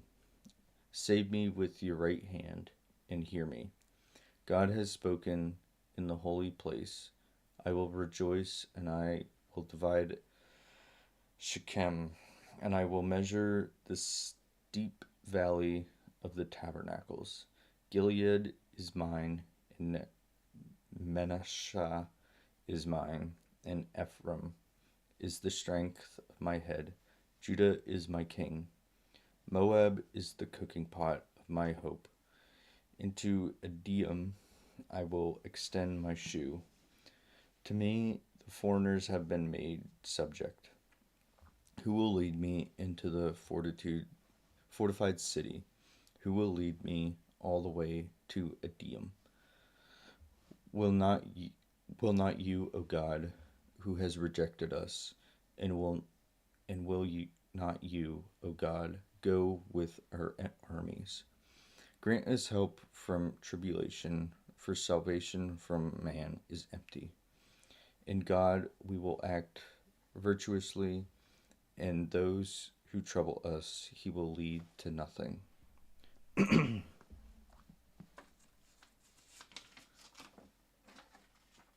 Getting very close, Gina. Still. Unto the end with hymns of David, O God, pay attention to my supplication.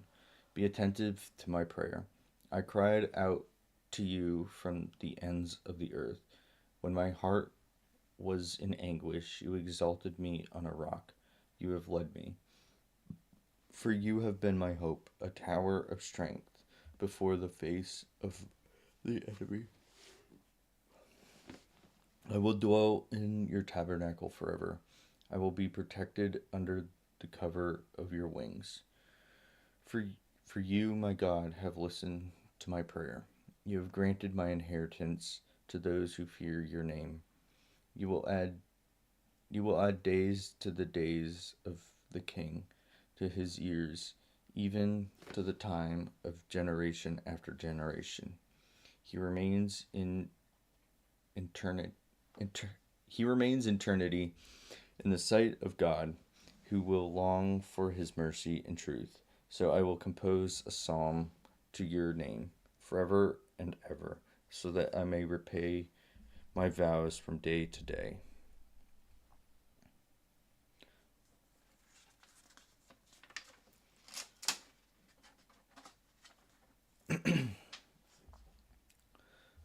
Unto the end, for Jeduthun, a psalm of David. Will my soul not be subject to God? For from him is my salvation. Yes, he himself is my God and my salvation. He is my supporter.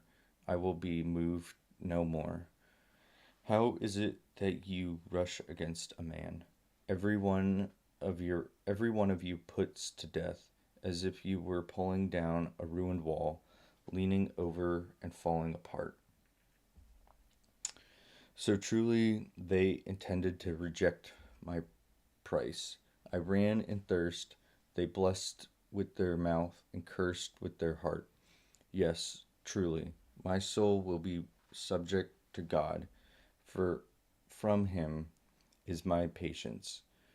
For he is my God and my Savior. He is my helper. I will not be expelled. And God is my salvation and my glory. He is the God of my help, and my hope is in God. All peoples gathered together trust in him. Pour out your hearts in his sight. God is the helper of eternity. So truly the sons of men are untrustworthy. The sons of men are liars in the scales, so that by emptiness they may deceive among themselves. Do not trust iniquity, and do not desire plunder. If riches flow toward you, do not be willing to set your heart on them. God has spoken once. I have heard two things, that power belongs to God, and that mercy belongs to you, O Lord. For you will repay each one according to his works.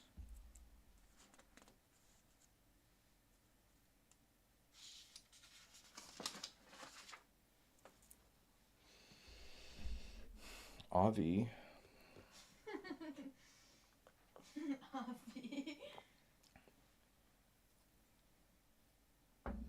Hi Gina, what state are you from? Ooh. New York. I'm from the stream, bruh. She's from the stream. Stay brackish. Facts. Alright, Psalm 62. A psalm of David when he was in the desert of Adullam. O God, my God, to you I keep vigil until first light. For you my soul has thirsted, to you my body is so many ways. Sorry, this chat is just blowing up right now at 5 a.m. by a deserted land, both inaccessible and waterless. So I have appeared in the sanctuary before you, in order to behold your virtue and your glory. For your mercy is better than life itself. It is you my lips will praise. So will I bless you in my life, and I will lift up my hands in your name. Oh, the Netherlands. Wow. What are we listing off all the It's elements. Elements? Avatar. So I will bless you in my life, and I will lift up my hands in your name. Let my soul be filled as if with marrow and fatness, and my mouth will give praise with exultant lips. When I have remembered you on my bed in the morning, I will meditate on you. For you have been my helper, and I will exult under the cover of your wings. My soul has clung close to you. Your right hand has supported me. Truly these ones have sought my soul in vain. They will enter into the lower parts of the earth. They will be delivered into the hand of the sword. They will be the portions of foxes. Truly the king will rejoice in God, and those who swear by him will be praised, because the mouth of those who speak iniquity has been blocked. Psalm 63. Quickly approaching. Captain Planet and the Planeteers. The phrase By your powers combined, I am Captain Planet. Amen, brother. Amen, brother. Great show, great show. Unto the end, a psalm of David. Hear, O God, my prayer of supplication. Rescue my soul from the fear of the enemy. You have protected me from the assembly of the Malekant, from a multitude of workers of iniquity. For they have sharpened their tongues like a sword. They have formed their bow into a bitter thing, so that they may shoot arrows from hiding at the immaculate.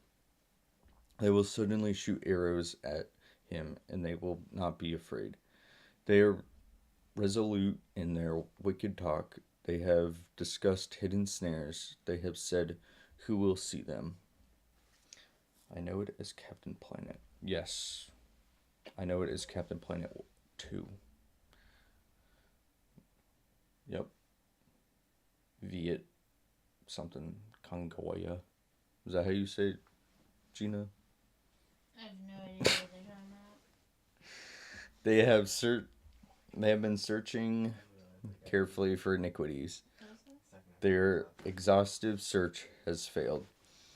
Man will approach with a deep heart, and God will be exalted. The arrows of the little ones have become their wounds, and their tongues have been weakened against them. For those who saw them have been troubled, and every man was afraid, and they announced the works of God, and they understood his acts. The just will rejoice in the Lord, and they will hope in him, and all the upright of the heart will be praised.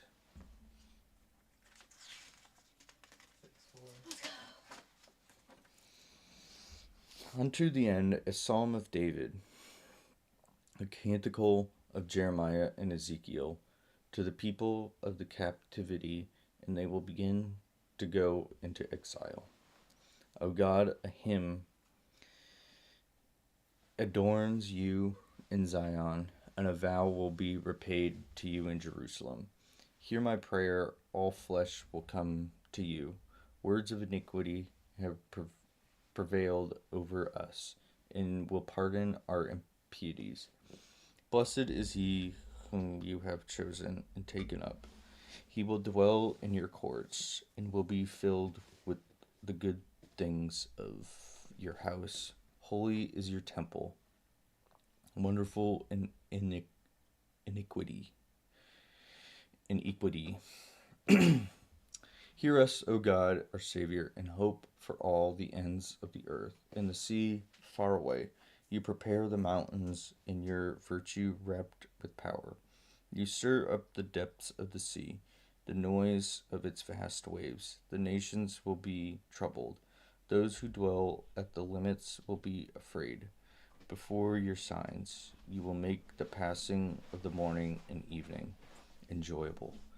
You have visited the earth, and you have saturated it, and you have enriched it in so many ways. The river of God has been filled with water. You have prepared their food, for thus in its preparation. Drench its streams, multiply its fruits. It will spring up and rejoice in its showers. You will bless the crown of the year with the kindness, and your fields will be filled with abundance. The beauty of the desert will fatten, and the hills will be wrapped with exultation. The rams of the sheep have been clothed, and the valleys will abound with grain. They will cry out, yes, they will even utter a hymn.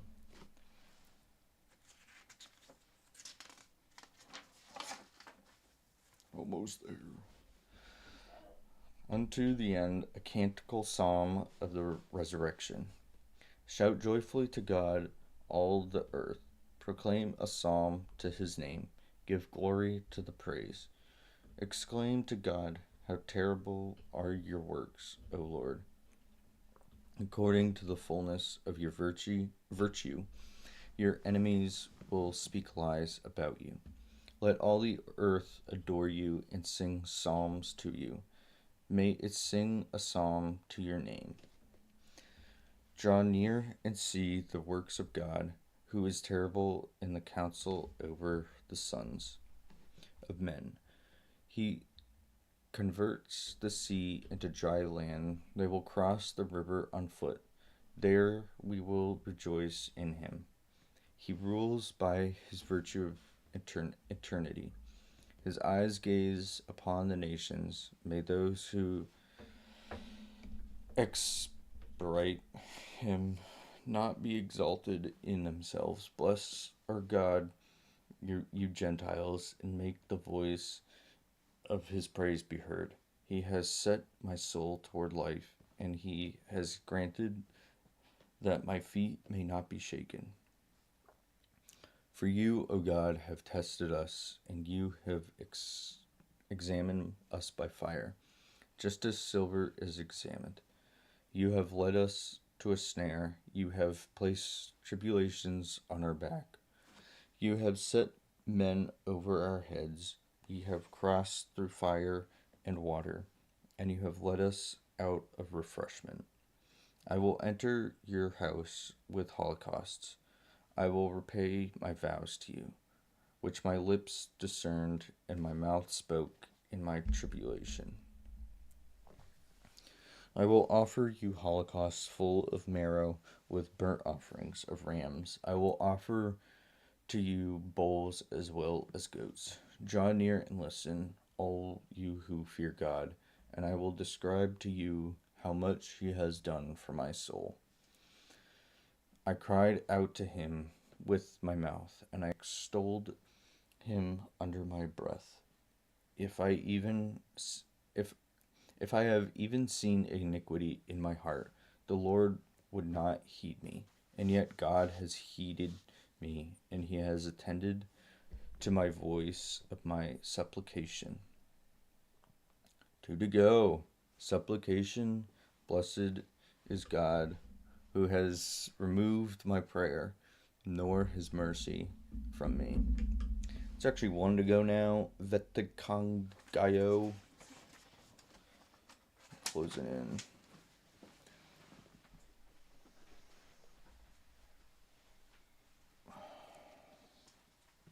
Almost time to make it 6-7. 6-7, let's go. Unto the end with hymns, a canticle psalm of David. May God have mercy on us and bless us. May he shine his countenance upon us, and may he have mercy on us. So may we know your way upon the earth, your salvation among all nations. Let the peoples confess to you, O God. Let the peoples confess to you. May the nations rejoice and exult. For you judge the peoples with iniquity, and you direct the nations of earth. Let the peoples confess to you, O God. Let all the peoples confess to you. The earth has provided her fruit. May God, our God, bless us, and may God bless us. May all the ends of the earth fear him. And now, for an intermission, and for Psalm. Oh, my goodness. Oh, we gotta get the. I got it. Right.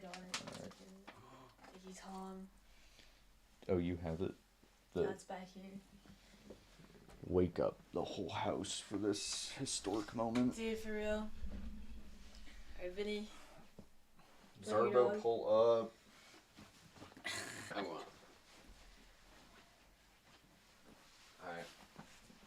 Can you sit? Wait, stand for the moment. Everybody rise. You're like totally out of frame. It's like. There you go.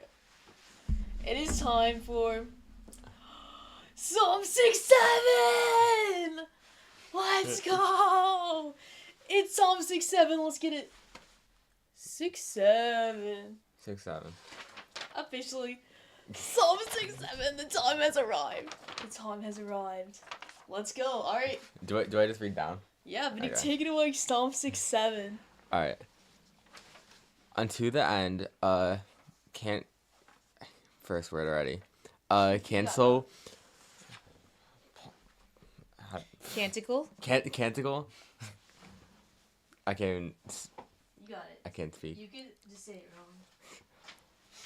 Psalm of David himself. May God rise up, and may his enemies be scattered, and may those who hate him flee from before his face. Just as smoke vanishes, so may they vanish. Just as wax flows away before the face of fire, so many sinners passed away before the face of God. And so let the just feast, and let them exult in sight of God, and be delighted in gladness. Sing to God, sing a psalm to his name, make a path for him who ascends over the west. The Lord is his name, exult in his sight. They will be stirred up before his face. The father of orphans and the judge of widows. God is in his holy place. It is God who makes men dwell in a house under one custom. He leads out those who are strongly bound, and similarly those who exasperate, who dwell in sepulchres. O God, when you depart in sight of your people, when you pass through the desert, the earth was moved, for the heavens rained down before the face of God in Sinai, before the face of God of Israel. You will set aside for your inheritance, O God, a willing rain, and through it was weak. Truly you have made it perfect. Your animals will dwell in it, O God. In your sweetness you have provided for the poor. The Lord will give the word to Ignatius, along with great virtue. The King of virtue is beloved among the beloved, and the beauty of the house will divide spoils. If you take your rest in the midst of the clergy, you will be like a dove whose wings are covered with fine silver edged with pale gold. When heaven discerned kings to be over her, they will be whitened with the snows of Zalem. The mountain of God is a fat mountain, a dense mountain, a thick mountain. So then, why are you distrustful of dense mountains? The mountain on which God is well placed to dwell, even there, the Lord will dwell until the end. The chariot of God is 10,000-fold. 10,000s rejoice. The Lord is with them in Sinai, in the holy place. You have ascended on high.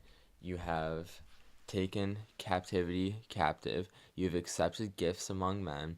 For even those who do not believe dwell with the Lord God. Blessed is the Lord day after day. The God of our salvation will make our journey prosper for us. Our God is a God who will bring about our salvation, and our Lord is the Lord who has brought an end to death. So then, truly, God will break the heads of his enemies, the hairy skull of those who wander around in their offenses. The Lord said, I will turn them away from Bashan. I will turn them into the depths of the sea, so that your feet may be soaked in the blood of your enemies, so that the tongue of your dogs may be soaked with the same. O God, they have seen your arrival, the arrival of my God, of my King who is in a holy place. The leaders went ahead, united with the singers of psalm, in the midst of girls playing on timbrels. In the churches, bless the Lord God from the fountain of Israel.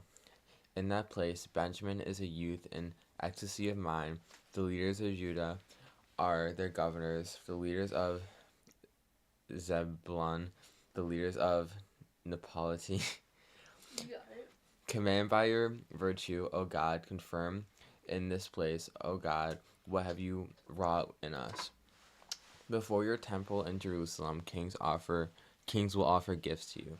Rebuke the wild beast of reeds, a congregation of bulls with the cows of the people, for they seek to exclude those who have been tested with silver, scatter the nations that are pleased by wars. Ambassadors will come out of Egypt. Ethiopia will offer in advance her hands to God. Sing to God, O kingdoms of the earth. Sing psalms to the Lord. Sing psalms to God. He ascends up to the heaven of the heavens, towards the east. Behold, he will utter his voice, the voice of virtue. Give glory to God beyond Israel, his magnificence and his virtue in the clouds. God is wonderful in his saints. The God of Israel himself will give virtue and strength to his people. Blessed is God. Psalm 6-7. 6-7. 6-7. Give it up for Vinny. Great job. Wow. That was incredible. I dude. didn't mess up that many words. Dude, that was great. Shout out 6-7. Alright, thank you, Vinny. 6-7. We're back on with Tom. Let's go. Psalm 6-8. 6-8. 6-8. 6 Psalm was longer than I thought. Yeah, Come on, that was a you killed lot. it. You killed it. Let's go. Great job, Vinny. Now you can go to bed, Gina. And Vinny, I don't think you've gone to bed. I slept like an hour. Yeah, so you can go to bed. That's a nap. No, my sleep schedule was messed up. Mm. I woke up at midnight. I've been up for, I think, 7 hours. 26, 7 hours. Oh. 6-7. Thank you, Zarbo. Zarbo in the chat.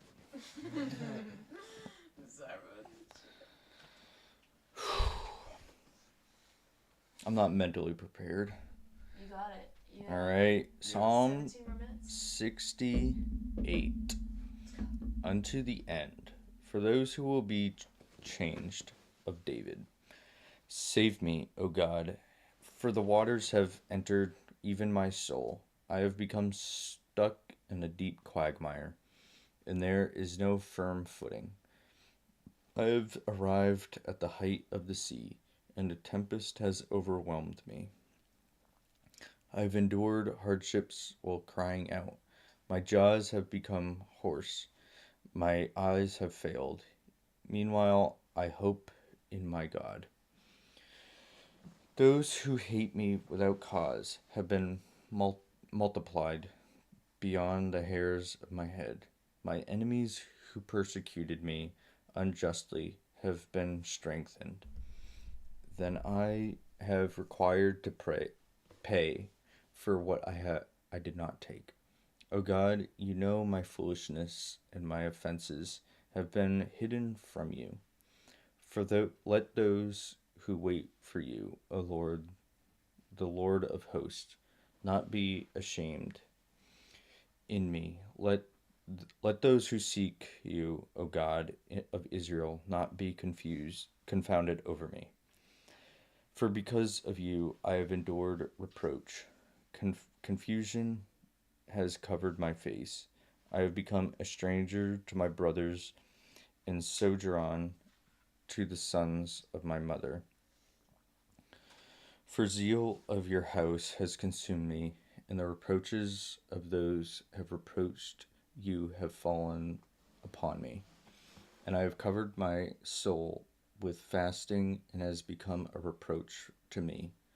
And I put on a haircloth as my garment, and I became a parable to them.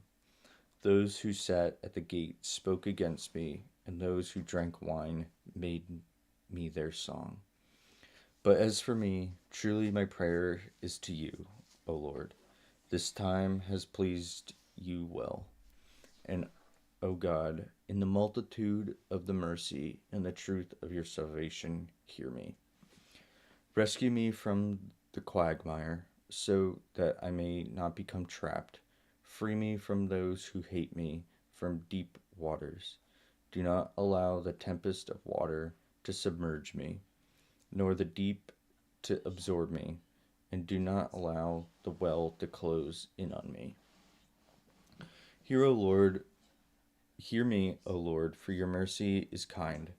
Look upon me according to the fullness of your compassion. Do not turn your face away from your servant, for I have troubled. And do not turn your face away from your servant, for I am in trouble. Heed me quickly. Goodbye, Gina. Good night, y'all. Good night. See you tomorrow, 11 p.m. and 1 a.m. Attend to my soul and free it. Rescue me from my enemies. You know my reproach and my confusion and my reverence. All those who have troubled me are in your sight. My heart has anticipated reproach and misery, and I sought for one who might grieve together with me, and there has no one, and for one who might console me, and found no one. And they gave me gall for my food, and in my thirst they gave me vinegar to drink. Foreshadowing. Let their trouble be a snare before them, and the retribution and a scandal. Let their eyes be darkened, so that they may not see, and may their back always be crooked. Pour out your indignation upon them, and may the fury of your anger take hold of them. May their dwelling place be deserted, and may there be no one who dwells in their tabernacles. For they persecuted whomever you struck, and they have added to the grief of my wounds. Assign my iniquity upon their iniquity, and may they not enter into your justice. Delete them from the book of the living, and let them not be written down with the just. I am poor and sorrowful, but your salvation, O God, has taken me up. I will praise the name of God with a canticle. I will magnify him with praise, and I will please God more than a new calf producing horns and hoofs. Let the poor see and rejoice. Seek God, and your soul will live. For the Lord has heard the poor, and he has not despised his prisoners. Let the heavens and earth praise him, the sea and everything that crawls in it. For God will save Zion, and the cities of Judah will be built up, and they will dwell there, and they will acquire it by inheritance.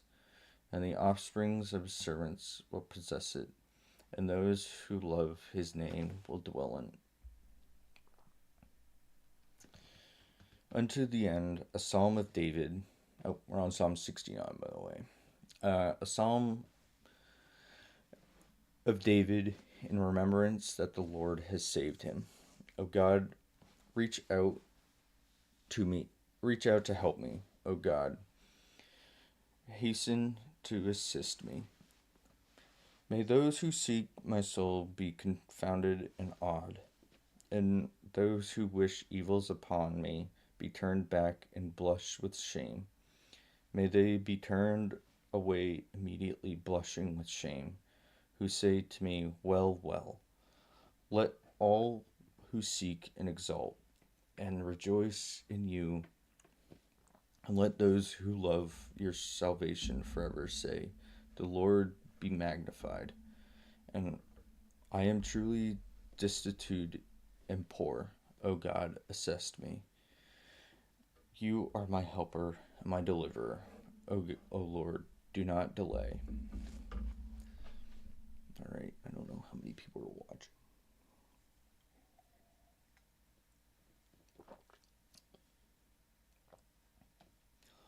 Now we're on Psalm 70. Psalm of David, of the sons of Jonabad, and the former captives. In you, O Lord, I have hoped. Do not let me be brought to ruin forever.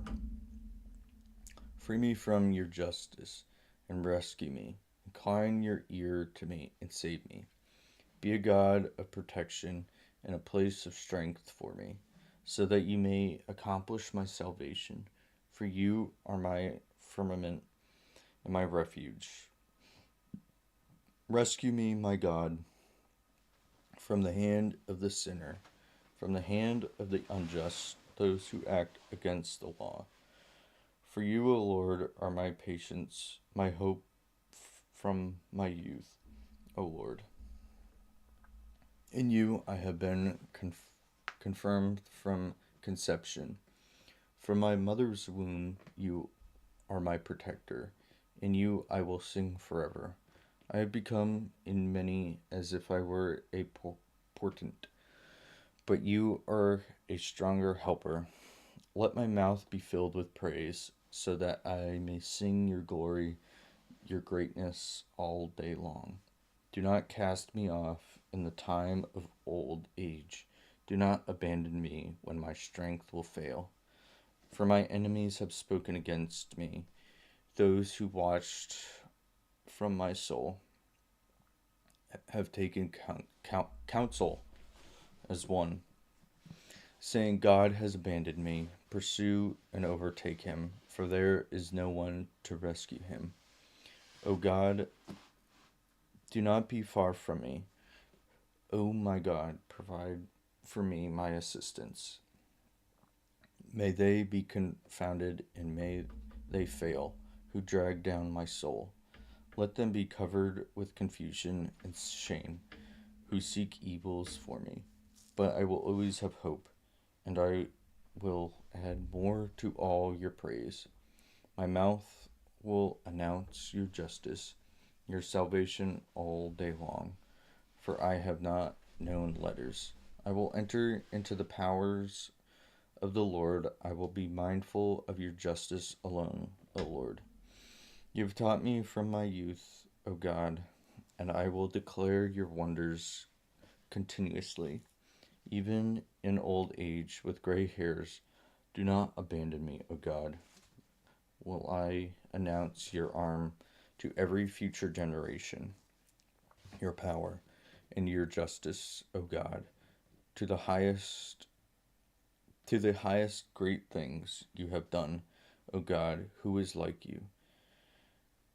How great is the tribulation that you have revealed to me, every great and evil, and so turning back you have brought me to life and have led me back again from the abyss of the earth.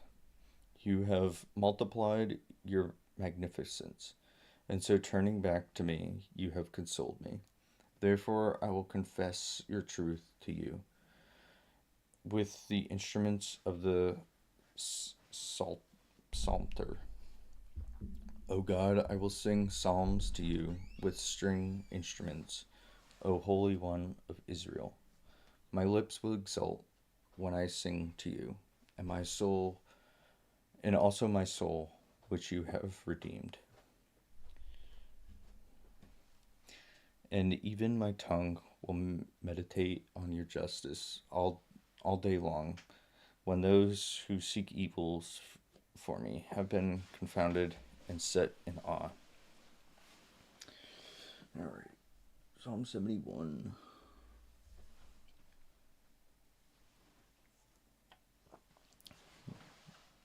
Got the next shift coming in. I don't know how many people are watching. How many people are watching? I don't even know. It was like 18. It was 18 at like 4. Okay. Yeah. That was like 2 hours ago. Yeah, and I haven't checked. All right, Zarbo, you still here? I don't know. All right, Psalm 71, a psalm according to Solomon. Give your judgment, O God, to the king, and your justice to the king's son. Oh, Zarbo, you are here. Good. At least there's one. To judge your people with justice and your poor with judgment. Let the mountains take a peace for the people, and the hills justice. He will judge the poor of the people, and will bring salvation to the sons of the poor. Thank you, Gina, for telling me how many people there are. And he will humble the false accuser, and he will remain with the sun, and before the moon from generation to generation. He will descend like rain upon fleece, and like showers showering upon the earth. Gina, in fact, did not go to bed. That is correct, Zarbo. Gina did not go to bed yet. No. I mean, I don't think she just, whatever. I'll continue. In his days, justice will rise like the sun with abundance of peace until the moon is taken away. And he will rule from sea to sea and from river to the limits of the whole world. In his sight, the Ethiopians, will fall prostrate, and his enemies will lick the ground. The kings of Tarshish and the islands will offer gifts. The kings of Arabia and of Seba will bring gifts. Good job, Gina. And all the kings of the earth shall adore him. All nations will serve him, for he will free the poor from the powerful, and the poor one who has no helper. He will spare the poor and the indigent, and he will bring the salvation to the souls of the poor. He will redeem their souls from users and from iniquity, and their names shall be honored in the sight. And he will live, and to him will be given from gold of Arabia, and by him they will always adore, and they will bless him all day long.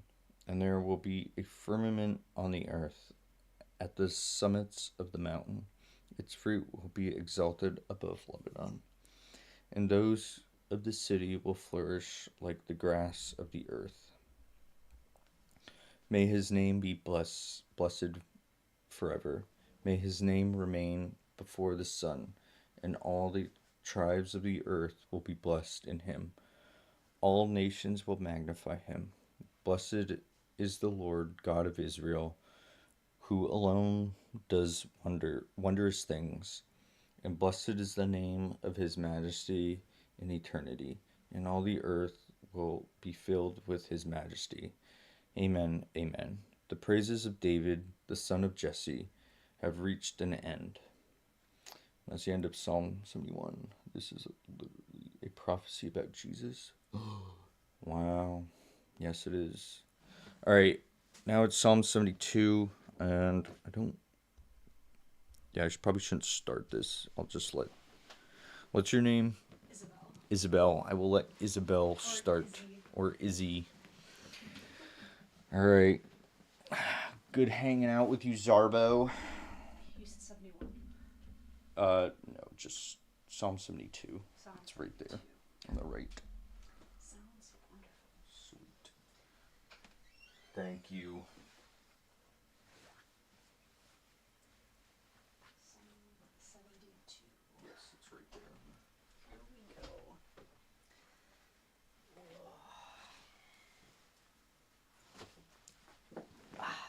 All right. Here we go.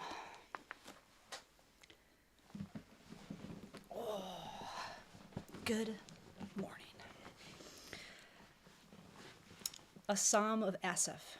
How good is God to Israel, to those who are upright in heart.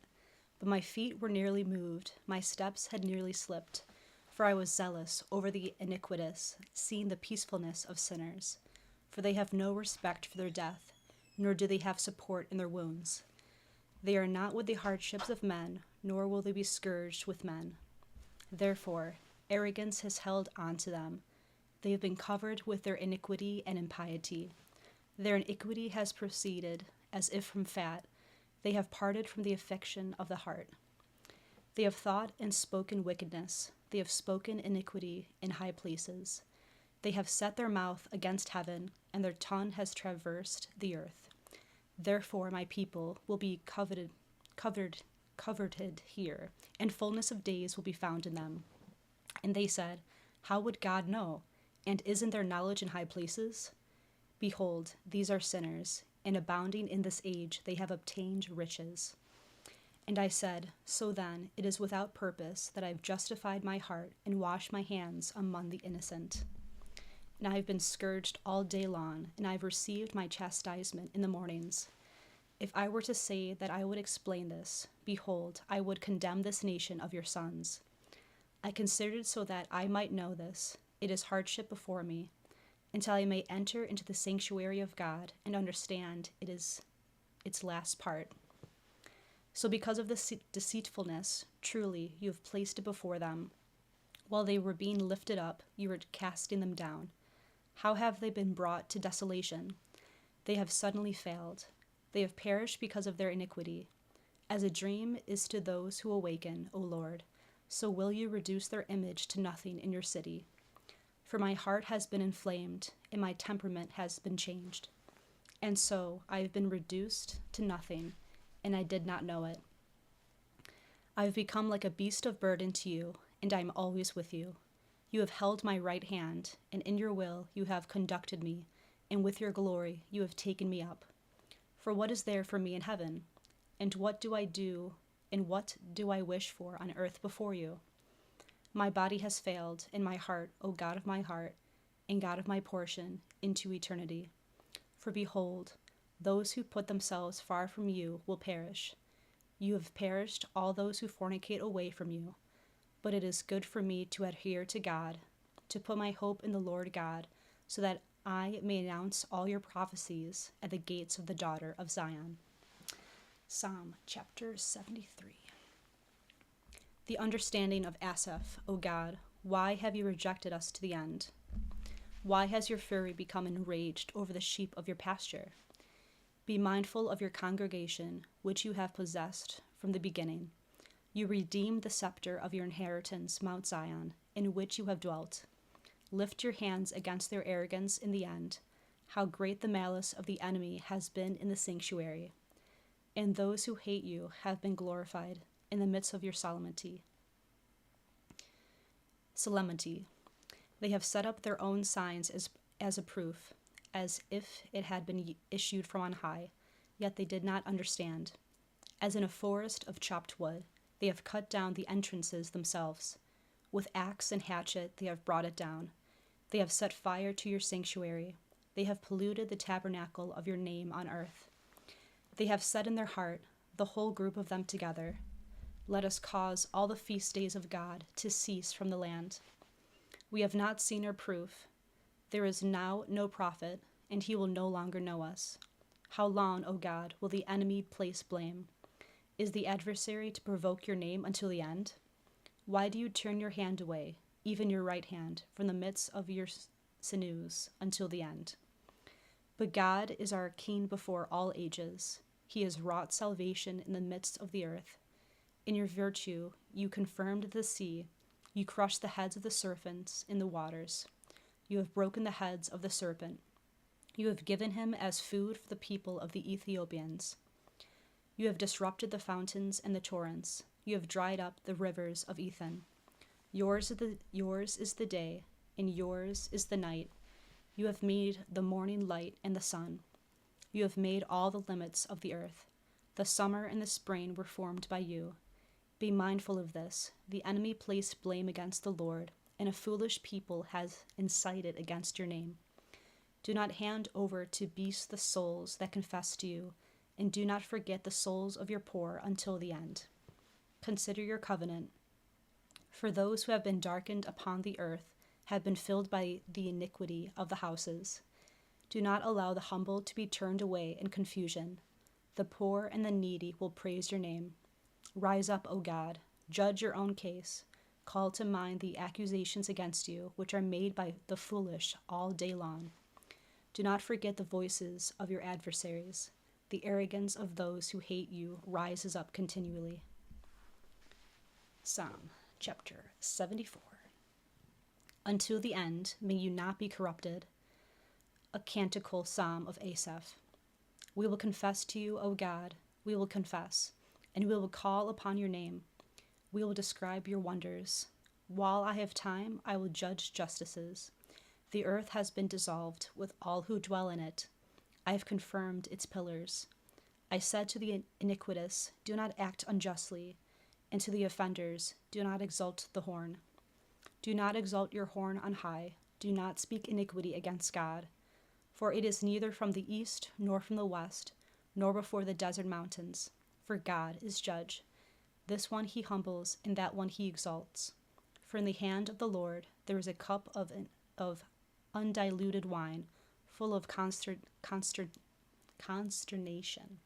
and he has tipped it from here to there. So truly its dregs have not been emptied. All the sinners of the earth will drink. But I will announce it in every age. I will sing to the God of Jacob. And I will break all the horns of sinners, and the horns of the just will be exalted. Psalm 75. Unto the end, with praises, a psalm of Asaph, a canticle to the Assyrians. In Judea God is known, in Israel his name is great, and his place has been formed with peace, and his dwelling place is in Zion. In that place he has broken the powers of the bows, the shields, the sword, and the battle. You illuminate wondrously from the mountains of eternity. All the foolish of heart have been disturbed. They have slept their sleep, and all the men of riches have found nothing in their hands. At your rebuke, O God of Jacob, those who are mounted on horseback have fallen asleep. You are terrible, and so who can withstand you? From thence is your wrath. You have caused judgment to be heard from heaven. The earth trembled and was quieted, when God rose up in judgment in order to bring salvation to all the meek of the earth. For the thinking of man will confess to you, and the legacy of his thinking will keep a feast day to you. Make vows and pay them to the Lord, your God. All you who surrounded him, bring gifts to him who is terrible, even to him who takes away the spirit of the leaders, to him who is terrible with the kings of the earth. Psalm 76. Unto the end, for Jeduthun, a psalm of Asaph. I cried out to the Lord with my voice, to God with my voice, and he attended to me.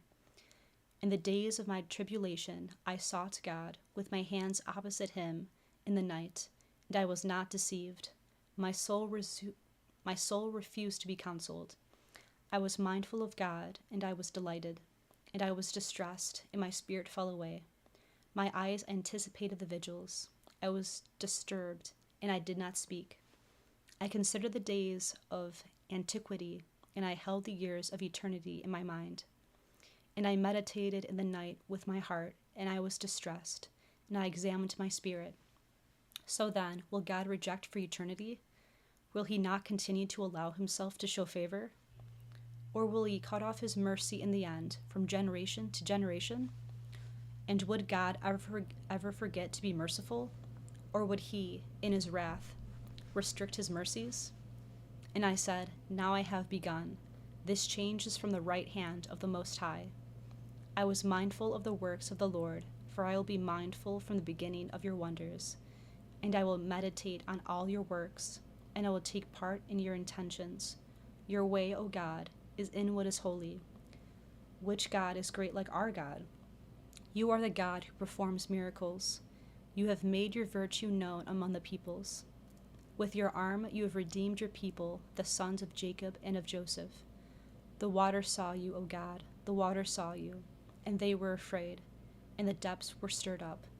Great was the sound of the waters, the clouds uttered a voice, for your arrows also passed by. The voice of your thunder is like a wheel. Your flashes have illuminated the whole world. The earth has quaked and trembled. Your way is through the sea, and your paths are through many waters, and your traces will not be known. You have conducted your people like sheep by the hand of Moses and Aaron. Psalm 77. The understanding of Asaph. O my people, attend to my law. Incline your ears to the words of my mouth. I will open my mouth in parables. I will speak about concepts that are from the beginning. We have heard and known such great things as our fathers have described to us. These things have not been hidden from their sons in any generation, declaring the praises of the Lord and his virtues and the wonders that he has done. And he has received testimony with Jacob, and he has set a law within Israel. Such great things he has commanded our fathers, so as to make these things known to their sons, so that another generation might know them, and so that the sons who will be born and who will grow up shall describe them to their sons. So then may they put their hope in God, and may they not forget the works of God, and may they seek his commandments. May they not become like their fathers, a perverse and exasperating generation, a generation that does not straighten their heart, and whose spirit is not trustworthy with God. The sons of Ephraim, who bend and shoot the bow, have been turned back in the day of battle. They have not kept the covenant of God, and they were not willing to walk in his law.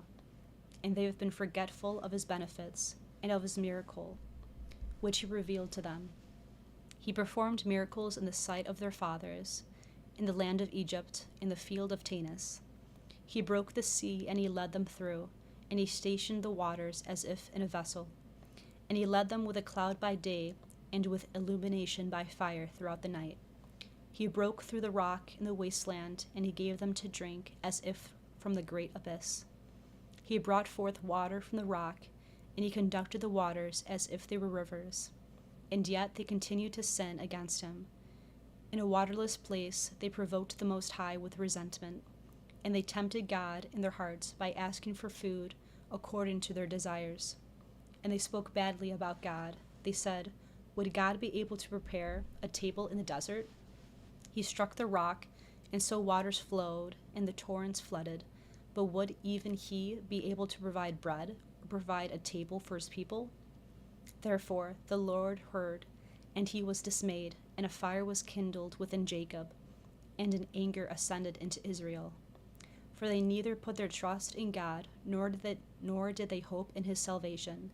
And he commanded the clouds from above, and he opened the doors of heaven, and he rained down manna upon them to eat, and he gave them the bread of heaven. Man ate the bread of angels. He sent them provisions in abundance. He transferred the south wind from heaven, and in his virtue he brought in the southwest wind. And he rained down flesh upon them as if it were dust, and feathered birds as if they were the sand of the sea. And they fell down in the midst of their camp, encircling their tabernacles. And they ate until they were greatly satisfied, and he brought to them according to their desires. They were not cheated out of what they wanted. Their food was still in their mouth. And then the wrath of God came upon them, and he slew the fat ones among them, and he impeded the elect of Israel. In all these things they continued to sin, and they were not trustworthy with his miracles. And their days faded away into vanity, and their years with haste. When he slew them, then they sought him, and they returned, and they drew near to him in the early morning. And they were mindful that God is their helper, and that the Most High God is their Redeemer. And they chose him with their mouth, and then they lied to him with their tongue. For their heart was not upright with him, nor have they been living faithfully in his covenant. Yet he is merciful, and he will pardon their sins, and he will not destroy them. And he has abundantly turned aside his own wrath, and he did not inflame his wrath entirely. And he remembered that they are flesh, with a spirit that goes forth and does not return. How often did they provoke him in the desert and stir him to wrath in a waterless place? And they turned back and tempted God, and they exasperated the Holy One of Israel. They did not remember his hand in the day that he redeemed them from the hand of the one troubling them. Thus he positioned his signs in Egypt and his wonders in the field of Tanis.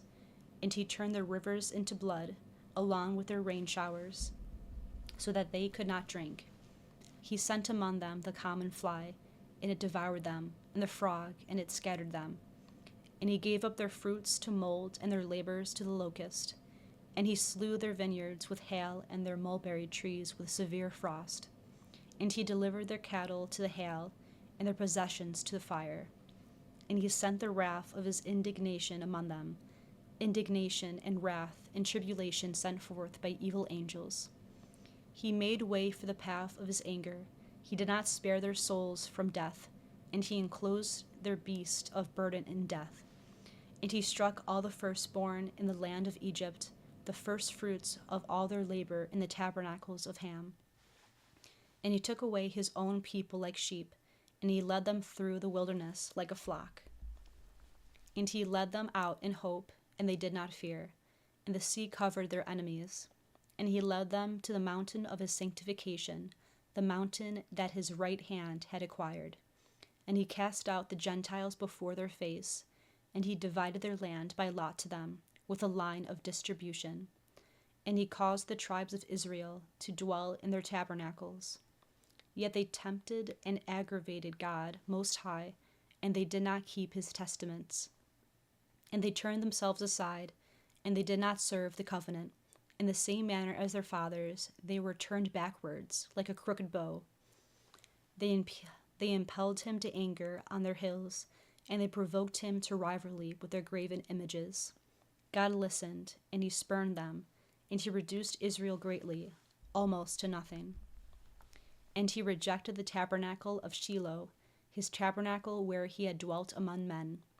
And he delivered their virtue into captivity, and their beauty into the hands of the enemy.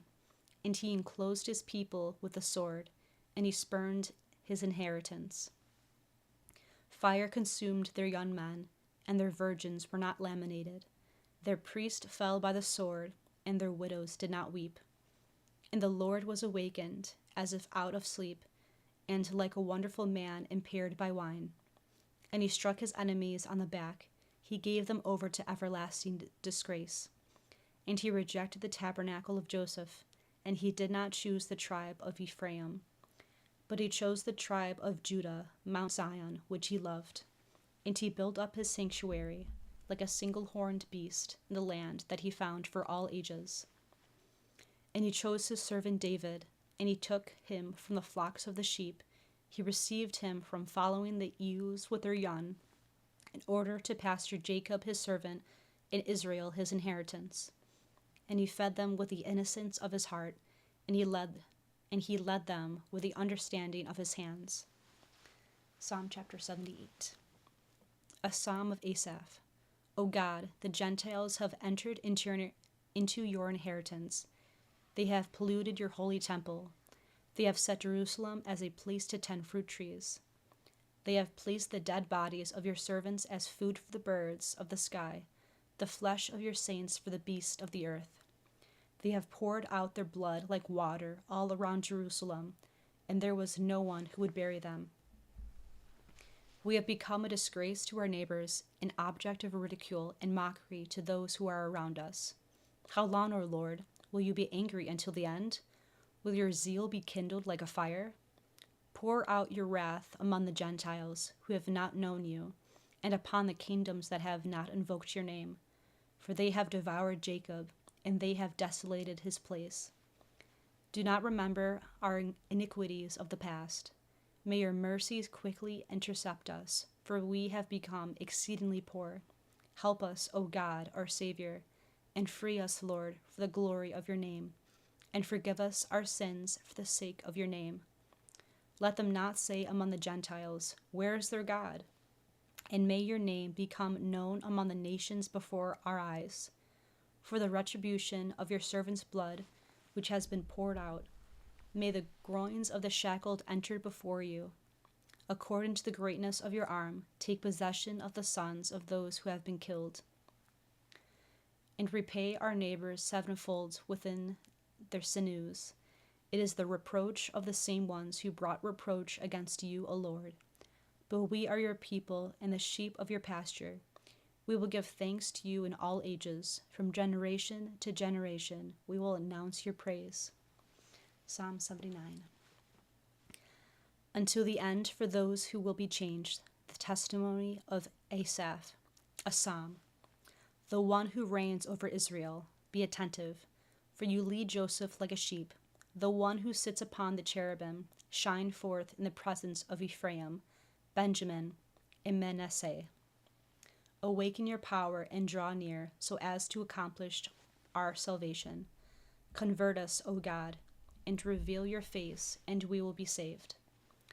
O Lord, God of hosts, how long will you be angry over the prayer of your servant? How long will you feed us the bread of tears and give us to drink a full measure of tears?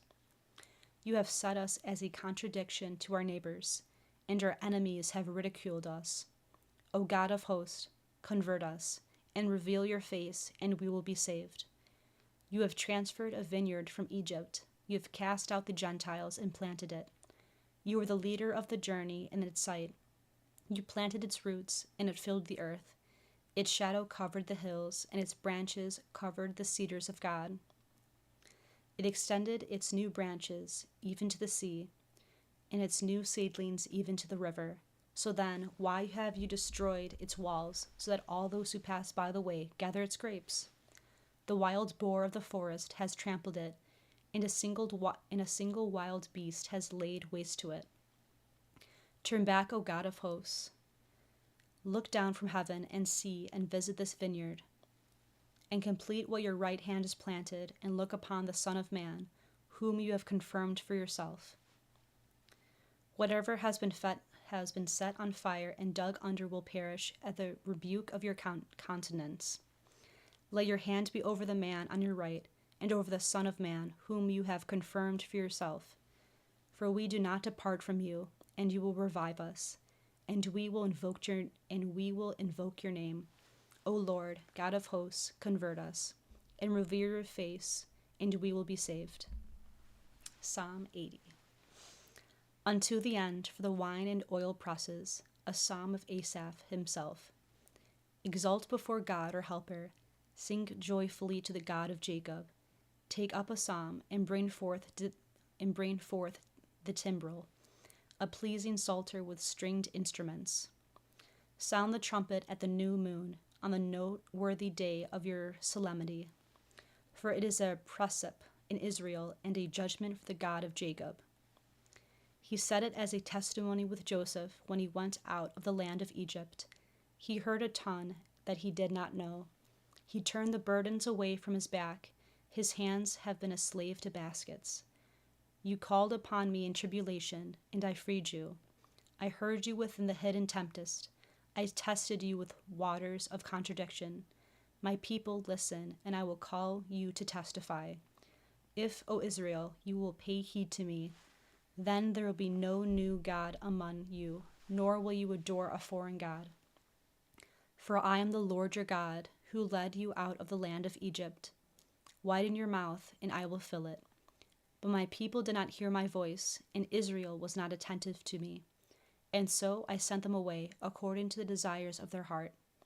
They will go forth according to their own inventions.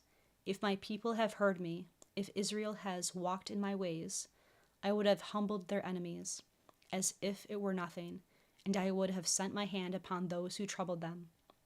The enemies of the Lord have lied to him, and their time will come in every age. And he fed them from the fat of the grain, and he saturated them with honey from the rock. Psalm 81. A psalm of Asaph. God has stood in the synagogue of gods, but in their midst he decides between gods.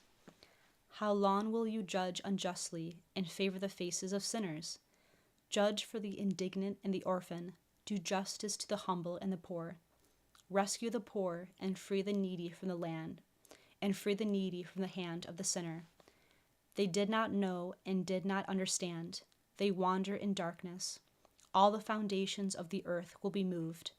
I said, you are gods, and all of you are sons of the Most High. But you will die like men, and you will fall just like one of the princes. Rise up, O God, judge the earth, for you will inherit it with all the nations. A canticle psalm of Asaph. Psalm chapter 82. O God, who will ever be like you? Do not be silent, and do not be unmoved, O God. For behold, your enemies have sounded off, and those who hate you have carried out ahead.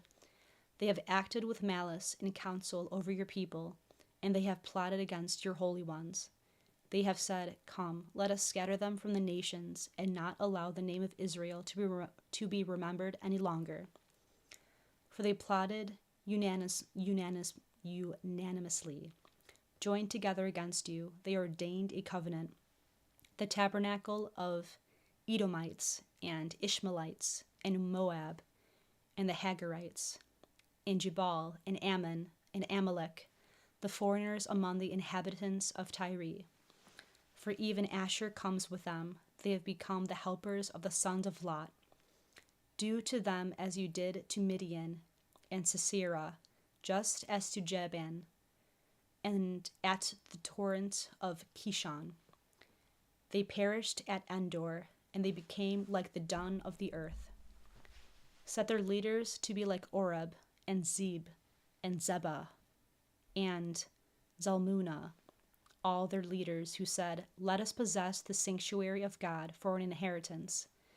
My God, set them like a wheel, and like stubble before the face of the wind. Set them like a fire burning up the forest, and like a flame burning up the mountains. So will you pursue them in your tempest, and disturb them in your wrath.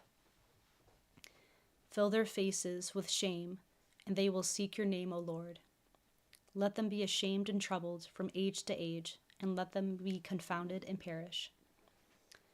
And let them know that the Lord is your name. You alone are the most high in all the earth. Chapter 83. Psalm 83. Until the end, for the wine and oil presses, a psalm to the sons of Korah. How beloved are your tabernacles, O Lord of hosts. My soul longs and faints for the courts of the Lord. My heart and my flesh have exulted in the living God. For even the sparrow has found a home for himself, and the turtle dove a nest for herself, where she may lay her young. Your altars, O Lord of hosts, my King and my God. Blessed are those who dwell in your house, O Lord. They will praise you from age to age. Blessed is the man whose help is from you.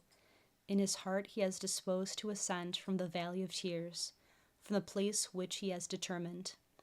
For even the lawgiver will provide a blessing, and will go from virtue to virtue. The God of gods will be seen in Zion. O Lord, God of hosts, hear my prayer. Pay attention, O God of Jacob. O God, gaze upon our protector, and look upon the face of your Christ. For one day in your courts is better than thousands elsewhere. I have chosen to be lowly in the house of my God, rather than to dwell in the tabernacles of sinners. For God loves mercy and truth. The Lord will give grace and glory. He will not withhold good things from those who walk in innocence. O Lord of hosts, blessed is the man who hopes in you. Psalm chapter 84. Unto the end, a psalm to the sons of Korah. O Lord, you have blessed your land. You have turned aside the captivity of Jacob. You have released the iniquity of your people. You have covered all their sins. You have mitigated all your wrath. You have turned aside from the wrath of your indignation. Convert us, O God our Savior, and turn your anger away from us. Will you be angry with us forever? And will you extend your wrath from generation to generation? O God, you will turn back and revive us, and your people will rejoice in you. O Lord, reveal to us your mercy, and grant to us your salvation. I will listen to what the Lord God may be saying to me, for he will speak peace to his people, and to his saints, and to those who are being converted to the heart. So then, truly his salvation is near to those who fear him, so that glory may inhabit our land. Mercy and truth have met each other. Justice and peace have kissed. Truth has risen from the earth, and justice has gazed down from heaven. For so will the Lord have goodness, so will the Lord give goodness, and our earth will give her fruit. Justice will walk before him, and he will set his steps upon the way. Psalm chapter 85. A prayer of David himself. Incline your ear, O Lord, and hear me, for I am needy and poor. Preserve my soul, for I am holy. My God, bring salvation to your servant who hopes in you. O Lord, be merciful to me, for I have cried out to you all day long. Give joy to the soul of your servant, for I have lifted up my soul to you, Lord. For you are sweet and mild, Lord, and plentiful in mercy to all who call upon you. Pay attention, Lord, to my prayer, and attend to the voice of my supplication. In the day of my tribulation I cried out to you, because you heeded me. There is no one like you among the gods, O Lord, and there is no one like you in your works. All the nations which you have made will draw near and adore in your presence, O Lord, and they will glorify your name. For you are great, and you perform wonders. You alone are God. Lead me, O Lord, in your way, and I will walk in your truth. May my heart rejoice so that it will fear your name. I will confess to you, O Lord, my God, with my whole heart, and I will glorify your name in eternity. For your mercy toward me is great, and you have rescued my soul from the lower part of hell. O God, the iniquitous have risen up against me, and the synagogue of the powerful have sought my soul, and they have not placed you in their sight. And you, Lord God, are compassionate and merciful, being patient and full of mercy and truthful. Look down upon me and have mercy on me. Grant your authority to your servant, and bring salvation to the son of your handmaid. Make me a sign of what is good, so that those who hate me may look and be confounded, for you, O Lord, have helped me and consoled me. Psalm chapter 86. A canticle psalm to the sons of Korah. Its foundations are in the holy mountains. The Lord loves the gates of Zion above all the tabernacles of Jacob. Glorious things are being said of you, O city of God. I will be mindful of Rahab and of Babylon, knowing me. Behold, the foreigners and of Tyre, and the people of the Ethiopians, these have been there. Will not Zion say that this man and that man were born in her? And the Most High himself has founded her. The Lord will explain in the writings of peoples and of leaders about those who have been in her. For so the dwelling place within you is with all rejoicing. Psalm chapter 87. A canticle psalm to the sons of Korah, unto the end, for Mahalath, to answer the understanding of Hema the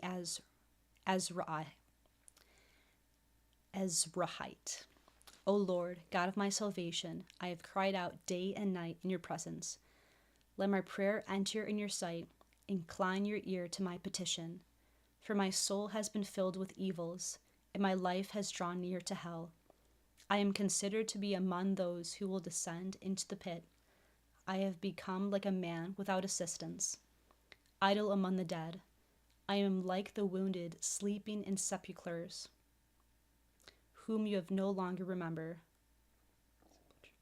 and who have been repelled by your hand.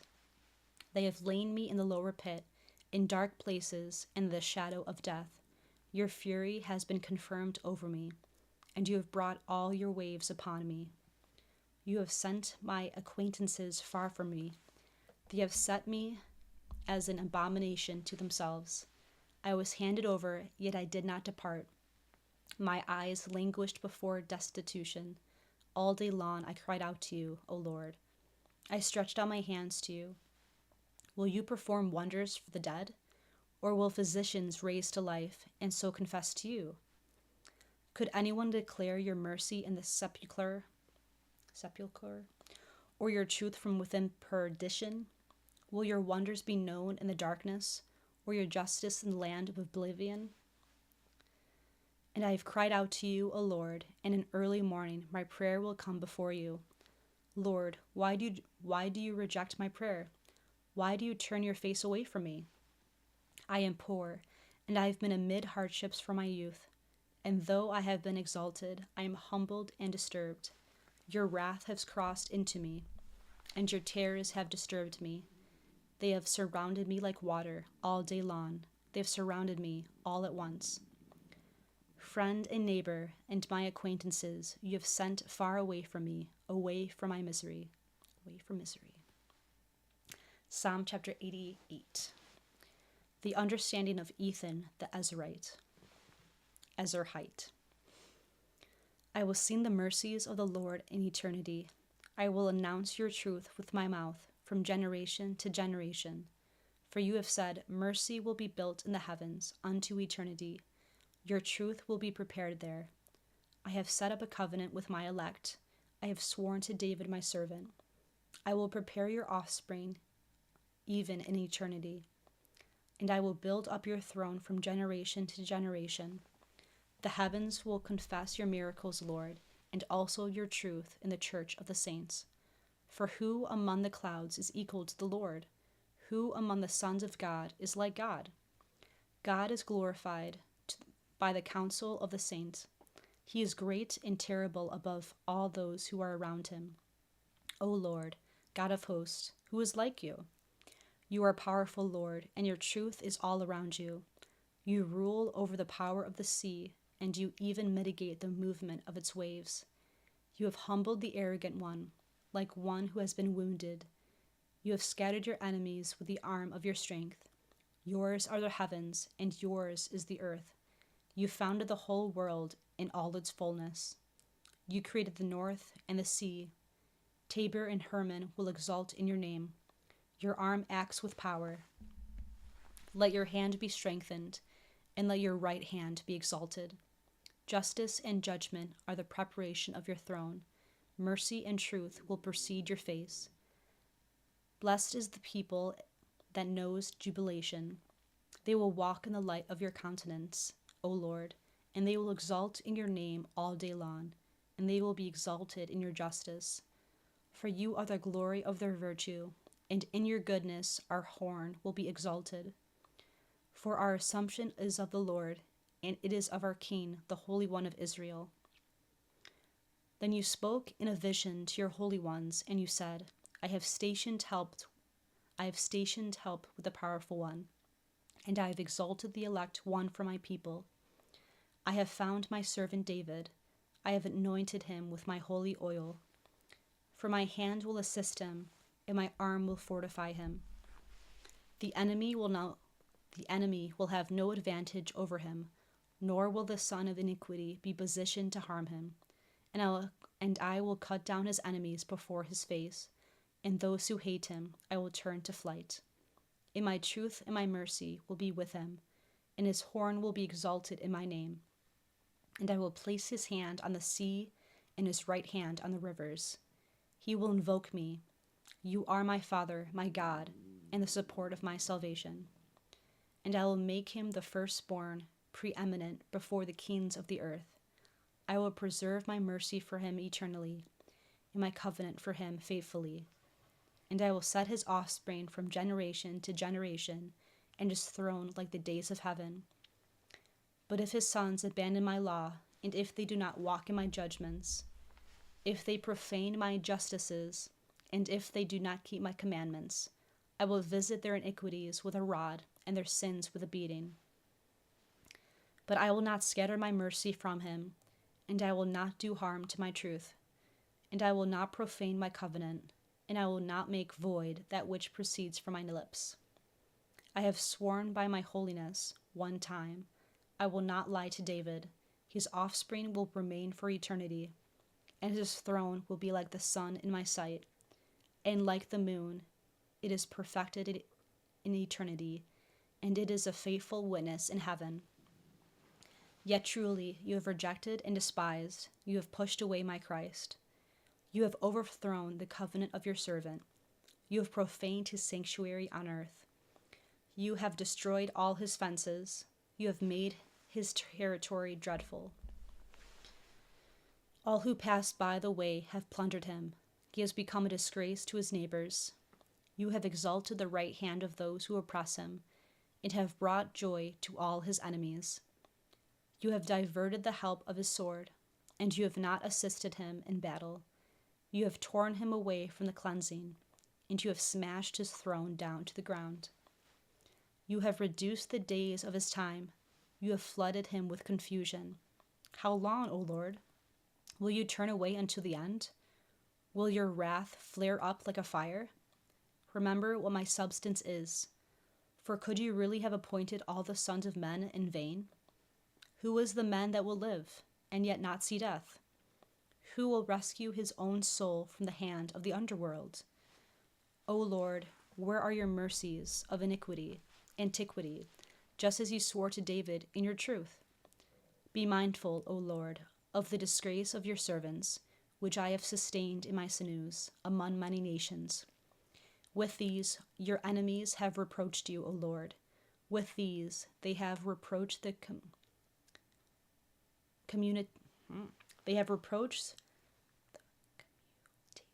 the commutation of your Christ. Blessed is the Lord for all eternity. Amen. Amen. Psalm 89. A prayer of Moses, the man of God. O Lord, you have been our refuge from generation to generation. Before the mountains became, or the land was formed, along with the world, from ages past, even to all ages, you are God. And lest man be turned aside in humiliation, you have said, be converted, O sons of men. For 1,000 years before your eyes are like the days of yesterday, which have passed by, and they are like a watch of the night, which was held for nothing, so their years shall be. In the morning he may pass away like grass. In the morning he may flower and pass away. In the evening he will fall and harden and become dry. For at your wrath we have withered away, and we have been disturbed by your fury. You have placed our iniquities on your sight, our age in the illumination of your countenance. For all our days have faded away, and all your wrath we have fainted. Our years will be considered to be like a spider's web. The days of our years in them are 70 years, but in the powerful there are 80 years. And more of these are with hardships and sorrow. For mildness has overwhelmed us, and we shall be corrected. Who knows the power of your wrath? And before fear, can your wrath be numbered? So make known your right hand, along with men learned in heart and wisdom. Return, O Lord, how long? And may you be persuaded on behalf of your servants. We were filled in the morning with your mercy, and we exalted and delighted all our days. We have been rejoicing because of the days in which you humbled us, because of the years in which we saw evils. Look down upon your servants and upon their works, and direct their sons. And may the splendor of the Lord our God be upon us, and so direct the works of our hands over us. Direct even the work of our hands. Psalm chapter 90. The praise of a canticle of David. Whoever dwells with the assistance of the Most High will abide in the protection of the God of heaven. He will say to the Lord, you are my supporter and my refuge. My God, I will hope in him. For he has freed me from the snare of those who go hunting, and from the harsh word.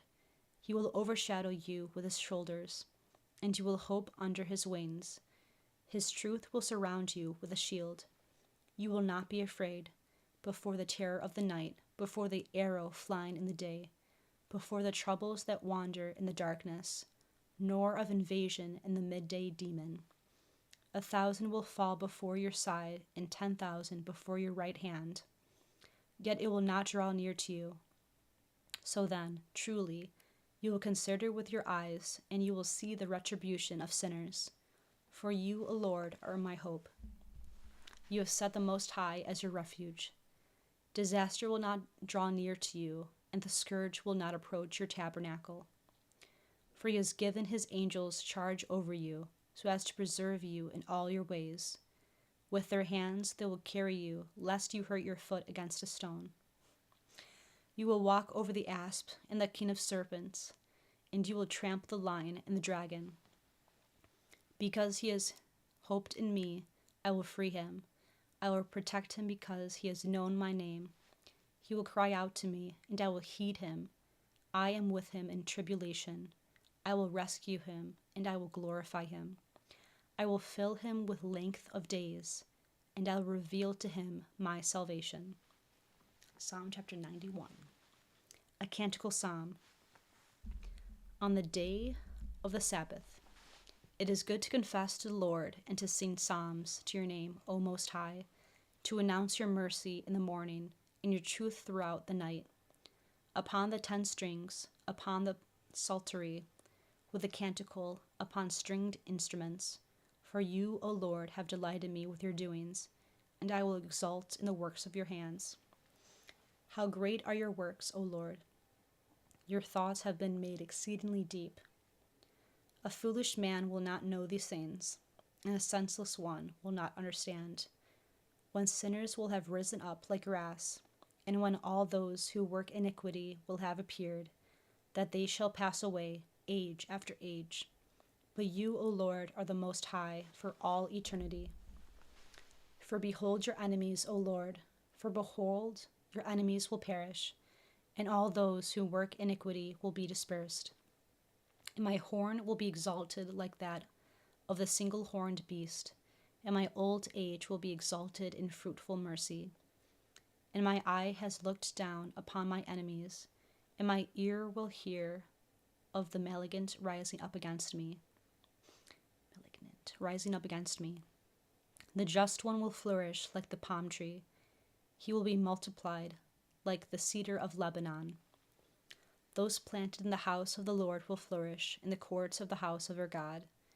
They will still be multiplied in a fruitful age, and they will endure well, so that they may announce that the Lord our God is righteous, and that there is no iniquity in him. Psalm chapter 92. The praise of a canticle of David himself in the time before the Sabbath, when the earth was founded. The Lord has reigned. He has been clothed with beauty. He has been clothed with beauty. The Lord has been clothed with strength, and he has girded himself. Yet he has also confirmed the world.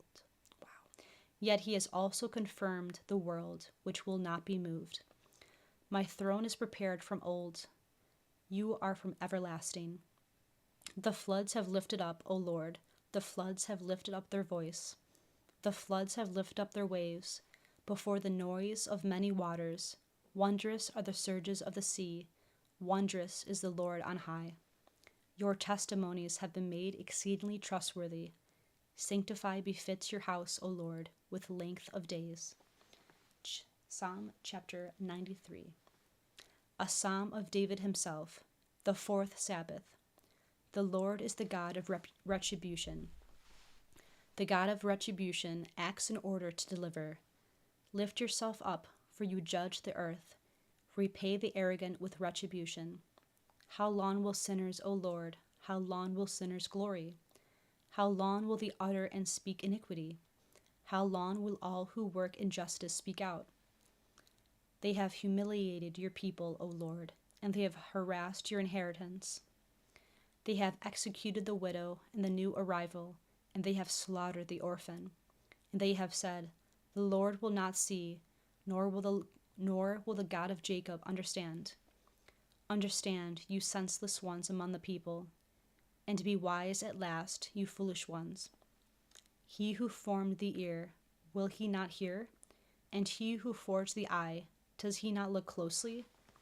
He who chastises nations, he who teaches man knowledge, will he not rebuke?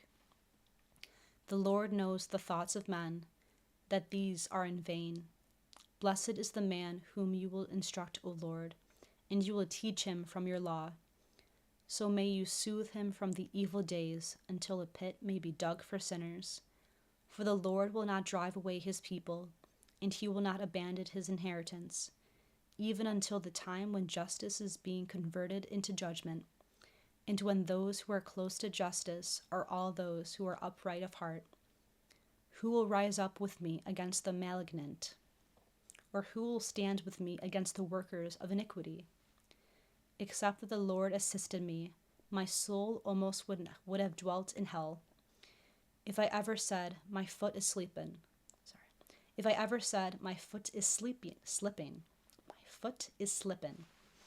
then your mercy, O Lord, assisted me.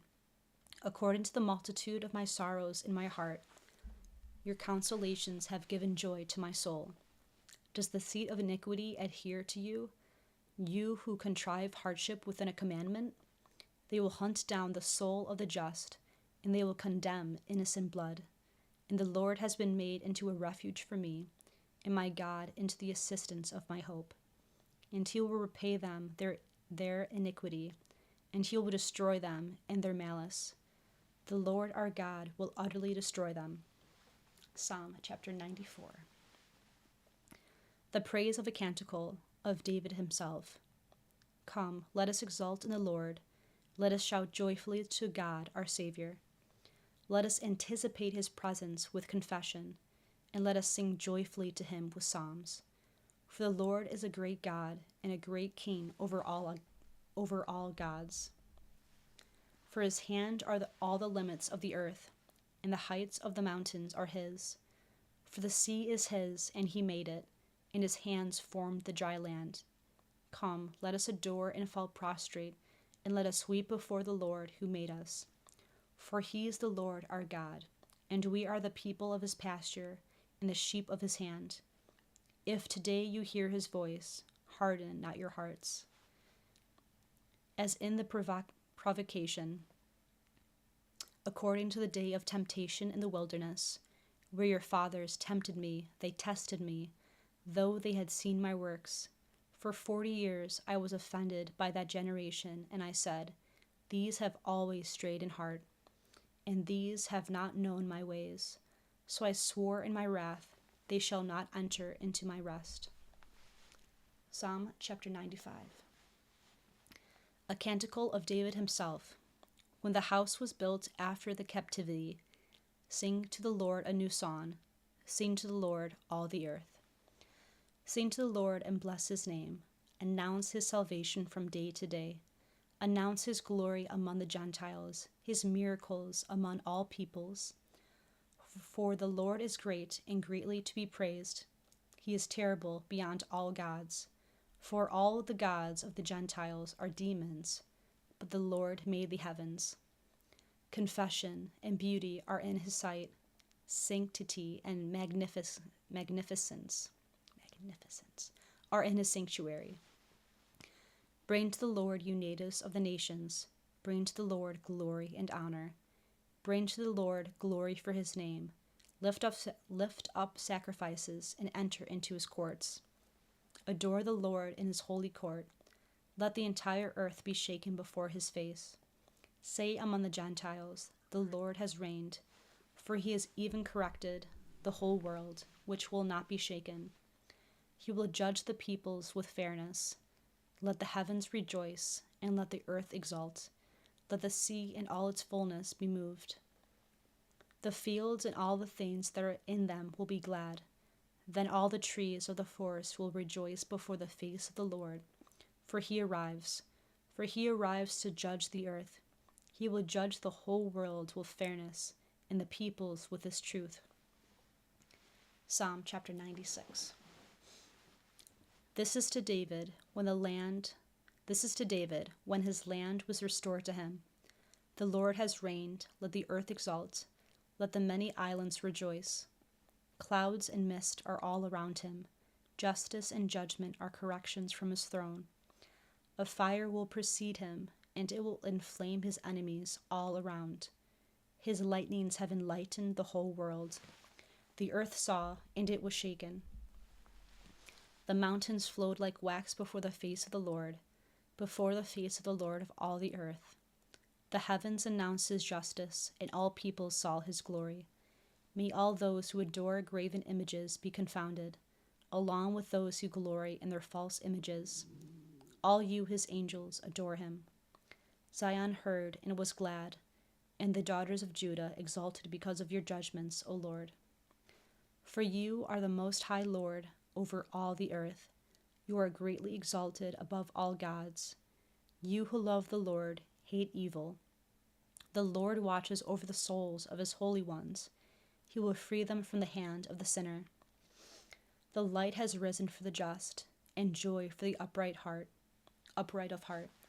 Rejoice in the Lord, you just ones, and confess to the memory of his sanctuary. Psalm chapter 97. A psalm of David himself.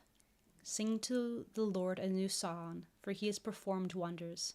His right hand has accomplished salvation for him with his holy arm. The Lord has made known his salvation. He has revealed his justice in the sight of nations. He has remembered his mercy and his truth toward the house of Israel. All the ends of the earth have seen the salvation of our God. Sing joyfully to God, all the earth. Sing and exalt and sing psalms. Sing psalms. Sing psalms to the Lord with stringed instruments, with strings and the voice of a psalmist, with subtle wind instruments and the voice of woodwinds. Make a joyful noise before the Lord our King. Let the sea be moved in all its fullness, the whole world and all who dwell in it. The rivers will clap their hands. The mountains will exult together before the presence of the Lord. For he comes to judge the earth. He will judge the whole world with justice and the peoples with fairness. Psalm chapter 98. A psalm of David himself. The Lord has reigned. Let the peoples be angry. He sits upon the cherubim. Let the earth be moved. The Lord is great in Zion, and he is high above all peoples. May they confess to your great name, for it is terrible and holy. And the honor of the king loves judgment. You have prepared guidance. You have accomplished judgment and justice in Jacob. Exalt the Lord our God, and adore the footstool of his feet, for it is holy. Moses and Aaron are among his priests, and Samuel is among those who call upon his name. They called upon the Lord, and he heeded them. He spoke to them in the pillar of the cloud. They kept his testimonies and the precept. They kept his testimonies and the precept that he gave them. You heeded them, O Lord our God. You were a forgiving God to them, though taking vengeance on all their inventions. Exalt the Lord our God and adore on his holy mountain, for the Lord our God is holy. Psalm chapter 99. A psalm of confession. Shout joyfully to God, all the earth. Serve the Lord with rejoicing. Enter into his sight in exaltation. Know that the Lord himself is God. He made us, and we ourselves did not. We are his people and the sheep of his pasture. Enter his gates with confession, his courts with hymns, and acknowledge him. Praise his name. For the Lord is sweet. His mercy is in eternity, and his truth is from generation to generation. Psalm chapter 100. A psalm of David himself. I will sing mercy and judgment to you, O Lord. I will sing psalms. And I will have understanding within the immaculate way, when you will draw near to me. I wandered about in the innocence of my heart, in the midst of my house. I will not display any unjust thing before my eyes. I have hated those carrying out betrayals. The perverse heart did not adhere to me, and the malignant who turned away before me I would not recognize. The one who secretly detracted his neighbor, this one I pursued. The one with an arrogant eye and insatiable heart, with that one I would not eat. My eyes looked toward the faithful of the earth to sit with me. The one walking in the immaculate way, this one ministered to me. He who has acted arrogantly will not dwell in the midst of my house. He who has spoken iniquity has not guided with the sight of my eyes. In the morning I executed all the sinners of the earth, so that I might scatter all the workers of iniquity from the city of the Lord. Ready? Yeah. All right. Let's go. Here we go. You are on Psalm 101. Oh my gosh. This is so great. I really wanted to read Psalms and I didn't even... There you go. I did not know this was going to happen like that. Thanks, Izzy. So you had a couple more Psalms to go. It's like honestly perfect. There's like what? 49 more Psalms? I think so. It's amazing. There's a couple more. Good morning to the people on this live stream. It's hilarious. Bye, Izzy. Bye. Thanks so much. Until next time. I know. See you later. Okay, good morning. My name's Bridget. I'm Christian's wife, the founder of Cap Catholic, and I'm happy to be here. And I'm excited to read Psalms. Thank you for the welcome, Cap Catholic, my husband. So anyways, let's get to it. Psalm 101. The prayer of the pauper when he was anxious, and so he poured out his petition in the sight of the Lord.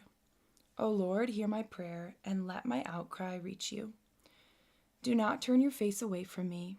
In whatever day that I am in trouble, incline your ear to me. In whatever day that I will call upon you, heed me quickly. For my days have faded away like smoke, and my bones have dried out like firewood. I have been cut down like hay, and my heart has withered, for I had forgotten to eat my bread. Before the voice of my groaning, my bone has adhered to my flesh. I have become like a pelican in solitude. I have become like a night raven in a house. I have kept vigil, and I have become like a solitary sparrow on a roof. All day long my enemies reproached me, and those who praised me swore oaths against me. For I chewed on ashes like bread, and I mixed weeping into my drink. By the face of your anger and indignation, you lifted me up and threw me down. My eyes have declined like a shadow, and I have dried out like hay. But you, O Lord, endure for eternity, and your memorial is from generation to generation. You will rise up and take pity on Zion, for it is time for its mercy, for the time has come. For its stones have pleased your servants, and they will take pity on its land. And the Gentiles will fear your name, O Lord, and all the kings of the earth your glory. For the Lord has built up Zion, and he will be seen in his glory.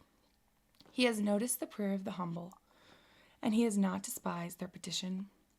Let these things be written in another generation, and the people who will be created will praise the Lord. For he has gazed from his high sanctuary. From heaven the Lord has beheld the earth. So may he hear the groans of those in shackles, in order that he may release the sons of the slain. So may they announce the name of the Lord in Zion, and his praise in Jerusalem, while the people convene along with kings, in order that they may serve the Lord. He responded to him in the way of his virtue. Declare to me the brevity of my days. Do not call back in the middle of my days. Your years are from generation to generation. In the beginning, O Lord, you founded the earth, and the heavens are the work of your hands. They will perish, but you remain, and all will grow old like a garment. And like a blanket you will change them, and they will be changed. Yet you are ever yourself, and your years will not decline. The sons of your servants will live, and their offspring will be guided aright in every age. Dang, that was so beautiful. I really loved that. That was my first book of the Bible, my first chapter, and all about how our life is short here on earth, but heaven's going to be good. Psalm 102. To David himself, bless the Lord, O my soul, and bless his holy name, all that is within me. Bless the Lord, O my soul, and do not forget all his recompenses. He forgives all your iniquities. He heals all your infirmities. He redeems your life from destruction. He crowns you with mercy and compassion. He satisfies your desire with good things. Your youth will be renewed like that of the eagle. The Lord accomplishes mercies, and his judgment is for all who patiently endure injuries. He has made his ways known to Moses, his will to the sons of Israel. The Lord is compassionate and merciful, patient and full of mercy. He will not be angry forever, and he will not threaten for eternity. He has not dealt with us according to our sins, and he has not repaid us according to our iniquities. For according to the height of the heavens above the earth, so has he reinforced his mercy toward those who fear him. As far as the east is from the west, so far has he removed our iniquities from us. As a father is compassionate to his sons, So has the Lord been compassionate to those who fear him. For he knows our form. He has called to mind that we are dust. Man, his days are like hay, like the flower of the field, so will he flourish. For the spirit in him will pass away, and it will not remain, and he will know his place no longer. But the mercy of the Lord is from eternity, and even unto eternity, upon those who fear him. And his justice is with the sons of the sons, with those who serve his covenant, and have been mindful of his commandments by doing them. The Lord has prepared his throne in heaven, and his kingdom will rule over all. Bless the Lord, all you his angels, powerful in virtue, doing his word in order to heed the voice of his discourse. Bless the Lord, all his hosts, his ministers who do his will. Bless the Lord, all his works, in every place of his dominion. Bless the Lord, O my soul. Psalm 103. To David himself. Bless the Lord, O my soul. O Lord my God, you are exceedingly great. You have clothed yourself with confession and beauty. You are dressed with light like a garment, while you stretch out heaven like a tent. You cover its heights with water. You set the clouds as your stairs. You walk upon the wings of the winds. You make your angels a breath of life, and your ministers a burning fire. You founded the earth upon its stable base. It will not be bent from age to age. The abyss, like a garment, is its clothing. The waters will remain standing above the mountains. At your rebuke, they will flee. At the voice of your thunder, they will dread. The mountains ascend and the plains descend to the place which you have founded for them. You have set a limit that they will not cross, and they will not return to cover the earth. You spring forth mountains in steep valleys. The waters will cross through the midst of the mountains. All the wild beasts of the field will drink. The wild donkeys will anticipate in their thirst. Above them, the flying things of the air will dwell. From the midst of the rocks, they will utter their voices. You irrigate the mountains from your heights. The earth will be satiated from the fruit of your works, producing grass for cattle and herbs for the service of men. So may you draw bread from the earth, and wine, in order to cheer the heart of man, that he may gladden his face with oil, and bread will confirm the heart of man. The trees of the field will be saturated, along with the cedars of Lebanon, which he planted. There the sparrows will make their nests. The leader of them is the house of the heron. The heights of the hills are for the deer. The rock is a refuge for the hedgehog. He has made the moon for seasons. The sun knows its setting. You appointed darkness, and it has become night. All the beasts of the forest will cross it. The young lions will roar while searching for and seizing their meal from God. The sun arose, and they were gathered together, and in their dens they will lie down together. Man will go forth to his work and to his activities until the evening. How great are your works, O Lord! You have made all things in wisdom. The earth has been filled with your possessions. This sea is great, and its hands are spacious. There are creeping things without number, the small animals with the great. There the ships will pass by the sea serpent that you have formed to mock them. All these expect you to give them food in due time. What you give to them they will gather. When you open your hand, they will all be filled with your goodness. But if you turn your face away, they will be disturbed. You will take away their breath, and they will fail, and they will return to their dust.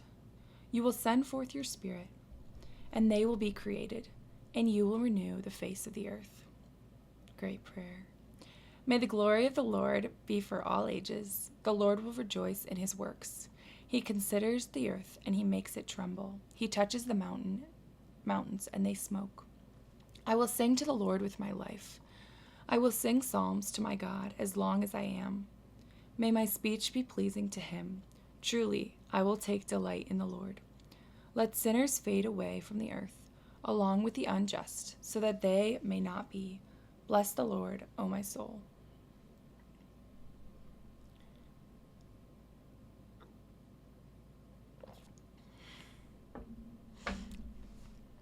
Psalm 104. Alleluia. Confess to the Lord and invoke his name. Announce his works among the nations. Sing to him and sing psalms to him. Describe all his wonders. Be praised in his holy name. Let the heart of those who seek the Lord rejoice. Seek the Lord and be confirmed. Seek his face always. Remember his miracles which he has done, his portents and the judgments of his mouth.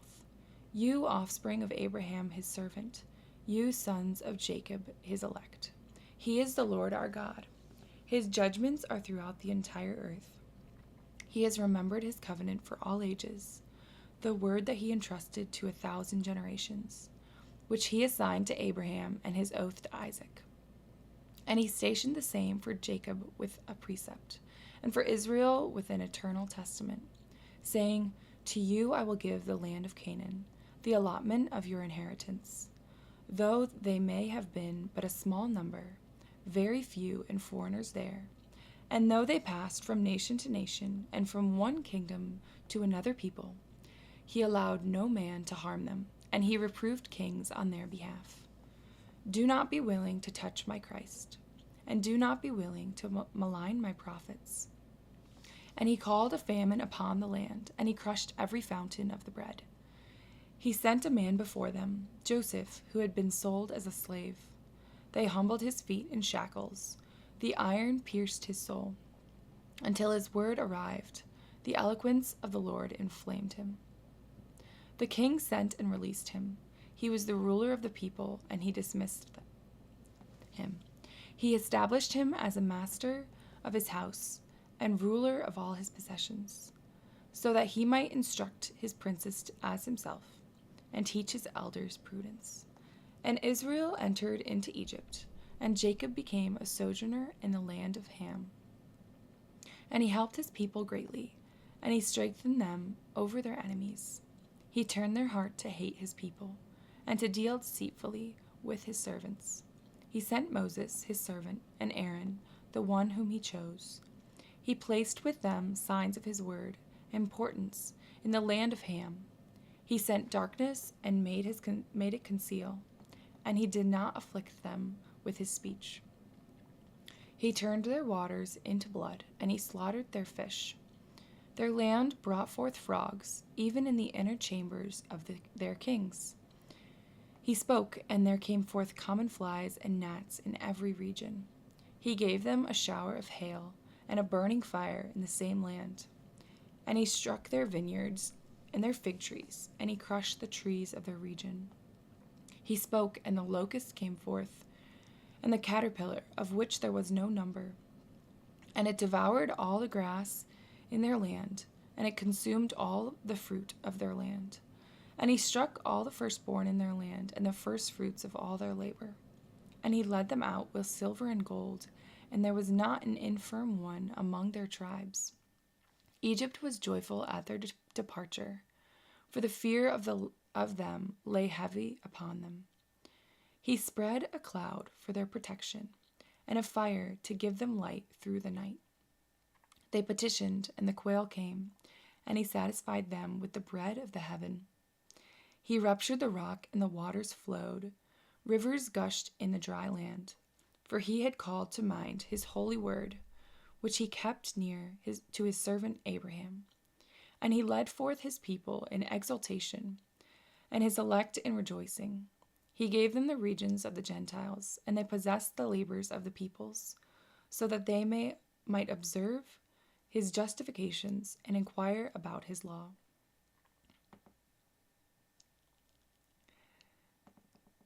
Thanks for being here, mighty amigos, the former teens who read the Bible from cover to cover. That would be crazy to have mighty amigos on their channel read the Bible cover to cover. All I want to say about this last couple chapters is it's so cool. It's like retelling the story of creation, and then the story of Moses and him having his people escape from Egypt. So it's super cool. You get to hear God's faithfulness over and over again. I feel like as this was written, the author was almost potentially like trying to remind themselves of God's faithfulness and his goodness. So it's really beautiful. Psalm 105. Alleluia. Confess to the Lord, for he is good, for his mercy is with every generation. Who will declare the powers of the Lord? Who make a hearing for all his praises? Blessed are those who keep judgment and who do rejoice, and who do justice at all times. Remember us, O Lord, with goodwill for your people. Visit us with your salvation, so that we may see the goodness of your elect, so that we may rejoice in the joy of your nation, so that you may be praised along with your inheritance. We have sinned, as have our fathers. We have acted unjustly. We have wrought iniquity. Our fathers did not understand your miracles in Egypt.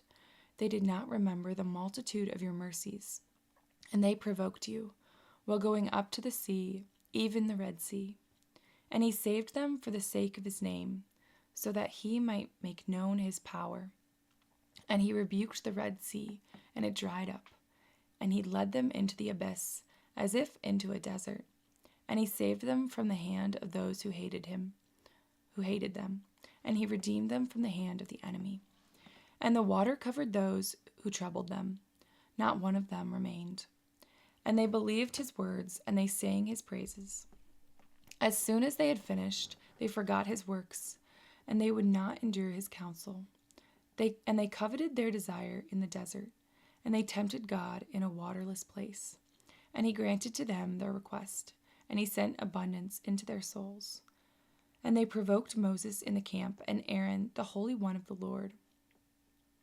The earth opened and swallowed Dathan, and it covered the congregation of Abiram. And a fire broke out in their congregation. A flame burned up the sinners.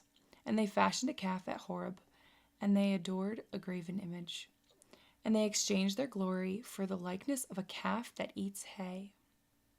They forgot God, who saved them, who did great things in Egypt, miracles in the land of Ham, terrible things at the Red Sea. And he said that he would destroy them. Yet Moses, his elect, stood firm before him in the breach, in order to avert his wrath, lest he destroy them. And they held the desirable land to be nothing. They did not trust his word. In his word. And they murmured in their tabernacles. They did not heed the voice of the Lord. And he lifted up his hand over them in order to prostrate them in the desert, and in order to cast their offspring among the nations and to scatter them among the regions.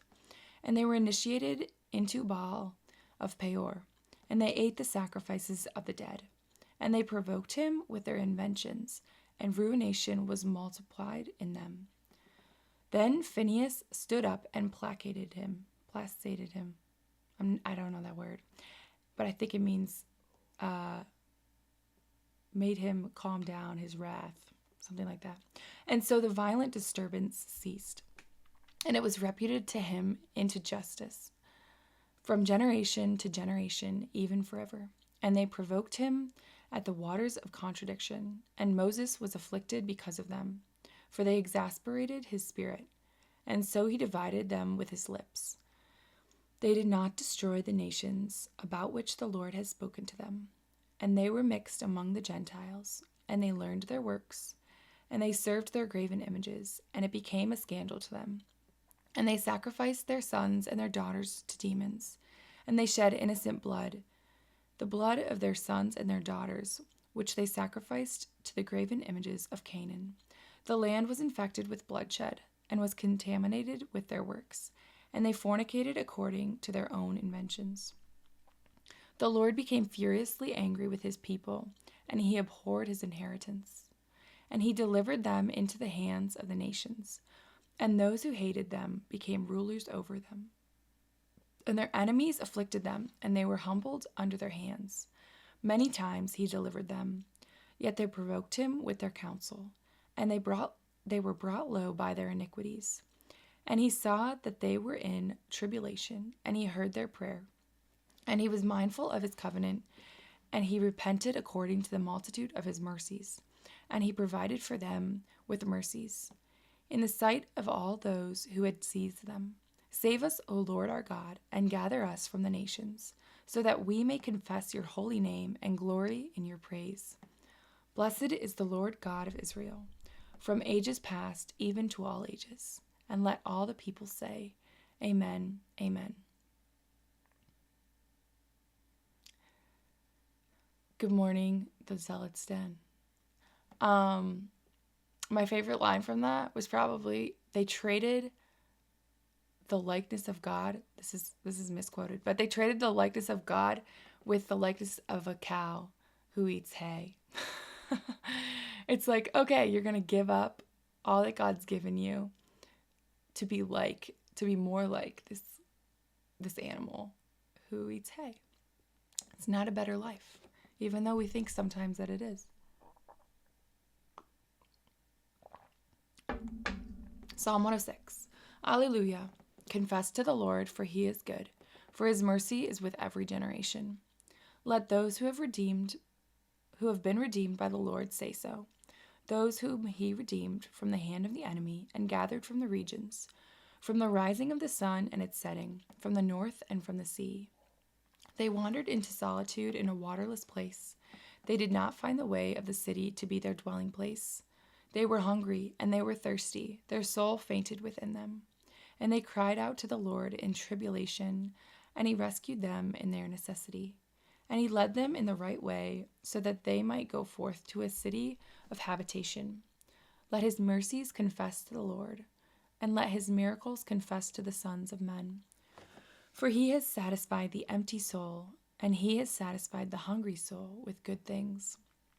Those sitting in darkness and in the shadow of death, shackled by extreme poverty and by iron. For they exasperated the eloquence of God, and they irritated the deliberation of the Most High. And their heart was brought low with hardships. They were weakened, and there was no one to help them. And they cried out to the Lord in their tribulation, and he freed them from their distress. And he led them out of darkness and the shadow of death, and he broke apart their chains. Let his mercies confess to the Lord, and let his miracles confess to the sons of men. For he has crushed the gates of brass and broken the iron bars. He has taken them up from the way of their iniquity. For they were brought low because of their injustices. Their soul abhorred all food, and they drew near even to the gates of death. And they cried out to the Lord in their tribulation, and he delivered them in their necessity. He sent his word, and he healed them, and he rescued them for their utter destruction. Let his mercies confess to the Lord, and let his miracles confess to the sons of men. And let them offer sacrifice with a sacrifice of praise, and let them announce his works in exultation.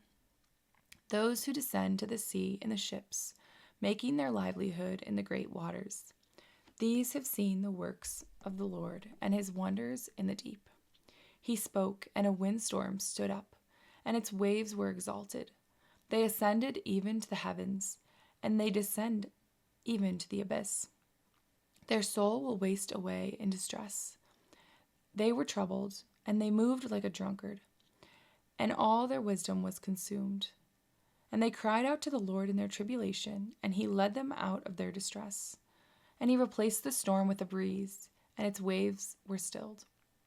And they were joyful that it was stilled, and he led them into the haven that they desired. Let his mercies confess to the Lord, and let his miracles confess to the sons of men. And let them exalt him in the church of the people, and praise him in the chair of the elders. He has placed rivers in the desert, and sources of water in dry places, a fruit-bearing land in the midst of brine, before the malice of those who dwell in it. He has placed a desert in the midst of pools of waters, and a land without water in the midst of sources of water. And he has gathered the hungry together there, and they constructed a city of habitation. And they sowed fields and planted vineyards, and they produced the fruit of nativity. And he blessed them, and they were multiplied exceedingly. And he did not diminish their beasts of burden. And they became few, and they were afflicted by the tribulation of evils and sorrow. Contempt was poured over their leaders, and he caused them to wander in an impassable place, and not on the way. And he helped the poor out of destitution, and he stationed families like sheep. The upright will see, and they will rejoice, and every iniquity will block its mouth. Who is wise and will keep these things? And who will understand the mercies of the Lord?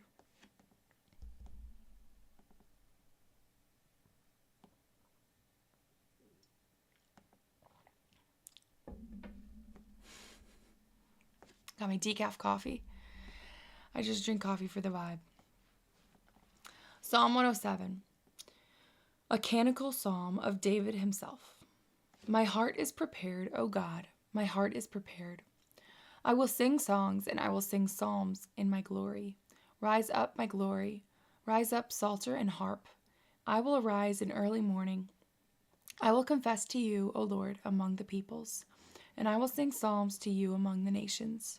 For your mercy is great, beyond the heavens, and your truth even to the clouds. Be exalted, O God, beyond the heavens, and your glory beyond all the earth, so that your beloved may be freed. Save with your right hand and heed me. God has spoken in his holiness. I will exalt, and I will divide Shechem, and I will divide by measure the steep valley of tabernacles. Gilead is mine, and Manasseh is mine, and Ephraim is the supporter of my head. Judah is my king. Moab is the cooking pot of my hope. I will extend my shoe in Idumea. The foreigners have become my friends. Who will lead me into the fortified city? Who will lead me even into Idumea? Will not you, O God, who had rejected us, and will not you, O God, go out with our armies? Grant us help from tribulation, for vain is the help of man. In God we will act virtuously, and he will bring our enemies to nothing, so that your beloved may be freed. That's how God sees us, his beloved. Psalm 108, unto the end, a psalm of David. O God, do not be silent toward my praise, for the mouth of the sinner and the mouth of the deceitful one have been opened against me. They have spoken against me with deceitful tongues, and they have surrounded me with hateful words, and they fought against me over nothing. Instead of choosing to act on my behalf, they detracted me. But I gave myself to prayer, and they set evil against me instead of good, and hatred in return for my love. Establish the sinner over him, and let the devil stand at his right hand. When he is judged, may he go forth in condemnation, and may his prayer be counted as sin. May his days be few, and let another take his episcopate. May his sons be orphans, and his wife a widow. May his sons be carried by those who walk unsteadily, and may they go begging, and may they be cast out of their dwelling places. May the money lenders scrutinize all his belongings, and let foreigners plunder his labors. May there be no one to assist him, nor anyone to be compassionate to his orphaned children. May his posterity be in utter ruin. In one generation may his name be wiped away. May the iniquity of his fathers return in memory before the sight of the Lord, and do not let the sin of his mother be wiped away. May these be opposite the Lord always, but let their memory perish from the earth. For certain things are not remembered about them, in order to be merciful. And so the destitute man was pursued with the beggar and the remorseful heart, so as to be put to death. And he loved a curse, and it came to him. And he was unwilling to have a blessing, and it went far from him. And he clothed himself with curses like a garment, and it entered his inner self like water, and it entered his bones like oil. May it be to him like a garment that covers him, and like a belt that always cinches him. This is the work of those who detract me with the Lord, and who speak evils against my soul. But as for you, Lord, O Lord, act on my behalf for your name's sake, for your mercy is sweet. Free me, for I am destitute and poor, and my heart has been disquieted within me.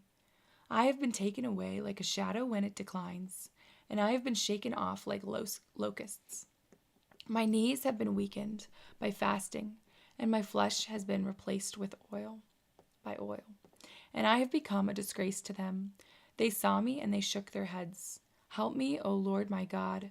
Save me according to your mercy, and let them know that this is your hand, that you, O Lord, have done this. They will curse you, and you will bless. May those who rise up against me be confounded, but your servant will rejoice. May those who detract me be clothed with shame, and may they be covered with their confusion, as if with a double cloak.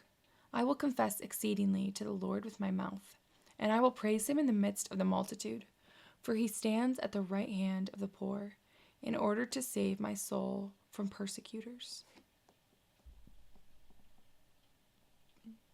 Good morning, Nick. How you doing? Psalm 109. A psalm of David. The Lord said to my Lord, sit at my right hand until I make your enemies your footstool.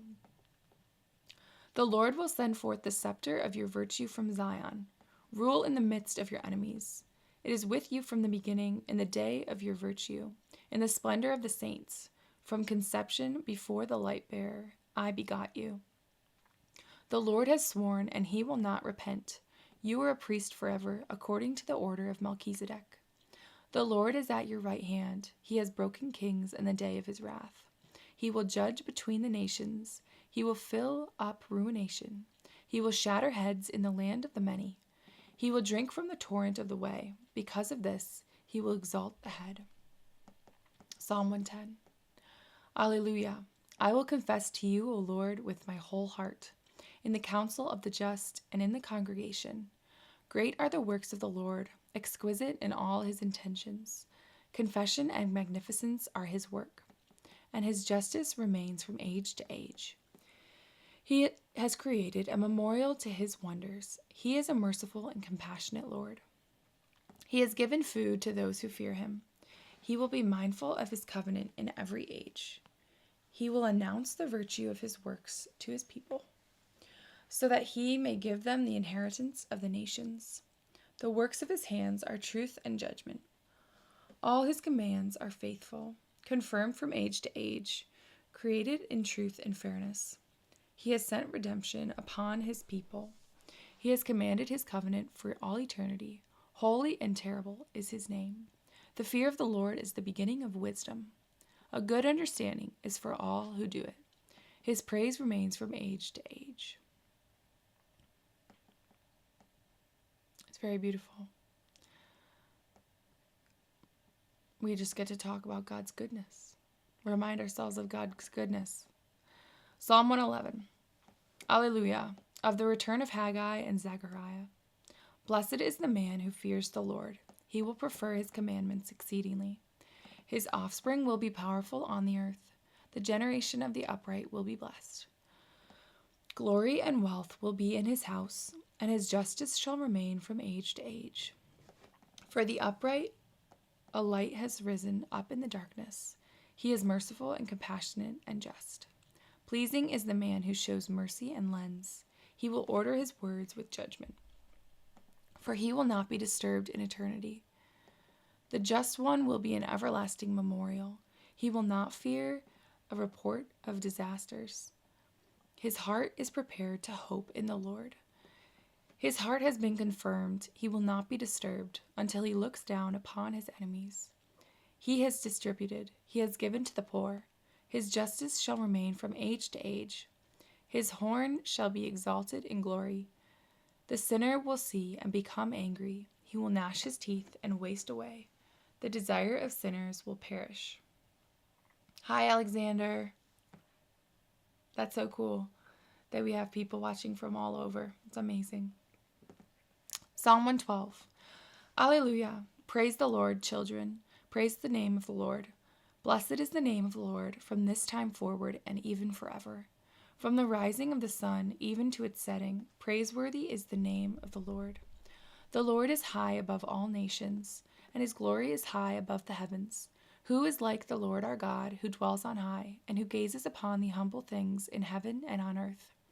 He lifts up the needy from the ground, and he urges the poor away from filth, so that he may place him with the leaders of his people. He causes a barren woman to live in a house as the joyful mother of sons.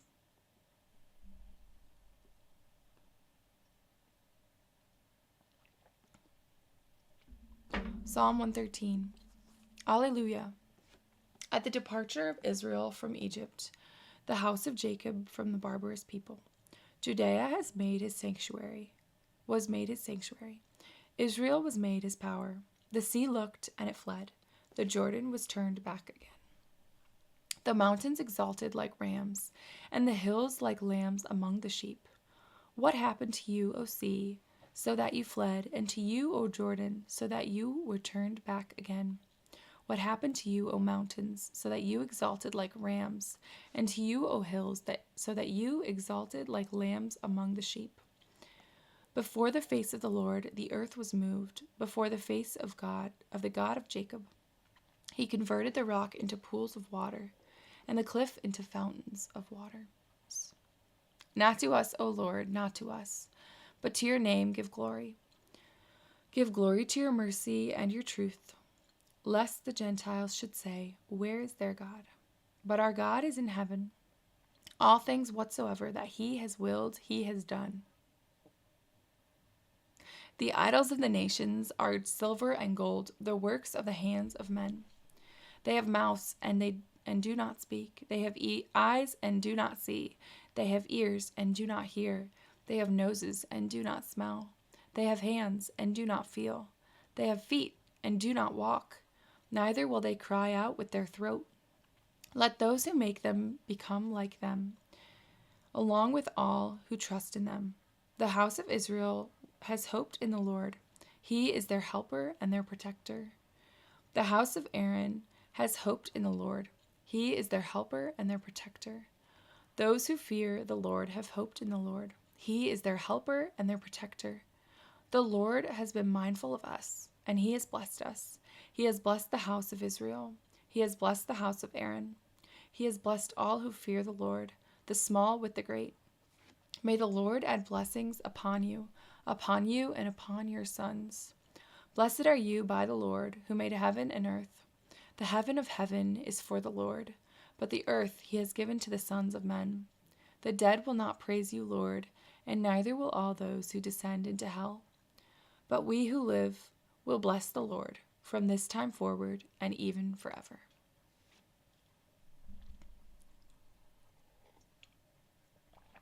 Psalm 114.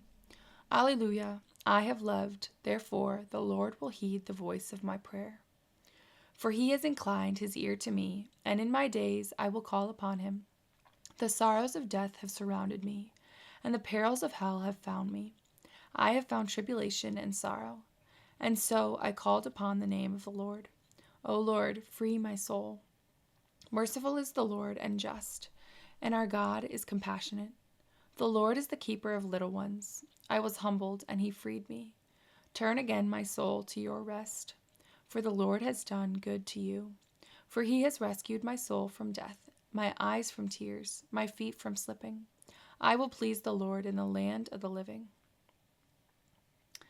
This is so beautiful. So cool. Psalm 115. Alleluia.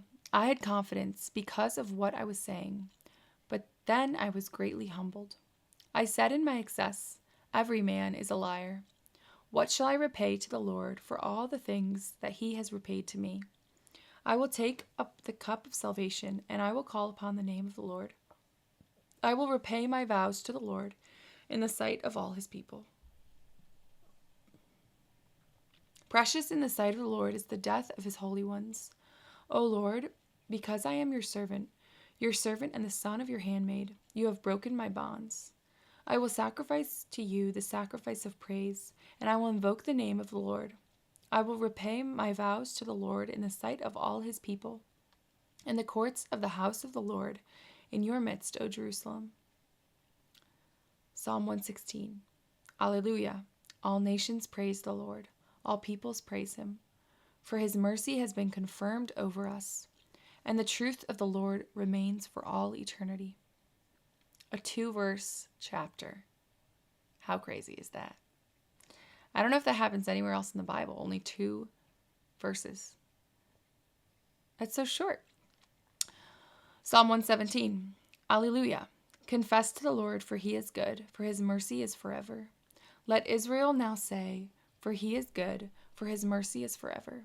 Let the house of Aaron now say, for his mercy is forever. Let those who fear the Lord now say, for his mercy is forever. In my tribulation I called upon the Lord, and the Lord heeded me with generosity. The Lord is my helper, I will not fear what man can do to me. The Lord is my helper, and I will look down upon my enemies. It is good to trust in the Lord, rather than to trust in man. It is good to hope in the Lord, rather than to hope in leaders. All the nations have surrounded me, and in the name of the Lord I have been avenged over them. Surrounding me, they closed in on me, and in the name of the Lord I have been avenged over them. They surrounded me like a swarm, and they burned like fire among the thorns. And in the name of the Lord I have been avenged over them. Having been pushed, I was overturned so as to fall, but the Lord took me up. The Lord is my strength and my praise, and he has become my salvation. A voice of exultation and salvation is in the tabernacles of the just. The right hand of the Lord has wrought virtue. The right hand of the Lord has exalted me. The right hand of the Lord has wrought virtue. I will not die, but I will live, and I will declare the works of the Lord. When chastising, the Lord chastised me, but he